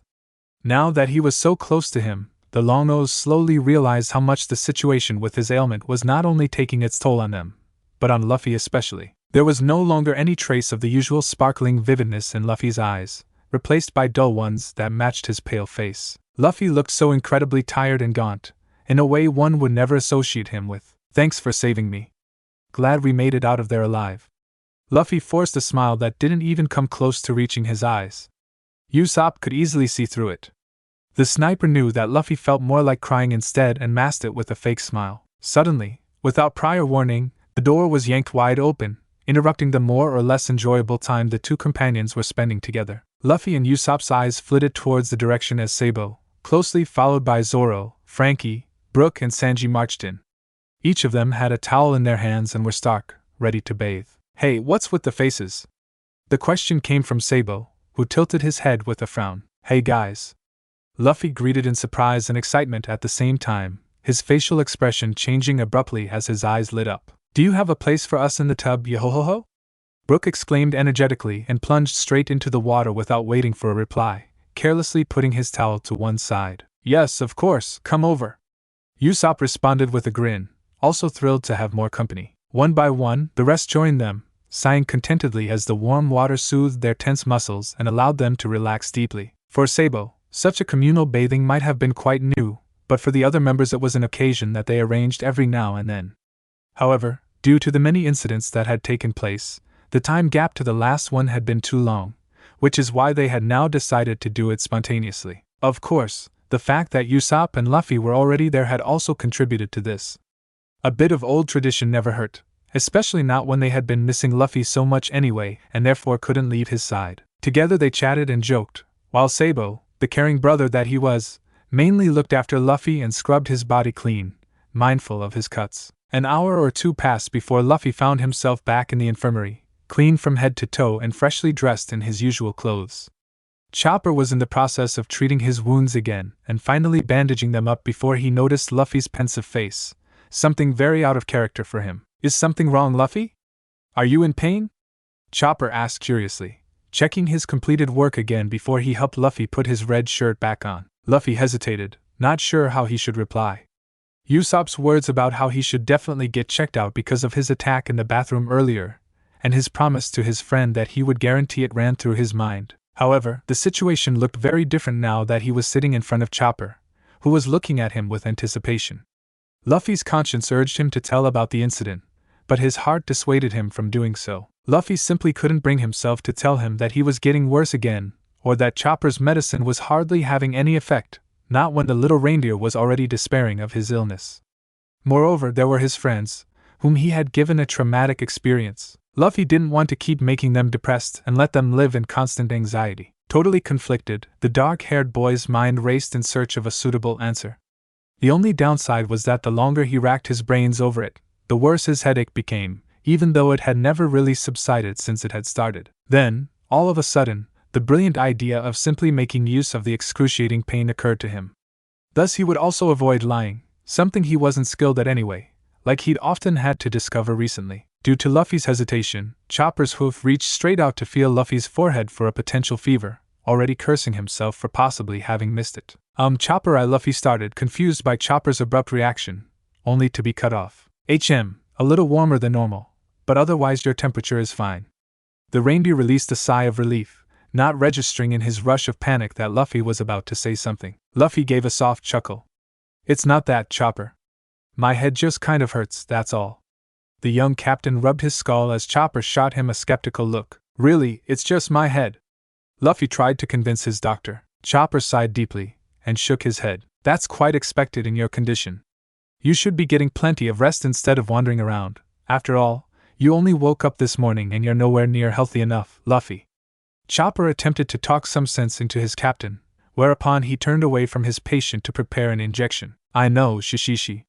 Luffy just giggled, scratching the back of his head. Chopper just rolled his eyes at that. He knew that Luffy wouldn't take his illness seriously, no matter how often he lectured him. I'm going to give you a painkiller for the headache and any other pain. It should work faster than pills, Chopper announced before continuing with his task, pulling up Luffy's sleeve and nimbly administering the potion. Luffy clenched his fist, enduring the unpleasant sensation of the prick. It should make you a bit sleepy. Chopper added and applied pressure to the puncture mark on Luffy's arm with a small cotton pad. Luffy nodded understandingly as Chopper then faced away from him again to clean the reusable syringe. His forehead wrinkled as he thought about Luffy's condition and whether Luffy really wasn't hiding anything from him. According to his blood results that he had examined earlier, Luffy didn't seem to have improved at all, but neither had he deteriorated too much. However, this did not change the fact that this disease was like a ticking time bomb. You should rest, no, Chopper began as he craned his neck to look at Luffy, but his voice trailed off. The ship's doctor's eyes widened in disbelief. Luffy had already run off, or rather hobbled. Luffy had successfully managed to sneak out of the infirmary, and was slowly making his way towards the deck. Leaning on the chairs and the counter for support occasionally, he made his way through the empty galley, almost toppling over several times, until he reached the door leading outside. Beads of sweat had formed on Luffy's forehead, and he had to rest against the door for a while to catch his breath. His legs also threatened to buckle under him, but he pulled himself together and didn't let that stop him. It was nothing short of a miracle that he was able to get this far at all. If there was an explanation, then it was his sheer willpower alone. The young captain flung open the door, using the handle as his best support, and promptly attracted the attention of all those on deck. A broad smile crept onto his friends' lips as their eyes spotted him. Luffy, hi guys. Luffy waved his hand, also putting on a smile. He let his eyes roam over the grass deck. Nami and Robin were sitting on the bench under the main mast, while the latter was reading a book. Sanji, holding a silver serving tray in his hands, had just served them a fresh, colorful cocktail, typically swirling around the two of them with heart-shaped eyes. Jinbei stood at the helm, keeping an eye on the course, and then there were Usopp and Frankie standing by with their invention, eager to demonstrate it to Luffy. Frankie dashed towards Luffy as soon as he recognized that the sick boy couldn't move a step further and carefully lifted him into his big metallic arms, only to put him safely down on the swing. Thanks, Frankie. Luffy grinned contentedly and made himself comfortable on the swing as well as possible, only grabbing the two ropes was a little tricky for his hands. Usopp hurried over to help him, whereas Robin, as attentive as she was, kept Luffy from falling off with hands that she sprouted with her powers. She also rocked him a little, knowing that he loved it. Luffy gave her a grateful smile that the archaeologist reciprocated. Shouldn't you be resting inside, Luffy? Nami asked, concern lacing her voice. Chopper meant that too, but I like it much better outside with you. Luffy answered cheerfully, his eyes sparkling. The navigator didn't really know what to make of the idea, but she couldn't complain either, since she had missed her scatterbrained captain on deck. None of them wanted to spoil Luffy's fun and enjoyed the refreshingly pleasant time with him as Usopp and Frankie showed him their invention. It was a mundane device that served Usopp perfectly as a kind of mobile cannon with which he could aim extremely far and accurately. Luffy's eyes lit up with excitement, while everyone else rolled their eyes less enthusiastically. "That's so awesome!" Luffy commented, his gaze following each shot that Usopp pointed at the open sea. "Here, Captain, a balanced drink full of vitamins for you." Sanji suddenly offered Luffy a drink from the side. He hung a wooden cup with a straw sticking out of it around his neck, specially prepared for the black-haired boy, mindful of his condition. Luffy just looked puzzled, not accustomed to being treated on the same high level as Nami and Robin. Upon receiving a sincere smile from Sanji, Luffy expressed his gratitude and licked his lips with gusto at the sight of the beverage now hanging from a string around his neck. "You're welcome, shitty captain. But you're going to drink up, alright?" Sanji added as a warning, whereupon Luffy nodded his head, already sipping on the straw. "I can't believe I'm experiencing this," Nami marveled, chortling, while Robin beside her also gave a giggle, clearly amused. "Don't worry, my darlings, I'll give you both the next drink right away, Nami Swan." "Robin Schwan," Sanji chanted out loud, suddenly getting hearts in his eyes again and waltzing over to the two girls to collect their empty glasses. And so the wonderful day went on whilst Luffy savored his drink until his eyes began to drift closed as the effects of the painkillers kicked in. The soft sea breeze that whizzed around his ears together with the sound of the waves crashing against the hull also created a cozy ambience, perfect for sleeping. Luffy's head flopped forward, now fully asleep, causing Robin to react swiftly before he could slip off the swing and fall face forward. Sabo, who had joined them in the meantime, placed one hand under Luffy's neck and the other under his knees to hoist his limp form onto his arms. It was only a matter of time before his body succumbed to fatigue. "He still seems pretty exhausted," Sabo remarked, looking at his peacefully slumbering brother in his arms. "Well, at least his own body is forcing him to rest," Nami mused, shrugging her shoulders. "I'd better get him inside now." And with these words, the revolutionary carried the young captain back to the sick bay, where he could continue his recovery, much to Chopper's relief. Loud noises mingled with chattering voices roused Luffy from his nap. The second thing he noticed immediately was a nauseating ache that spread through his abdomen, making his stomach churn uncomfortably. For the time being, the sick boy tried to ignore the feeling as best he could, as it was nothing he didn't experience. Luffy let his eyes drift around his surroundings, only to realize that he was back in the infirmary, and he was all alone. Strange, because normally he was never alone in the sick room, someone always sat by his side. Curious, he slowly straightened up and rose from his bed, the world suddenly tilting again and almost knocking him off his feet. At that very instant, the door handle was pushed down and the next second, Sabo entered the room. The revolutionary's eyes widened in horror, and before Luffy knew it, his brother had lunged to his side to prevent him from tumbling to the ground. "Luffy?" Sabo firmly wrapped an arm around the younger brother's waist before his fleeting hold on the bed could slip away for good, and heaved him back onto his staggering legs. "Sabo?" Luffy gasped, opening his eyes closed before falling, at the sound of his brother's voice. Tired orbs looked up at Sabo and met his, which looked Luffy over scrutinizingly. Slowly, the blonde-haired guided his brother back to the bed to give him a few more minutes, as his unsteady legs were obviously not the only problem he had to contend with. "Are you all right, baby brother?" The concern in Sabo's voice was palpable. He gently stroked a few strands of hair from Luffy's forehead so that he could take a closer look at him. Luffy's face once again looked as white as a sheet, unlike this morning, as Sabo had to realize. Luffy nodded with a slight smile, though it didn't fully convince Sabo. "Don't worry, it happens to me all the time," Luffy explained and then took a deep breath, his giddiness gradually subsiding. Sabo visibly relaxed as Luffy's features eased, a sign that he was actually feeling somewhat better than a few minutes ago. "What have you been doing out of bed?" the revolutionary demanded with a scolding undertone. "Well, I woke up here and no one was by my side. That's why I got a bit worried and wanted to check." Luffy justified himself with a shy grin. "I see, sorry I was away for a sec. We've all prepared something special for you," Sabo announced, grinning broadly. Luffy's eyes perked up at these words and his smile instantly brightened. "Oh, really? Yeah, I was actually just about to wake you up. Thought you were gonna sleep through the rest of the day." Sabo giggled, being quite excited himself. "Come on, let's go outside." Sabo helped Luffy to his feet again, even though he rather wanted to carry him than let him stagger to the deck. But Chopper deemed it preferable to let him walk by himself to get his legs back to their old shape. Once outside, Luffy was stunned by what his friends had arranged for him.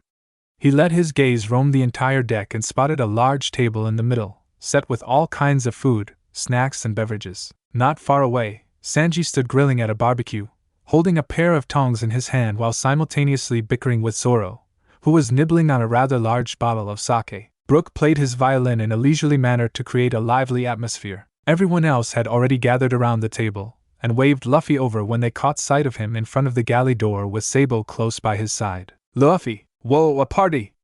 Luffy called out excitedly, his eyes sparkling. "Just for you," Sabo remarked, pleased to see Luffy so happy. "Exactly, just for our captain," Usopp shouted, raising a fist in the air. "Even though we can't celebrate your full recovery yet, we still wanted to thank you in some way," Frankie proclaimed, his face showing mixed emotions. "Huh, thank me for what?"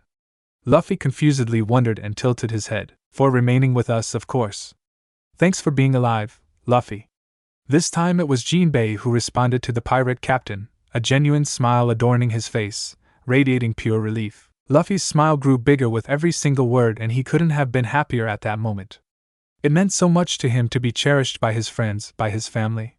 Right then, he was reminded again why he was actually fighting this disease, fighting to stay alive. Luffy loved each one of them with all his heart. "Thank you guys, Shishishi." Everyone paused mid-action and looked up at Luffy, who, despite his sickly pallor, was shining brighter than the sun itself. He was their sun, their light in the midst of darkness. Nothing and nobody would ever be able to take him away from them. "Let's get this party started." Even though the Straw Hats were emotionally unstable and not all that motivated at first, they began to really enjoy the party as time went on. They laughed together, shared food and drinks, and had more fun than they had had for a long time. Finally, if only for a few hours, they were able to forget and simply unwind. Even their planned course to the next island was announced in between by Nami, causing everyone to get very excited. "We should land on an island very soon. According to Koala, it should be possible to find herbs there. And who knows, maybe just the right ones that Chopper needs for Luffy." "I hope so," Brook sighed heavily. "Yes, hopefully." "Time is running out," Usopp agreed, his mood dropping like that of the others at the thought. "Hey guys. Stay positive, remember?" Koala reminded the Straw Hats, balling her fist in encouragement. She wasn't going to allow the mood to be ruined, especially not for Luffy. After all, this celebration had been for him, and was by no means a morning event. "You're right." Nami returned Koala's smile, finding it comforting to have an upbeat person like her on board. Taking Koala's advice to heart, they continued their party with greater optimism. Chopper, who was the only one who had spoken out against such an event the whole time, as Luffy should in fact be resting and he himself should stay focused on his examinations, quickly became distracted by all the sweets, and, above all, cotton candy. Luffy, whose mouth watered at the sight of all the food despite his stomach aching, was allowed to eat solid food this time as an exception and only in small portions, but also received specialties from Sanji such as purees in different varieties. Luffy tucked into the food, thinking that his stomach was rebelling from its emptiness, since it wasn't getting anything decent to digest as it usually did. Oh, how wrong was. The alcohol he consumed didn't seem to improve his situation either, quite the opposite. "Hey Luffy, let's have a toast."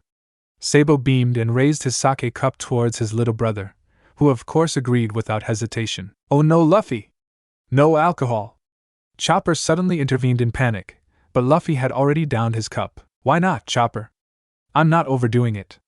Luffy countered and coughed a bit when he abruptly felt something like a lump in his throat. Sabo promptly reached behind him and patted his back gently, thinking that he must have just choked on the sake. But Luffy Chopper started, back in his doctor mode, after he got a queasy feeling in the pit of his stomach. "It cough will be fine," Luffy gasped out, pressing a hand over his mouth. Fortunately, his little coughing fit didn't attract any further attention as it ended as fast as it started. "Oh come on, Chopper! Don't spoil Luffy's fun. Besides, Luffy's fine so far, right little brother?" Sabo addressed the question to the black-haired. "Yeah, everything's good." Luffy held up his thumb in affirmation and his lips curled into a smile, though it seemed to lack his normal energy. Chopper frowned doubtfully, but eventually decided to trust his captain. The fear that Luffy's illness was unpredictable seemed to make him behave rather overprotectively. Perhaps he should keep more calm after all, he thought. The sun had already set, replaced by a full moon, whose bright light shone down on the thousand sunny and created an extra beautiful setting. Everything was perfect, too perfect to be true. The friends all got drunk together, losing sight of reality as time went on and letting themselves be fooled by Luffy's reasonably good condition. But over the next few minutes, Luffy gradually began to regret his decisions. One moment he had retreated to the bench by the mast to watch his friends listen to Usopp's tall tales with amusement, and the next Luffy was limping towards the stern of the Sunny, as fast as he could in his condition, what wasn't really fast. One hand clutched at his stomach while the other was clamped against his mouth as violent coughs shook Luffy's body. Simultaneously, he was struggling to get his legs, in whose feeling he was beginning to lose again, to obey him. Bracing himself along the railing, he eventually reached his destination, just as he had managed to get away from the party without drawing any attention from his crew, or so he thought. Blood mixed with whatever he had consumed that day fell in spurts towards the dark ocean as Luffy hunched miserably over the railing, throwing up violently. The sick boy sputtered and retched forcefully, emptying his stomach completely until only burning bile came up. His throbbing head screamed in pain as he begged for it all to end. Then his vision started to blur, which deteriorated as tears stung his eyes. Gradually Luffy's head began to spin as the familiar lightheadedness greeted him for the umpteenth time that day. Please, stop. Luffy felt like he was going to puke his whole stomach out, no, even his guts, when after spewing out everything he could, he began to dry heave. Every now and then he attempted to get oxygen into his struggling lungs, only succeeding with great effort by drawing in short gasps that sounded like he was choking. Black dots appeared in Luffy's field of vision whilst his feeble hands, that miraculously had not yet lost their grip on the railing, started to grow numb. So did his frail legs, struggling to carry his weight with every passing second. By the time his body finally stopped heaving, all his strength left him and he plummeted towards the floor. In the end, it was all a pretense. It wasn't over yet. The treacherous illness had returned with full force once again, making their fun party that had started so nicely end like a total nightmare for Luffy. The full moon of that night illuminated the frail frame of the young captain in the far corner of the stern, its brilliant glow making him appear even paler than he already was. Beads of sweat dotted Luffy's gaunt face as he lay motionless on the bare planks on his side, and if it weren't for his shallow breathing, only slightly detectable by the heaving of his chest and his sporadic spasms, he could easily be declared lifeless. The young man's eyelids fluttered as they strained against the unconsciousness that tried to shroud him in darkness. Luffy's vision was distorted and his head was clouded, but he fought to muster the strength in his extremities, whimpering quietly. He had to get himself back on his feet somehow, at any cost, before his friends found him in this pitiful state. If his friends saw him like this, if they all saw him like now, Luffy didn't want to think any further and discarded this unpleasant thought as soon as it had popped into his woozy mind. All the horrified and sorrowful faces were visualized in his mind's eye. All at once, everything would be in shambles. The small flicker of hope, the brightened mood within the crew, the somewhat restored state of normality, everything would be gone. Hot tears welled up in the corners of Luffy's eyes and trailed down his tense features only to drip steadily onto the wooden planks beneath him. It was no exaggeration to say that everything hurt. Every fiber of his body seemed to ache, with most of the agony emanating from his abdominal region alone. The sensation was indescribable, but it sort of felt like his intestines were convulsively contracting and unclenching, the whole process repeating itself with no intention of stopping any time soon. The pain radiated through his entire system, cutting off his already labored respiration as it occasionally elicited an anguished gasp. Luffy curled up in a ball, silently praying and patiently waiting for his ordeal to come to an end. His hands, sprawled flaccidly near his face, flinched slightly as some strength finally flowed into them again. Just in time for another cough to prick at his sore throat. Reflexively, one hand shot to his mouth while the other buried itself in his shirt against his cramping stomach. Whereas his hand on his poor tummy did little to soothe the ache, the other did enough to intercept the fresh drops of blood escaping his throat and muffle the volume of his uncontrollable hacking. Every single cough multiplied his agony tenfold. Rarely did Luffy experience the desire to die right then and there, but this was one of those rare occasions. On the one hand, he didn't want to give his friends a heart attack, but on the other, he wanted his suffering to end for good. With each new fit, his will to survive ebbed steadily and negative thoughts flooded his head, or rather a strange, unfamiliar voice that he could neither recognize nor identify. Give up already. Why don't you just give up? Let go now, because then everything will be fine again. The pain will go away. You just have to let go. Let go. Cough and no cough. Luffy gathered all the strength he could muster and resisted listening to the mysterious voice, no matter how tempting it sounded. Oh, and how tantalizing it sounded, so irresistible, so. No, Luffy had to compose himself. He couldn't give up just yet. Another harsh cough forced him to clamp his hand even firmer against his mouth, a desperate attempt to stifle the volume of it that seemed to be unrelenting. To Luffy's dismay, he noted how a stream of blood, unable to be contained by his palm, slowly began to trickle down his wrist and chin, forming a small puddle beneath him. Nonetheless, Luffy seized the chance to pick himself up after some strength had recovered in all his limbs. Carefully and gropingly, he propped himself up with his left arm to push himself off the ground, his arm trembling with exertion and threatening to give way several times. But giving up was still not an option for the future pirate king, and slowly but surely he managed to sit up again, looking like a wet sack. At the same time, the cough seemed to change to soft ones that sounded almost like a slight wheezing. Wheezing that betrayed the dire state of his lungs. He lingered in this position for a moment, and took a second to observe his hand, that he had withdrawn from his mouth. Through his still distorted, albeit slightly improved vision, he saw how the crimson liquid, the sight of which he could never get used to, coated his entire palm and forearm as it continued to trickle down to his elbow. His arm was trembling, equaling his shaky, shallow breathing.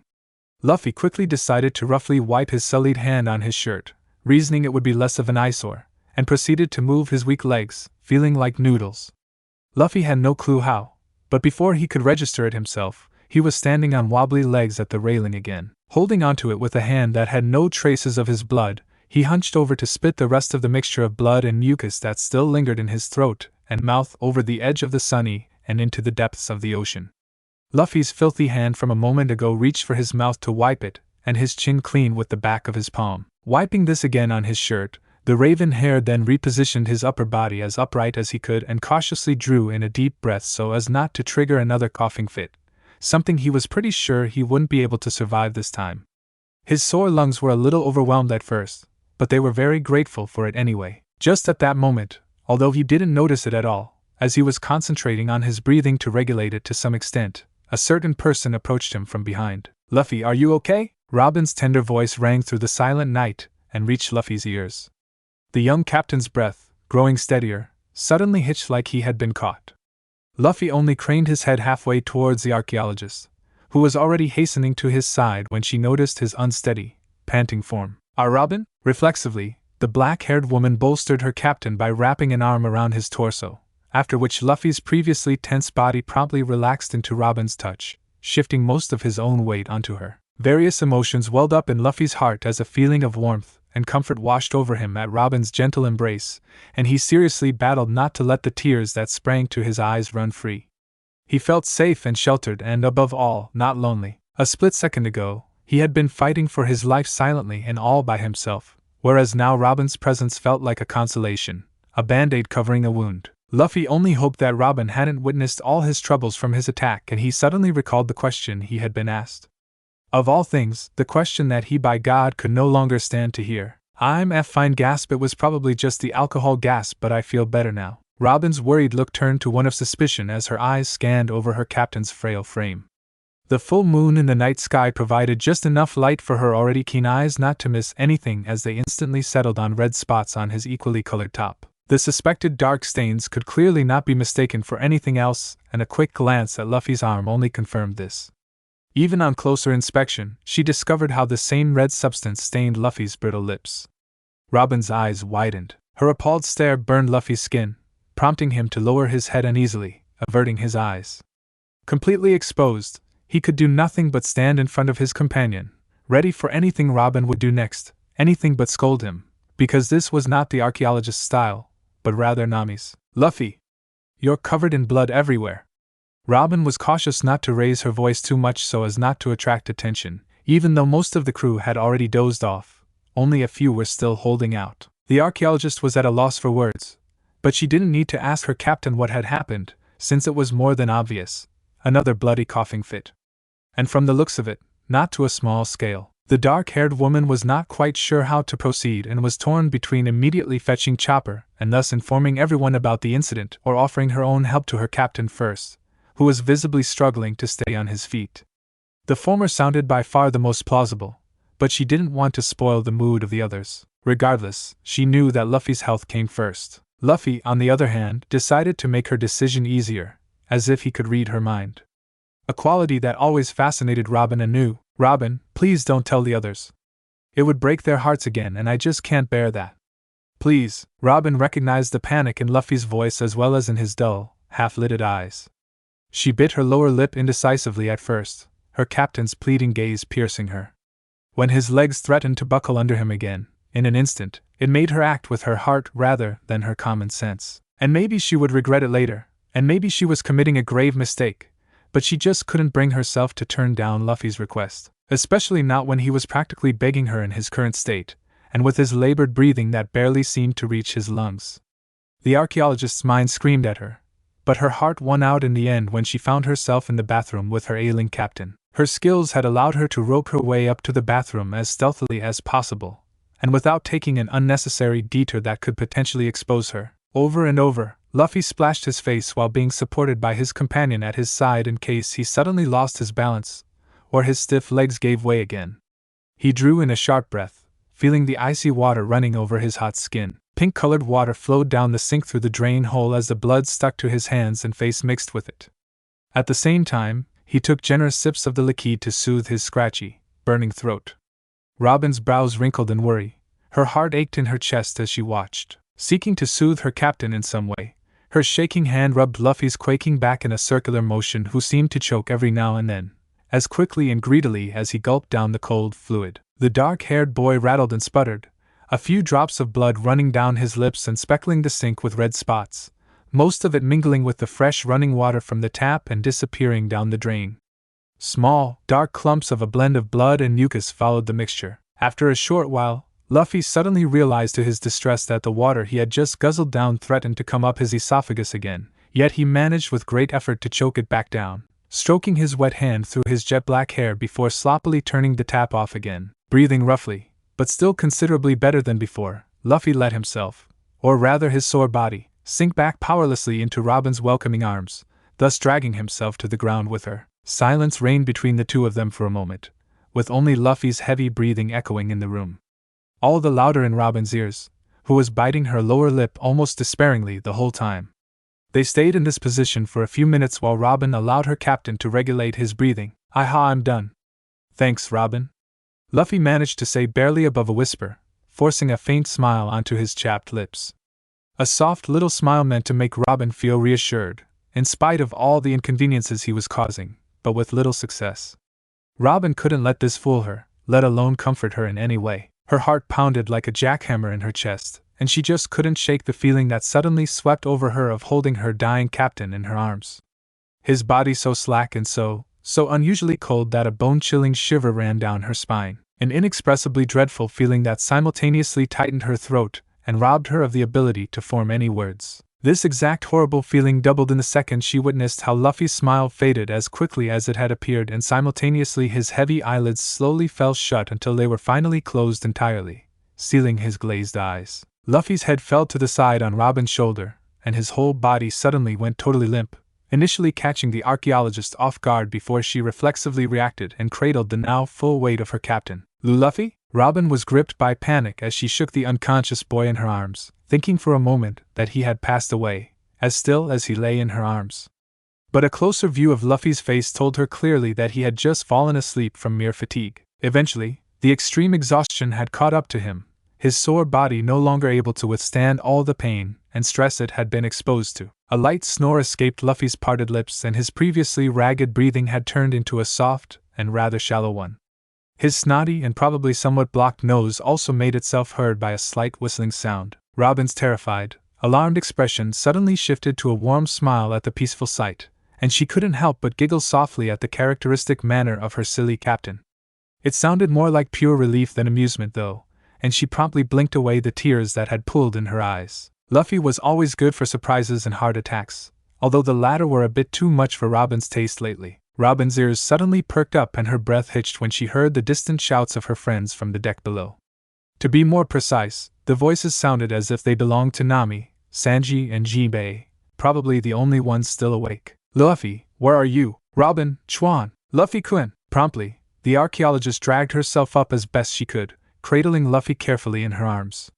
The younger boy's weight shocked her, clearly noticing that he seemed to have lost quite a bit of weight again. So much so that his shirt and shorts made him look deceptively broader than he actually was, the way Robin could already count all his ribs under his clothes with her hand. Just as the raven-haired woman was about to wonder how his shorts could still fit his slim hips at all, she spotted a poorly strapped belt along his waistband, well obscured by his baggy red shirt. As much as it caused Robin concern, She didn't have time to dwell on the worrisome thoughts now, as her friends already seemed to be very worried. So, just like she had come up to this place, she made her descent back down to the deck, pondering the whole way for an excuse that would also make her friends worry less, especially if they saw Luffy in her arms in such a state. Just as she stepped skillfully and as smoothly as possible onto the grassy deck, the cook was the first of the three to catch sight of her, his happy expression instantly changing to one of horror the moment his gaze locked on Luffy. "Oi, Robin, what's wrong with him? Is he alright?" Sanji asked straight away, frowning as his cigarette fell out of the corner of his mouth in alarm. The volume of his voice also drew the attention of Jinbei and Nami, who instantly rushed up to them. Apart from the three of them, no one else seemed to hang around on deck, and a pleasant tranquility had returned after the wild little party. "Robin! Luffy!" Before Nami could ask the same question as Sanji just now, as terrified as she looked at the sight, Robin put on a reassuring smile. "No need to panic, guys. He's fine. Seems like he couldn't quite handle the alcohol." Robin alluded to a normal upset stomach, causing the others to breathe a collective sigh of relief. Even though Robin felt a pang of guilt about lying to her friends' faces, she still couldn't bring herself to turn down Luffy's plea. Oh man, that stupid stubborn head. And Chopper had also warned him. He really can be such a pain sometimes. Nami shook her head and placed her palm against her forehead, feeling a looming headache of distress, an occurrence that was not uncommon for her lately. "You can say that again. TCH, shitty captain," Sanji grumbled, annoyed, yet clearly relieved, while he tried several times to light a new cigarette, though the chilly night breeze didn't grant him that easily. "Well, that's the way he is," Jinbei commented amusedly. "The most important thing is that he's doing well again. I picked him up in the bathroom and then he fell asleep in my arms while I was carrying him. It was probably all a bit too much for him, and from the looks of it he must be very worn out," Robin explained, adjusting Luffy's head on her shoulder. "I wonder how he even made it into the bathroom, but I'm glad you found him, cause who knows what would have happened to him otherwise without anyone noticing." "Such a troublemaker," Nami sighed, her hand reaching out to Luffy to brush a few lost strands from his face, her touch more delicate than ever, as if Luffy would shatter under her fingertips like a porcelain doll if she wasn't cautious enough. "What do you guys think? Should Chopper check on him?" Sanji wondered, drawing a deep drag from his cancer stick before considerately turning away from Luffy and blowing out the big puff of smoke. His brow furrowed again as he scrutinized Luffy's peacefully sleeping features. Speaking of Chopper, where is he and the others anyway?" Robin questioned curiously. He had retired to the sick room during the party, mumbling about having to continue his research. "However, when I checked on him earlier, he must have fallen asleep in the meantime. The pressure to create his medicine must be really getting to him." "Poor guy," Nami retorted, sadness lacing her voice. "And as for the other boys, we carried them off to their hammocks, as out of it as they were. They've really overdone it again." Sanji rolled his eyes, visibly peeved. "So, shall we wake Chopper up so he can examine Luffy, or?" Sanji inquired again, now suddenly jitterier, a queasy feeling rising up in his stomach, as if he was able to sense that something was wrong. "Let him sleep in. He's completely exhausted and has hardly slept in the last few days anyway. In my opinion, Luffy looks fine to me, well, as fine as he can be in his condition, you know what I mean." Nami only mumbled the last part, averting her eyes somberly. At first, Sanji was anything but satisfied with Nami's answer, as the strange feeling just wouldn't leave him. But then again, it was something that had been a constant occurrence lately when it came to his captain, so he figured that he must have become paranoid. After all, he could see with his own eyes that Luffy seemed to be doing just fine, and a little indigestion shouldn't be anything out of the ordinary in his condition after drinking alcohol, right? Okay, you're probably right. Chopper should get plenty of rest, since he can't really be of any help to Luffy with sleep deprivation. Eventually Sanji decided to agree with the navigator, but still not letting his guard down just in case. Robin suddenly felt a slight tremor run through Luffy's body, which did not go unnoticed, especially by Jinbei, who could not take his attentive eyes off his captain. "It's quite freezing out here. Come on, give him to me and I'll carry him to the sick room. You can go to sleep in the meantime." The fishman then stepped in and lifted Luffy from Robin's arms, gently cradling the dark-haired boy, who appeared to be completely out of it, in his own broad arms. "Thank you, but haven't you forgotten something?" Robin asked, her hand reaching out to gingerly ruffle Luffy's jet-black mane one last time. Jinbei just looked puzzled in return and tilted his head quizzically. He really had no idea what Robin could be talking about. "Since it's something like his special evening, We promised him at his request that he could sleep in the men's room again tonight as an exception. It was Nami who finally decided to enlighten the perplexed fisherman, who still didn't seem to be able to recall anything. Robin could only chuckle softly at Jinbei's forgetfulness. Oh yeah, that's right, I completely forgot, he. Jinbei countered sheepishly before adjusting Luffy in his arms again to make the walk to his bed as comfy as possible, although he didn't seem to be aware of any of this, and was still dozing off peacefully. Well then, good night, Jinbei, good night to you all. I'll catch up with you later. I still have to clean up the galley a bit. Sanji then added as the last sentence, to which Jinbei gave a nod and all four mates disappeared in different directions. The fisherman carried Luffy to his bunk, that had long been freshly made up and had not been used since. It was a strange sight to see it neat and tidy, as the word neat was also one of the words that was foreign to Luffy, and not in his carefully lowered his captain's unconscious body onto his bed and gently placed his head on his pillow before covering him up to his chest with his comforter. He lingered by his side for a few seconds, checking carefully to make sure everything was okay. After that, Jinbei rose his gaze from Luffy and let it roam the room where his comrades were fast asleep. Every now and then, Usopp muttered something unintelligible in his sleep, followed by Brook and Frankie mumbling in response. Jinbei couldn't help but smirk and wondered, as he had often done, how they were doing this. Was it some kind of telepathy or just the fact that they all seemed to share one brain cell? Whatever it was, it fascinated Jinbei every time anew. With one last glance at his captain, Jinbei finally decided to retreat to his own bunk, even though for some reason he didn't feel like sleeping at all. He lay awake for a long while with both arms folded behind his head, lost in thought, until the exhaustion of the day eventually claimed him and he fell into a deep, dreamless sleep before he knew it. No one was able to witness how beads of sweat formed on the young captain's forehead, how his brow furrowed and his breathing quickened.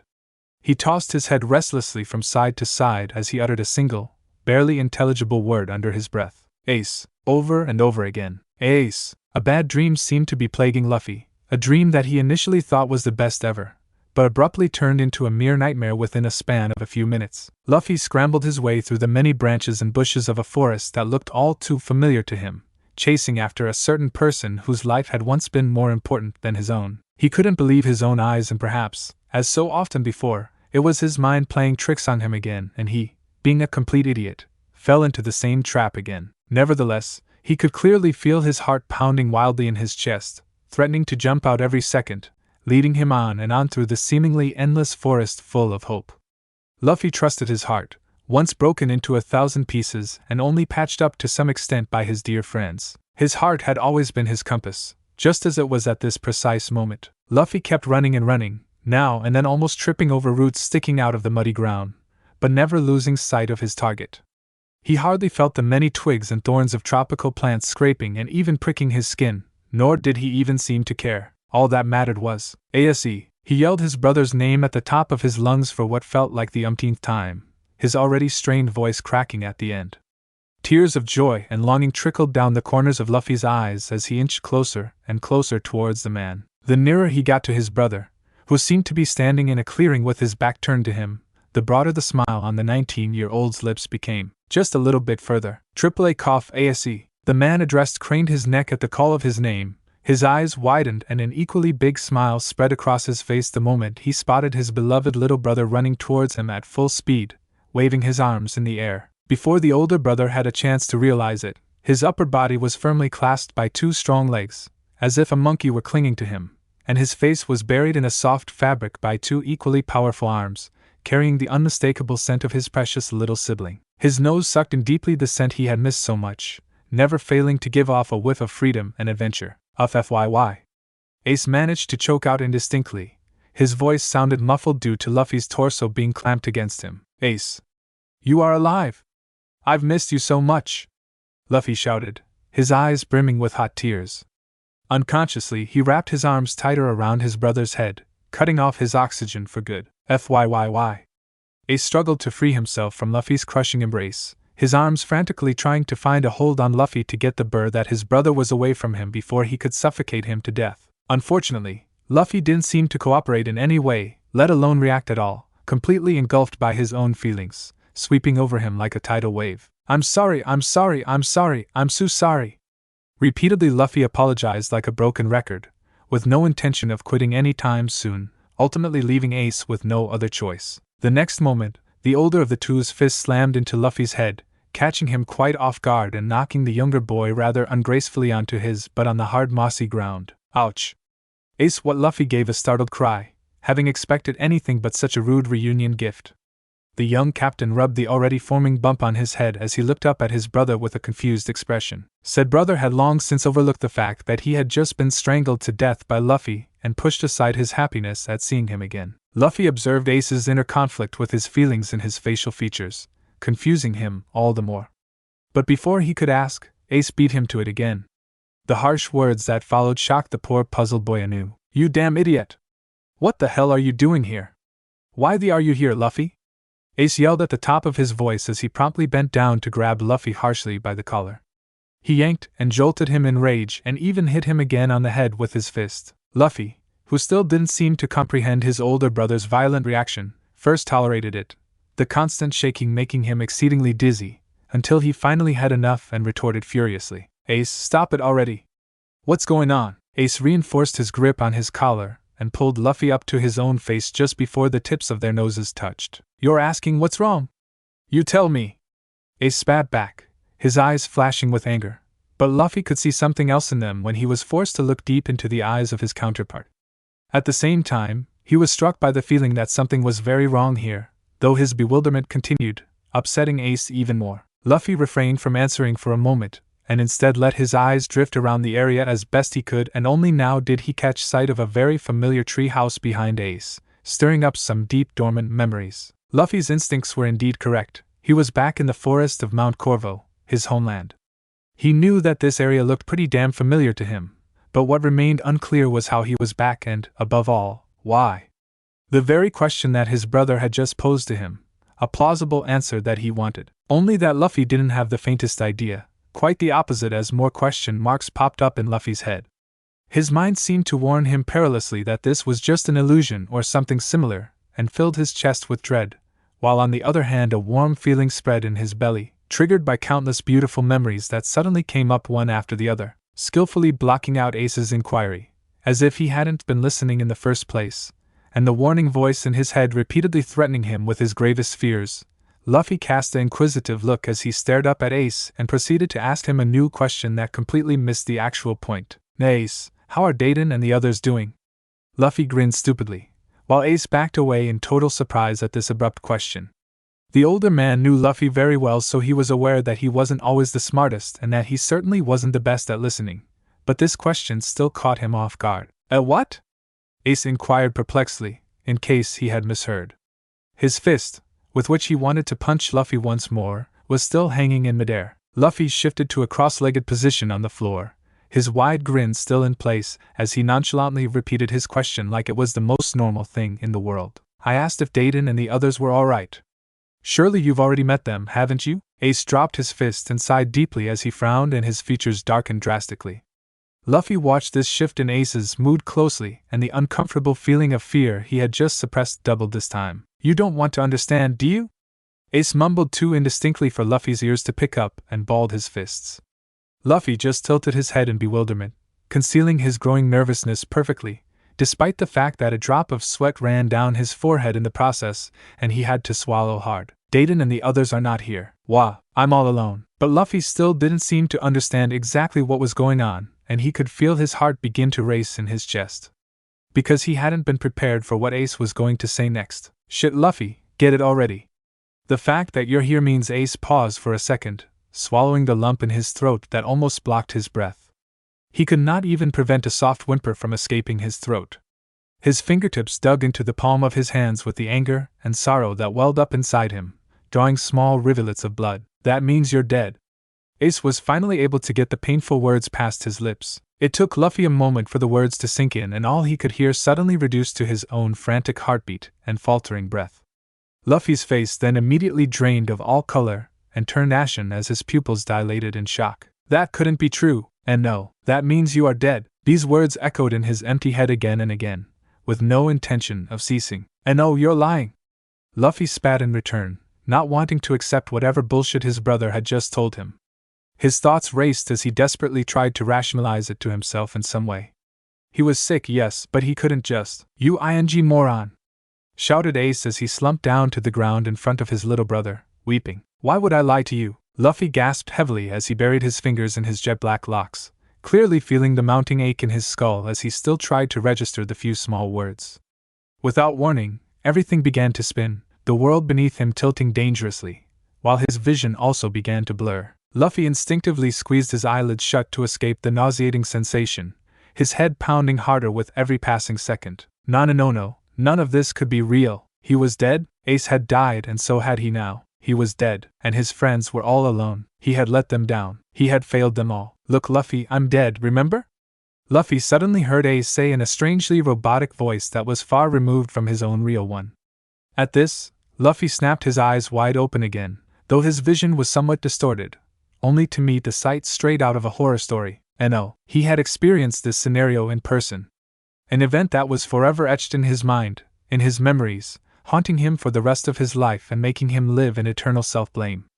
Luffy fell back onto his elbows in utter fright, scraping them up roughly, but he didn't feel a thing. His face grew a shade paler, if that was even remotely possible, while his mouth fell agape in a silent scream and the fear in his dilated eyes was almost palpable. Before him knelt his beloved brother with a deep cratered gash in his abdominal cavity, out of which his blood mixed with the lava-melted intestines flowed in torrents all the way to Luffy.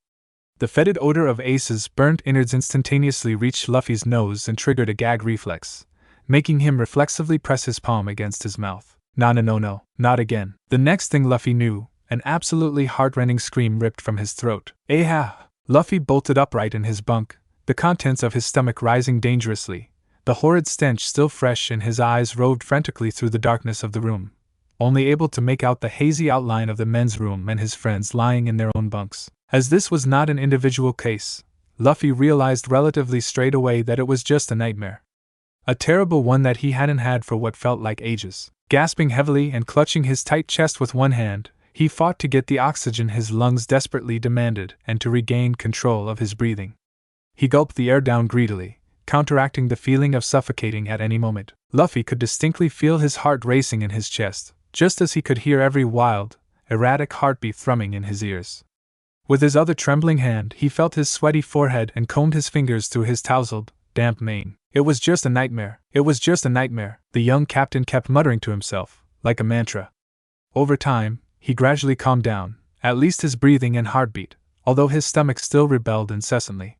Luffy quickly realized that he absolutely had to get out for some fresh air. Before his eyes could even adjust to the darkness in the room, he threw aside the comforter, tangled around his legs and just as sweaty as his sheets, jumped down and staggered out of the room, guided by his instincts alone. With one last glance into the men's cabin to check whether he had inadvertently woken anyone, Luffy quietly let the door fall shut behind him. Only now did it occur to him that he couldn't even remember that he had gone to sleep in his bunk, but he quickly dismissed this train of thought, as he just wanted to concentrate on getting some fresh air and calming his rebellious stomach. The second he exited the room, a cool breeze greeted him, making him shiver briefly, yet providing a very pleasant feeling on his hot, clammy young captain drew a deep breath, but shortly afterwards had to dry heave, the intense smell of burnt innards lingering in his nose, the dream he had felt just too real. Reflexively, his tottering legs led him to the nearest railing, which fortunately for him wasn't very far away anyway.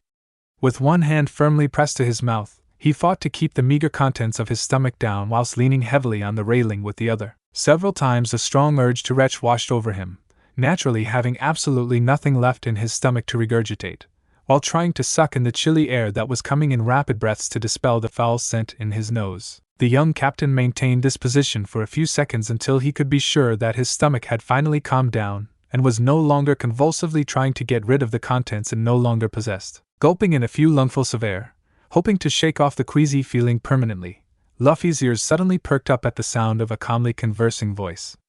This made Luffy come to the realization that he didn't seem to be all alone on deck. Intrigued, he craned his neck up towards the bow, hoping to catch sight of the owner of the voice, who was undoubtedly his brother Sabo. Luffy's dull eyes suddenly lit up excitedly as they tried to scan the area of the steering wheel from his disadvantageous position.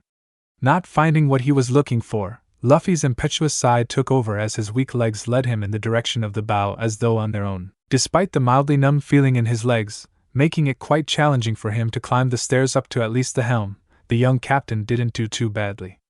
Managing to make it a little easier, he trudged sluggishly on all fours to the railing around the steering wheel, where he then allowed himself a short break to catch his breath. From his current location, he was able to hear Sabo better and, crucially, more distinctly, but he still couldn't detect him anywhere. Luffy's eyes followed along the railings up to the figurehead, or also known as his favorite spot, something his brother was probably unaware of and thought he could simply snatch his seat during his baby brother's absence. Luffy huffed indignantly through his nose. Not when he was still alive, and most certainly not while he was present. But before Luffy could stomp up to the revolutionary, he abruptly halted upon hearing a voice that seemed to come from the other end of a transponder snail's line. It was a deep male voice that Luffy had never previously heard and which for some inexplicable reason aroused his curiosity. Yes, the crisis has worsened and even more kingdoms are affected. Without your and Koala's support, we won't be able to implement our plan. But, Luffy heard the man sigh softly for a moment. I understand that. No. Sabo interrupted his counterpart. It's all right. I've been aware for a while that I can't stay here any longer, and that I can't neglect my duties anymore. Sabo paused briefly, his face reflecting his inner split feelings, something Luffy couldn't see, of course. And it's also a matter of time before Luffy feels too bothered by me and eventually decides to kick me out. Haha. After all, this is his own adventure and his own journey. Sabo joked and gave a dry laugh that gave away his uncertainty and worry. I see, are you sure about that? Sabo's answer to this question was delayed as he had to reconsider his decision. It was anything but simple for him as a caring brother. His little brother's life or that of thousands of other people? At the same time, there was nothing he could do for Luffy, something that was eating him up from the inside out anyway. On top of that, Luffy still had very good friends, a fact that Sabo had been able to see for himself. So the question was, what was keeping him from leaving? Luffy appeared to be feeling a little better too. Well, at least he wasn't dying like he was when he first arrived. Of course, Dragon-san. I will talk to Koala about it, and assist the forces on the ground in the shortest possible time, rest assured. Sabo finally expressed his decision in a determined tone. Luffy, meanwhile, perplexedly cocked an eyebrow at the mention of his so-called father's name. At least he thought it was his dad, since he was never that good at memorizing people's names. Regardless, that was the least that was of importance to Luffy when his brother had just mentioned leaving him and his crew to go about his duties. If he had understood correctly, Sabo would leave him. The emptiness that Luffy would experience without his brother on board was already scaring him. Although it wasn't as if he had been sailing with him the whole time since the beginning of his journey, so why did he suddenly feel this way? The bizarre feeling of dread, creeping into his mind, likewise pooling in his stomach. It was odd, it just felt wrong. Was it perhaps the nightmare he had just had or the stupid illness that was afflicting him that was responsible for such uncharacteristic feelings? Luffy shook his head slightly to banish the confusing thoughts, and before he even realized it, he was already standing in front of the last stairs leading up to the figurehead. Panting like a dog and not knowing whether his wobbly legs would carry him another step further, Luffy ventured upwards, spurred on by his own eagerness. His ears still pricked up, he continued to devote his full attention to the conversation, which was anyway nearing its end. Back to the stubborn goal of regaining his place, Luffy put one foot in front of the next on the steep steps, not calculating that the numb sensation that had been gradually settling in his extremities all along would completely rob him of his strength again, causing him to plummet down the stairs the next instant. No, I have nothing else to report. Everything is fine so far. Luffy is HUH? Sabo suddenly gave a startled gasp as the transponder snail almost flipped out of his hand. The very next moment, the blonde-haired reflexively leaped up to search for the source of the commotion, and his eyes widened as they caught sight of the culprit. Oh ouch. Sabo, what was the I have to hang up now, Dragon-san. I'll get back to you later. Sabo hung up in a flash and dashed to his brother's side as fast as his legs could carry him. His heart was leaping in his chest. Luffy, why yo Sabo? Luffy forced out, his voice strained with pain. Yo Sabo? Luffy, what the hell are you doing? Are you alright? The revolutionary bombarded his brother with questions, whereupon Luffy's brain took a while to register all of them at once. The pirate captain had crashed hard with his face buried in the last step, hitting his head severely, which, to his displeasure, sparked an explosion of a series of pains. His head was spinning as he lay there on the floor in a pathetic position with his eyes closed, not daring to open them for fear it might get worse. Yeah, I'm doing well, just I'm resting here for a bit. Luffy replied casually, not willing to admit that he had tripped, though it was obvious. The anguish in his voice betrayed him. Cautiously, Luffy lifted his heavy head to look into his brother's concerned face. His vision was distorted so that he saw Sabo's head double, or even triple, and was forced to blink to get a grip on it again. The mix of worry and frustration displayed on Sabo's face did not escape Luffy's notice, so he opted to flash a forced smile. Under any other circumstances, Sabo would usually laugh his ass off, but in Luffy's condition, whatever his brother was doing was anything but funny. "Well, my ass, look at you!" Sabo countered with a snort, not believing a word that came out of Luffy's mouth. The blonde-haired crouched down to Luffy to prop him up with one arm and at the same time supported his upper body, over which Luffy himself didn't seem to have much control as he now sat half leaning against his own body. Sabo let his eyes wander fleetingly over Luffy, scanning for possible injuries, and visibly relaxed when he could see nothing. Luffy only gave a raspy little chuckle, knowing perfectly well that he couldn't deceive Sabo. His brother knew him all too good for that. "Seriously, Luffy, what was that all about? I thought you were already asleep." Sabo scolded and then yanked and wiggled Luffy's nose, making it stretch like chewing gum, before letting it snap into place. "Ouch, Sabo.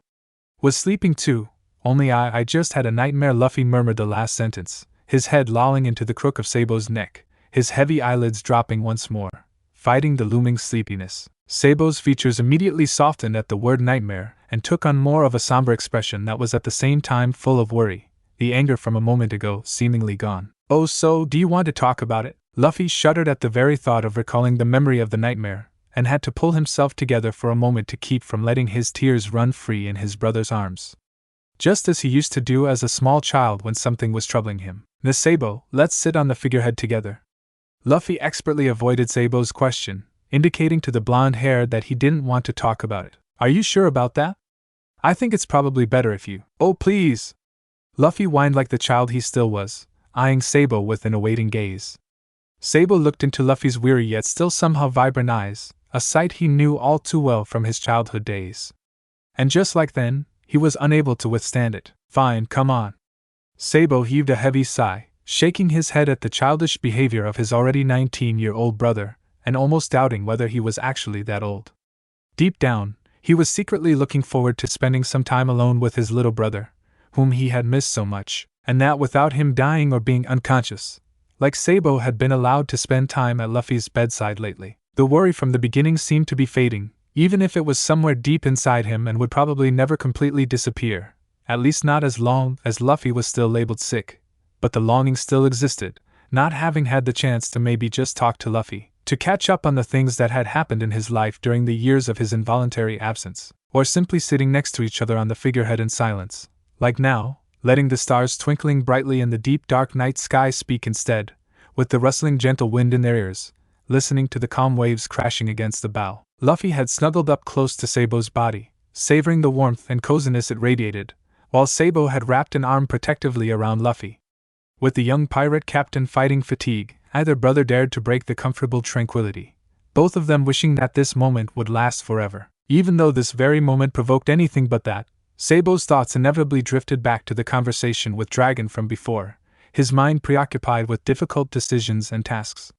The many racing thoughts were mirrored in Sabo's tense features, though this did not escape Luffy's observation as he cast him a sidelong glance. Luffy was able to guess what was bothering his brother when he thought back to what Sabo had said on the call. He would have to leave soon, and Luffy still hadn't managed to get back to health. What a failure he was, quite a burden for his friends and his brother. "You know, Sabo." After a long while, Luffy's calm, scratchy voice broke through the lingering silence, and with it the thoughts of the revolutionary. "HM, you don't have to stay here any longer. Go about your business. After all, I have my own adventures and you have yours, don't you?" Luffy continued, now seemingly at peace with the idea of traveling on without his brother, even though it would be hard for him to say goodbye, especially after only such a short time. But Luffy knew only too well that he would feel even worse knowing that he was stopping his brother from embarking on his adventures and doing whatever it was that revolutionaries did. Apart from that, it was freaking heartbreaking enough for Luffy to witness his friends already despairing from his illness, and he didn't want to watch Sabo suffer too. It was difficult enough to pretend to be the strong captain, the strong little brother that he clearly wasn't. Oh God, was he exhausted. So exhausted. "Hey, did you happen to eavesdrop on me earlier, Luffy?" Sabo demanded, taken aback and yet somewhat serious. Not that the conversation with Dragon had been too private and he had anything to keep secret, but he wouldn't have preferred Luffy to find out about his intentions this way. The blonde-haired turned Luffy's head to look into his eyes, but the younger man only averted his gaze uncomfortably. Maybe. Luffy gave a curt reply and grinned lopsidedly. Sabo just blinked, dazzled by his brother's adorable nature that kept reminding him of their childhood days. Luffy's drooping, drowsy eyes, in addition to his still babyish face, actually made him look even younger, and perhaps the disease, draining him of all color and plumpness, had even contributed to this. But Sabo didn't want to think about that right now. How could Sabo stay mad at that damned stupid grin any longer? You're absolutely unbelievable, you know that? Sabo couldn't help but chuckle. Shishishi. Luffy's giggle echoed in the silent night, gracing Sabo's ears with his lovely cheerful voice that he would treasure forever. And besides, does that sound like you want to get rid of me, little brother? The revolutionary quipped, raising an eyebrow. Luffy's giggles then turned into a faint smile as he allowed his overly heavy eyelids to fall shut while resting his head back on Sabo's shoulder. The young captain sighed contentedly before replying back. Love you, big brother. That wasn't an answer to my. Sabo began irritably, but then cut himself off when he unexpectedly picked up a soft snoring coming from his left shoulder. The revolutionary cautiously tilted his head towards Luffy, only to see that he had indeed drifted off to sleep. The cute slumbering face of his sibling brought a faint smile to his lips, but it vanished again as quickly as it had appeared when he spotted the flush in Luffy's cheeks, which had even spread to his ears. A small shiver ran through Luffy's vulnerable, frail body, subconsciously causing him to cuddle even closer to Sabo's body as he dozed. Sabo reflexively wrapped his arm tighter around the younger boy, while he reached out with the other to feel his forehead for a potential fever. The blonde-haired frowned anxiously as he felt the heat emanating from Luffy's forehead against his palm.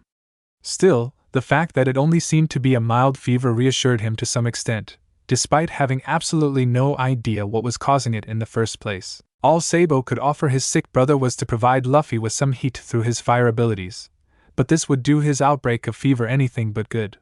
So, being the responsible older brother that he was, Sabo declared an end to the cuddling session, as he didn't want to risk Luffy's condition deteriorating any further. Gingerly, the young revolutionary hoisted his brother onto his arms, wrinkling his brow as this action proved to be way too easy than he had initially thought. Luffy appeared to have lost weight again, something that was gravely unsettling and at the same time he had believed wouldn't have been possible before his brother rivaled the skeleton. Pushing aside all these negative thoughts and convincing himself that he was only imagining things, he set off straight for the infirmary, the place that Luffy probably shouldn't have left at all. Once in the sick room, he was met by a soundly sleeping Chopper, slumped forward with his head on his desk. Sabo had to bite his lower lip as he toyed with the idea of seeking the doctor's help, but in the end he opted not to and instead tended to Luffy himself. And by taking care, of course, he only meant that he grabbed a bowl of lukewarm water and a washcloth from the cupboards to help Luffy cool down a little. For that was all he was capable of.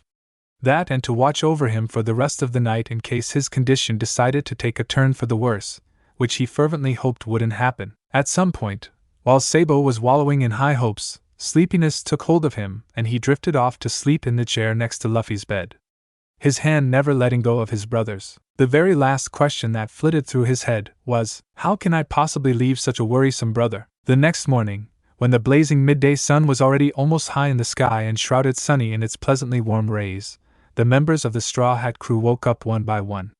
Later than usual, as yesterday's party was too much for some of them. They had become overly captivated by the serene and carefree atmosphere and had gotten a little carried away with the alcohol, but none of them could be blamed for that. And for some, though, this was just their way of coping and processing the current situation. The haze that the alcohol put on the senses and numbed the burning, incessant pain in the chest had simply been so alluring and highly addictive. Robin, the only one who had scarcely slept a wink during the night, had been up since early morning and had settled down with a book on the bench of the main mast on the deck, patiently awaiting the awakening of her crewmates. Next to her was the latest issue of the World Economy newspaper that she had just received from a news coup. The front page, together with the headline, "A Shattering Disaster." Robin kept a monotone face. On the outside, she appeared perfectly normal, engrossed in her book, but inside, a storm of desperation raged within her. She subconsciously gnawed on the inside of her lower lip as she pondered how to convey the information from the newspaper to her friends. It wasn't just that what was occupying her mind so much, but also the incident with Luffy last night. The horrible feeling of keeping it a secret from the crew was getting worse by the minute, So bad in fact that she couldn't even look at her friends' faces when they wished her a good morning as they passed by. The archaeologist sighed and took a last sip of her coffee, now already cold. She grimaced at the bitter taste it left on her tongue. Just then, the orange-haired navigator came down the stairs and approached Robin, drying her freshly washed hair with a towel at the same time. The young woman couldn't help but jump into the shower as soon as she got up. Now she felt better and much more refreshed. But this feeling didn't last long as Nami noticed a small moment of faltering in Robin's features from afar. Nami's alarm bells immediately started ringing and a familiar queasy sensation crept up inside her, making her heart beat nervously faster. Robin's strangely stiff posture alone told her that something must be going on, even if the black-haired lady herself wasn't aware of it. Nami was all too well acquainted with her friend and all her quirks, so she didn't hesitate for long and confronted Robin. The fear that something had happened without her knowing about it made her feel nauseous. The first thing that instantly crossed her mind was, of course, her sick captain. Good morning, Robin. Is everything okay? You look kinda nervous." Nami's own nervousness was involuntarily audible in her voice. Robin, who lifted her eyes from her book, attempted to offer a small smile as a sign that all was well. Yet she couldn't muster it, and the corners of her mouth curled up more like an expression in Robin's gloomy eyes was enough to confirm Nami's suspicions and made her stomach twist. The archaeologist knew that she couldn't keep this a secret as well, especially not from Nami. So without losing a word, she reached for the newspaper next to her and handed it to the expectant navigator. It was better for her if Nami saw it for herself rather than trying to explain the matter. Nami accepted the bundle of papers with a puzzled frown and her attention was immediately riveted on the front page, which was hard to overlook due to a large gruesome image and a bold headline printed above it. Nami gave a shuddering gasp. Her hazel-colored eyes dilated as a hand darted to her mouth. She didn't know if this was worse than anything she had expected, nor was she even capable of thinking properly at that moment. Having to look at this tragic and traumatic incident again ripped open her still-healing wounds all over again, making her sway on the spot. Is this the end for the Straw Hat Pirates? Bloodied Straw Hat Luffy collapses on deck, fate unknown. Nami's fingers crunched the newspaper, and with every line she read in the article below, her sorrow turned to boiling anger. This cannot be real, somewhere else on the seas of the New World. Hey boss, do you believe what's in the paper is true? The red-haired pirate in question, who was seated relaxed with both feet on the table on the deck, drained his bottle of beer before he eventually retorted.